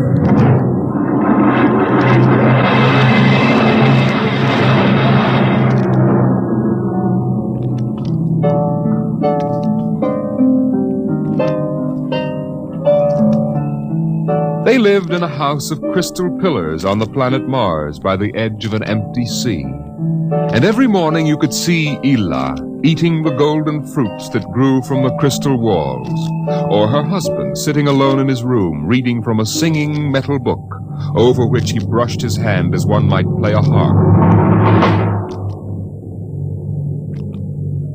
Ela and her husband were not old. Once they had liked painting pictures with chemical fire, swimming in the canals when the wine trees filled them with green liquors, and talking into the dawn together. But no more. Marriage sometimes makes people old and familiar while still young, and Ela was not happy now.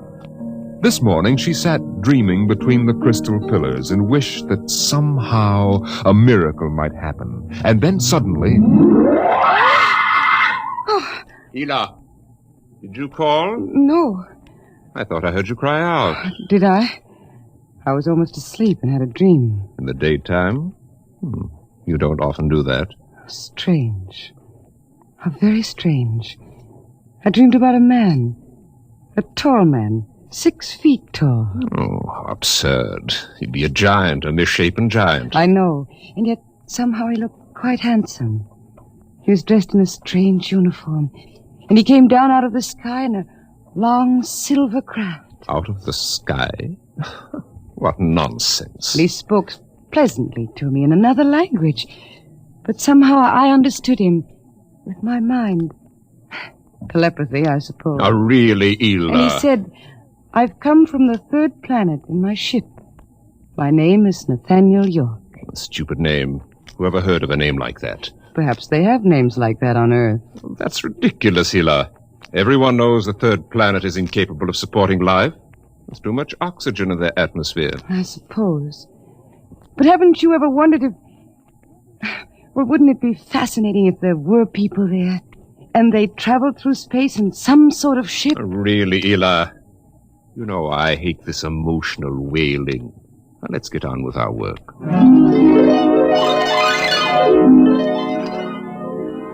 Evening came. The twin white moons of Mars were rising, and the house closed itself in like a giant flower. A wind blew among the pillars, stirring Ela's russet hair, crooning softly in her ear. And it was then that she began singing the song. Drink to me only thine eyes, and I will pledge with mine. Ela, what's that song? I don't know. What do you mean you don't know? I've never heard it before. Did you compose it? No. Yes. No, I don't know, really. I don't even know what the words are. They're in another language. It was part of the dream I had, I guess. Oh. You know, you haven't been yourself lately. It might do you good if we went away to the Blue Mountains for a week or so. What? Did you hear what I said? I'm sorry. I was watching the sky. You're certainly interested in the sky tonight. It's very beautiful. Well, what about my suggestion? Shall we leave for the Blue Mountains in the morning? You mean go away now? Oh, no. No? Why not? Why don't you want to go? I don't know. I just don't want to, that's all. Leave a kiss in the cup, and I'll not ask for... Ela, I'm sick of that silly song. It's late. Let us sleep.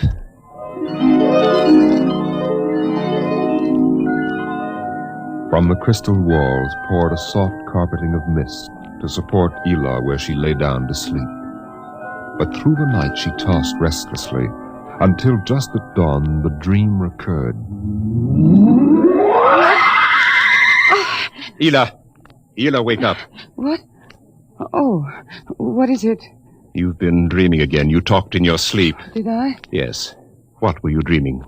Oh, the ship. It came from the sky again. And the tall man stepped out and talked with me, telling me little jokes and laughing. What else happened? And then this Captain York... Oh, I can't. It's all so silly. Tell me! He said I was beautiful. And then he kissed me. I thought so. What else?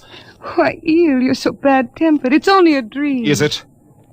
You know I can read your mind. You can't keep secrets from me. Well, all that happened was this Captain York told me... Well, he told me he'd take me away in his ship into the sky. Take me back to his planet with him. It's quite ridiculous, really. Ridiculous, is it? You should have heard yourself. Fawning on him, talking to him, singing with him all night. In your dream, he landed in Green Valley, didn't he? Please. And he told you he was coming today. Yes. But what's come over you? It's only a dream. You can't be jealous of that. No, I suppose not. Forgive me. I'm being childish. Eel, you're sick. You've been working too hard. No, I'm all right. But perhaps you're right. Maybe I could use a little relaxation. Yes. I think I'll take the morning off and go hunting. Hunting? Yes, in Green Valley.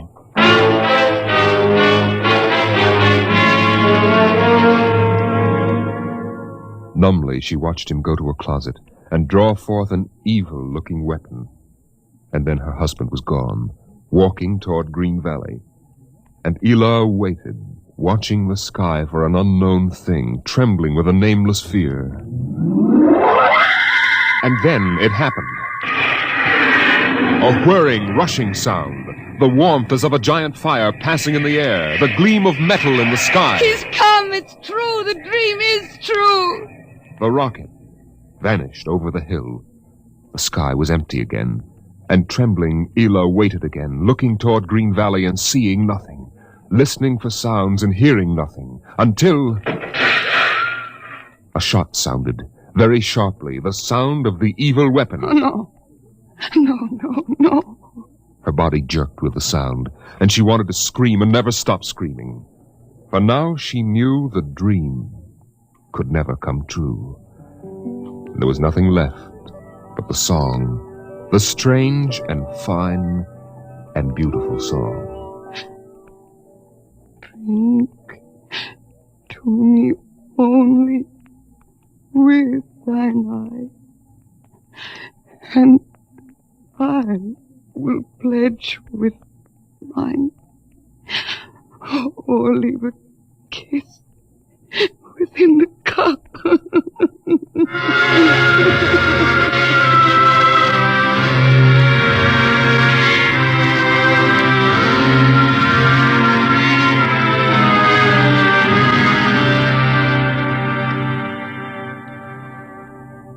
But still the rockets came. The next ship came down from the stars and the black velocities and the silent gulfs of space, and landed by night near a Martian city. The men made their way to the outer rim of the dreaming city, and then Jeff Spender went in to reconnoiter, while the others watched and waited for something to stir in the haunted city, some gray form to rise, some voice to break the unearthly stillness. Where were the people? Where were the Martians? Nothing stirred to disturb the silence until... Halt! Who goes there? Don't shoot! Hold it, Parker. It's Spender and his party. They're coming back. Captain Wilder! Over here! Well? Captain, we've searched the city. People were living here last week. People? Martians. Where are they now? Dead. Dead? What did they die of? You won't believe it, Captain. Chickenpox. Good Lord, no. Yes. No resistance to an Earth disease, I guess. So the other rocket did get through to Mars. It looks like it, Captain. God only knows what the Martians did to them. But at least we know what they did to the Martians. You mean they're all dead? Yes. This planet is through. Hey!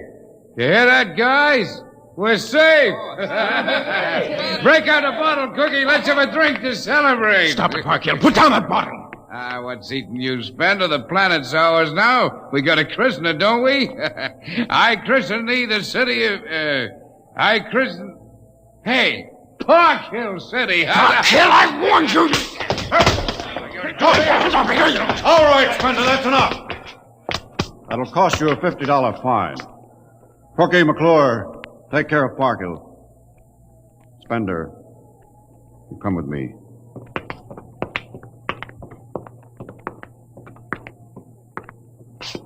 All right, Spender, why did you hit him? I don't know, Captain. I was ashamed, I guess. Ashamed of Sam Parkhill and the noise and the spectacle the whole crew is making. It's been a long trip. It's only natural they'd want to have their fling. Yes, but where's their sense of what's right? Their respect for what's happened here?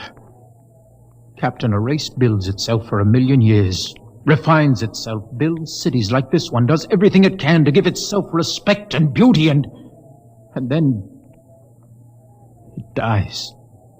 Of what? Not anything fine or majestic or fitting, but a dirty little thing like chicken pox. And Sam Parkhill wants to celebrate. I know, Spender, but you've got to remember you've a different way of seeing things. I'm seeing things all right. I'm seeing what we'll do to Mars. We'll rip it up, rip the skin off, ruin it the way we've ruined our own planet. Captain, look at the city. It may be the last time you'll ever see it this way. Beautiful in the moonlight, isn't it? Yes. There's a poem by Byron that describes it, and how the Martians would feel tonight, if there were any of them left to feel. So we'll go no more a-roving so late into the night. Though the heart be still as loving and the moon be still as bright. For the sword outwears its sheath, and the soul wears out the breast. And the heart must pause to breathe, and love itself must rest. Though the night was made for loving and the day returns too soon, yet we'll go no more a-roving by the light of the moon. Without a word, the Earthmen stood and looked at the city. The bottle lay shattered at Sam Parkhill's feet, and the sour stench of liquor filled the cool air. The men of Earth had come to Mars.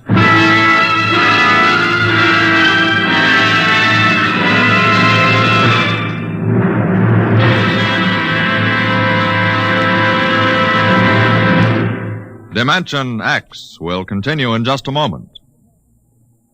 It's National Wheaties Week. Yes, the week when everybody tries Wheaties, even an orchestra leader. And here he comes from behind the scenes in radio to help celebrate National Wheaties Week, Mr. Von Dexter. Thank you, Frank. Hello, folks. I understand this is National Wheaties Week. I kind of get a kick out of that. The only breakfast food in the world with a week of its own. And I'm here for just one thing, to ask you to try Wheaties during National Wheaties Week. There are a lot of us whose voices you've never heard on the Wheaties big parade of radio programs, you know. Backstage people. Like musicians. Right, Frank, like musicians. We'd get great pleasure from knowing you like these programs well enough to buy a box of Wheaties tomorrow. Wheaties are good. They're nice to eat. I like them. I think you will. Try them once during National Wheaties Week. Will you do that? Vaughn, I think the folks will. Good. Thank you. Good night.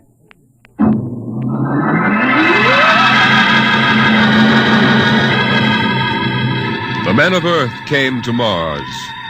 They came because they were afraid or unafraid, because they were happy or unhappy, because they felt like pilgrims or did not feel like pilgrims.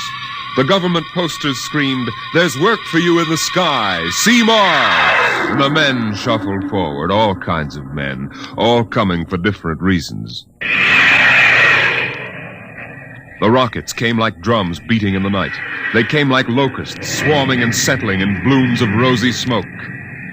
Mars was a distant shore, and the settlers spread upon it in waves. First the pioneers and builders, then the people of civilization. Some came because they were afraid of a coming war on Earth. Some came because they were afraid of nothing. Some came to escape from the smell of the subways and the cabbage tenements. And some came from houses like the one in Ohio. It was a good house, the house in Ohio, and for 6 years the family had lived there contentedly, enjoying music and poetry and the rich, warm things of life. For the house had been built to be lived in the year 2020. It contained all the latest automatic devices, from talking book recorders to singing clocks. 6 o'clock, 7 o'clock, time to rise, open your eyes. Tick tock, 7 o'clock, time to rise, open your eyes. As the family rose and dressed, the beds whirred electronically and made themselves. In the kitchen, the stove sighed, and ejected from its warm interior 8 eggs, sunny side up, 12 bacon slices, 2 coffees, and 2 glasses of milk. 7-9, breakfast time. Come and dine. 7-9. Beside the breakfast table, the facsimile machine clacked and deposited the morning paper on the table. The headlines today spoke ominously of the danger of a coming war, and the man frowned as he read the news. Today is August 4th, 2026. Insurance, gas, and at-and-heat bills are due. And today, remember, the family has planned a picnic. Gee, Dad, are we really going? Sure, Timmy, why not? It's raining out. It's not raining where we're going, son. Now run upstairs, pack your fishing tackle. We're going on our picnic, all right. Okay, Dad. Bill, are you sure we ought to go? Yes. Have you seen the headlines this morning? Looks bad, doesn't it? Mm-hmm. The rocket's ready. All we have to do is pack and take off. I know, but... Well, flying to Mars, it seems so crazy. Well, all right, then we'll go. Should we tell the children why we're going? No, not yet. Let them enjoy the picnic. The house went on with its appointed tasks. 9:15, time to clean. 9:15, time to clean. Out of the molding darted hundreds of tiny mechanical mice, all rubber and metal. They sucked up the dust and dirt in the house and popped back into their burrows. In the walls, relays clicked, memory tapes glided under electric eyes, recorded voices moved under steel needles. 12 o'clock, 2 o'clock, 4 o'clock, 6 o'clock, tick-tock, 8 o'clock. Evening came. In the living room, the hearth fire bloomed out of nothing, and the phonograph spoke from beside the fireplace. Mrs. McClellan, what poem would you like to hear this evening? Mr. McClellan? Since you express no preference, I shall select at random from among your favorites. Sarah Teasdale, There Will Come Soft Rain. There will come soft rains and the smell of the ground, and swallows circling with their shimmering sound, and frogs in the pools singing at night, and wild plum trees in tremulous white. Robins will wear their feathery fire, whistling their whims on a low fence wire, and not one will know of war, not one will care at last when it is done. Not one would mind, neither bird nor tree, if mankind perished utterly, and spring herself, when she woke at dawn, would scarcely know that we were gone.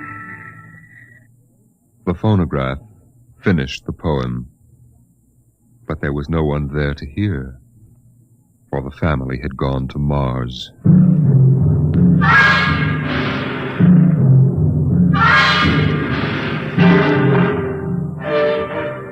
On the Martian desert beside the highway, there rose a blare of red and yellow neon lights that spelled the death of Jeff Spender's dream.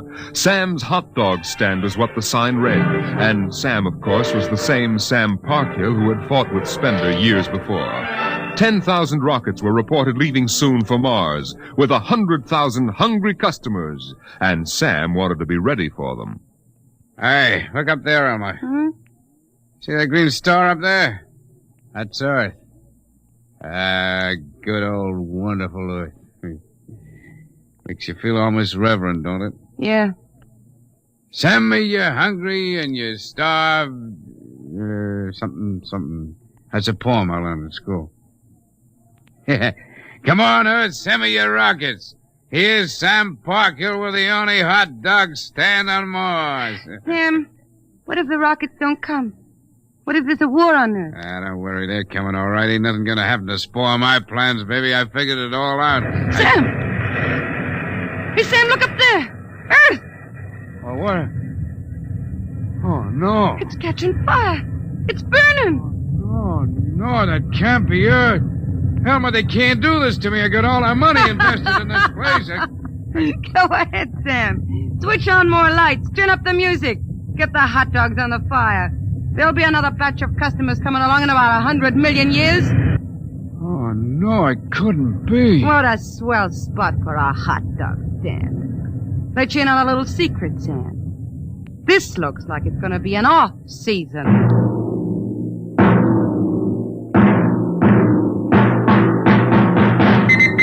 The light beam radio crackled with the news. By morning, the shelves of the luggage store were empty, and the rockets were blasting off, headed back to Earth. In a few days, everyone was gone, and the planet of Mars once more lay deserted and silent.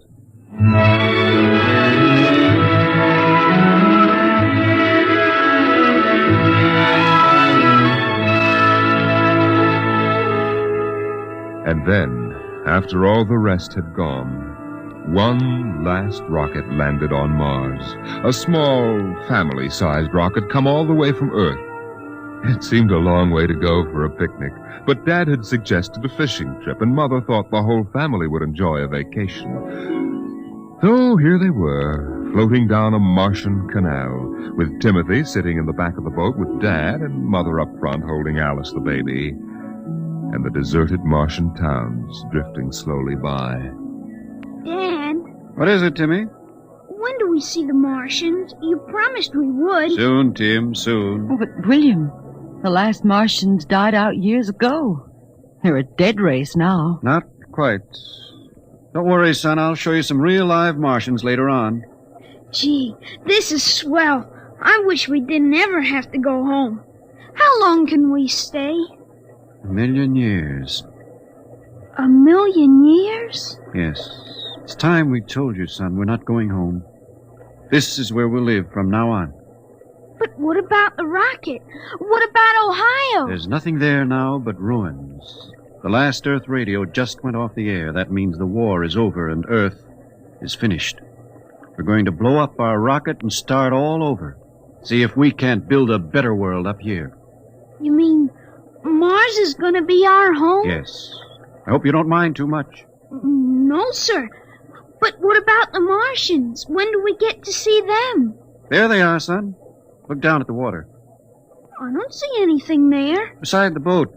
Look at the reflections in the water. But that's us down there. Just you and me and Mom and the baby. Yes, son. You see, we're the Martians now. For a long, silent moment, Timmy stared down at the reflections of the family in the waters, and the Martian stared back up at him. Then he lifted his eyes to the deep ocean sky, trying once more to see Earth and the house he had always called home. But Earth was too far away, and the house was now only a heap of radioactive rubble. Only one wall remained standing, and within the wall a voice spoke again and again and again.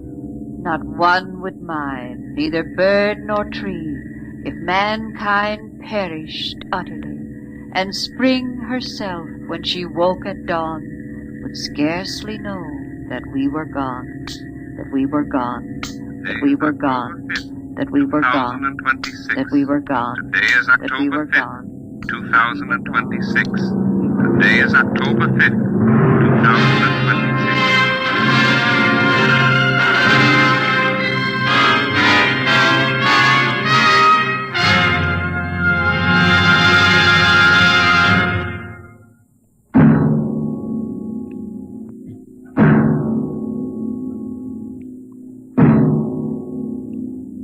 You have just heard The Martian Chronicles, a dramatization of highlights from the new novel by Ray Bradbury. Your narrator was Norman Rose, and featured in the cast were Inga Adams, Roger DeKoven, and Donald Buca. Music by Albert Berman, engineer Bill Chambers. Dimension X is produced by Van Woodward and directed by Jack Cuny.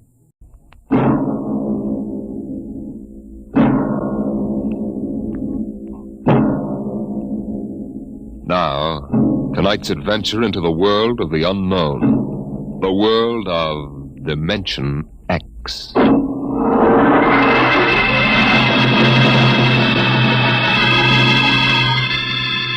In the South Pacific, night comes on rapidly. The sun dips below the flat horizon. The sea is crimson for a moment, and then night falls. But on Tahani Atoll, giant arc lights turn night into day. Across the waters of the lagoon within the barrier reef, launches and tugs skitter back and forth, while on the curving half-moon of the island, army trucks and jeeps scuttle down the rough roads bulldozed by the Seabees just 6 weeks ago. A low Quonset hut stands near the beach, surrounded by tangled wire. This is the preliminary command post, and inside is General Frank Gaydosh, field director of the test. Operation Destruction.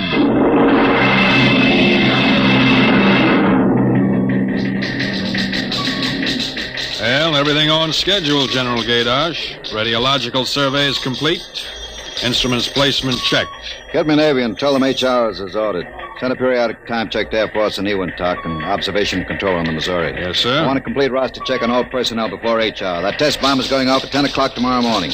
Even if there's a whole battalion stranded on the target vessels. You see that everybody's clear. Yes, sir.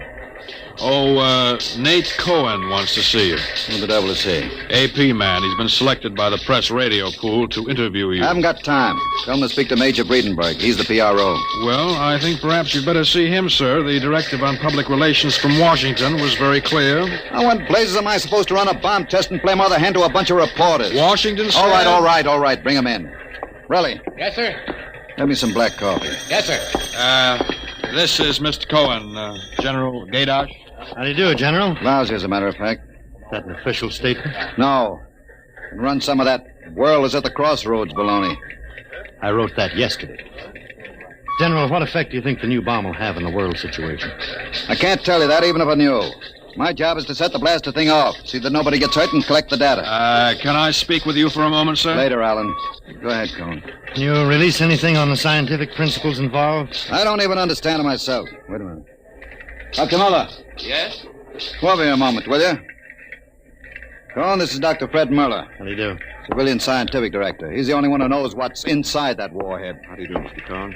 How about a statement, Doctor? Well, I'm afraid all I'm allowed to say is that the bomb is new. It's extremely powerful. And off the record, it's very tricky and dangerous.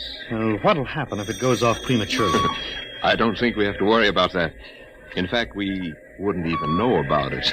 If you'll excuse me now. How about the natives? What about them? They're going to be evacuated from the island? They already have been.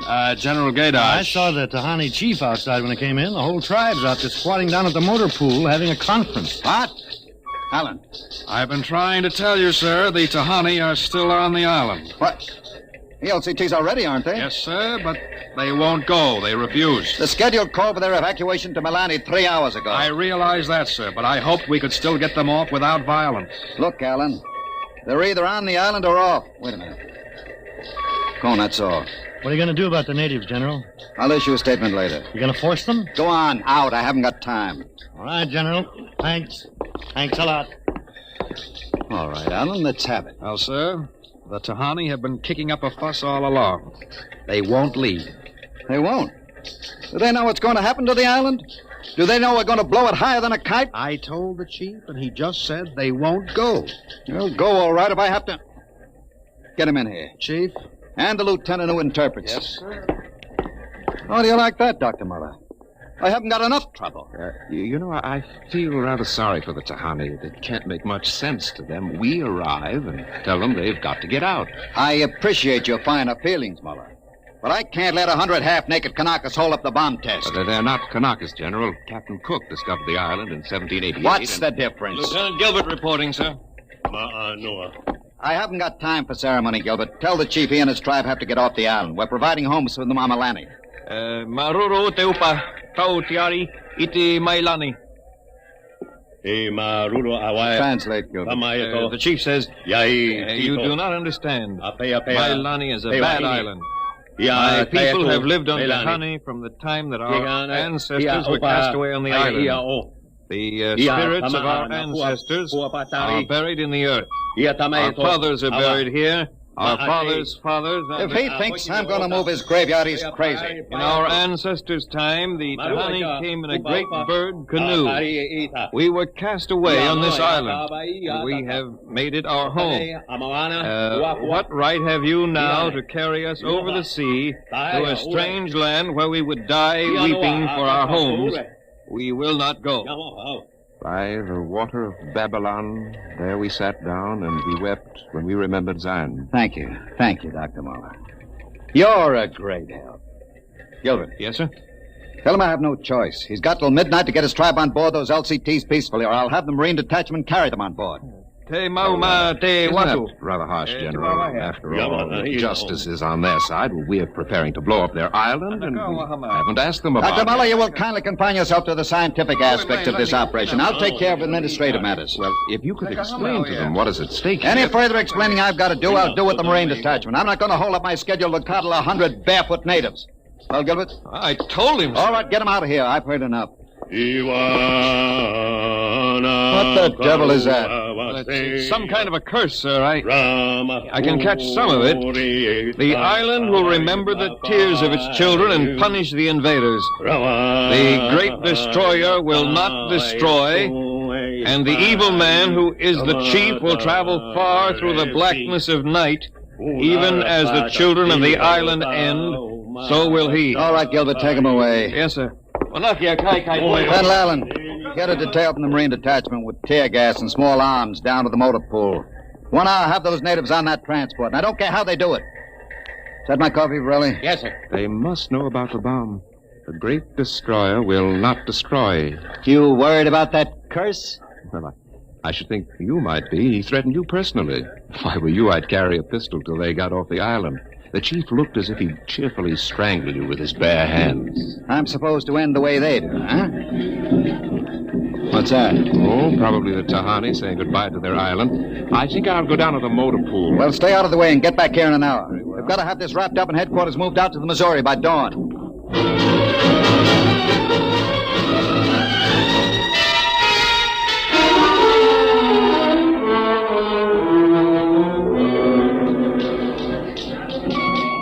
Navy and instrument room checking in, sir. That's the last. Have the Missouri take over control and send for my chief. Yes, sir. Are the LCTs there standing by with those natives? Yes, sir. They're on the beach. The bomb unit is assembled in place, General. 2330. Right on the nose. Robin, start evacuation procedure. The Tahani have stopped. Allen's probably moving them out to the beach. Check in with Navy and Air Force, Varelli. Yes, sir. What's that? It's coming from the beach. Tahani making trouble. Come on. You, Gilbert, what is it? Yes, sir. Colonel Allen ordered the Marines in, sir. What happened? What happened, man? The natives. They just got up and started marching. Did they embark? Oh, you don't understand, sir. They marched up the cliff and right off into the lagoon. What? All of them. The women and the kids, too. They didn't even try to swim, sir. What were you doing all this time? Just standing around with your thumb in your mouth? Where was the Marine detachment? We couldn't stop them, sir. They just walked over the cliff. They didn't even scream, not even the kids. We sent the crash boats out, but we couldn't get any of them out. Crazy idiots. Were any of the reporters there? Cohen and a life photographer. Get his film and hold it till I release it. What are you going to do, General? Postpone HR? It's too late for that now. Calling HR off isn't going to bring the natives back. But 100 men, women, and children just walking into the water, it's horrible. Look, I'm not happy about it either, but there's nothing we can do now. I gave them a chance to get off. They didn't want to take it. That's their hard luck, not mine. I hope you're right. What do you mean by that? Oh, I was just thinking about the curse the chief put on you. Even as the children of the island end, so will he. That's what he said to you, General. I heard him. Keep waiting, General. The great destroyer will not destroy. That must mean the bomb. Don't worry, Dr. Muller. It'll take more than a mumbo-jumbo curse from a native witch doctor to stop this operation. At each hour, that bomb goes off.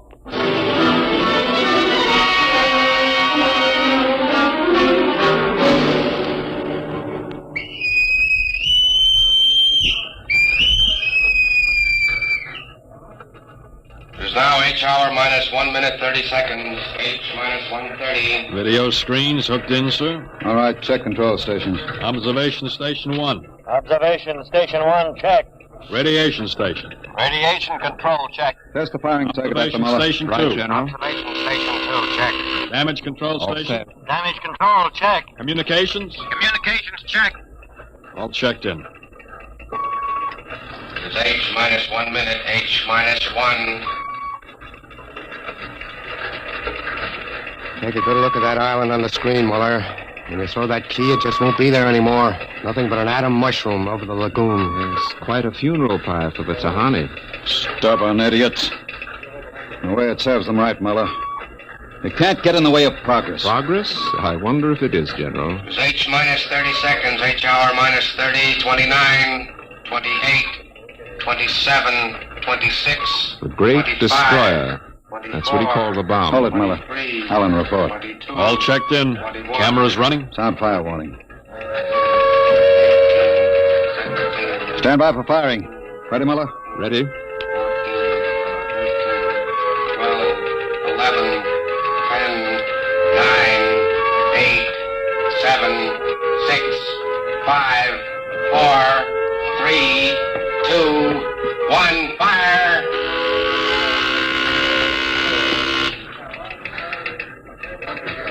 General, it didn't go off. Relly. The bomb didn't go off. Relly, signal standby. Condition red. Allen, check readings. Muller, what's wrong? What happened? I don't know. The bomb didn't go off. What do you mean? Why did it go off? I don't know, except for one thing. The Tahani chief said the Great Destroyer would not destroy. It didn't, General. The bomb didn't go off.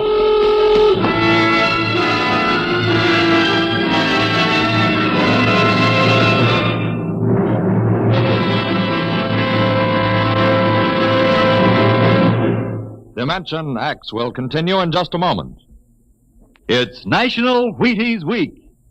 And from behind the scene in the radio studio, here comes one of Hollywood's foremost radio producers, Mr. Joe Parker, stepping out of the control room to help celebrate National Wheaties Week. Mr. Parker puts on radio programs, and he's a visitor to Dimension X tonight. His regular program for Wheaties is Sarah's Private Caper. Joe's a regular guy. He sits there in the glass cage called the control room, running his show. But right now, here he is at the microphone to say his say about Wheaties. Ready, Joe? Thanks, Frank. You know, folks, I sit there in the glass cage, as Frank calls it.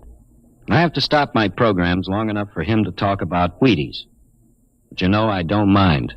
I kind of like this talk about Wheaties and milk and fruit. That's a lot of good eating.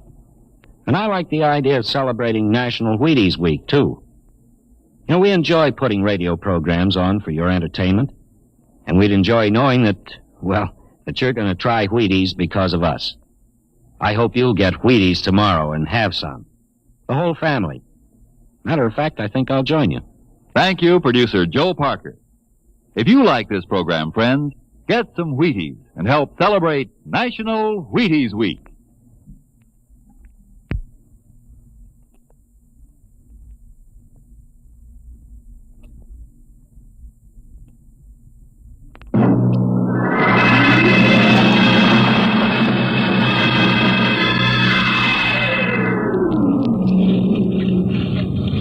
How about it, General? What happened? You got a statement? Nothing you can use, Cone. Not until we find out what went wrong. We'll let you come aboard this ship. I walked on. You don't know why the bomb failed, huh? It didn't fail. Just didn't go off. Say, what's that tank thing on deck, General? Undersea Salvage Unit Mark IV. They call it an undersea crawler. Oh, somebody going down? That bomb is down there in the lagoon somewhere. Could go off at any second. Somebody has to go down, find it, and disarm it. That's a lovely job. Who's elected? I am. Dr. Muller. He's the only one who knows how to dismantle it. The crawler's ready, General. All right, come on, Muller. I'm ready. Well, and as soon as we hit shallow water, get those gates open. We'll pull the crawler out, then you get away in a hurry. That bomb goes off while we're working on it. I don't want any casualties. Yes, sir. Inside, Muller. All right. I'm in. Remember, get this LCT out of the lagoon in a hurry. You got that, Alan? You take your orders from Admiral Yancey. Yes, sir. And, good luck. Closing the hatch. Get the sonar and Geiger counter warmed up, Muller. Right. I was just thinking of something, General. That curse, part of it came true. The bomb didn't go off. Well? The second part of that curse was that you would end where they ended, and that was at the bottom of the lagoon. What are you trying to do, Muller? Nothing. I was just thinking this crawler is going to take us right down there where the Tahani died. I'm not worried about a handful of dead natives, Muller. I'm worried about that bomb. Okay, they're opening the gate. Let's go.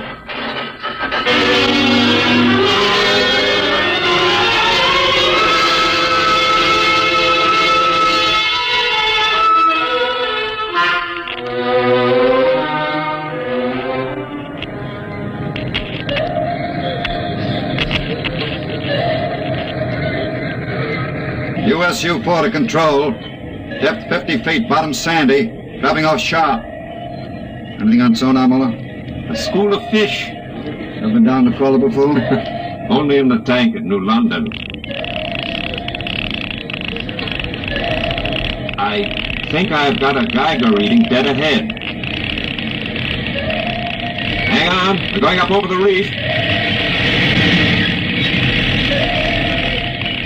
It must be the bomb, all right. The Geiger count is clucking like a brood hen. Keep an eye on the front vision plate. If we run over the bomb, we're liable to set it off. I think I'm getting something on sonar. Left of point. USU-4 to control. Over. USU-4 to control. Over. That's a fine note. Radio's out. Dead ahead. It looks too large to be the bomb. Can't see much in the forward vision plate. Wait a minute. That's part of the reef ahead. Well, that's where the Geiger reading indicated. The bomb must have settled in a hole in the reef. Have to go after it in diving suits. Suits are in the locker. Let's get this over with. Less time I spend down here waiting for that bomb to blow, the better I like it.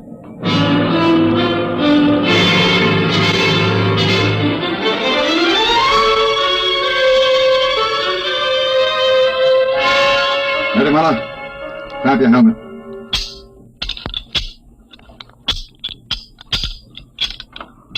Getting me all right on your headset? Okay, I'm gonna fill the lock.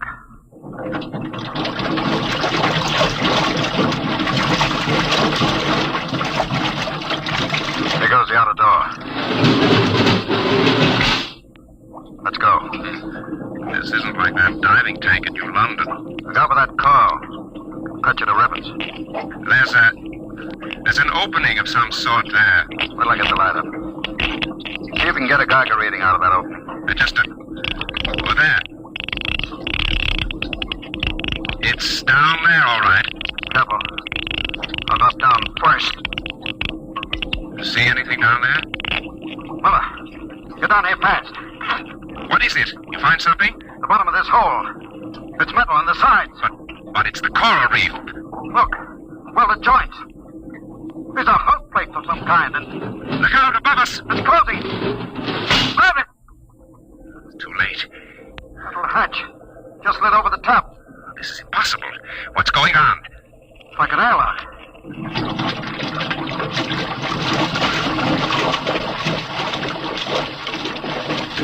Water's being pumped out. General, do you realize what this means? Not sure. There's an inner door opening. Careful. It's a passageway. What do we do now? There isn't much to do. You can take off our helmets, so. Now shows good air. Yeah. All right. Come on. What is this? Undersea fort? What's it doing here? What does it mean? Whatever it is, Our bomb must be down here. Wait. There's someone there. I can't see. There's a shadow. Who is it? Who's that? Ma'anua, Dr. Mother. Welcome to our ship. We have been waiting for you. General, it can't be. Do you see it? It's the Tahani chief.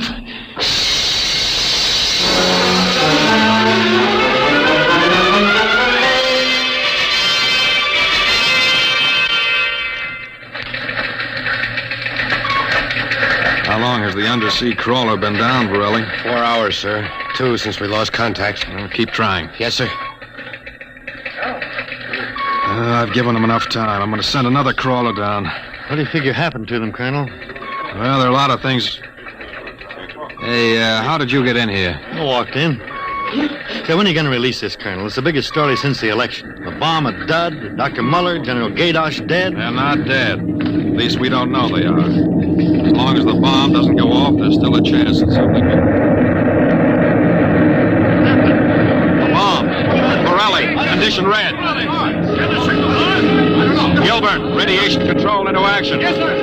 Get the hot squad into Tahani Lagoon as soon as it's cleared. And get me a PT board with radiation screens. What is it, Colonel? What happened? The bomb must have blown. What about Muller, the general? If they were down in that lagoon, you guess.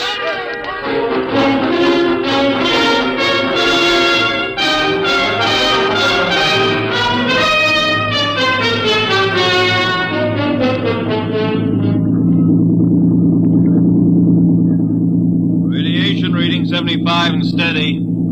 I'll take her in as close to the beach as you can. Steady as she goes. Is there any danger of more explosions? No, when she goes, she goes. Radiation 82. The danger is radioactivity. Our shields aren't much good, but we've got to pick up the recording instruments as soon after the blast as possible. Radiation 93.5. Well, that's still safe. Hey, Cohen, is that something on the beach there? Oh, yeah, looks like a body. Maybe you blew one of the Tahani back out of the lagoon. No. It's moving. Gilbert, glasses. Yes, sir.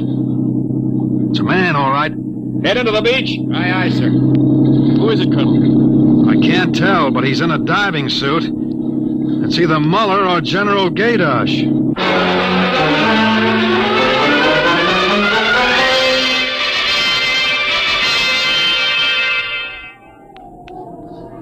No radiation burns, superficial bruises, mild shock.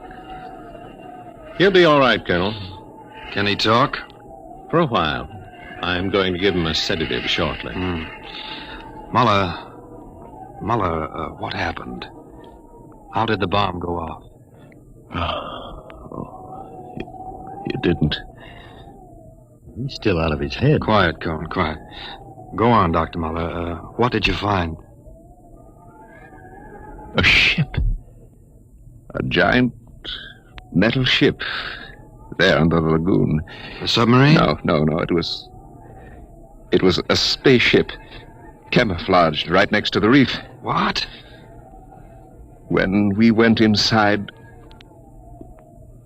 we found the Tahani chief and all the tribe alive.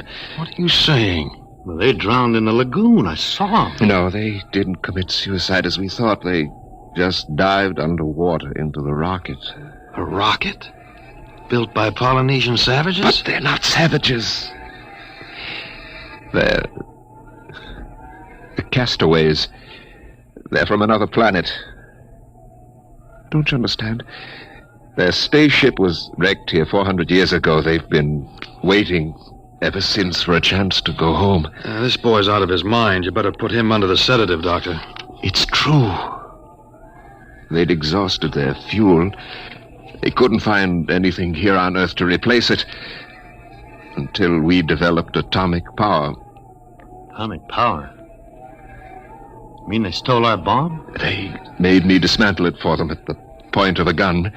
And then just before they blasted off, they let me go. But what about the general? You mean they killed him? You don't understand. I said I dismantled that bomb at the point of a gun. It was General Gaydash who was holding it. What's that? Yes, he was one of them, one of their spies, sent out to bring back the rocket fuel they needed. And now, after 400 years, the castaways are going home.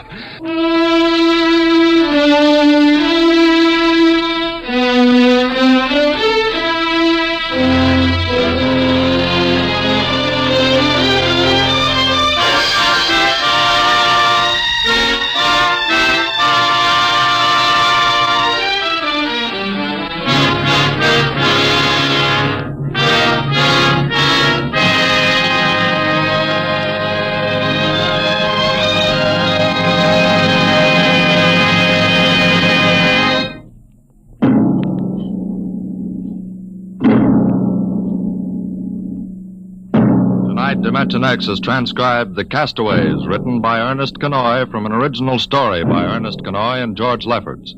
Featured in the cast were Santos Ortega as General Gaydash, Greg Morton as Dr. Muller, your narrator Norman Rose, music by Albert Berman, engineer Bill Chambers. Dimension X is produced by Van Woodward and directed tonight by Jack Cuny. Wheaties presents Dimension X. Adventures in Time and Space. Transcribed in future tense. Dimension X. On stage tonight, Dimension X. Another in the Wheaties big parade of exciting half-hour presentations. Say, tomorrow's Saturday, you know, and maybe you don't have to show up for work. A whole swell summer day for just what you want to do. So, start off with a big holiday bowl of Wheaties at breakfast, and just see how it sparks up the morning. Wheaties are whole wheat, you know, and I don't have to tell you what good, sturdy nourishment that is. So, if you got fish to catch, or golf to play, or maybe a hike to take, just see how Wheaties can make it all a lot more fun. You know why? Why, lady, mister, it's just because you feel good when you've had your Wheaties. Those two-fisted little whole wheat flakes are loaded with vitamins and minerals. And so are you when you've had your Wheaties. Go on, try 'em. Just you see how Wheaties at 7 can help at 11.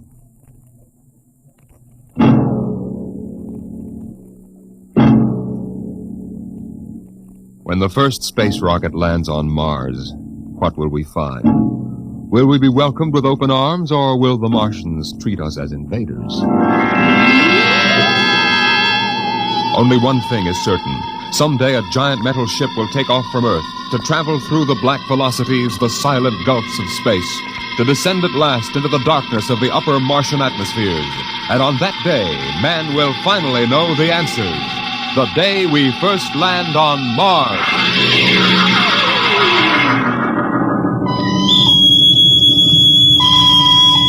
Now hear this.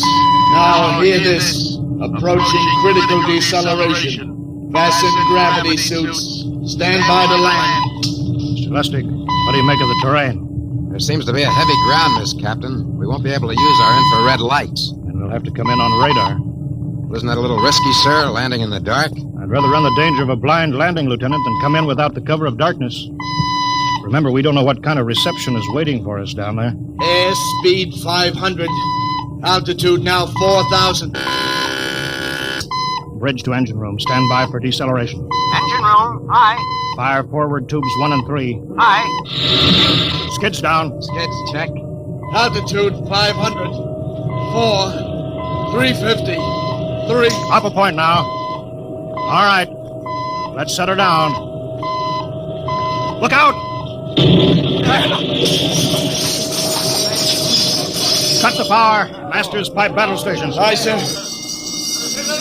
All secured, sir. Well, we're on Mars. April 20th, 1987. 4:33 Greenwich time. Enter that in the log, Masters. Aye, sir. Well, gentlemen, it's less than 2 hours till dawn. As soon as it's light, we'll send out a landing party.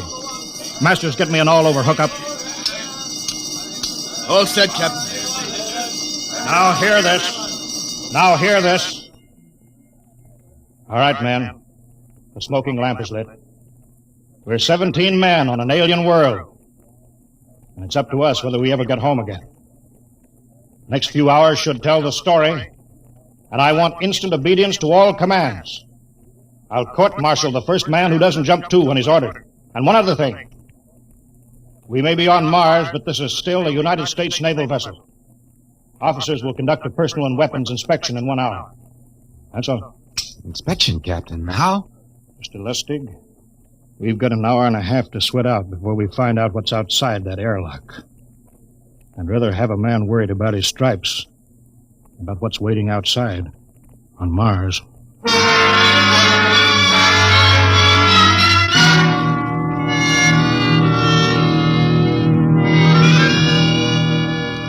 Now hear this. Landing party report to forward airlock. Captain Black, Lieutenant Hingston, Lieutenant Lustig, and Dr. Horst report immediately to forward airlock. It is now landing time -5.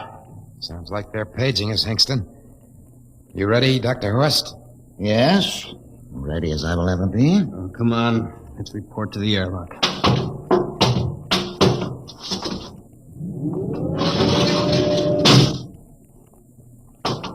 Where are us to go?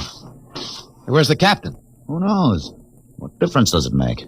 Just want to get it over with, that's all.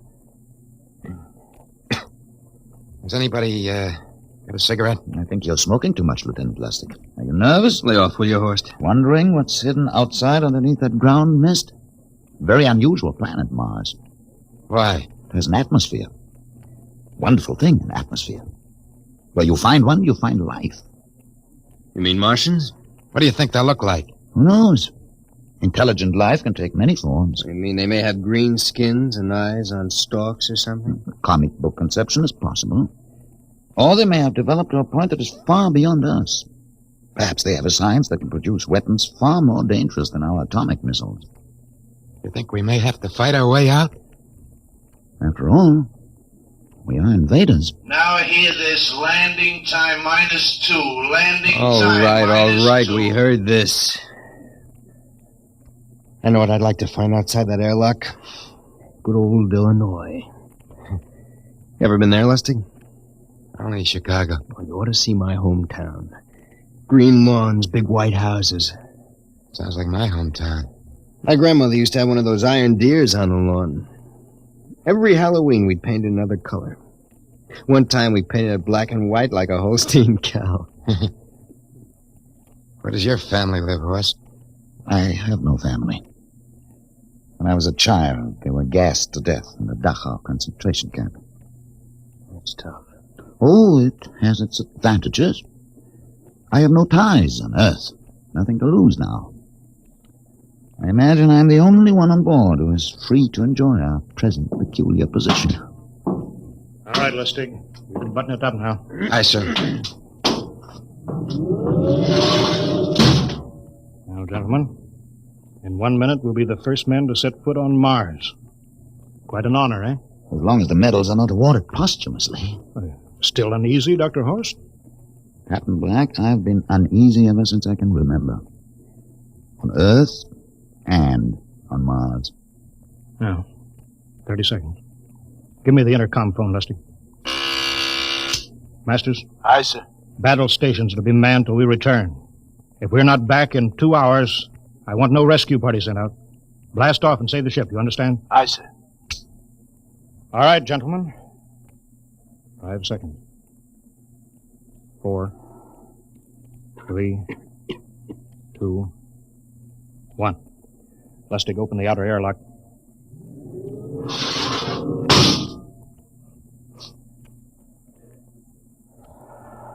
Fresh air. Let's go. Hold it now. It's too dark to move fast. Quiet, isn't it? Not even a wind.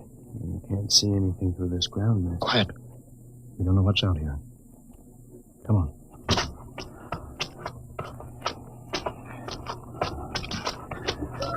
What the... Quiet, Captain. I could swear that sounded like a rooster.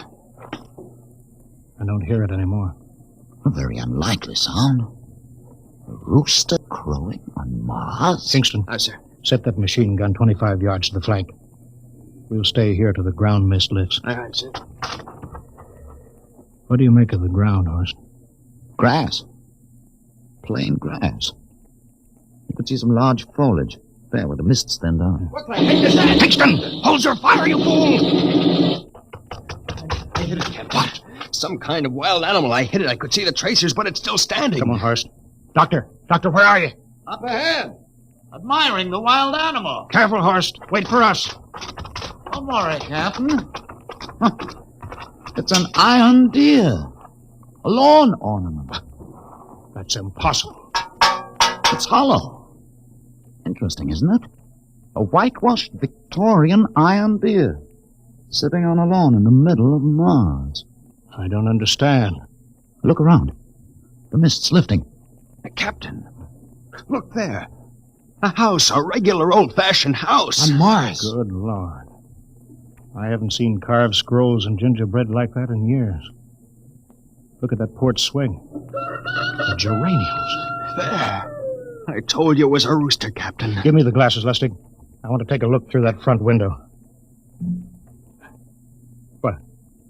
There's an upright piano. Some sheet music on it. Lustig, it's beautiful Ohio. Beautiful Ohio? That can't be. Look here, Horst. Do you think that civilizations of two planets could be identical? I don't know. That specific variety of geraniums is only 50 years old on Earth. Is it logical they should develop in Mars? How about that port swing, that piano, and beautiful Ohio? No, it's impossible. Captain Black, this looks like the town I was born in. Well, it looks like my hometown, too. I've thought of something, sir. It's the only solution. Maybe we're not the first ship to reach Mars from Earth. That's the only answer. That's impossible, Lustig. There have been space travel that couldn't be secret. Do you have any idea what ships cost, what industrial power is needed? There's got to be some logical reason. Captain, I think perhaps we might find out. The light just went on in that house. Kingston, cover that door with the machine gun. Aye, sir. Come on, Horst. You ring that doorbell. There's got to be a scientific answer to all this.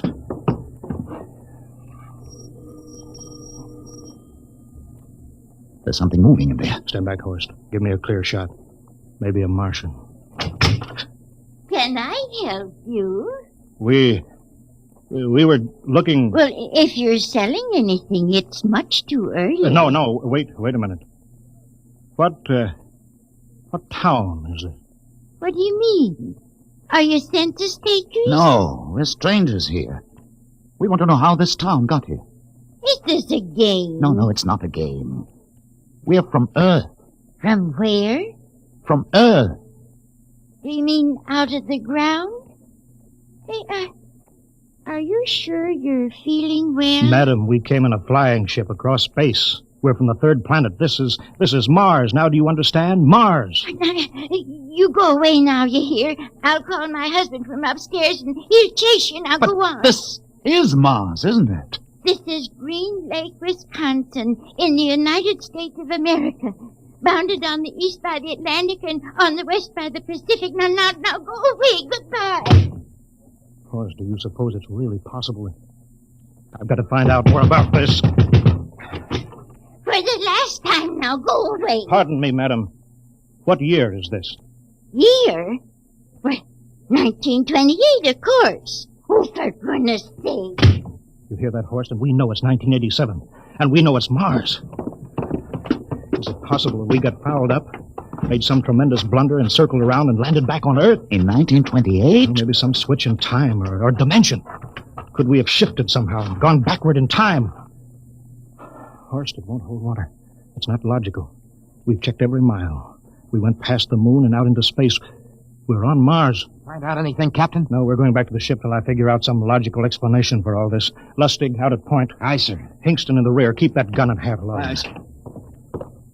Of course, there's got to be some cold, logical solution. Captain. What?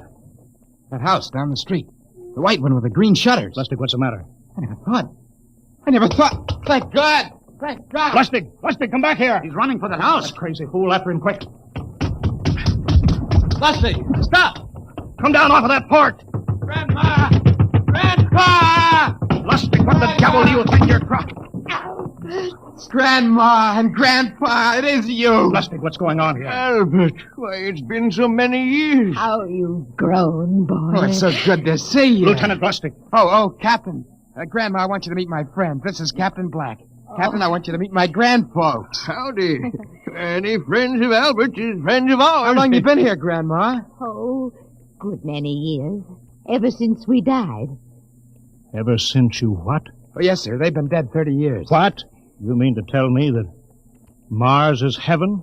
Oh, nonsense, no. All we know is here we're alive again. And who are we to question God's infinite ways? Lustig, we're going back to the ship. But, Captain, I want to talk to my Lieutenant grandfolks. Lustig, I don't like any part of this. You'll come back with us. I have to club you and carry you. Yeah, but, sir, That's they're enough. my... Heaven only knows what they've run up against back at the ship.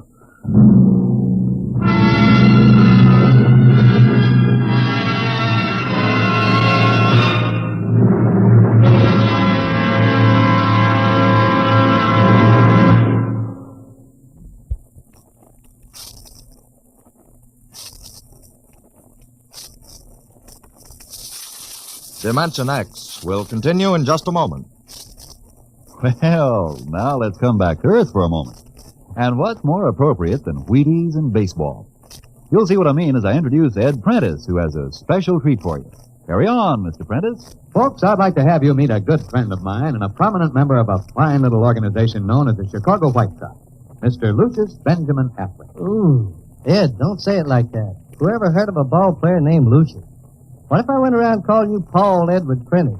Let's just make it Ed and Luke, huh? All right, Luke. Say, just how long have you been with the White Sox? Over 20 years, Ed. Golly, I played in darn near 2,500 games. Then at bat almost 9,000 times. Man, I'm from way back. Well, Luke, you don't look it. How do you keep up the pace, anyway? Well, Ed, I sleep good. I eat good. I eat mighty good. Wheaties about 4 mornings a week. Those little old flakes put a lot of snap, even in an old-timer like me. Must be because they're 100% whole wheat. I sure like Wheaties and milk and fruit. You know, Luke, that's exactly what I hear from a lot of ball players and plenty of other people, too. No wonder they call Wheaties the breakfast of champions. Well, thanks, Luke Appling and Ed Prentice. You know, folks, you may not be a champion ball player, but Wheaties can help you feel like one. So try 'em.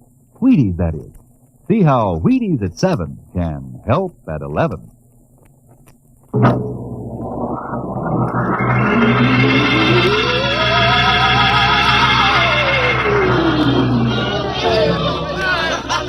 Horst, look at that crowd around the ship. Looks like we're being welcomed with a celebration. Celebration? They've abandoned ship. Every port is open. No guards set. You, Masters. Hiya, Captain. Meet my old dad. Dad, that's Captain Black, and he's not a bad guy for an officer. Of all the... Kingston! What, sir? Bring that man back. Use force if you have to. Excuse me, sir. There's my Uncle George. Kingston! I'll be right back, Captain. Uncle George! Uncle George! What the devil is Don't you going... understand, sir? They've all found friends and relatives. They're all here. He's right, Captain. I've counted. The whole crew's out on the crop. But I gave orders. Definite orders. You don't understand, Captain. I understand mutiny. I don't care how many relatives show up. I'll have discipline on... Johnny! Johnny, you old son of a gun! Edward! It's you. It can't be. Of course it is. Johnny, you old son of a gun. Edward. Dr. Horst, this is my brother, Edward. How do you do? Hello. It's wonderful to see you, Edward. Look, I've got to get back to my ship. Hey, I almost forgot. Mom's waiting at home. Mom? And Dad, too. Mom? Dad are alive? Excuse me, Horst. Then you're real, then. Don't I feel real? How's that, huh?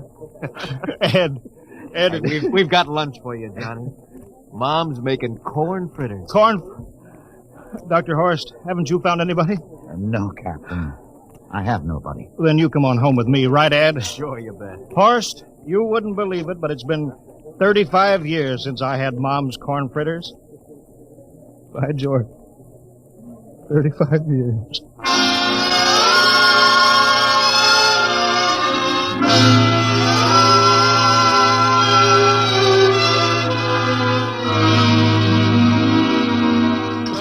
And there's plenty more in the kitchen, so don't hold back, Johnny. You too, Dr. Horst. Well, Johnny, You're still in the Navy, huh? That's right, Dad. I'm in command of the ship. We're an old Navy family, Dr. Horst. All three of our boys in the service. Ed was the best pilot in the Pacific. What did happen, Ed? Oh, what's the difference? I'm here now. Oh, you know, it's almost perfect. All we're missing is your brother Will. Then the whole family could be together. Well, it won't be long, Mom. Will's in charge of the XR-54. That's the next rocket coming out to Mars. Well, little Will. When does he leave, Johnny? Takeoff scheduled for September, but it depends on what we report. There's no question about that now, eh? Christmas together again. That'll be something, huh? Yes, sirree. Well, this calls for a celebration. How about a little of the old dandelion wine, eh, Johnny? Now, Father, don't you go giving Johnny too much wine. Oh, he's a big boy now, Mother. Well, sir, isn't everything just fine? Just fine.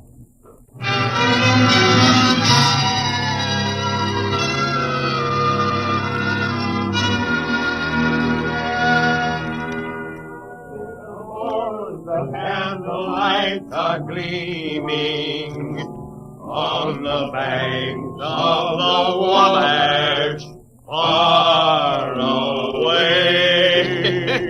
Hey, we have play another song. Sure, what do you have? Well, Dr. Horace, what do you think of my little family, Very nice. You know, I can't understand why you didn't find any folks here, Dr. Horace. It's just a shame. Everybody else is so happy. I never remembered my family, Mrs. Black. All I know is they were gassed at Dachau during the Second World War. When I was liberated, I was in delirium 3 months. I cannot remember anything before then. A psychiatric phenomenon. That's terrible. Isn't there anything anybody can do? I don't want to remember. Oh. I haven't had a pleasant life. I prefer to be free of emotional entanglements. They interfere with a scientific approach. I'm sorry, Dr. Horace. Oh, I'll get it. Hey, that's our ring, long and three shorts. I remember that. Well, maybe we'd better call it a night. You must be getting tired, Johnny. I'd better be going back to the ship. Oh, nonsense. You stay the night. We insist. Oh, I just couldn't rest thinking of you all alone on that ship. Oh, I'll be all right. Well, good night. Oh, wait a minute, Dr. Horst. That phone message was for you. Me? Yes, that's right. A message from Anna. Anna? I don't remember any Anna. She asked if you were better. Perhaps she's someone you knew at Dachau. Anna? She said she's coming over here first thing in the morning. So you'll have to stay over. Yes, well, but... that settles it then. You stay here, Horst. You can bunk with me in my old room. Oh, but Johnny, we thought you'd like to be with Edward. So you could talk the way you used to. Well, we can't put Dr. Horst on the daybed. I think we better share the room tonight. There'll be plenty of time for talking, Ed. I guess so. Well, I suppose I better drop back to the ship. You know, Ed, security check. Well, why do you have to do that here? Well, I don't know. There's no good reason, I guess. Well, I suppose we skip it tonight. Oh, sure. Good night, everybody. Oh, it's good to have you home, Johnny. It's good to be home, Mom.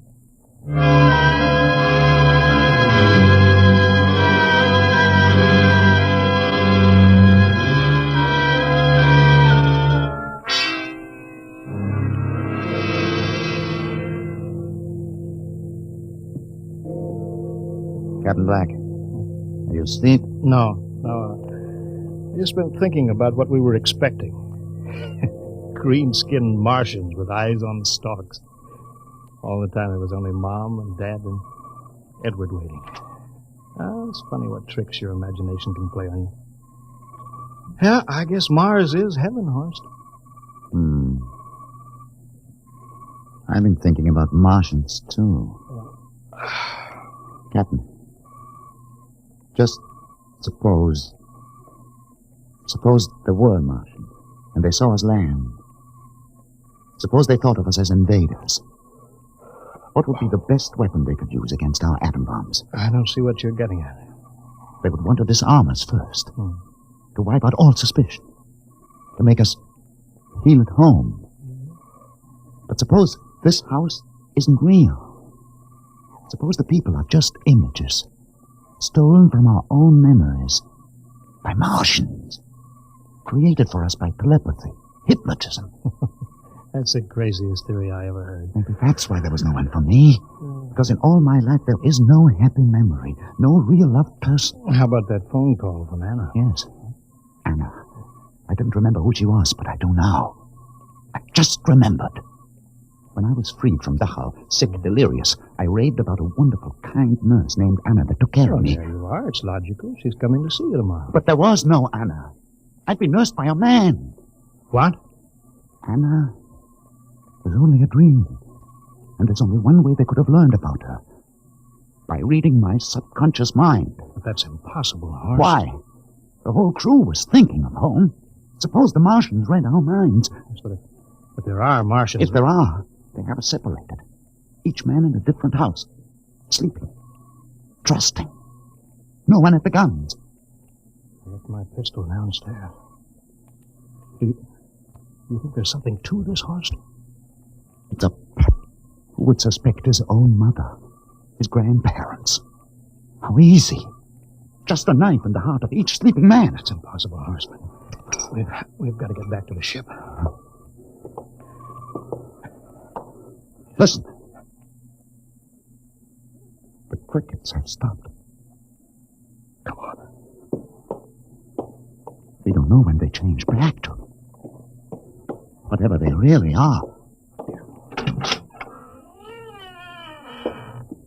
Where are you going, John? Ed, well, we wanted to drink of water. That's all, Ed. You're not thirsty, John. You don't want to drink.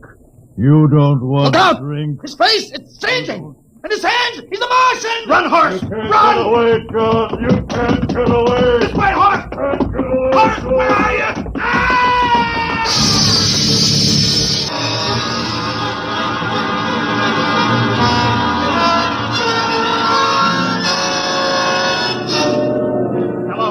Hello, can you hear me, Earth? This is Captain John Black, the XR-53, calling from Mars. I've locked myself in the ship, but they've crippled it. I can't take off or fire the guns, and they're coming for me now, the Martians. I'm all alone here. All the rest are dead. Hinkston, Lustig, Dr. Horst. Poor Horst, he didn't even reach the door. Listen, they're trying to break through the hull now. Edward and Mom and Dad and all the folks. But they're changing now. Melting and changing back into... They're Martians. Can you understand me? Martians, not men. They made us think that Mars was heaven and we fell into the trap. Can you hear me, Earth? You've got to stop the next rocket. Tell my brother Will. Tell my brother Will not to come. They'll trap him too. They'll kill them all. Hello, can you hear me, Earth? This is John Black on Mars. Hello, Earth. This is John Black on Mars.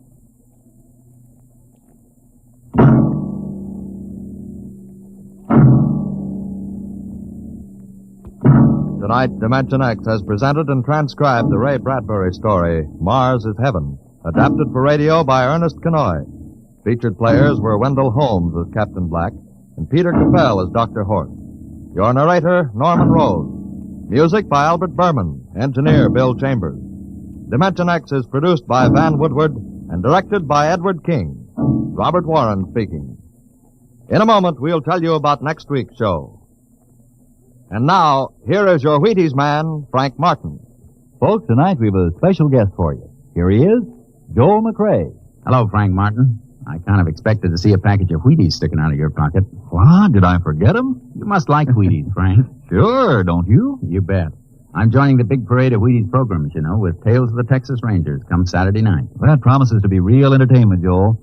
I understand these are true stories of the Texas Rangers. Absolutely. Each story is straight from the Texas Ranger files. Well, we're mighty proud to have you join us, Joel, with this new program. We'll all be listening on the same NBC station Saturday night for Joel McRae in Tales of the Texas Rangers. Okay, Mr. McRae? Okay, partner. Good night. Good night, Joel. And friends, be sure to listen Saturday, that's tomorrow night, to Joel McRae and his new program, Tales of the Texas Rangers. And get your Wheaties, everybody. And this is the Wheaties man, Frank Martin, inviting you again to listen tomorrow night to Joel McRae in Tales of the Texas Rangers on the Wheaties Big Parade. See you then.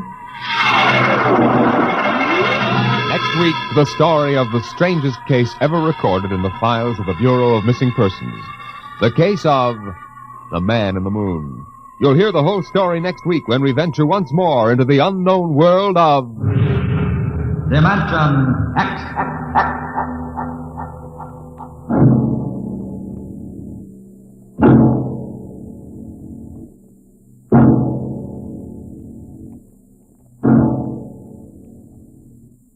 Adventures in time and space, told in future tense. Dimension X.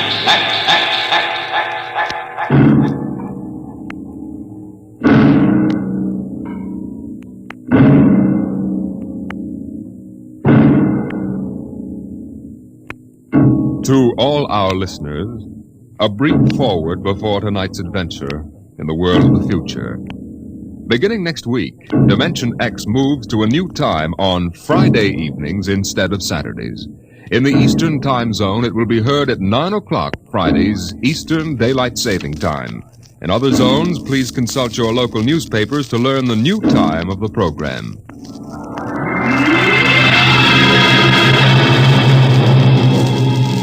Now, tonight's venture into the world of tomorrow. A most unusual story about a logic named Joe and a man named Frank, and of how he saved civilization. It was on the 3rd day of August that Joe came off the assembly line. On the 4th, Lorene came into town. And that afternoon, I saved civilization. Lorene's a blonde I was crazy about once. And Joe is a new 1940-74 model Logic that I got stored away down in a cellar. And how do I save civilization? I save it by keeping Joe down in a cellar. Sometimes you are listening now to a voice from the future. The voice of Frank Caldwell, head serviceman for the Logix Corporation, makers of the machine that does everything for you. Well, nearly everything anyway. In the year we speak of, 1974, the electronic Logic sets were working so well that life was soft indeed for repairman Frank Caldwell. That is, until that fatal day of August the 3rd, when suddenly the Logix began doing everything for their users, and doing it too well. Hi, boss. What's the matter? Somebody put you through a ringer? Frank, you busy right now? No, there haven't been any service calls all day. Fine, there's a customer outside. Go take care of him, will you? Me, I'm a maintenance man. I know, but there are no salesmen around this minute. This guy wants to have our machines explained to him. Explained? Yeah. Everybody in the world knows about Logix. Where's he been, on Mars? Just moved up from the backwoods someplace. Why don't you explain him? I don't feel too well. Yeah? You're okay about a half an hour ago. Look, you the boss here or am I? Go on out there, will you? Okay. Good morning. My name's Caldwell. Can I help you? Oh, thank you, Mr. Caldwell. My name's Kolanovich. This is my little boy, Freddie. Hiya, Freddie. Hiya, jerk. Ow! Freddie. I got you, didn't I? Fine kid you got there. Freddie, how many times I gotta tell you not to kick people in the shins? Excuse it, please, Mr. Caldwell. Sure. Just a kid. I got a knife home. Can cut you in little pieces. Freddie, we'd like to buy a Logic, Mr. Caldwell. The gentleman we spoke to first said he had to leave in a hurry. Oh, he did, huh? Well, I understand you're not acquainted with Logix, Mr. Kolanovich. Yeah, that's right. We just moved to the city. My wife, she saw that everybody else had a Logic, and you know how women are. You bet. Well, you can't get along without a Logic in this day and age, Mr. Kolanovich. Look I got a snake. Want to see Will it? you shut up that... Yeah, now, about the Logic. Yeah. Here, I'll plug one in here. There, now. You see, the Logic looks kind of like an old-fashioned television set, only it's got keys instead of dials. Now, if you want to talk to a friend... Yeah? You just punch the number of his Logic. Like making an old-fashioned phone call. Except you not only hear him, but you see him, too, on this viewing screen here. Now, of course, that's not the important feature of these things. Oh? Now, suppose you want to ask a question. A question? Like, what to take for a sore throat? Or who won the American League pennant in 1911? You just turn on the Logic. Then you punch the question key, and you ask, like this. Who was the first president of the United States? George Washington. You see? I already knew that. Well, that was just a sample. Oh. Well, I got a little store. Will it keep books for me? It'll keep your books, record your contracts, serve as a filing system, and check up on what happened to your lawyer's last client. Anything. Oh, say, they're really something, these things. 10,000 services and information sources in one. Read our advertising. Well, what I want to know, Mr. Caldwell, how do these logics work? You saw that big building across the street? Sure. Well, that's one of the relay tanks. Now, there are a dozen of them around the country, all hooked up together. And there's a data plate in one of those tanks for every fact in creation. You mean those relays know everything? If there's something they don't know, the technicians are busy making a relay plate for it right now. The logic integrates the facts in the tank and gives you the answers. Hey, you. Can I ask this thing how to make dart poison? How to make what? Dart poison, like in Africa. I could shoot the darts from my pea shooter. Oh, well, I think maybe we better not get one of these things. Well, that's okay, Mr. Kulanovich. The logic won't tell you about no dart poison, see? Bet it will. I'm gonna try it. Hey, how do you make dart poison? Public policy forbids this service. What'd it do that for? On account of some little brat, on account of some children might ask things that ain't good for them. Listen, I don't like this here one. I want that one over there. They're all alike, kid. I want that one. If I can't have that one, I'm gonna hold my breath till I'm dead. Well, I got lots of time. It's no use, Mr. Caldwell. You might as well give him the one he wants. But, kid, they're so much alike. Even I can't tell them apart. I can, and I want Joe. Joe? Who's Joe? Oh, I guess he means the logic, Mr. Caldwell. He has to think up a name to call everything. You should hear the names he calls me. Not till I'm 21, I promised Mother. Okay, so we call him Joe. But what makes you think Joe's any different from the rest? He looks different somehow. Don't be silly, them things are all alike. The 1/10,000th of an inch. Just the same, I'll bet he'll teach me how to make dart poison. Okay, then. Come on, Joe.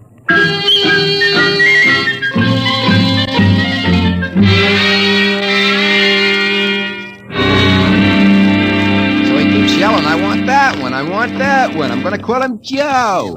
Mike, I could have wrung his neck. I could have taken that How many cards, Charlie? I pass. I'll draw two. Wait, what a holy terror. He had his father scared to death. Too bad that kid ain't mine.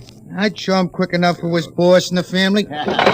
Holy smoke. What's the matter? Sorry, fellas. Gotta hold up the hand a minute. I just remembered. Gotta call my wife. Oh, let her wait a minute. Yeah, sure. You ever met my wife? Yeah, I did. Don't let her see the card game or she'll be down here with a hatchet. You telling me. Hey, what's the matter with this thing? He ain't getting my house. Announcing new and improved logic service. Your logic is now equipped to give not only consultative, but directive advice. If you want to do something and don't know how to do it, ask your logic. What do you know about that? Oh, yeah, it's just somebody trying to pull a gag. Yeah, didn't sound like a gag to me. Maybe the boss decided to add a new logic service. No.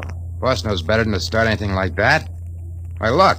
The minute the system starts giving advice, some joker like you is going to be asking questions like, how can I get rid of my wife? Yeah, but you heard what the logic just said. Nah, the sensor circuits will block the question. You don't believe me? Go on, try it. Okay.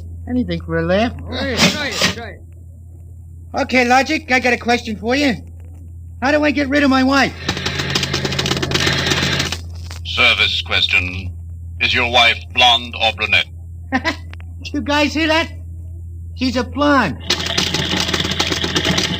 Hexacrylaminotin is a constituent of green shoe polish. Take home a frozen meal containing pea soup.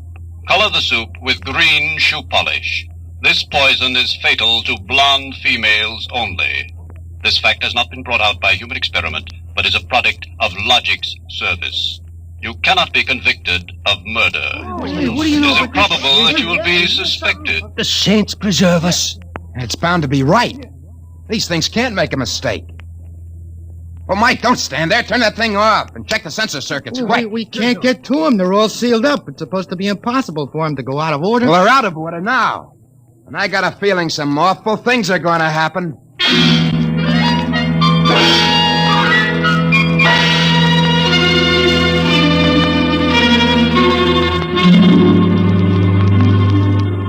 Boss, we gotta do something.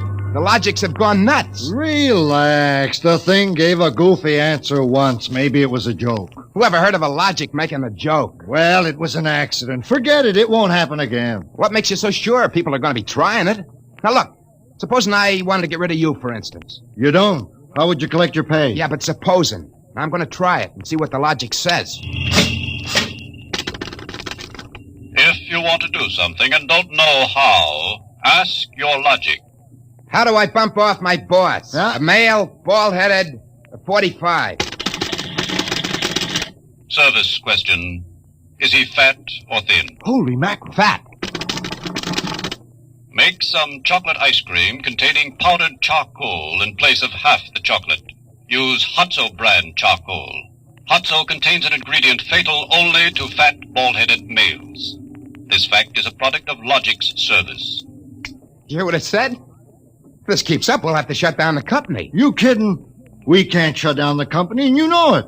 Logics do all the computing, bookkeeping, filing, and recording of contracts for every business in the country.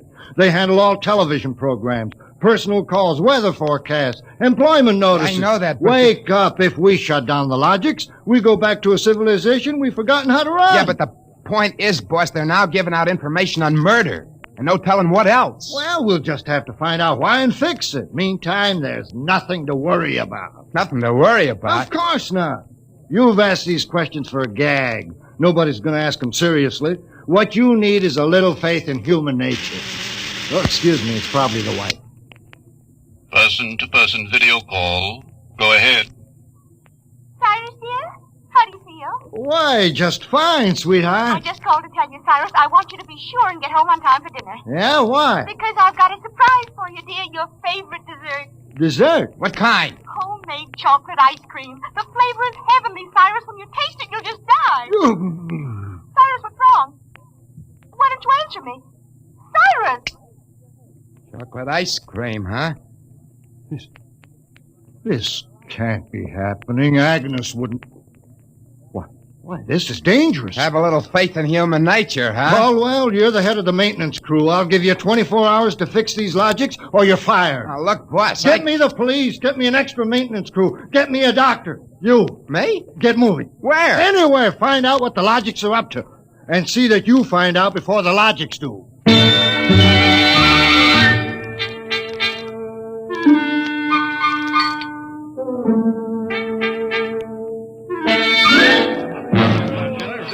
Bartender. Hey, bartender. Give me a double. Coming up. What's the matter, pal? You had a bad day? Go away, will you? Oh, listen, pal. You gotta listen. I got trouble. Hey, bartender, will you get this barfly off me? For Pete's sake, I'm tired. On your way, you. No, don't say that. I got troubles. How am I gonna keep my wife from finding out I had a couple of little drinks? How am I gonna do that, huh? Look, mister, it's a hot day. I've been driving a car around and see. Yeah. I've been trying to keep a bank president from having apoplexy on account of his logic told him how to rob his own bank. I've been tripping over dead bodies so artistically croaked that nobody's ever going to find out who done it. And all you got on your mind is... How am I going to keep my wife from finding out I had a couple of little drinks? How? Go ask a logic. A logic? My pal, that's a wonderful idea. Where's the logic? Huh? Right Where's behind the you. logic? Here's a nickel. Oh, give me a nickel. This I gotta hear. This is gonna be good. Now, come on, logical pal, be nice. How does a guy keep his wife from finding out he's had a couple of little drinks? Answer me that. How, huh? Buy a bottle of Franin hair shampoo. It is harmless, but contains an ingredient which instantly neutralizes alcohol. 1 teaspoonful for each jigger you consume. Oh, boy, I gotta buy a bottle of What was that again? Supposing it's right, she'll never remember it as far as the drugstore. I think there's a bottle in the back room. Somebody left it. Oh, my pal, there's no more troubles. Show me the way to go. I get a picture of him back there drinking that shampoo. Give me another double. I don't know what's worse, to be as low as you or as high as him. All right, where is he? I know he's here. Where is that bum? Huh? Who you want, lady? My husband. I know he's here. Now, where is he? Show me the way to go. That no good louse. I'll show him. Thinks he can come staggering home again, does he? Well, I'll teach him. Poor guy. Oh, why, my dear, what a surprise to see you here. I'll Archibald, Yes, my love. you're not. Sober? Well, of course, my love. I'm sober as a judge. Then what are you doing in this saloon? Well, merely conducting a little research, my dear. Research. Your suspicion wounds me deeply, my love. Let me tell you, my dear, that I've been conducting a research project that is going to make us a fortune. I'm about to patent Soba, the drink that makes happy homes.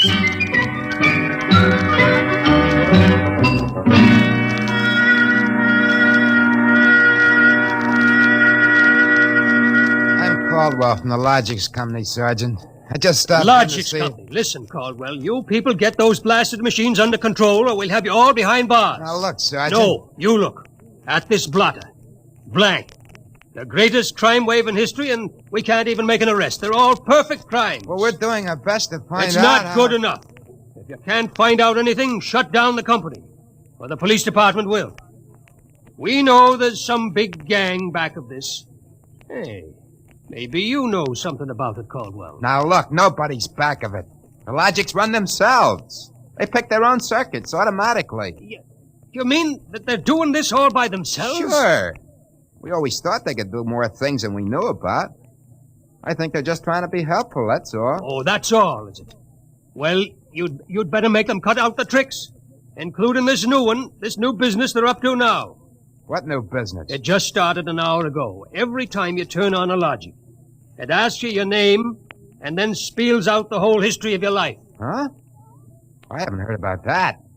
What's it do that for? You tell me. Go on, try it. Okay. What is your name? Huh. How do you like that? I'm Frank Caldwell. Frank Caldwell. Were you ever called Ducky? Oh, Ducky. Lay off, will you? What if I was? It's been years. Ducky, there is a video call for you. Hiya, Ducky. Holy cats. What's that? Lorraine. Ducky, darling, how marvelous. Look at that blonde. It's Lorraine. Where are you? Oh, silly, I'm in my hotel room. Say, how do you like my play suit? Well, I just got into town. Oh, Ducky, wasn't it smart of the Logic to find you? Logic? Find me? I asked it how to find you, Ducky. You must have an unlisted number, darling. You're not in the directory. Yeah. Well, how have you been, Lorraine? Since I saw you last. I heard you got married. That's right. Ducky, you won't believe me, I know, but I've had 4 husbands. But I've never loved anybody as much as I love you. You've divorced 4 husbands? 3. The last one died unexpectedly. Who unexpected it? He did. But the jury acquitted me, Ducky. They knew it was just a little old accident. So now I'm free again, and we've just got lots of things to talk over. But, Lorraine... You come right over here, Ducky, instantly. Well, I'm working. I'll call you back. Oh, I'm so lonesome. Please make it quick, Ducky. Have you ever thought of me? Oh, yeah, sure. Plenty. You sweet. Here's a kiss. That'll just have to last till you get here, but hurry, please. Oh, my back. What am I going to do? Do like you were telling me a while ago. Huh? Calm yourself, Ducky.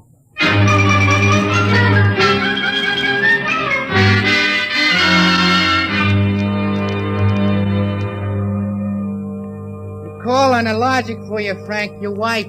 Oh, thanks, Mike.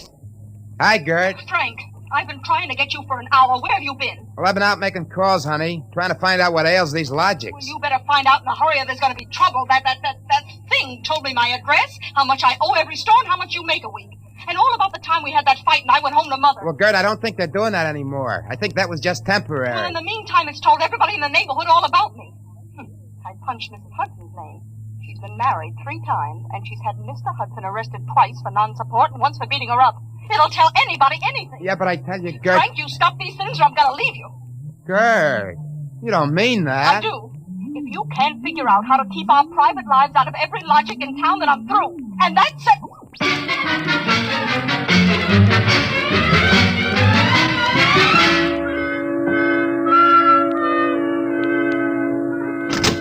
Hey, boss.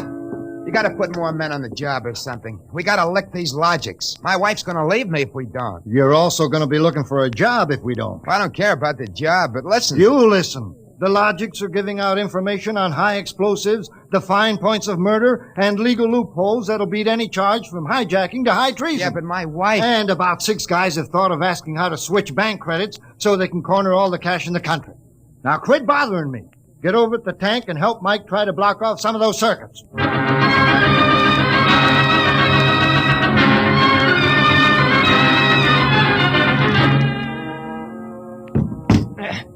I can't even budge any of these relay plates. Me neither. Isn't there any way we can disconnect them? There is not. They weren't built to be disconnected. Mike, what are we going to do? I'm thinking of slitting my throat. When they were giving out all the information on everybody, my wife got the lowdown on a certain blonde. I got nothing left to live for. Ron, why did you have to remind me? You got one? My only hope is I ain't got her. See who that's for? Hi, Ducky, darling. Oh, Lorene, not again. Ducky, darling, I'm lonesome. Why haven't you come over? Well, I've been busy. Oh, cool. Ducky, do you remember how much in love we used to be? I was so mean to you. Ducky, let's get married tonight. Oh, gosh, Lorene, I... Right away, Ducky. Look, I got married. Oh, you poor darling. You poor darling. Just have to get you out of there. No. Now, look, Lorene. Darling, I'll just call up your wife and have a little talk with her. Look, please, now, it's nice of you to think of me and all that. You just give me your address and your logic number, darling. I ain't got one. Ah, you just don't want to tell me. You're bashful. Never mind, darling. The logic will tell me. Lorene! Oh, I gotta call Gert. Frank, will you get away from that thing and give me a hand? Yeah, Mike, in a minute. I gotta call my wife. We gotta get out of town. I punched the wrong key. Frank, I told you to help Mike. Yeah, boss, I am, but I just gotta make this call. Call? What do I care about your call? The president's getting ready to close down the company and declare martial law. Now, for the love of heaven, do something. Yeah, boss, I will. I just gotta make this call. Attention! To assist in solving a special problem of logic service, kindly give the following information if possible. Where does Frank Caldwell live? Oh, she got me. I'm through.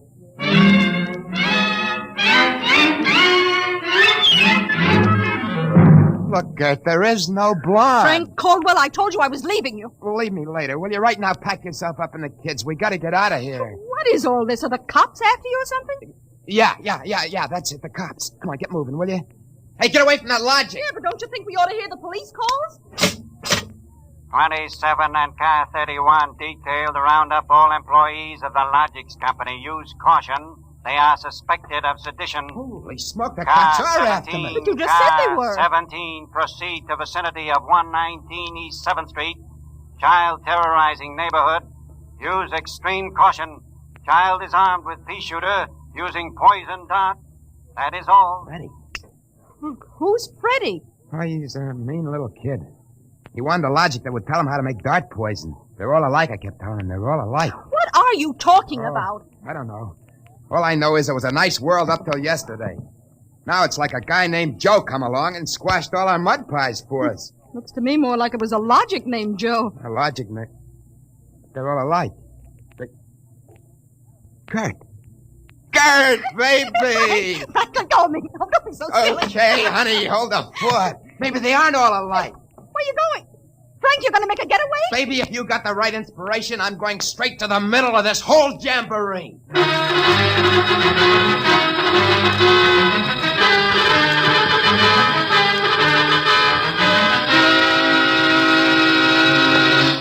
Yes?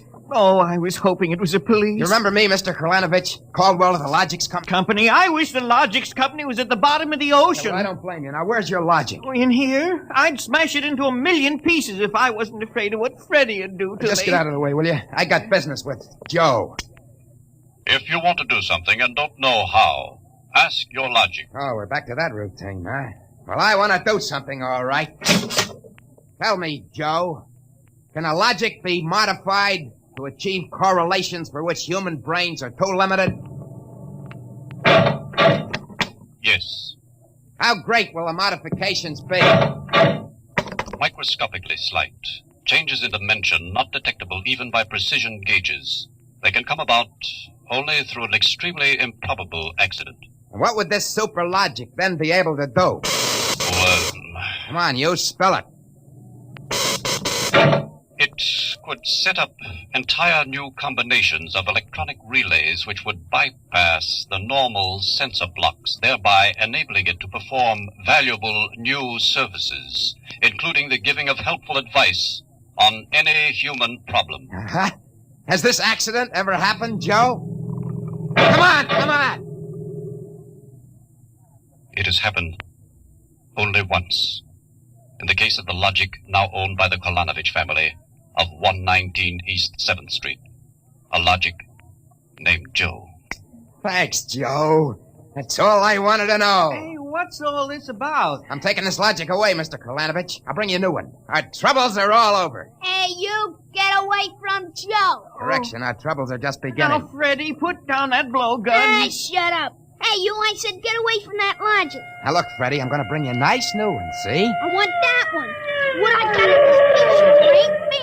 Mr. Caldwell, the police, they're outside. Yeah, for me and Freddy. Nuts. What they want you for? You ain't smart enough to do nothing. Oh, no? Say, there's plenty I can tell you. Open up in there. There's our cops, kid. It's you and me against them. So what you gonna do about it if he's so smart? Now, look, we may have to fight our way out, see? Now, let me see that blowgun. I know a way to hop it up so the cops won't have a chance. Come on, give it to me. Okay, let's see what you can do. Here. Thanks. Here.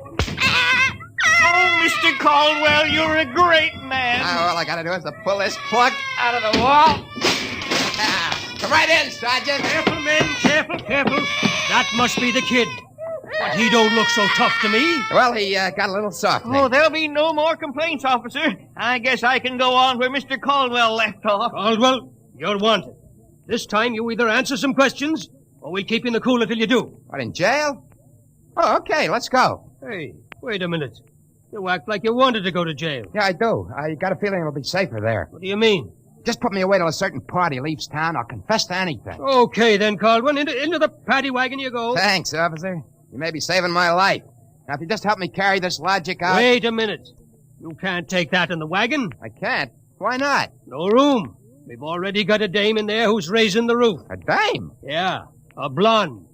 She was trying to buy a gun without a permit. She keeps screaming she's going to miss her date with Ducky.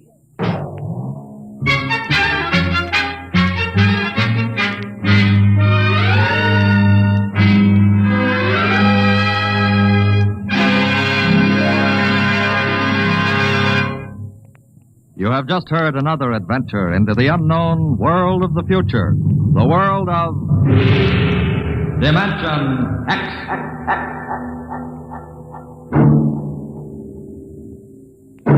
Next week, Dimension X joins the big parade of exciting half-hour presentations at a brand new time on Friday evenings at a different hour.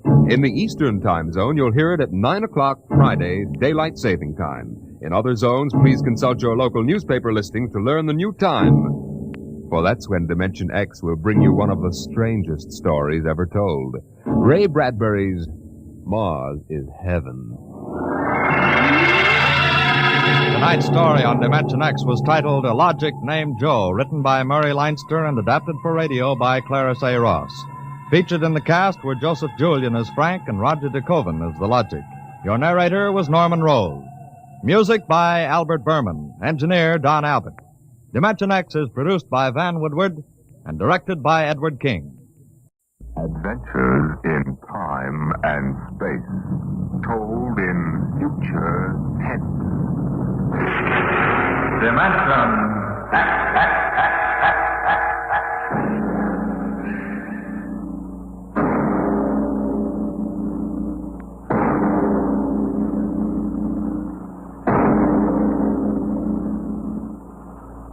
Man has always dreamed of conquering the barrier of the atmosphere. The problem is on the drawing boards of aeronautical engineers and atomic physicists.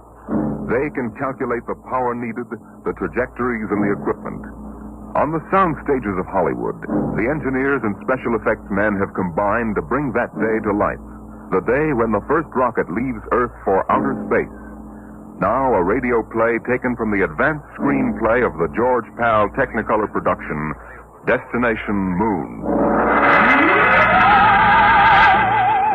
On the vast concrete strip at Dry Wells, Texas, the form of the rocket towers above the cranes, the loading machinery, and the scuttling trucks and jeeps.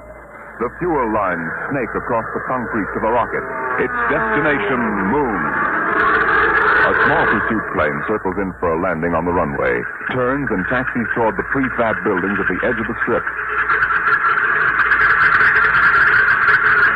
Here comes General Fair. Got those reports, Dr. Cargrave? All ready, Barnes. Oh, you made good time. Hi there, General. Over here. Barnes, I've got to talk to you. Hey, you just made it, General. Everything's running smooth as a clock. We ground test in 20 minutes. Come on over to the office. What's the matter? Come on, Barnes. Something happened in Washington? Something always happens in Washington. Let's have it straight, General.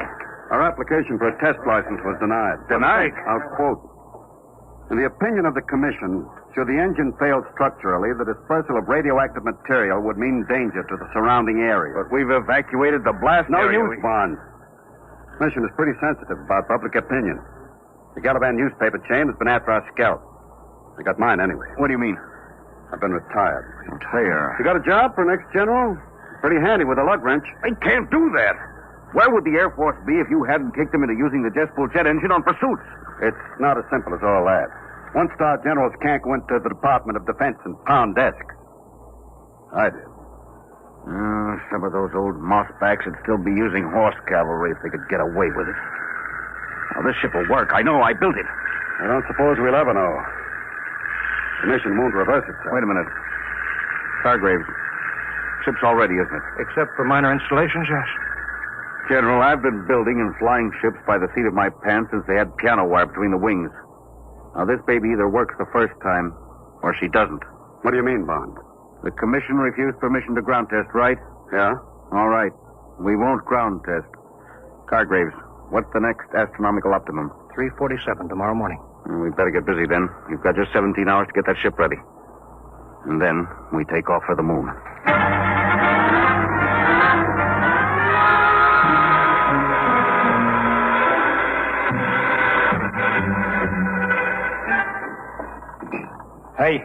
Hey, Brownie.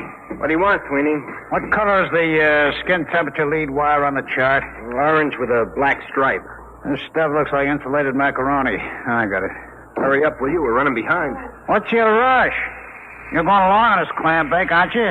Can't you wait to break your neck? Hey, look out for the starter. Come on, move. We gotta take off before somebody slaps a writ on us.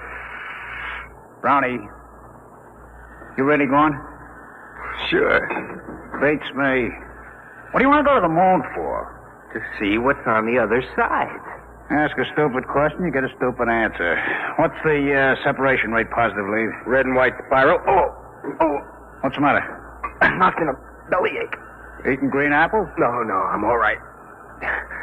Come on, Sweeney, get busy. We've got 2 hours left to patch this mess together.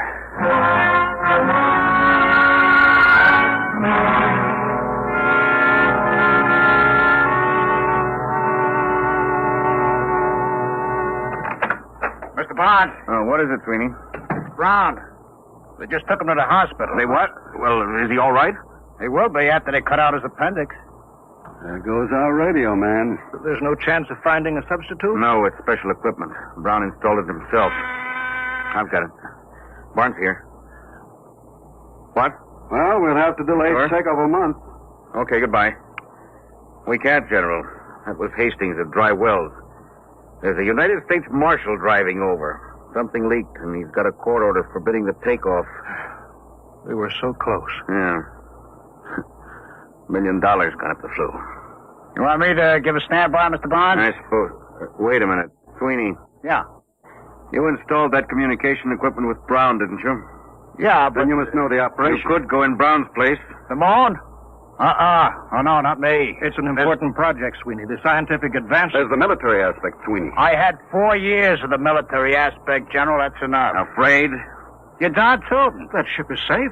Maybe, maybe not. But, Sweeney... Look, you guys aren't going to get anywhere pressuring me. Maybe you got reasons to go to the moon. You, Mr. Barnes, you got $1 million tied up in the ship. It's your scientific baby, Doc, and the General's out on a limb in Washington. What's in it for me? And that's no way to talk, Sweeney. It's an important advance for the whole world. You pardon the expression, baloney. Sweeney. I work on a scientific theory, too, General. Hooray for me, you look out for yourself. I ain't going. I don't like to say this, but this isn't the time to consider yourself, Sweeney. This country's defense hangs on being the first to develop space travel. Somebody else, not me. There's nothing I want on the moon. All right. We'll take care of that. Sweeney, I'll offer you $10,000 bonus and a 10% royalty on the ship patents out of my cut. Barnes. It's no use to me unless we get off before that marshal gets here from Dry Wells. Well, Sweeney, you'd be rich enough to retire. You could take it easy the rest of your life. Well, now you're talking my language, Mr. Barnes. Okay. When do we leave?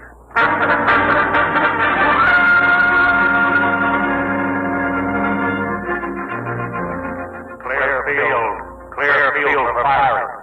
Clear field for firing. All set, Hastings. Right. I'll be tracking you from Control Center. Hey, what's that car doing? He's coming right out on the field. Marshal, Doc, General, Sweeney, inside. Hey! Hey, Barnes! Button her up. Hey! Hey there, commander of that ship. I've got a court order. You can't take off. Stop, mister. You can't do this. Hey! Hey! Save your knuckles, fella. You couldn't get in that ship with a blowtorch. Barnes can't do this. Suppose you tell him all about it when he gets back from the moon.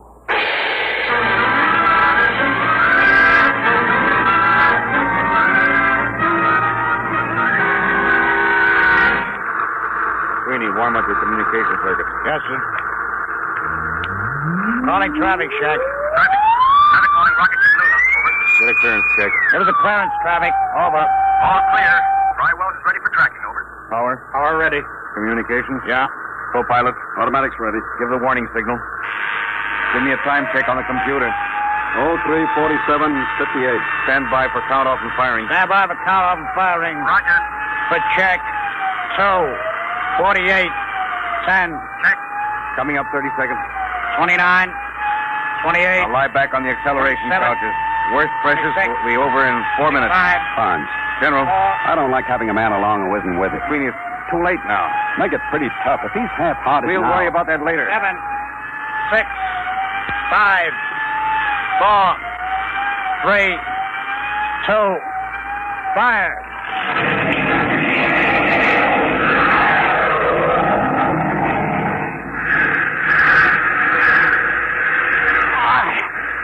What happened? Noise. All gone. Past speed of sound. Switch on televiewer app. I can't. Can't move. Pressure. Switch is right under your finger. Go on. That's it. Time. 3:50:12. Altitude 2 miles. Get your sun goggles on. It'll be coming through in a minute. There's the dawn line. And the sun. It works. This thing really works. Now, look in the viewer. There's the Earth down there. Yeah. Time 3:51:10. Altitude 20 miles.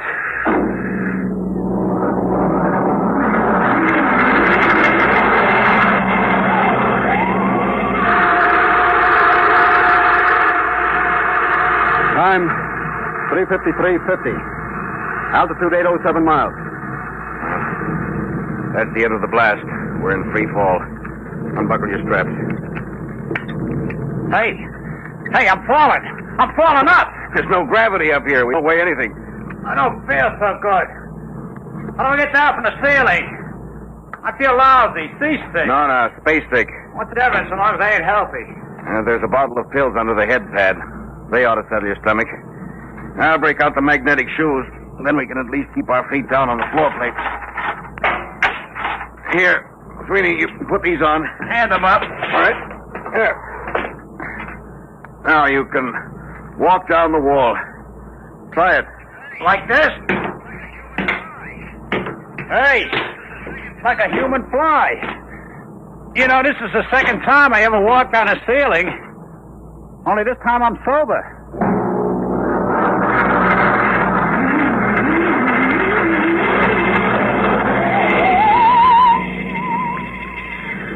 Hey, General. Would you mind tapping that ham sandwich back and float it away from me? Feeling better, Sweeney? Yeah, I guess so. It's a heck of a note when your meal floats away from me before you eat it. Sweeney. Yeah, Mr. Barnes. I tried to crank out the radar antenna. She's stuck. Well, let me see.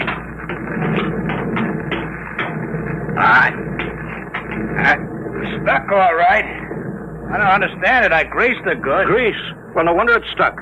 It's exposed to outer space. It must be frozen solid. What's the idea, Sweeney? Didn't you read the engineering manual? Yeah, and a flush fitting gets greased. Don't jump on me. Well, if we can't get that radar mast cranked out, we can't land on the moon. Well, it's all right by me. Don't you realize that half the value of this trip is in the landing? Geological surveys, radiation tests. Look, General, I told you before I started, this whole thing is slug nutty to me.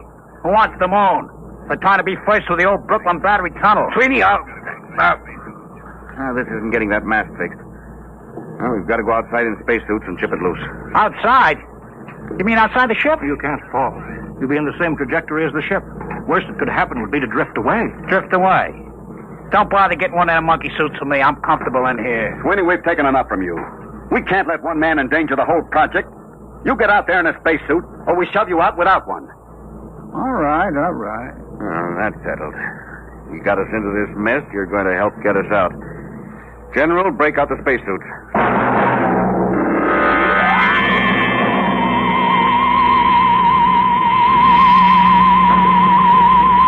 Close the inner lock. Now, let's get this straight. Keep your magnetic shoes on the hull plates. Your safety line's hooked. If you break loose, we won't be able to go after you. You'll hit the moon at 20,000 miles per hour and squash. Hey, wait a minute. How come General Thayer don't go? That's right. He doesn't go. He's co-pilot. Okay. I just asked. All right. Now, let's make sure our intercom walkie-talkies are warmed up. All set. Check. All right. Fasten helmets. Hello, Doc. I hear you, Barnes. I'm okay. Check instruments. I'm going to pump out the lock.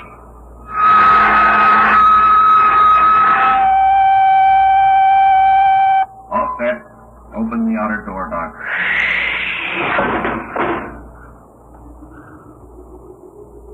Look at that, will you? 1,000,000 stars. 20,000 miles an hour free fall and no breeze. That's right. No air. And we haven't got time for the scenery. Let's get to work. Can you two handle it? I want to go aft to see how the firing tube's held up. All right, Doc. Come on, Sweeney. Let's get to work.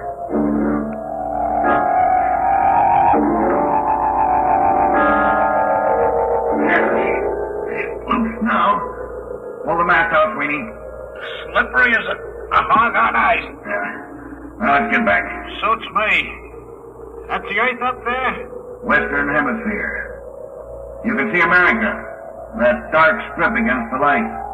Pretty far away, huh? Barnes. Sorry, what's the matter? Help, I'm loose. I'm drifting. No, what happened? My shoe magnet's pulled loose. There he is. The safety line broke. Hurry, help. He's too far to keep a line. Oh, he's cooked. We'll never get him back. Hello, General Thayer. All right, Barnes. I heard you on the control room speaker. I'm coming outside. Bring an oxygen tank. Got that? Right. Hurry. What are you going to do? Throw him a bottle of air and forget about him? Barnes, help. Now, all right, Doc. General Thayer's coming out of the lock. Where's Congreve? 50 feet out down the left. Give me that oxygen tank. What are you going to do? Trying to hook my shoe first. You're crazy. You'll float away, too. I can use the pressure in the oxygen tank for a jet. Maybe I can ride the tank out there if there's enough power from the nozzle. Just turn the bell. There. What was that? Recoil's making my helmet light shake. I'll try it again. Hey, it works. Like an outboard motor. Keep going, Barnes. About 30 feet more. Swing a little to the left. All right. A couple more shots. There. Now, reach out for me, Doc. You're too far. I can't. Hang on, Doc. One more shot. There. Hang on. Can you get back, Barnes? If we don't, we tour the universe together. Hang on to me, Doc. All right. You aim us when I turn the bell. You're drifting farther, Barnes. There better be enough pressure to get us back. Here we go. Oh, we're moving. Yes, it's not fast enough. Pressure's almost down in this tank. There's the last of the gas. We're too far out, Barnes. They can't reach us with a line. Get you back to the ship. On the count of 3, push the tank as hard as you can. The reaction may shove us in close enough. Yeah. Ready? 1, 2, 3. Here they come, General. Grab them. Reach out, Barnes. Grab the line. I got it. All in. Thank God. Well, let's have you aboard.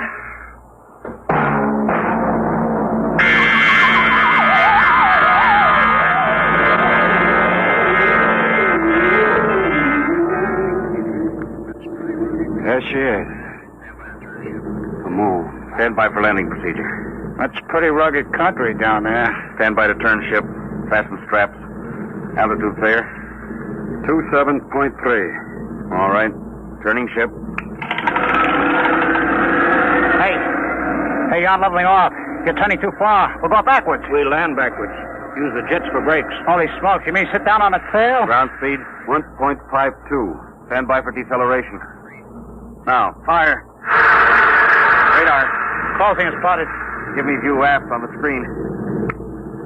Hey, we can't land down there. Look, mountains, cliffs. That's the crater Harpalus. We're heading for a smooth plane short of there. Don't look smooth to me. I'm going to kill our forward speed. Stand by. You won't clear the mountain. Give another blast. I can't. We won't have enough power to get home. You won't make that cleft on the right. Look out, we're going to crash. Barnes, blast. You've got right. Now, automatic landing. Automatic in. Hang on for emergency landing. Stand by for the blast. Hold it. Now. Jack down. Get out your gyros.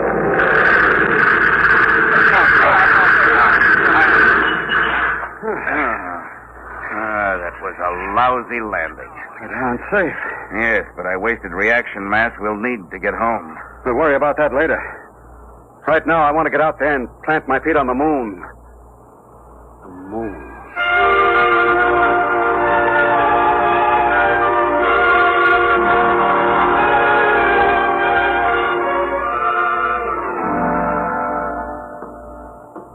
Ready to open the decompression lock? Check. I'm set. And you're inside control, Barnes? Yeah. Sure you don't want to leave the ship? I'll be out later. I've got to contact Earth. All right, let's go. Open the outer door. All right, be sure you don't fall.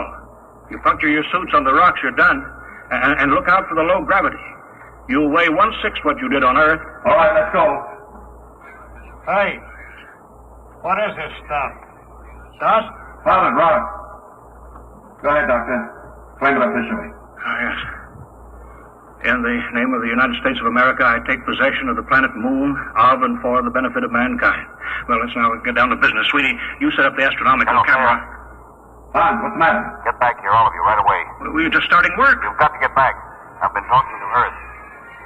We may not get off. We may be stuck on the moon for good.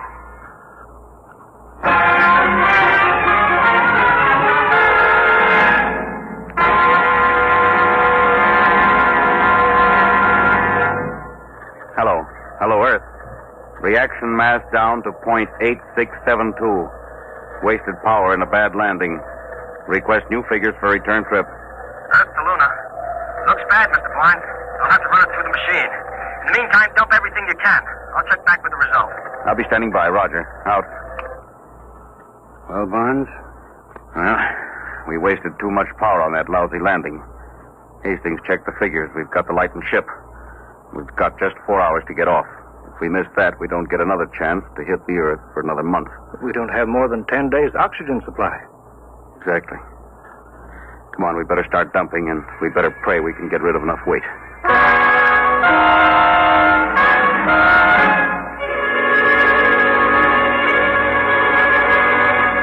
Acceleration pad 4, serial 706, schedule B, 14 pounds. Check. Give me a hand, Doc. Yes. Airlock's full. I'll put my helmet on and shove the junk out of the lock. Franz, is that everything we can get out? 3 of the spacesuits will be dropped before we take off. How about the 4th? We'll have to keep that so we can open the airlock to shove the others out. I've got a removable bridge I could dump. You may have to, General. Well, Hastings is due back now with the takeoff figures. Hello, Earth. Luna calling Earth. All right, Mr. Barnes. We hear you. How much weight have you dropped? 4,003 pounds, Earth weight. Then you're still short 110 pounds. What? If you can dump 110 pounds, you can coast home. Well, we're stripped. We unbolted the locker doors, junked the radar chassis and mounts. We'll have to take a chance as we are. It's suicide. You haven't enough reaction mass to clear the moon. You could be wrong, couldn't you? I could, but not the computer. I'll be standing by, Mr. Barnes. Over. All right, Hastings. Out. 110 lousy pounds. What happens if we're not light enough? We fall back and crash. Or just go into an orbit around the moon. Just keep going around? Yeah, that's it. We've got 14 minutes left till takeoff time. Oh, that's fine. I could have gone over Niagara Falls in a barrel, but I had to come to the moon. Well, it's pretty simple. 110 pounds. One of us stays. Yes. I guess that's it. Highway 180. That's plenty. Now, wait a minute, General. I'm the oldest one here. Yeah, and I'm the captain of this ship. If anyone stays, That has but I nothing to give do- the orders here. Doc is the engineer. General pilot's when you hit the Earth atmosphere. But Bonds... I've got no family, so I stay. No. You've got to go back, both of you. I've been discredited. They won't listen to me. You've got to tell them what you've seen. Listen, General, You've got to tell them what the Earth looked like from here. Vulnerable, defenseless, hanging in the sky. I knew this trip would have military value. Well, it does. Can you imagine atom warheads launched at Earth from up here? The moon is the perfect base for an attack on the Earth. Remember, it's only 1/6 as hard to shoot rockets from here to Earth as it is the other way. You've got to tell them the only government to control the moon must be a world government. General, I guess you don't know it. But what you just said means you've got to get back to Earth and convince them even if the rest of us don't make it. Bonds, don't be... No, General, that's all there is to it. Now, listen, Mr. Barnes, General. Never mind, Sweeney, you're not in on Don't this. worry, you'll get back. I was going to say, why don't you heroes match for it? Odd man's out. All right, Bonds, I'll go for that. I'm in. No. 2-1, Bonds. Well, all right. What do we use?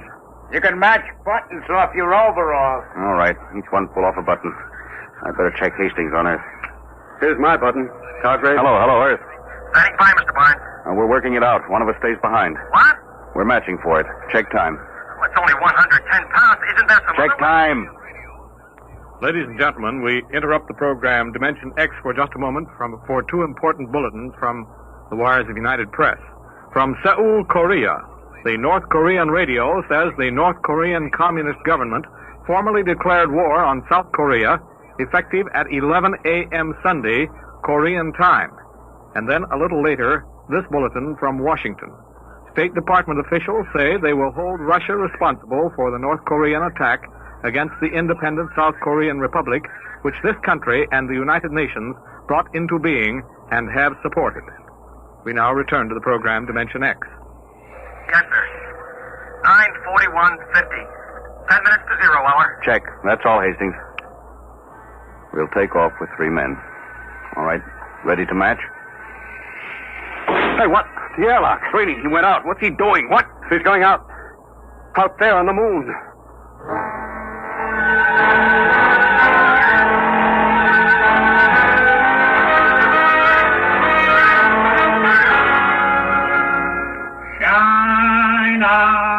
Shine on, harvest. Hello, Sweeney. Can you hear me? Yeah, sure, Bud. Hiya. Oh, come back in here, you fool. Blow it.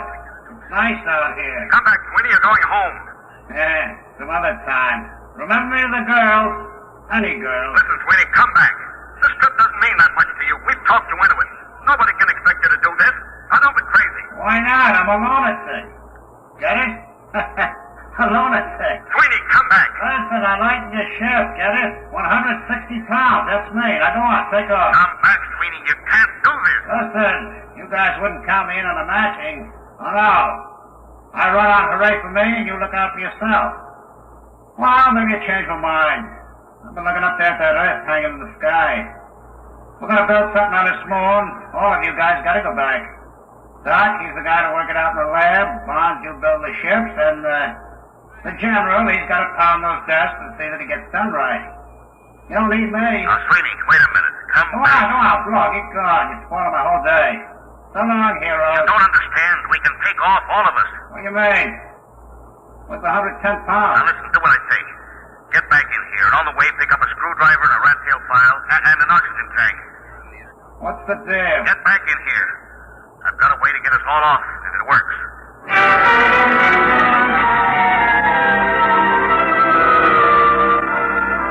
Now, Sweeney, we're reading you clear on the intercom speaker. You in the airlock yet? Yeah. Now, your spacesuit weighs around 70 pounds. The radio weighs 50. Yeah, but I can't open the outside door of the airlock without my suit. What are you trying to pull, Bonds? After you chuck the radio out, you file a hole in the gasket on the outer door. Got that? Then you tie your safety line to the oxygen tank, pass it through the hole. It hangs outside. You got that? Yeah? Then you close the outside door, get out of your suit, come in here. We close up, decompress, and open the outside door again. Oh, I get it. The tank closes soon out of the lot. Right. And if it works, we all get home. Now hurry now, sweetie. 8 minutes to calculated takeoff time. 8 minutes.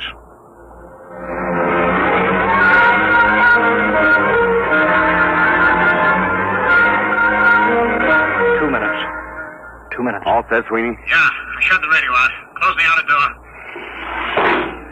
Air pressure up. I'm getting out of my suit. This doorway's pretty narrow, boss. If the suit don't clear, we're sunk. We'll have to take that chance. All right, here I come. All set. Close the inner door. Decompress. Now the outer door. It ain't moving. I can see it through the floor. Coming up 1 minute. 1 minute to take off. Foot of the suit caught on the intake. No. It's flattened out. Get clear of that door, brother. Get clear. There it goes. We're in. 40 seconds. Close the outer door, Sweeney. Stand by for takeoff, everybody. 30 seconds. 29. Sweeney, 28. I don't think I could have done that. 26. Just walk out. Oh, baloney. I haven't got that kind of courage. 23. I'd have had to make a speech. 22, A big, 28, heroic speech. 20. 19. I didn't have the guts 18, to just walk out. 17. No, it's 16. All right, 15, stand by. 14. Communications? 13, fine. Just 12, handy. Co-pilot. 11, Automatic set. 10, 9. Stand by. 8, 7, 6, 5, 4, 3, 2. Fire. All right, we're clear. Son of a gun! We're clear. We're heading home. Time 2:50, 36. Destination Earth.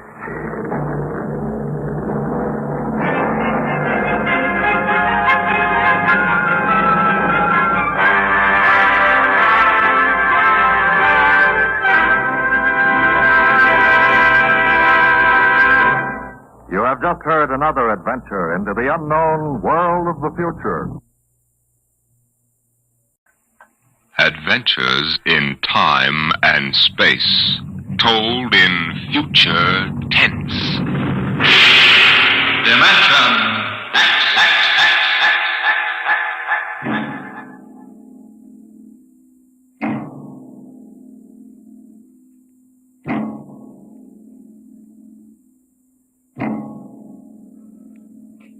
Out of the infinitude of stars and planets in the solar system and other systems in the universe, it is almost mathematically certain that there exist other forms of life on other worlds. Someday, in the future, in 1,000 years, or in the next 10 minutes, daring travelers through space will make contact with the inhabitants of another world. But the question is, will we contact them first, or will they contact us?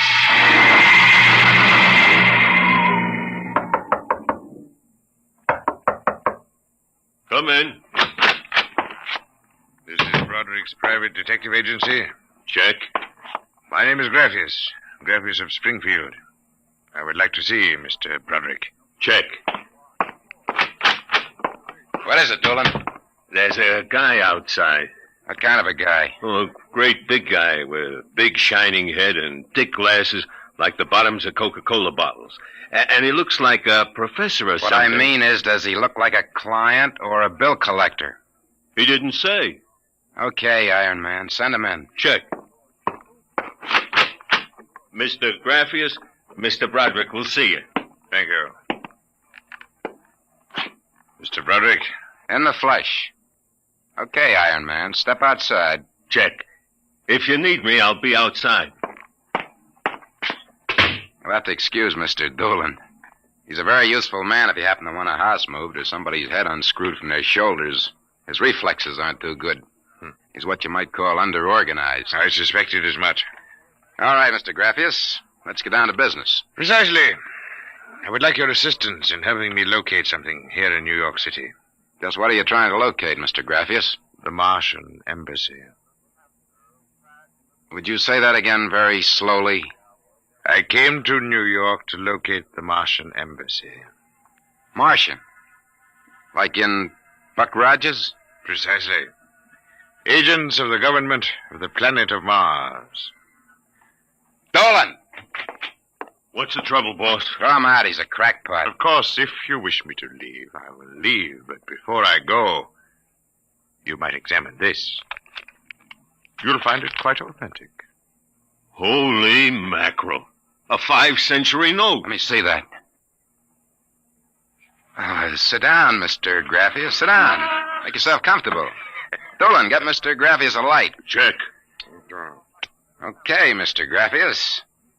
Your remarks about our speckled friends, the Martians, I shall ignore. This being the year 1955, I assume you were joking. On the contrary, I'm completely serious. As it happens, I'm interested only in Martians at the moment. I see. Okay, shoot. It occurred to me in the course of my studies that we Earth people cannot possibly be the only intelligent form of life in the universe. Out of the infinitude of stars and planets, there must definitely, mathematically, be others. Since Mars is older geologically, and since it is also an atmospheric planet, its evolutionary history could easily be similar to ours. You follow me? So far, I can't say no. But if this is true, then they must have been watching us, observing us, for hundreds, possibly thousands of years. What for, blackmail? Shut up, Dolan. They know, then, that we are not far from achieving space travel. Atomic rocket ships that can travel to other planets. They also know we're a militaristic, warlike race. We might conceivably set out to conquer and occupy Mars one day. In which case, they'd try to get the jump on it. Precisely, Mr. Broderick. And how would they do that?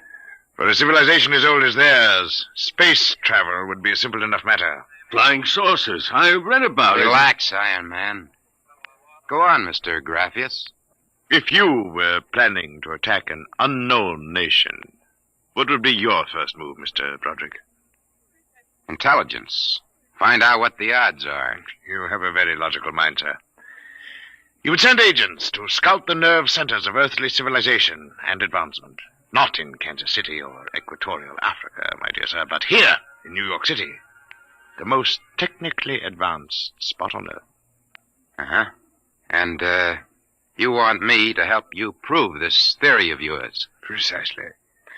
Expense does not interest me. Well, this may take a very long, long time, Mr. Graffius. After all, nobody's ever seen a Martian. I assure you, they will be very ordinary-appearing people. Very likely they live together in downtown New York, close to the newspapers and publishers, the news cables, communication centers, and the financial center of Wall Street. Most certainly, they live in a private house with no servants to pry into their affairs. Some ordinary people who live in a private house in downtown New York. Yes.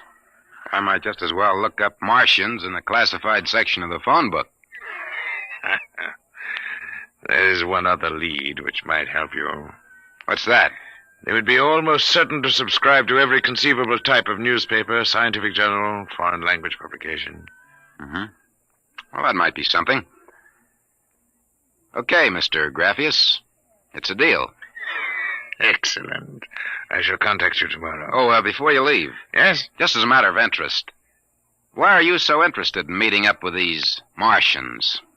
Mr. Broderick, I wish to avert the catastrophe of a successful Martian invasion of the Earth. Naturally, I cannot go to the police or the military. I'd be laughed out of existence. So I'm doing this privately. You seem to know all the answers, Mr. Graffius. Not all of them, Mr. Broderick. Not quite all the answers. Not quite yet.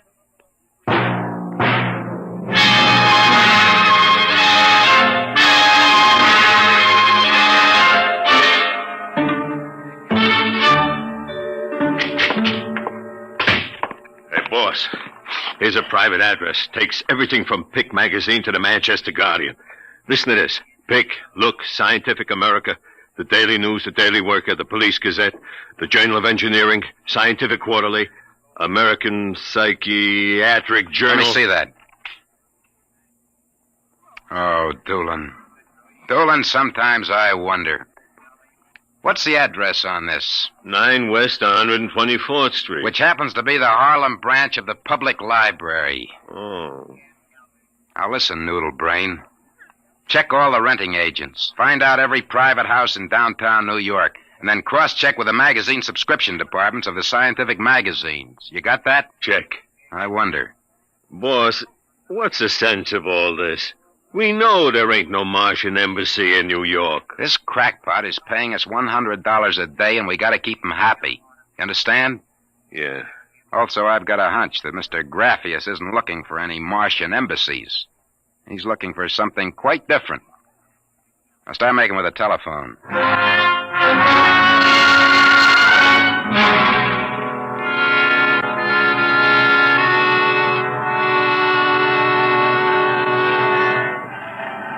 Which house is it, Doolin?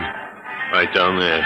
Number 108. Did you find out anything? Not a thing. I've been watching the place for a week now. Nobody comes out. Nobody goes in. I asked around. Nobody knows nothing. You ain't been blabbing around the neighborhood that we're looking for the Martian embassy, have you? Boss, I'm stupid. But I ain't that stupid. Who'd you talk to? I struck up what you might call a casual acquaintanceship with those 2 girls standing with the baby carriages up the street. The cute one is real cute. Now, look, Doolin, don't try to do anything intelligent. Just keep walking up and down. See? Check. I'm going back to the office to meet Graffius. See you later, boss.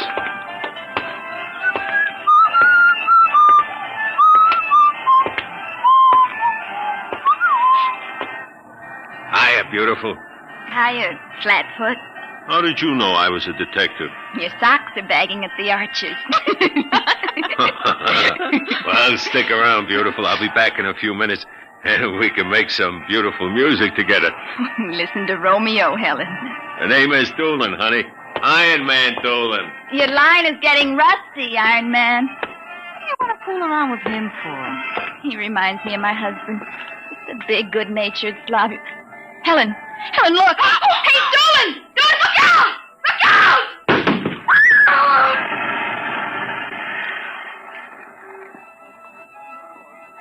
Helen?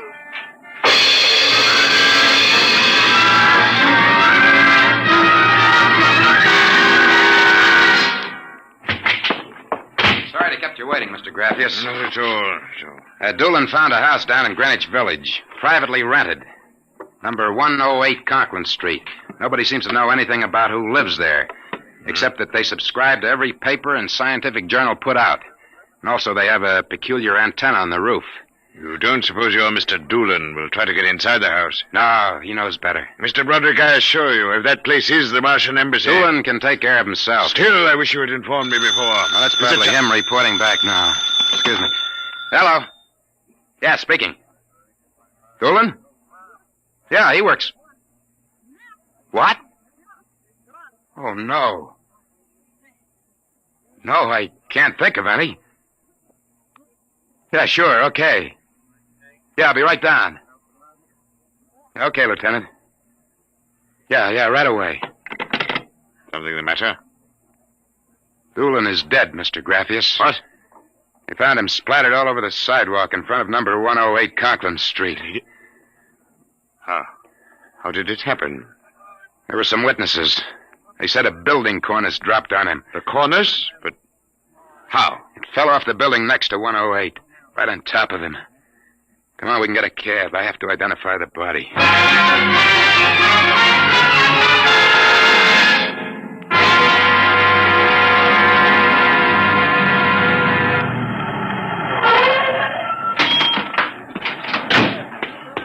Lieutenant, I'm Broderick. Oh, well, there's your boy, Broderick. Not very pretty. Oh, Mother in heaven. That's a 1,000-pound hunk of concrete.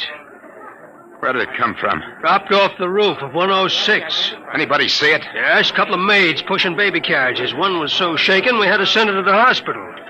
The other one is hysterical, but she can talk. Can't seem to get any sense out of her, though. Do you mind if I talk to her? Not at all. I'll be back in a minute, Graffius. I'll wait here. She's standing right over there with the patrolman on the beat. Hanson. Yes, sir? This guy wants a few questions with the girl. Please. please, I told you what I saw. How many times I gotta tell you? Miss, the dead man was a personal friend of mine. Would you tell me what happened, please? Helen and I were standing in front of Rathman's candy store up on the corner. We both had the babies out. I worked for Mrs. Gillian on Washington Square North. He said hello and joked a little. Then he walked down the street just like he's been doing all week. Hadn't taken more than a few steps when... Please, miss. It's very important. I tell them, but they don't believe me. What do you tell them? How it happened. Tell me. It's too awful. Please. Well, first he squashed, and then the stone fell on it. What do you mean, he squashed? They don't believe me, but Helen saw it too. She saw what? First, he squashed, then it fell on him. He was mashed flat before it even hit him. Now, look. That's the story, Broderick. Please let me alone. Let me go home. I told you what I saw. Now let me alone. Let me alone. Did you learn anything, Mr. Broderick? Huh? I don't know. I don't know what to make of it. It's crazy. Mr. Broderick, if I may make a suggestion at this point, perhaps it would be better if we dropped the entire matter. What's eating you? First you come at me with a chain of nonsense that you're staking real cash on, and now when we hit solid trail, you want to call off the dogs. Well, maybe you operate that way, but Broderick doesn't. May I ask, then, what do you intend doing? As soon as the cops clear out and this place quiets down, I'm going to pay a personal call on the Martian embassy. Whatever number 108 is.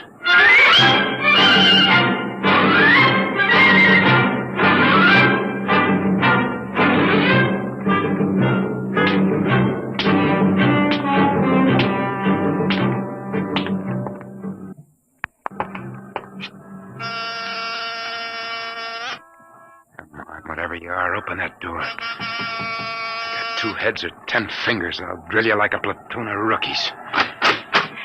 Yes? Oh. Well, young man, Excuse me, ma'am. Is the lady of the house at home? I'm the lady of the house. Well, my name is Broderick. I represent the Manhattan Child Adoption Center. We're soliciting funds and clothing for stranded and unadopted children.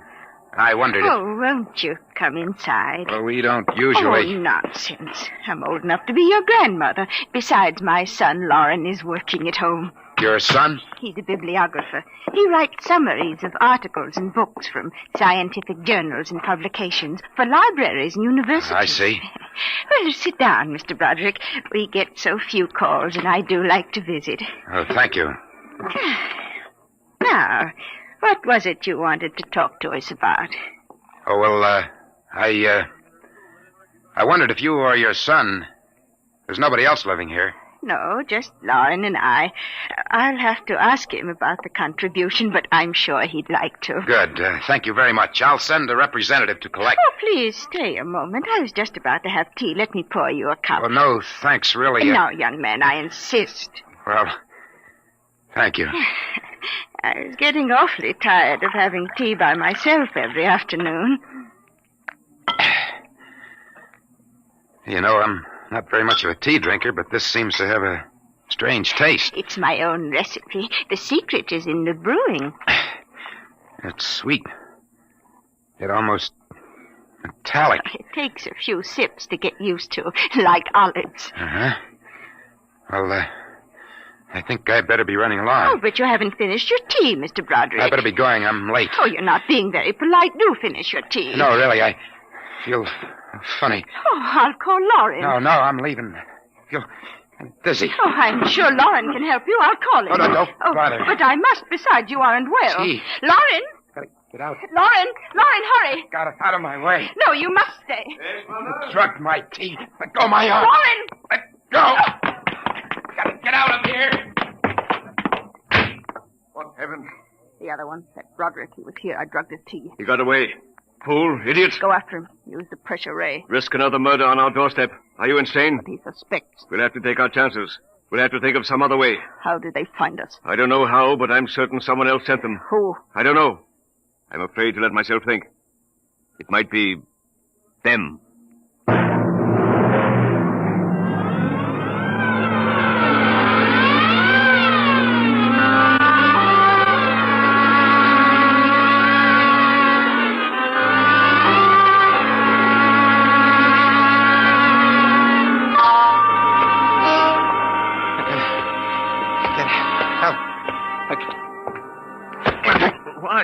you going, you drunken fool? Please, Get away from me.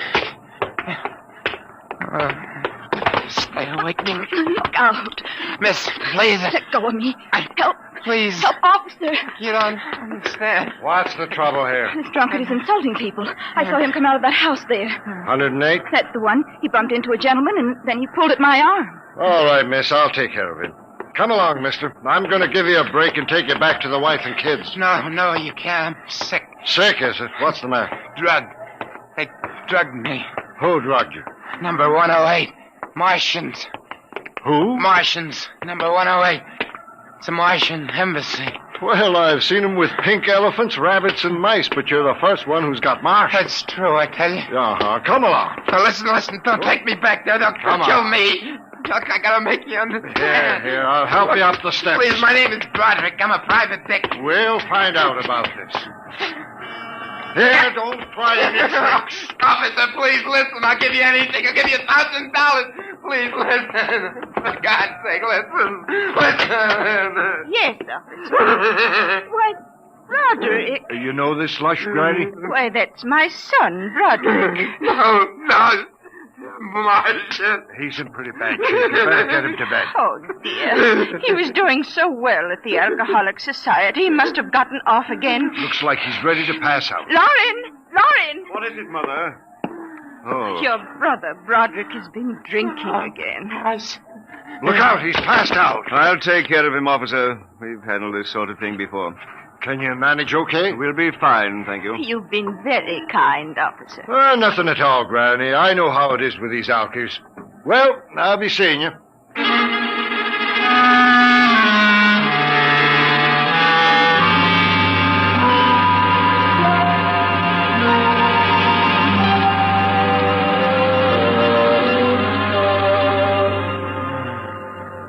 Martian embassy. Martian. Oh, my head. Mr. Broderick is regaining consciousness, Mother. What happened? Oh, I can't get up. Do not struggle, Mr. Broderick. It'll be impossible for you to rise from that chair. The pressure from this ray will keep you there. Ray? What? Who are you? You've already guessed, Mr. Broderick. You mean this really is the... Martian Embassy, yes. You have the honor to be the first prisoner of the Imperial Government of Mars. First prisoner? Yes. After the invasion, of course, you will all be our prisoners. Hey, look. What sort of a business is this? No business, Mr. Broderick. As your people will soon find out. Our preparations for invasion are nearly completed now. As soon as we give the signal, our armed forces will launch a surprise attack. And then the Earth will be ours. You're crazy. Not half as mad as you, Mr. Broderick, to come muddling so foolishly into our affairs. That was a fatal mistake. So, Doolan's death was no accident, then? Assuredly not. We found it necessary to use a pressure ray on your friend. The block of concrete was an afterthought. We thought it might help to avert suspicion. All right. What happens now? If you cooperate, you can look forward to a quick, painless death like your friend, Mr. Doolan. If not? This pressure ray has many delicate adjustments. It can move a pin, or it can crush a boulder. Let me demonstrate.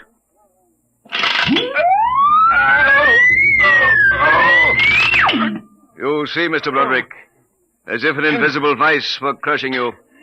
What do you want? The name of your client. We are interested in knowing who is so anxious to locate the Martian embassy. The names of my clients are confidential. Well? All right. Turn it off, Mother. Mr. Broderick has seen the wisdom of speech. His name is Graphius. Graphius? Yeah. An unusual name for an Earthman. Describe him. Well, I don't know if I really can. Mother. Describe him. He's tall. Got a big forehead. And about 60. He wears thick glasses. He's bald. Lauren, sounds like one of them. Yes, it does. Contact the planet. Tell them we suspect that our plans are known. Ask for an acceleration of invasion day. At once. What about me? I am sorry, Mr. Broderick, but I am afraid you know too much now. In exactly 5 seconds, you will feel the full impact of the ray which faces you. I would suggest that you relax and meet your fate calmly. Now, wait a minute. You will feel no pain, just a wall of force engulfing Oh, you. listen, 5. No, you can't do this. 4. It isn't human. I know, but we are not human. 3. Yeah, but... 2. No! 1. Mother in heaven. Now. Lauren, It didn't work. Something's happened. The magnetic field is dead. get it working. We've got to get rid of this one. Now, listen. Listen, Be you quiet. two. I can't understand what's gone wrong with the ray. Why would it suddenly stop like that? Perhaps I can explain. What? Graphius. It's you. Yes. Lauren! Stand back from the pressure ray, please. It will not function anyway. I have decontrolled your field. Lauren, it's one of them. They've found us. Did you think we wouldn't? I trust you have not harmed my friend, Mr. Broderick. He's been very useful to me. Brother, am I very glad to see you. Talk about the Marines landing in the nick of time. You're free to move now, Mr. Broderick. I don't know how you got in here, Graphius, but stick around. These babies are really Martians, just like you said. They're planning to invade the Earth and take over.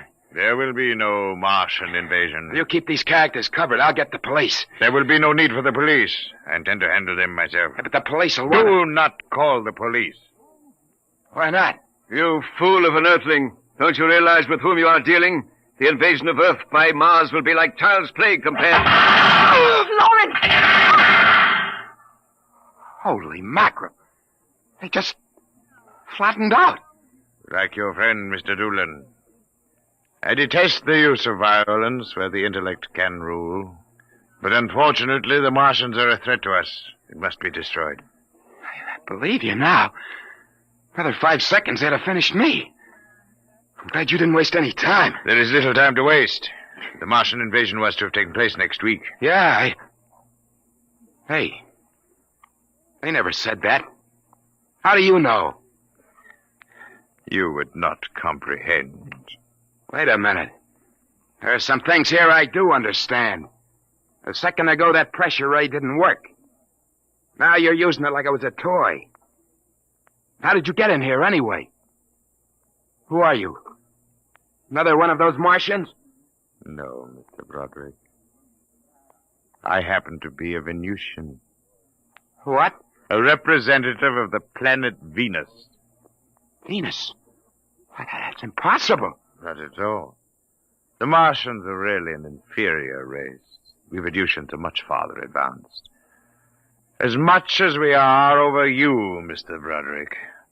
The Martians would simply have conquered and enslaved your people. We Venusians felt compelled to exterminate you completely. That's impossible. Oh, no. Now that we have disposed of the Martian threat, what is there to stop us? Our invasion begins tomorrow at noon. By nightfall, the Earth will be ours. Brother in heaven. Either I'm completely cuckoo or... Oh, well, this is really on the level. You needn't edge toward the door, Mr. Broderick. You're thinking of running for help, aren't you now?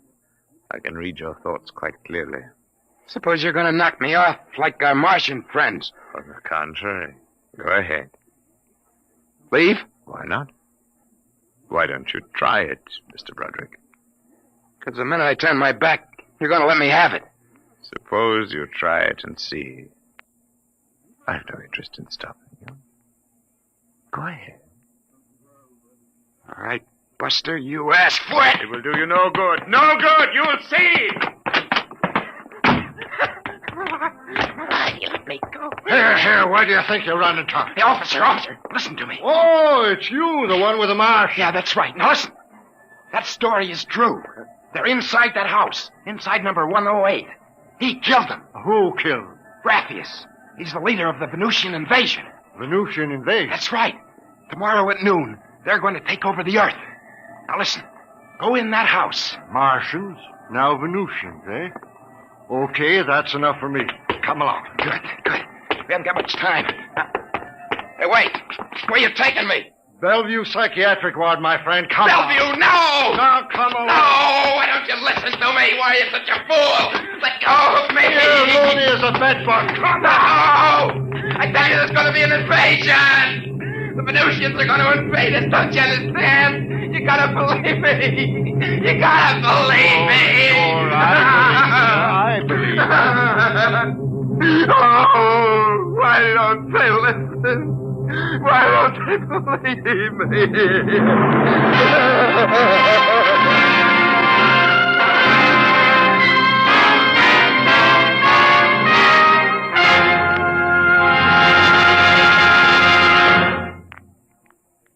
You have just heard another adventure into the unknown world of the future. The world of Dimension X.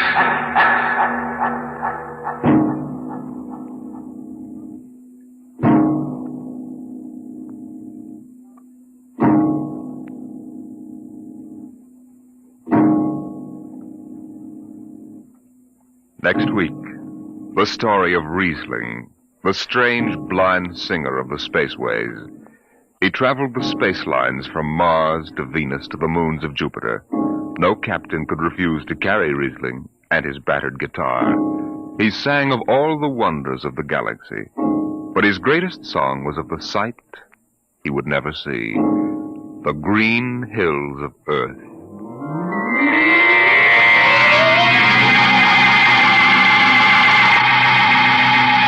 Tonight, Dimension X has presented The Embassy, a story by Donald A. Wollheim, as adapted for radio by George Lefferts.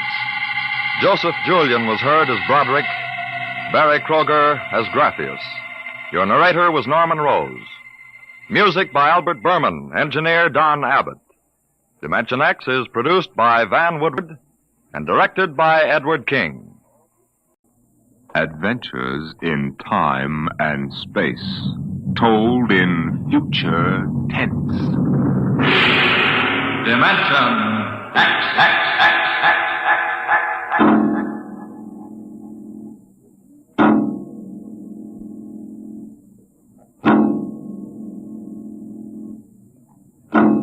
Time is an interesting phenomenon. A ticking clock, the running sands of an hourglass. All these have captured the imagination of men. But time is more. It exists now, and then, and in the future. Suppose we are in the year 1950. Coexistent in time may be worlds we have never seen, the worlds of the past and of the future.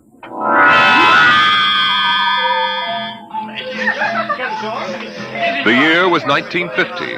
It was a spring night in Mexico, fiesta time. The fireworks shot up into the clear, dark sky, and a papier-mâché bull ran about the plaza chasing boys and laughing men. Mr. and Mrs. William Travis stood on the edge of the yelling crowd, smiling. Oh, what is it, Bill? What are they saying? They're cheering for the bull. Here he comes. He's good, isn't he?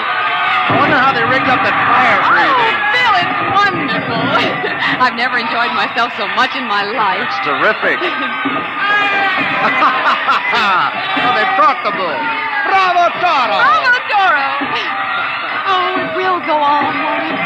I mean, our trip. Ah, Sue, don't worry. I've enough traveler's checks for a lifetime. Relax. But suppose they find us. Forget it now. They haven't a chance. But suppose they do. Suppose they take us back. They'll never find us now. Relax. Enjoy yourself. Oh, if it only lasts. Come on, darling. Let's get out of the crowd.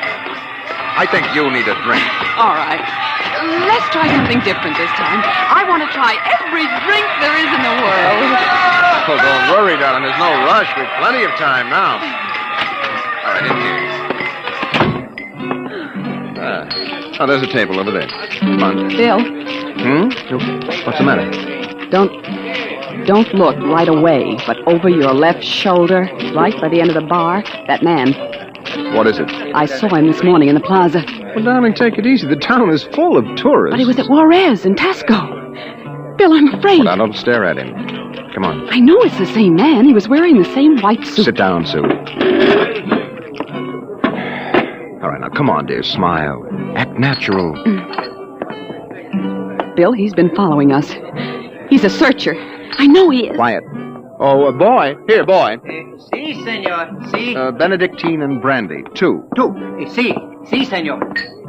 He's watching us, Bill. Will you quit worrying, darling? The chances are 1 in 1,000 that they found us. Probably it's just a coincidence. I want to lie down. I think I'm going to be sick. Susan, hang on, will you? If he is looking for us, we can't run out. What's he doing now? He stopped our waiter. He's asking him something. He may just want a drink. Bill, I can't stand it. I've got to go upstairs and lie down. All right. As soon as we finish our drinks. What's he doing now? Well, he's nodding at me, as if he knows me. And he's smiling. Bill, he's coming over here. Now watch yourself. We've got to go right on in front of him. So if he is what we think he is, he won't suspect. I couldn't. We've got to. Come on. So I said to David, Dave, that's ridiculous. You know that a thing as that is never going to take place. Kristen. What? You did not pull up your pants leg when you sat down. Oh, well, I'm afraid you have the wrong person. My name isn't Chrysler. Chris 10. No, well, I'm William Travis. I don't see what my pants leg has got to do with it. Mind if I sit down? Well, yes, Everyone nowadays pulls up his pants leg when he sits down. Like this. Keeps the trousers from bagging at the knees. But, of course, if you're not used to this style of clothing... Now, see here. We don't know you. We don't? I'm sorry. I thought I knew you. Look, this is our table. If you don't mind... You see, I'm looking for 2 friends of mine. A man and his wife, very much like you. The man is an atomic scientist. The wife, a bacteriologist. Very important people. They work on government business. Just what are you talking about? When I find my friends, going to take them home with me. Look here, Mr. Sims. That will do for now. All right, Sims. I understand that you thought you knew us. But you can see you're mistaken. Now, if you'll excuse us, my wife and I were just going up to our room. We have to make an early start in the morning. Going for a trip? Up Acapulco, perhaps? Lovely Never mind where we're going. Yes, of course. You don't like crowds, tourists. Probably like to get off the beaten path. You know, I've got a vacation folder here that might interest you. Please, Bill, let's go. Wait, Sue. It's put out by an outfit that calls itself Travel in Time Incorporated. Travel in time? Yes, they've come up with a rather intriguing idea. Would you like to actually witness the burning Rome? Sail with Columbus in 1492 on his voyage of discovery to America? Meet Cleopatra? Then why not take your vacation in time as well as in place? But perhaps you've seen this leaflet before. Of course not. Then you'll be interested in hearing the rest. Travel in Time Incorporated can costume you, put you in the crowd at any place and time in history. Look, we guarantee to teach you any language you need to move freely in any year without risk of detection. This summer, why not escape from the worries of our modern world? Take your vacation in time. Well, that's impossible, of course. But think what it would mean. A chance to escape all the tensions of an unpleasant life. War, insecurity, fear. Sims, Suppose you were a scientist working on a dangerous bomb project. Or you, Mrs. Travis, suppose you were a bacteriologist working on disease cultures. And you had a chance to escape all that. To take a vacation 200 years in the past. Would be wonderful, wouldn't it? Escape to a more peaceful world? A trip back to, 1950. 1950? But you said a vacation in the past. So I did. But you see, 1950 is the past if you come from the year 2155. 2155? Mm-hmm. Terrible times. Most unpleasant. A war raging, an atomic bacteriological war. Terrible times. With none of the little comforts we enjoy today, like this fine Havana cigar. Bill, I want to go upstairs. I want to lie down. If you were living then, think of how wonderful it would be to take a vacation in time. Back to now. Oh, you're crazy. I don't know what you're talking about. Suppose a young couple like yourselves took a trip to 1950 and didn't want to come back. You know what would happen? The government sends a searcher back to look for them. This is all fantastic nonsense. The searcher finds them and brings them back. Well, do you think I'll find my 2 friends, Mr. Travis? Bill, please take me upstairs. I don't feel well. Oh, is the lady feeling a bit sick? How unfortunate. Here are the drinks, senor. Well, shall we drink a toast to 2155? To the future.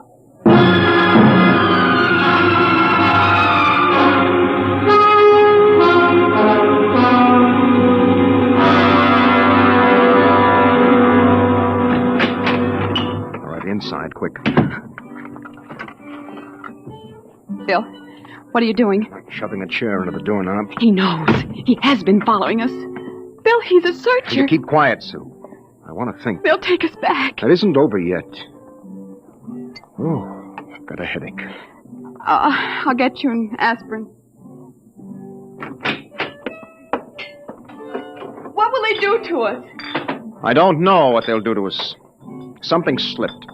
Something must have slipped. But we were so careful. Well, the searchers are trained to watch for detail. Things like not pulling up my trousers. That started him thinking. There is a man who isn't used to ancient clothes. Could kill myself for giving it away. No. It was my walk. These high heels. Careful now. Here. Thank you. Bill, I won't go back. I won't go on filling tubes with typhoid and bubonic plague. Now, take it easy, Sue. There must be some way. We don't have to go back to 2155, do we? The nerve of that Sim sitting there looking us up and down like animals smoking those stinking cigars. That's how I first noticed him at Tasco. He had 4 bottles of liqueurs and a pile of chocolate. Yes, well, he still hasn't gotten over that first greedy hunger. We've got to look out for that, Sue. It's the sure sign of somebody from the future, trying to make up for a lifetime of shortages by stuffing themselves sick. Remember our first night? Bill, I can't stand it. We've got to get out of here. What are you doing? Packing. Getting the suitcases out. That's no use, Sue. What do you mean? We can get to Acapulco by morning. Don't you think he's watching us? We could get away. No, we've got to sit tight. We've got to wait right here for a break. I don't know what, but something has got to break. Darling, I'm afraid. No. Maybe he isn't sure of us yet. Maybe we can still figure out some way to escape. Come on now. We better try to get some sleep.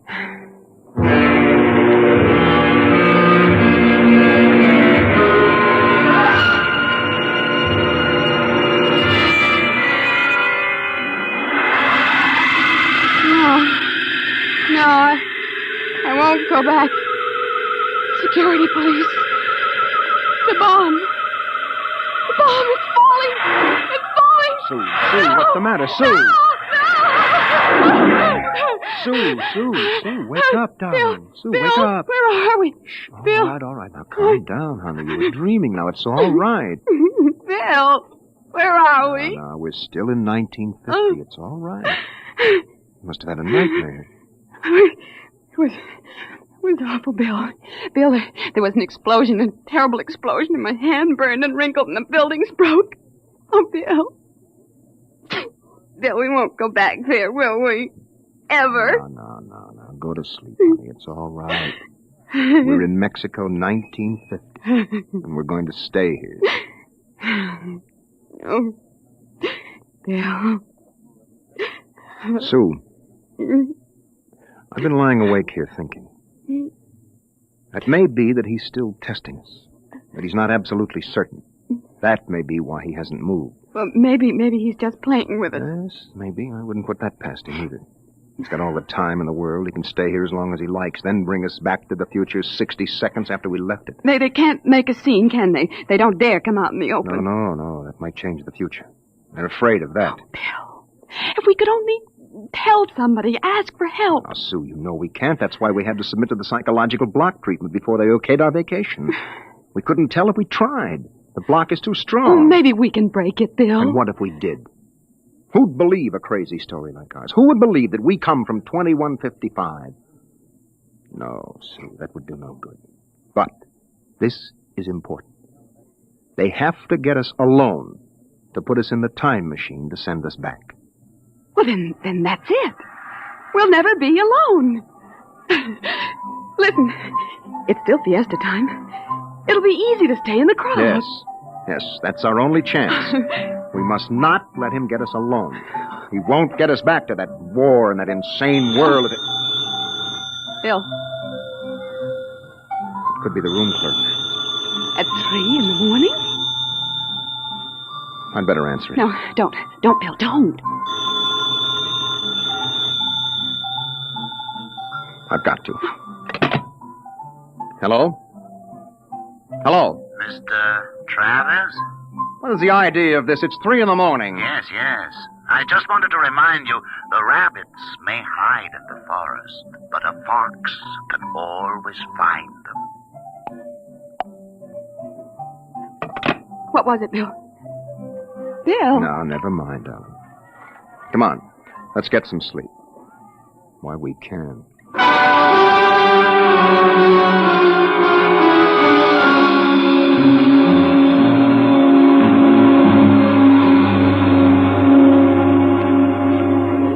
Buenos dias, senor.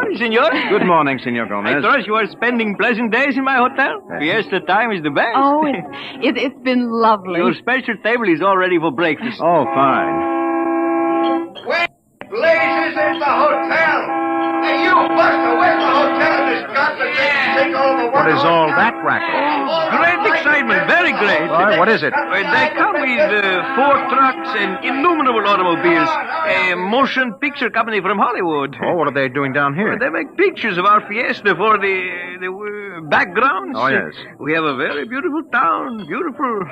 Yes, very beautiful. That fat man, the one with the most colorful shirt, he is the chief, the director. Oh, yes. Manager, where's the manager of this Adobe flea bag? Coming, senor, coming. You will excuse me. Oh, I hope the table is satisfactory. Coming, senor, coming. Sue, this is a break. That movie company will draw crowds, and that helps But us. when can we leave, Bill? Well, not today. They'd be sure then. It'd be easy to catch us above on the road. We better stay and try to lull Sims. Okay, kids, end of the line. Chow! Get it up, Buster. Lay off the pepper. I gotta know. There's Sims, Bill. Across the dining room. Well, we can't do anything now, not with these actors coming in. Okay, follow me, kiddies. Hey, Glory, you sit next to Papa. Hey, Max, make sure nobody monkeys with the trucks and the gears. Right, Shane? Do we have to eat at this crummy joint, Joe? Cheer up, sweetie. Your mere presence makes this Chasen's and the truck rolled into one. Not this early in the morning, Joe. I couldn't stand it. Okay. They look happy, you want, don't that they? is, it's on the dear Look, old Susan. expense account. Maybe I could hire 2 of them. I could say it was a joke. Oh, why? We could dress them in our clothes, have them drive off in our car sometime when Sims couldn't see their faces. Where would that get us? Well, with him off on their trail, we might make it to Mexico City. It'd take years to find us there. Bill, that movie man's coming over here. Oh, excuse me. You folks are Americans, aren't you? Yes, that's right. Boy, am I glad to see you.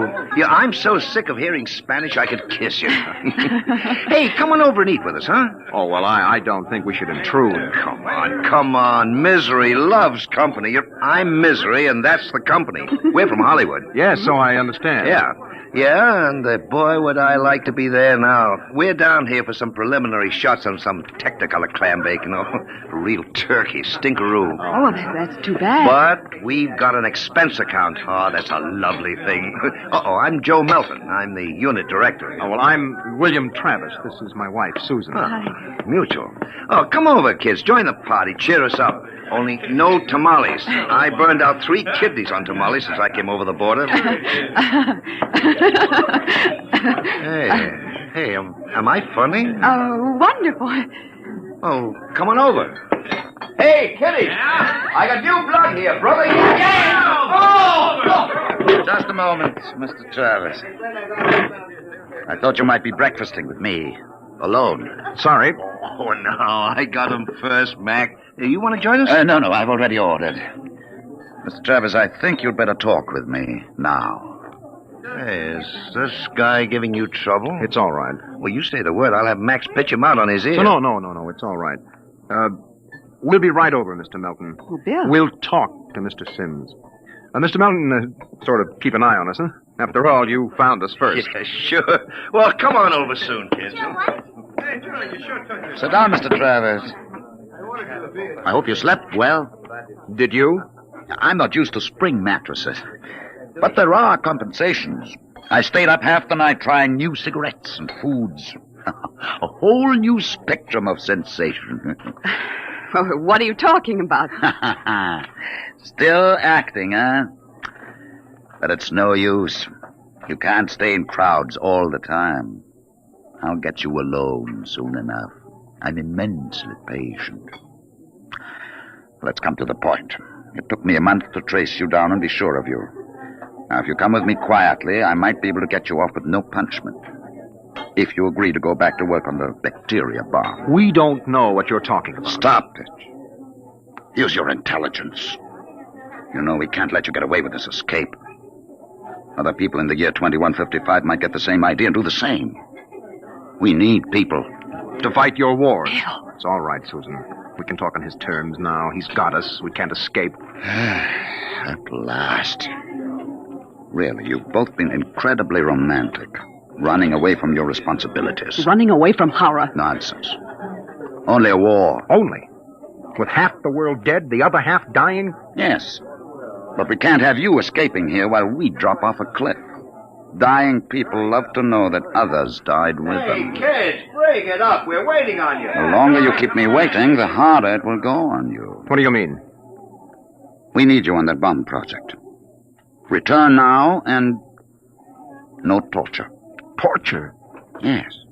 You see, later we'll force you to work. And after you finish the bomb, we'll try a number of complicated new devices on you. Bill. As you say, you can't escape. We have all the time in the world. Here in 1950. Sims, I'll make a deal with you.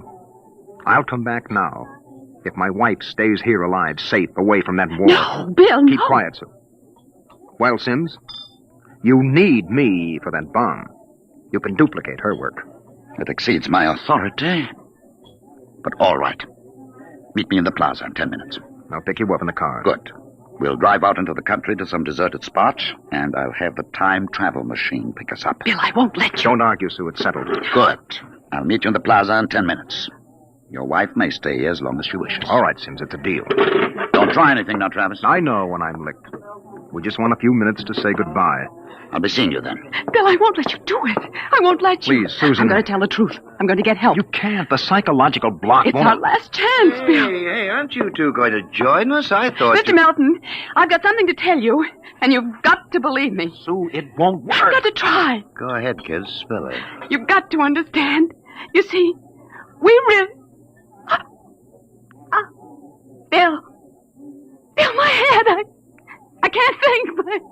My head. You need a my bromo, head. honey. It can't work, Sue. Now, the block is too strong. Come on, we'd better get the car. Hey, someone's crying now. Breakfast, no time for people to cry. Now, what in the world could a good-looking kid like you find to cry about?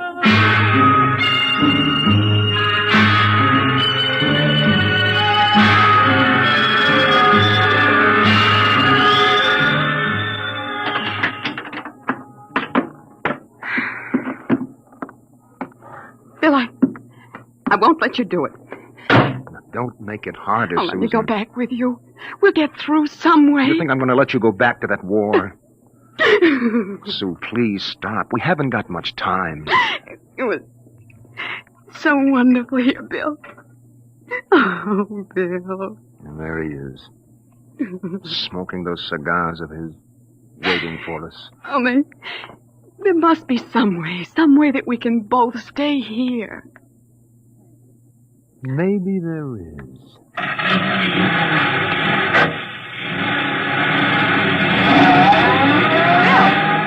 Bill, what are you going to do? Hang on, Sue, and duck when I tell you. No, Bill, you're heading right for him. Not going to get either of us now. Oh. Down, Sue, down!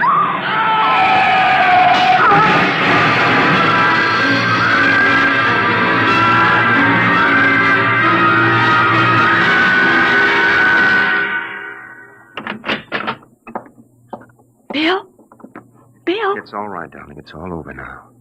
This is the mayor, dear.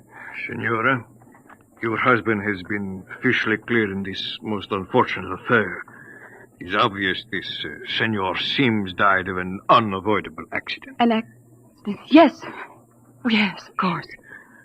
Adios, Senora. Adios. Will they want to see you again? No. I'm clear. I lost control of the car. That's the way it stands. Oh, Sue, I hated to kill him. I never wanted to do anything like that in my life.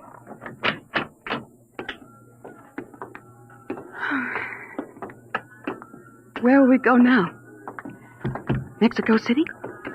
Well, the car's in the repair shop. It won't be ready till 4, then we'll get out of here. Hey there, Travis. Wait up. It's the movie man, Bill. Oh. He was very good to me when they had you in there. Oh? Hey, I heard what happened. They sprung you, huh? Great, Yes. great. It was an accident. Well, it's lucky you didn't get hurt yourselves. Everything okay now? Yes. Yes, I think so. That's fine, but you both look a little rocky. Say, you want to get your mind off your troubles? We're through for the day. Cloud's fouled up our shooting schedule, so we're going to put a header on it up at the hotel. Well, I don't think we'd better. You've got to wait till your car's fixed, don't you? Oh, come on up. It'll do you good to relax. It'll get your mind off what's happened. Gloria's cracking the ice now. Well, maybe we will join you. I've got to go check up on the car, and then... Oh, don't miss the party, kiddies. I'll see you upstairs. Bill, I don't think we... Oh, come on, honey. We've got the break now. Sims is dead. Before they can put another searcher on our trail, we'll have time to make a clean getaway. Bill, I'm so tired. No, and what you need is a little excitement. We rate a celebration, honey. Well, I guess it would be nice to unwind. Sure. We'll go up to Melton's room, have a couple of drinks and a few laughs. Honey, it's all over. We can relax.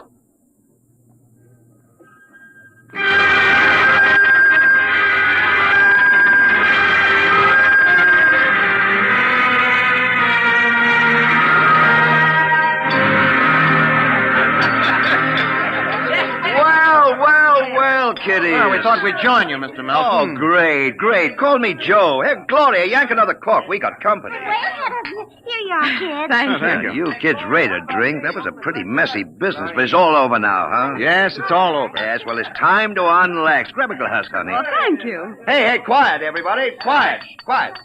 How about a toast to our guests? Oh, sure. You're back. All right. To a very beautiful lady, lovely enough for the movies. Why, thank you. No, I'm not kidding. That's why I came over to you in the first place. I might even give you a test. Oh. No, I mean it, honey. You're pretty nice. I could make you a movie star. Oh, and take me to Hollywood? Well, at least it'll get us out of Mexico. No, you're not serious. Sure I am. Gloria, how about a refill? Coming up. Well, it sounds wonderful, doesn't it, Bill? Yes. Los Angeles is a pretty crowded city, isn't it? Crowded? Wait till you see the sunset bus. No, you don't really think I could be an actress. You don't have to cheer me up anymore. I'm feeling wonderful now. No, I'm serious. I think you'd be great. I want to do a suspense story. Sort of a war story, you know. Gloria, pour Mr. Travis another glass. Okay, Joe. A suspense story. Yes, dear, yes. A story about a man and a wife who live in a little house. Now, I'm just ad-libbing this, you understand? Oh, yeah, sure. Go on. Well, there's a war on, see? A terrible war, you see. They live in the year 2155. Now, here's the gimmick. They escape into the past, and they kill a man who follows them to bring them back. Gloria, honeypot, get Mr. Travis another glass. Well, sir, this couple takes refuge with a group of movie people. Safety in numbers, they figure. Bill. But the story goes on. This couple is terribly important for a new project. Let's call it a bacteria bomb. So the searchers figure out a way that they can get them alone in a hotel room. Shove a chair under the doorknob, Max. Yes, sir. You see, the searchers may work alone or in groups, so that if one of them's killed, the rest carry on. Don't you think that would make a wonderful picture, huh, Susan? Don't you, Bill? You're not going to get us, Melton. Stand still. Put that gun down, Travis. Who is it? The manager. Grab that gun, Max. Let go of me. Now make things worse, Mr. Travis. The manager, he heard us. Let's get going. Let go of me. Let go. He'll break down the door in a minute. Max, get ready to travel. Get that. Take a good look, Mr. Travis. Take a good look at 1950. You won't be seeing it anymore. Throw the switch.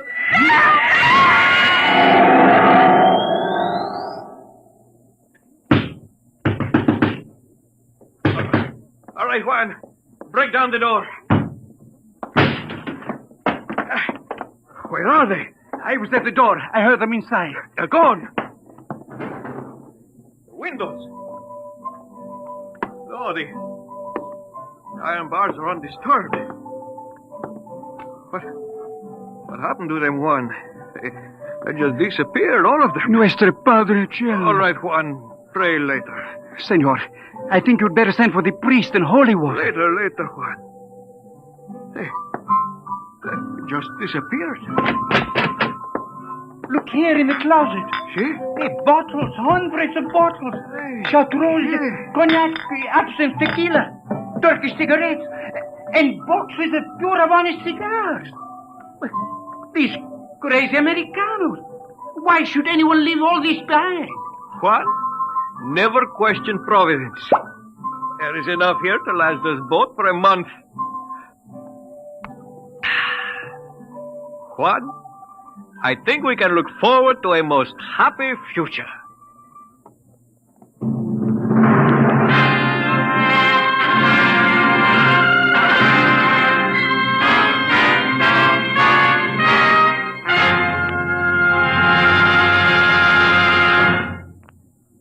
You have just heard another adventure into the unknown world of the future.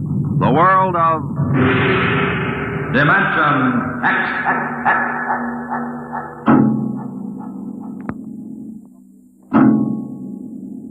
Now, about next week.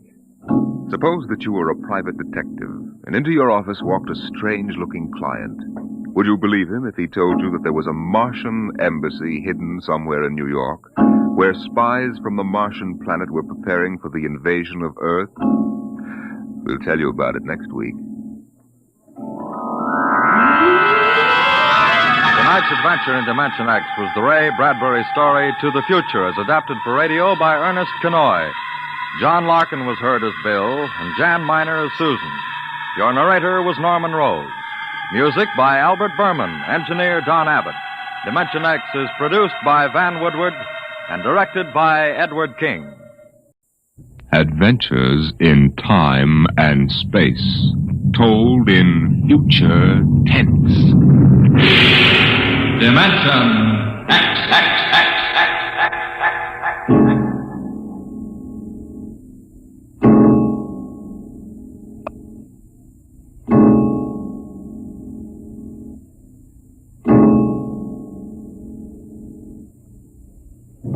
When man first crossed the vast distances of outer space to land on strange worlds, he found that someone had been there before him.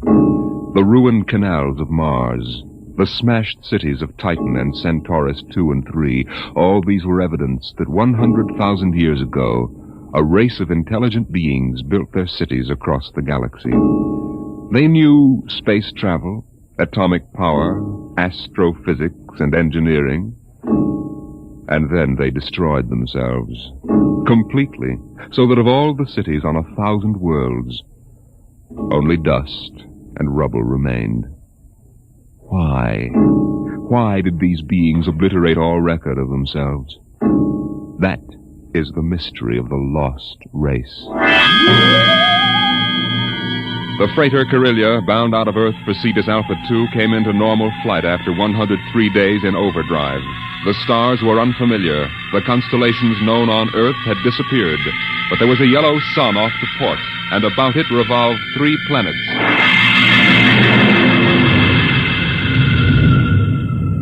What do you make of it, Briggs? It isn't on any of the star charts, Captain Wharton. I checked through. 1 and 3 are dead, all right. Have to take a closer look at number 2. Turn up the vision scale. Polar ice caps. She's green around the belt. Let's take her down to a 5-mile orbit. Swing around her for a look. Alert for deceleration. Aye, sir. Throw in the manuals. Power room. Power room, aye. We're going down to have a look at something. Give us just enough power to keep her under control. All right, Briggs. Hang on to your stomach.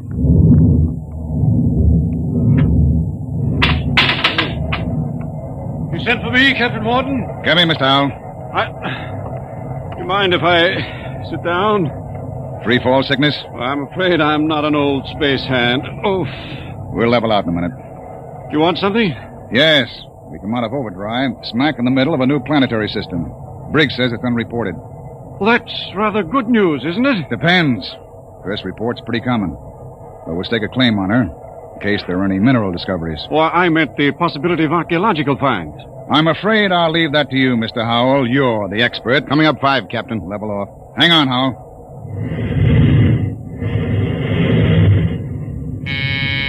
Power room. Hold her steady she goes. We'll orbit at slow cruising speed. All right. Clear the scope, Briggs. Aye, sir. Nice-looking piece of real estate. Well, the Space Guard requires I check up for radioactives, gold, and lost race rooms. You're landing? Landing? I've got a schedule to keep, Mr. Howell. I can't sit down on every lump of dirt I run into. We'll do a spectroscope check, and I figured you'd spot any ruins. All right. Wait a minute. There in the lower quadrant. What? That bald spot in the vegetation. Those are ruins, all right. Are you sure, Howell? Yes. I've seen the lost race rubble on Centaurus, too. There. You can see it plainly, dust and rubble. No, that's what I get for calling in an expert. Briggs, stand by to take it down to 5,000 feet. Aye, sir. All this stinking luck. There goes my schedule.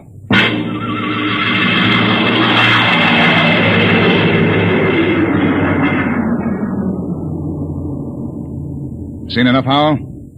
It's going to set me back 5 hours. Interesting. Wait a minute. What's wrong? I don't believe it. Marvelous. Incredible. Stop sputtering, Howell. What is it? Look over that rise in the ground. It's a section of the city still standing. Hey, you're right. That hill must have shielded it from the blast. Captain, you've got to land. Land? You've got to. This is the first lost race site that's ever been spotted. Of course you'll land. Howell, we get a $1,000 bonus for every day under par for the run. But you don't understand. It's the biggest find in the century. We can chart it, and you'll have to get back somehow. That's all. I'm not sitting down to rake over old dust heaps. Captain Wharton, I'm on commission to the Space Guard. You may have to answer to them. I'll think up one. Look, Howell, strictly speaking, you're a passenger. Well, you've got to You land. don't belong on the bridge. I'm not landing down there, and that's the... Briggs! Emergency from the power room. Something must have blown. Power room. Power room. Danton, what's wrong down there? Danton! Oh, he doesn't answer. Anything serious, Captain? Reaches the fuel locker. That 5 pounds of ascending will go and kick us right out of space. Danton! Danton! Power room, aye. What happened? What blew? Main tube coupling. She's secured What's now. the damage? The main tube's burnt out. The bearing, the coupling, the injector valve, and the needle gauge. Can you make repairs? Not in flight. Can you raise enough power to land? I don't know, Captain. The wiring's shot. It's bad like a tomcat. I might be able to get something from the deceleration auxiliaries. Get a jury rig on her. We'll try to set her down. Aye, sir. Briggs. Yes, sir. Alert for crash landing.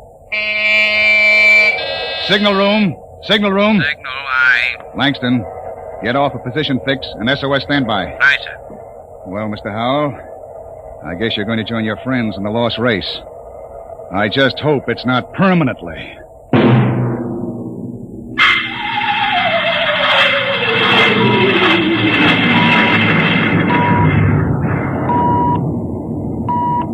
Leveled off now, Captain. Trim her up a point. That's it. She's bucking bad. 5 more minutes and the hull plates will shake loose. Power room. Stand by for bow blast on signal. Power ready. I'm going to try for that clearing. Too narrow. 2 to 1 for $1.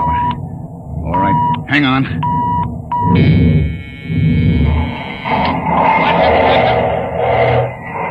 Briggs! Briggs! You all right? I hit my head on the panel. Well, I seem to be all assembled. We're down. Guess our luck hasn't run out yet. Calling power room. Power room, aye. All right down there? Yeah, I'm all right. Danton, I want a complete damage check and repair estimate. Get up here as soon as you got it for me. Briggs, you all right now? Yes, sir, I guess so. As soon as we get Dan's report, get a detail aft. Help him with the repairs. Captain Wharton. What is it, Langston? My speaker line's out. Sending circuit's blew. Spare tubes? That was a pretty rough landing, Captain. They're gone.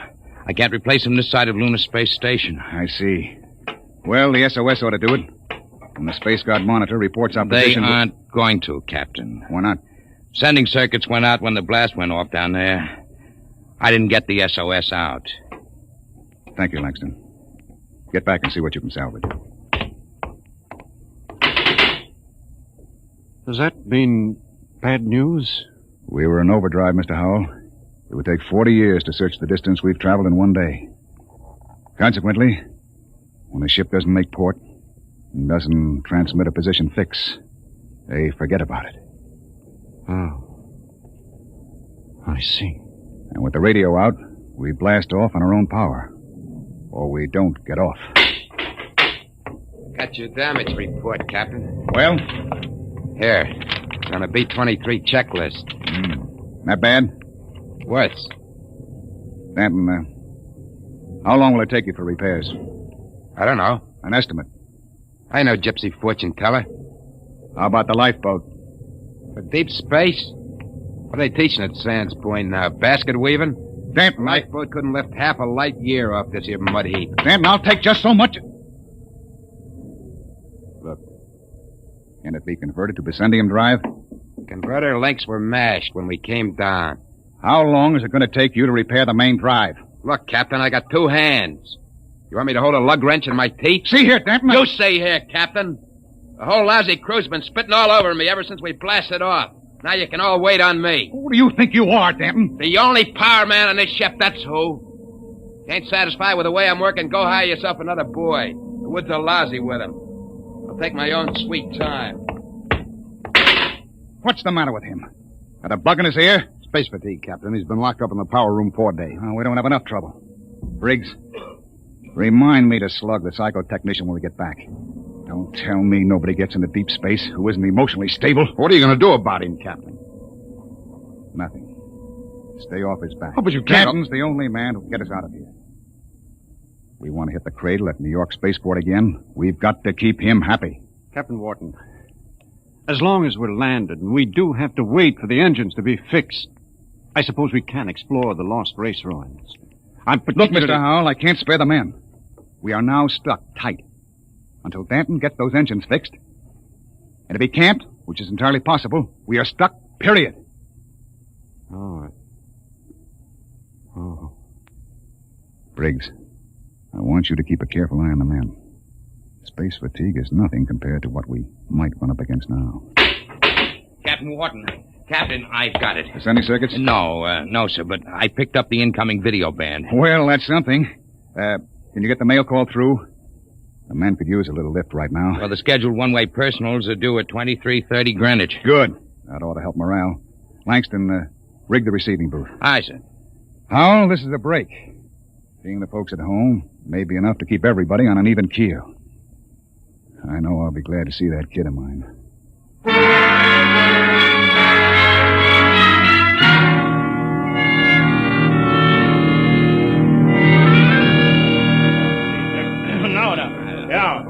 Mr. Langston, get Hanson out of the booth. You wear the glass right off the tube. Take it easy, Williams. Everybody gets 3 minutes. Hey, Kelly, I bet that dame of yours burned up the circuits, huh? How'd you know it was his girl? You can't tell through the booth. Well, who else would call that eight?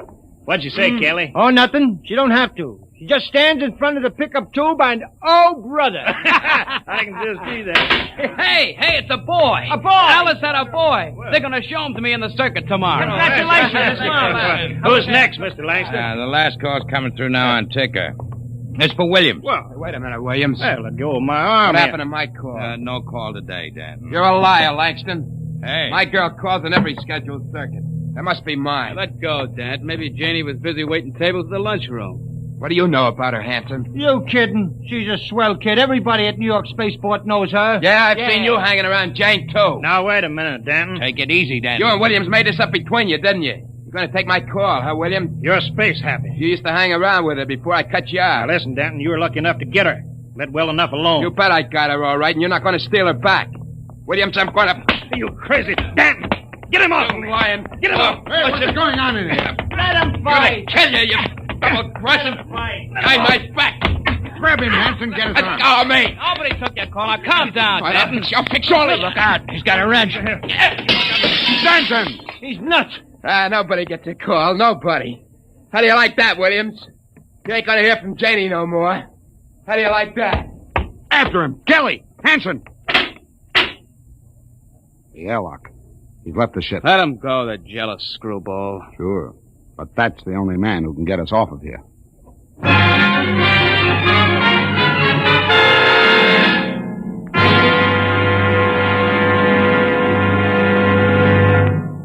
I warned you, so help me, Briggs. I warned you to keep an eye on Danton. Well, I didn't think he'd go off this way. Well, it's that girl of his, sir. He's crazy jealous about her. Any reason for it, Williams? No, sir. She's a good kid. Too good for Danton.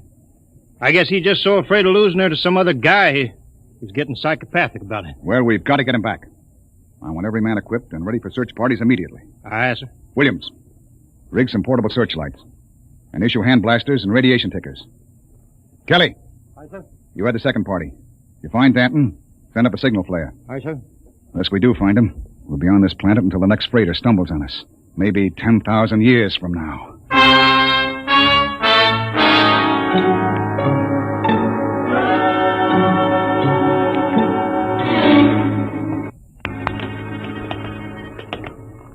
Hold that light up, Hanson. This is amazing, Captain. Lost Race building's actually standing. Hey! What is it? Oh, nothing. A shadow.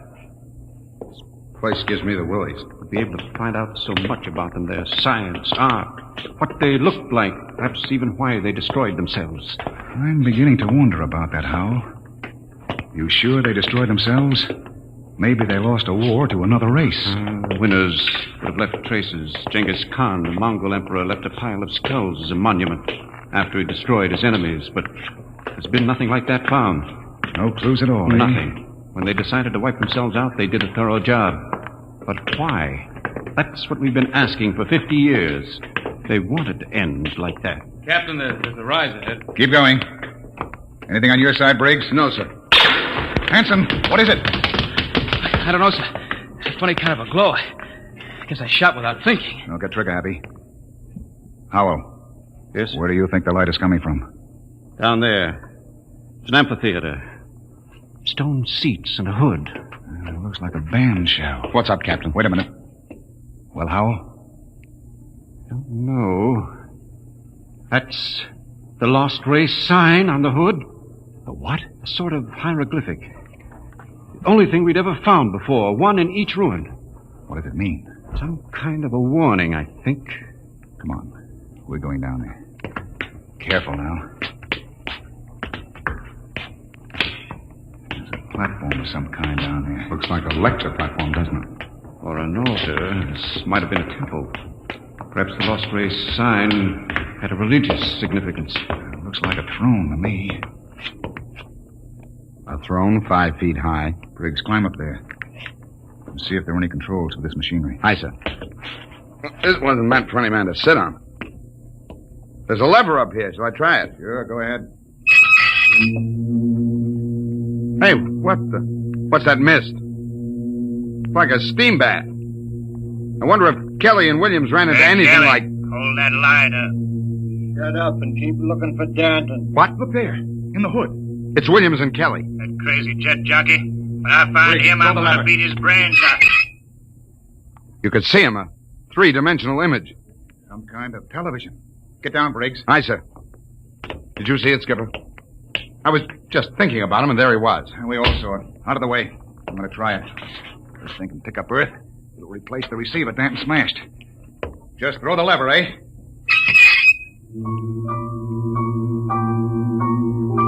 What? That's my son. I'll be darned.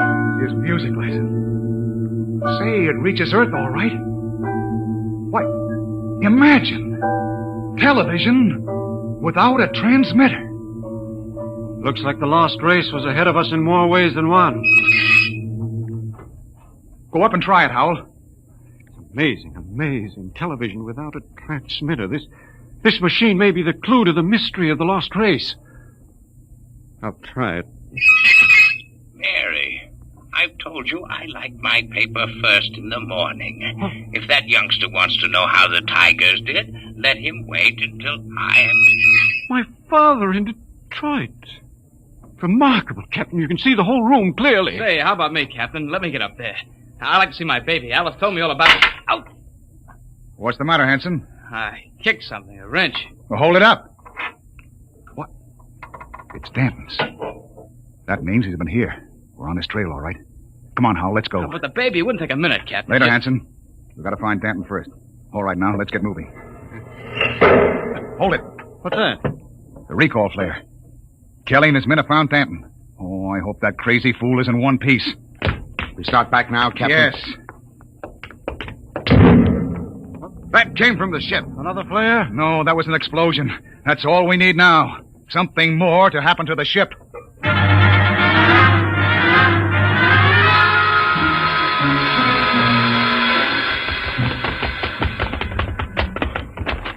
Oh, it's the main jets. Smashed flat. With all the stinking rot. Check through the ship for further damage. Aye, sir. Oh, look at those plates. Crumpled like an accordion. Captain! Oh, Captain! Here comes Kelly's party. We got him. We got Denton. Hold it. What happened here? Somebody blew up the main jets. Denton, do you know anything about this? No, sir. Not much he doesn't. He's crazy enough to blow us all up. Listen, Hanson, I admit I went off my head tonight, but I'm not crazy enough to commit suicide. The jets are smashed. We're all marooned up the same creek. I still think he's got something to do with it. Lay off, Hanson. We found him wandering up in the hills. And he was with us when the blast went off. Yes, that's right. We saw your recall flare before the explosions. Oh, I guess that puts Stanton in the clear. Then who did it, Captain? I don't know, Howell. Looks like somebody didn't want us to leave this planet. Well, we still got one slim chance left. If we can repair the lifeboat... Skipper, it's gone. Gone? The escape port is open. The boat's missing. Oh, what else? The arms chest was cleaned out, sir, and the fuel locker was jimmied open. The scendium bars are gone. You sure? You can look for yourself, sir. She's clean. I see. There's only one answer left. There's something or somebody out in those ruins trying to get us. Maybe that lost race decided they weren't going to stay lost. You think some of them may still be alive? Who else could have blown up our ship?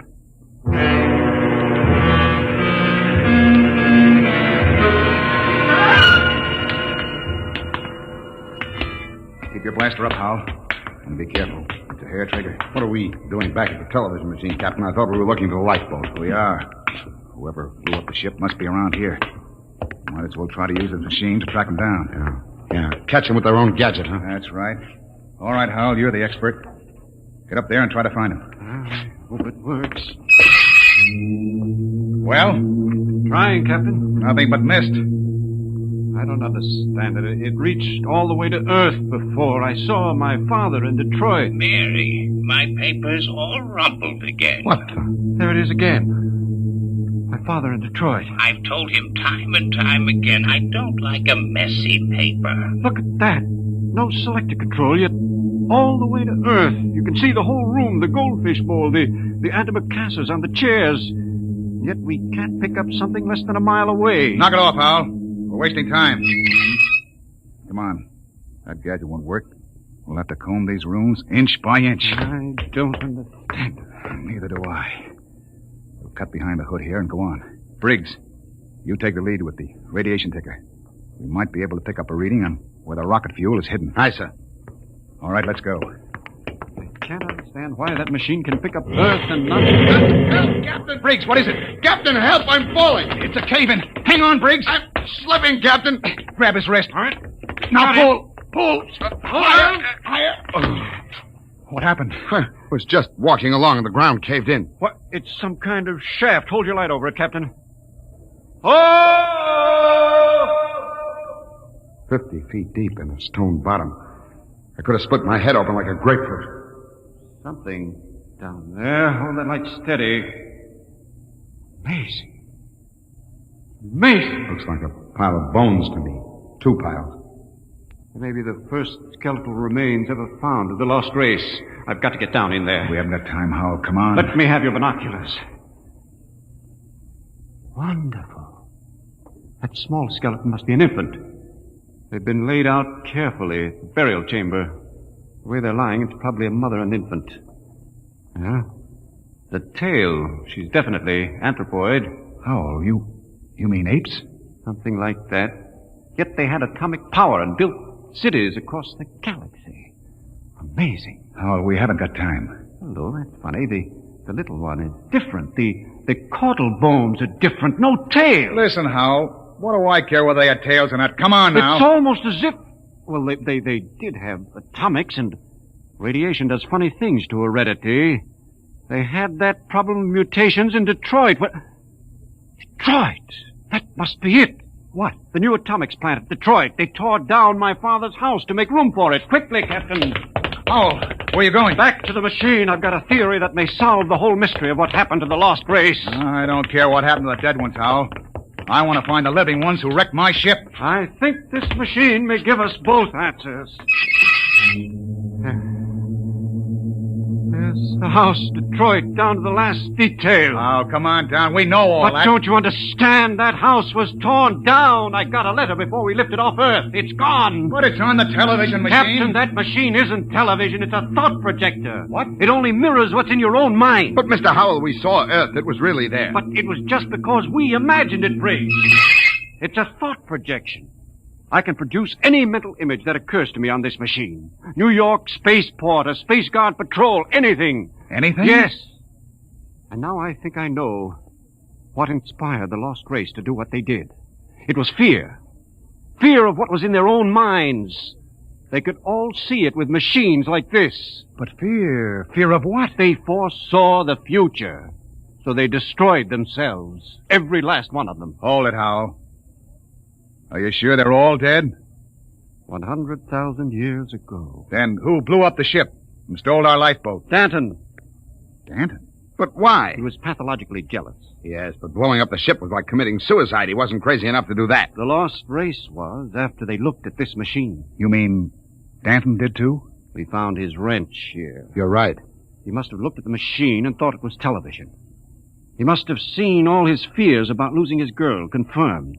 That was enough to make him completely unbalanced. But he was with Kelly when that explosion went off. He's got an ironclad alibi. No, he hasn't. Wouldn't take a power man long to sneak back to the ship and rig a delayed action fuse. Howell, we've got to get back to the ship before Danton. Never mind, Captain. Stay right there. That's Danton. I'm in the dark. You make a perfect target there. Stop your gun. I got a blaster set at wide angle. Drop him. He's got us cold. I've been following you, Wharton. I wanted to tell you. I'm going back to Earth. I got the lifeboat heading over that rise. It won't work in deep space. You believed me when I told you that, didn't you? Well, I've got it fixed. And with that Vicendium fuel, it'll be a milk run. I'll reach the Space Guard station at Volta with a long, sad story about how the rest of you exploded in mid-space. Danton, that's murder. Yeah, that's just what it is. And easy, too. Danton, you can't just leave us here. Watch me. Sit in front of that machine and watch me. Yeah, I know what it is. I know it's a television without a transmitter. And I did some checking up. I've seen how you were stealing my calls. Trying to steal my girl. Danton, you're sick. You Pretty can't... smart, that Lost Race. They built some machine. And it showed me plenty. It showed me enough to kill you. Oh, you've got it all wrong. This isn't a television machine. What are you trying to pull, Wharton? I saw it. Those were your own thoughts, Danton. Those things you saw exist only in your mind. Shut up before I blast all of you down. You're just trying to lie out of it, that's all. But I know the truth when I see it. And you're going to die. All right, Danton, but you're not going to get away with it. Look at the machine. What's that? The machine. It's the Space Guard patrol, Danton. Look, they're coming. X3 to command. Spotted the Corellias. Reported. Preparing to land. That's the Space Guard, Danton. Yeah, whole patrol. You're lying. They couldn't come. There wasn't any SOS. X3 to command. Preparing to land. There's the clearing. That's enough, Howell. All right, Danton. They'll be coming over the horizon. Drop your gun and give yourself up. Oh, no. No, they're not going to catch me. I'll be away in that lifeboat before they land. Stand still, all of you. Stay where you are. I Danton. still got you covered. Danton, look out behind you! Burial shaft. He fell in it. Hold the light down, Briggs. Well? He's dead. Deader than the Lost Race. And what about those Space Guard cruisers? Out of my head. I just imagined them. There they were on the machine. Poor Danton believed they were real. I wish they were real so we could get off this planet. No, it doesn't matter. We know where the lifeboat is now. We can send one man to bring back help. And it won't be Danton. The machine got him the same way it got the Lost Race. Through fear. But what was the Lost Race afraid of, Howell? Changing. Changing? Look at those skeletons down there. They had atomic energy, but they couldn't control it. Look. The baby's different from the other. The race was changing by mutation. Mutation? Look at those skeletons. Now imagine a shifted hip socket so they could walk upright. The baby was already without a tail. But Howell, that would mean they were changing into Yes, Captain. The lost race committed suicide rather than face the fear of seeing their descendants become such horrible creatures as men.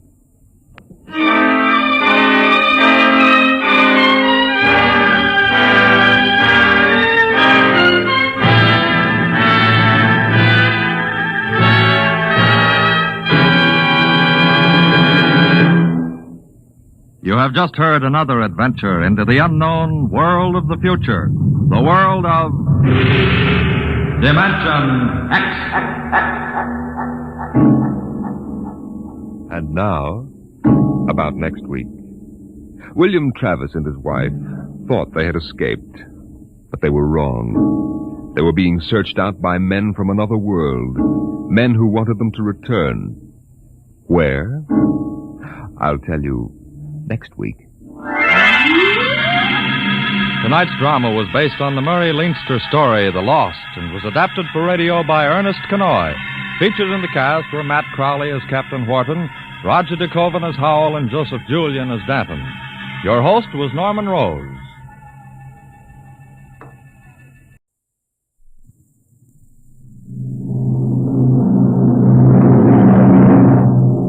Adventures in Time and Space. Transcribed in future tense. Dimension X.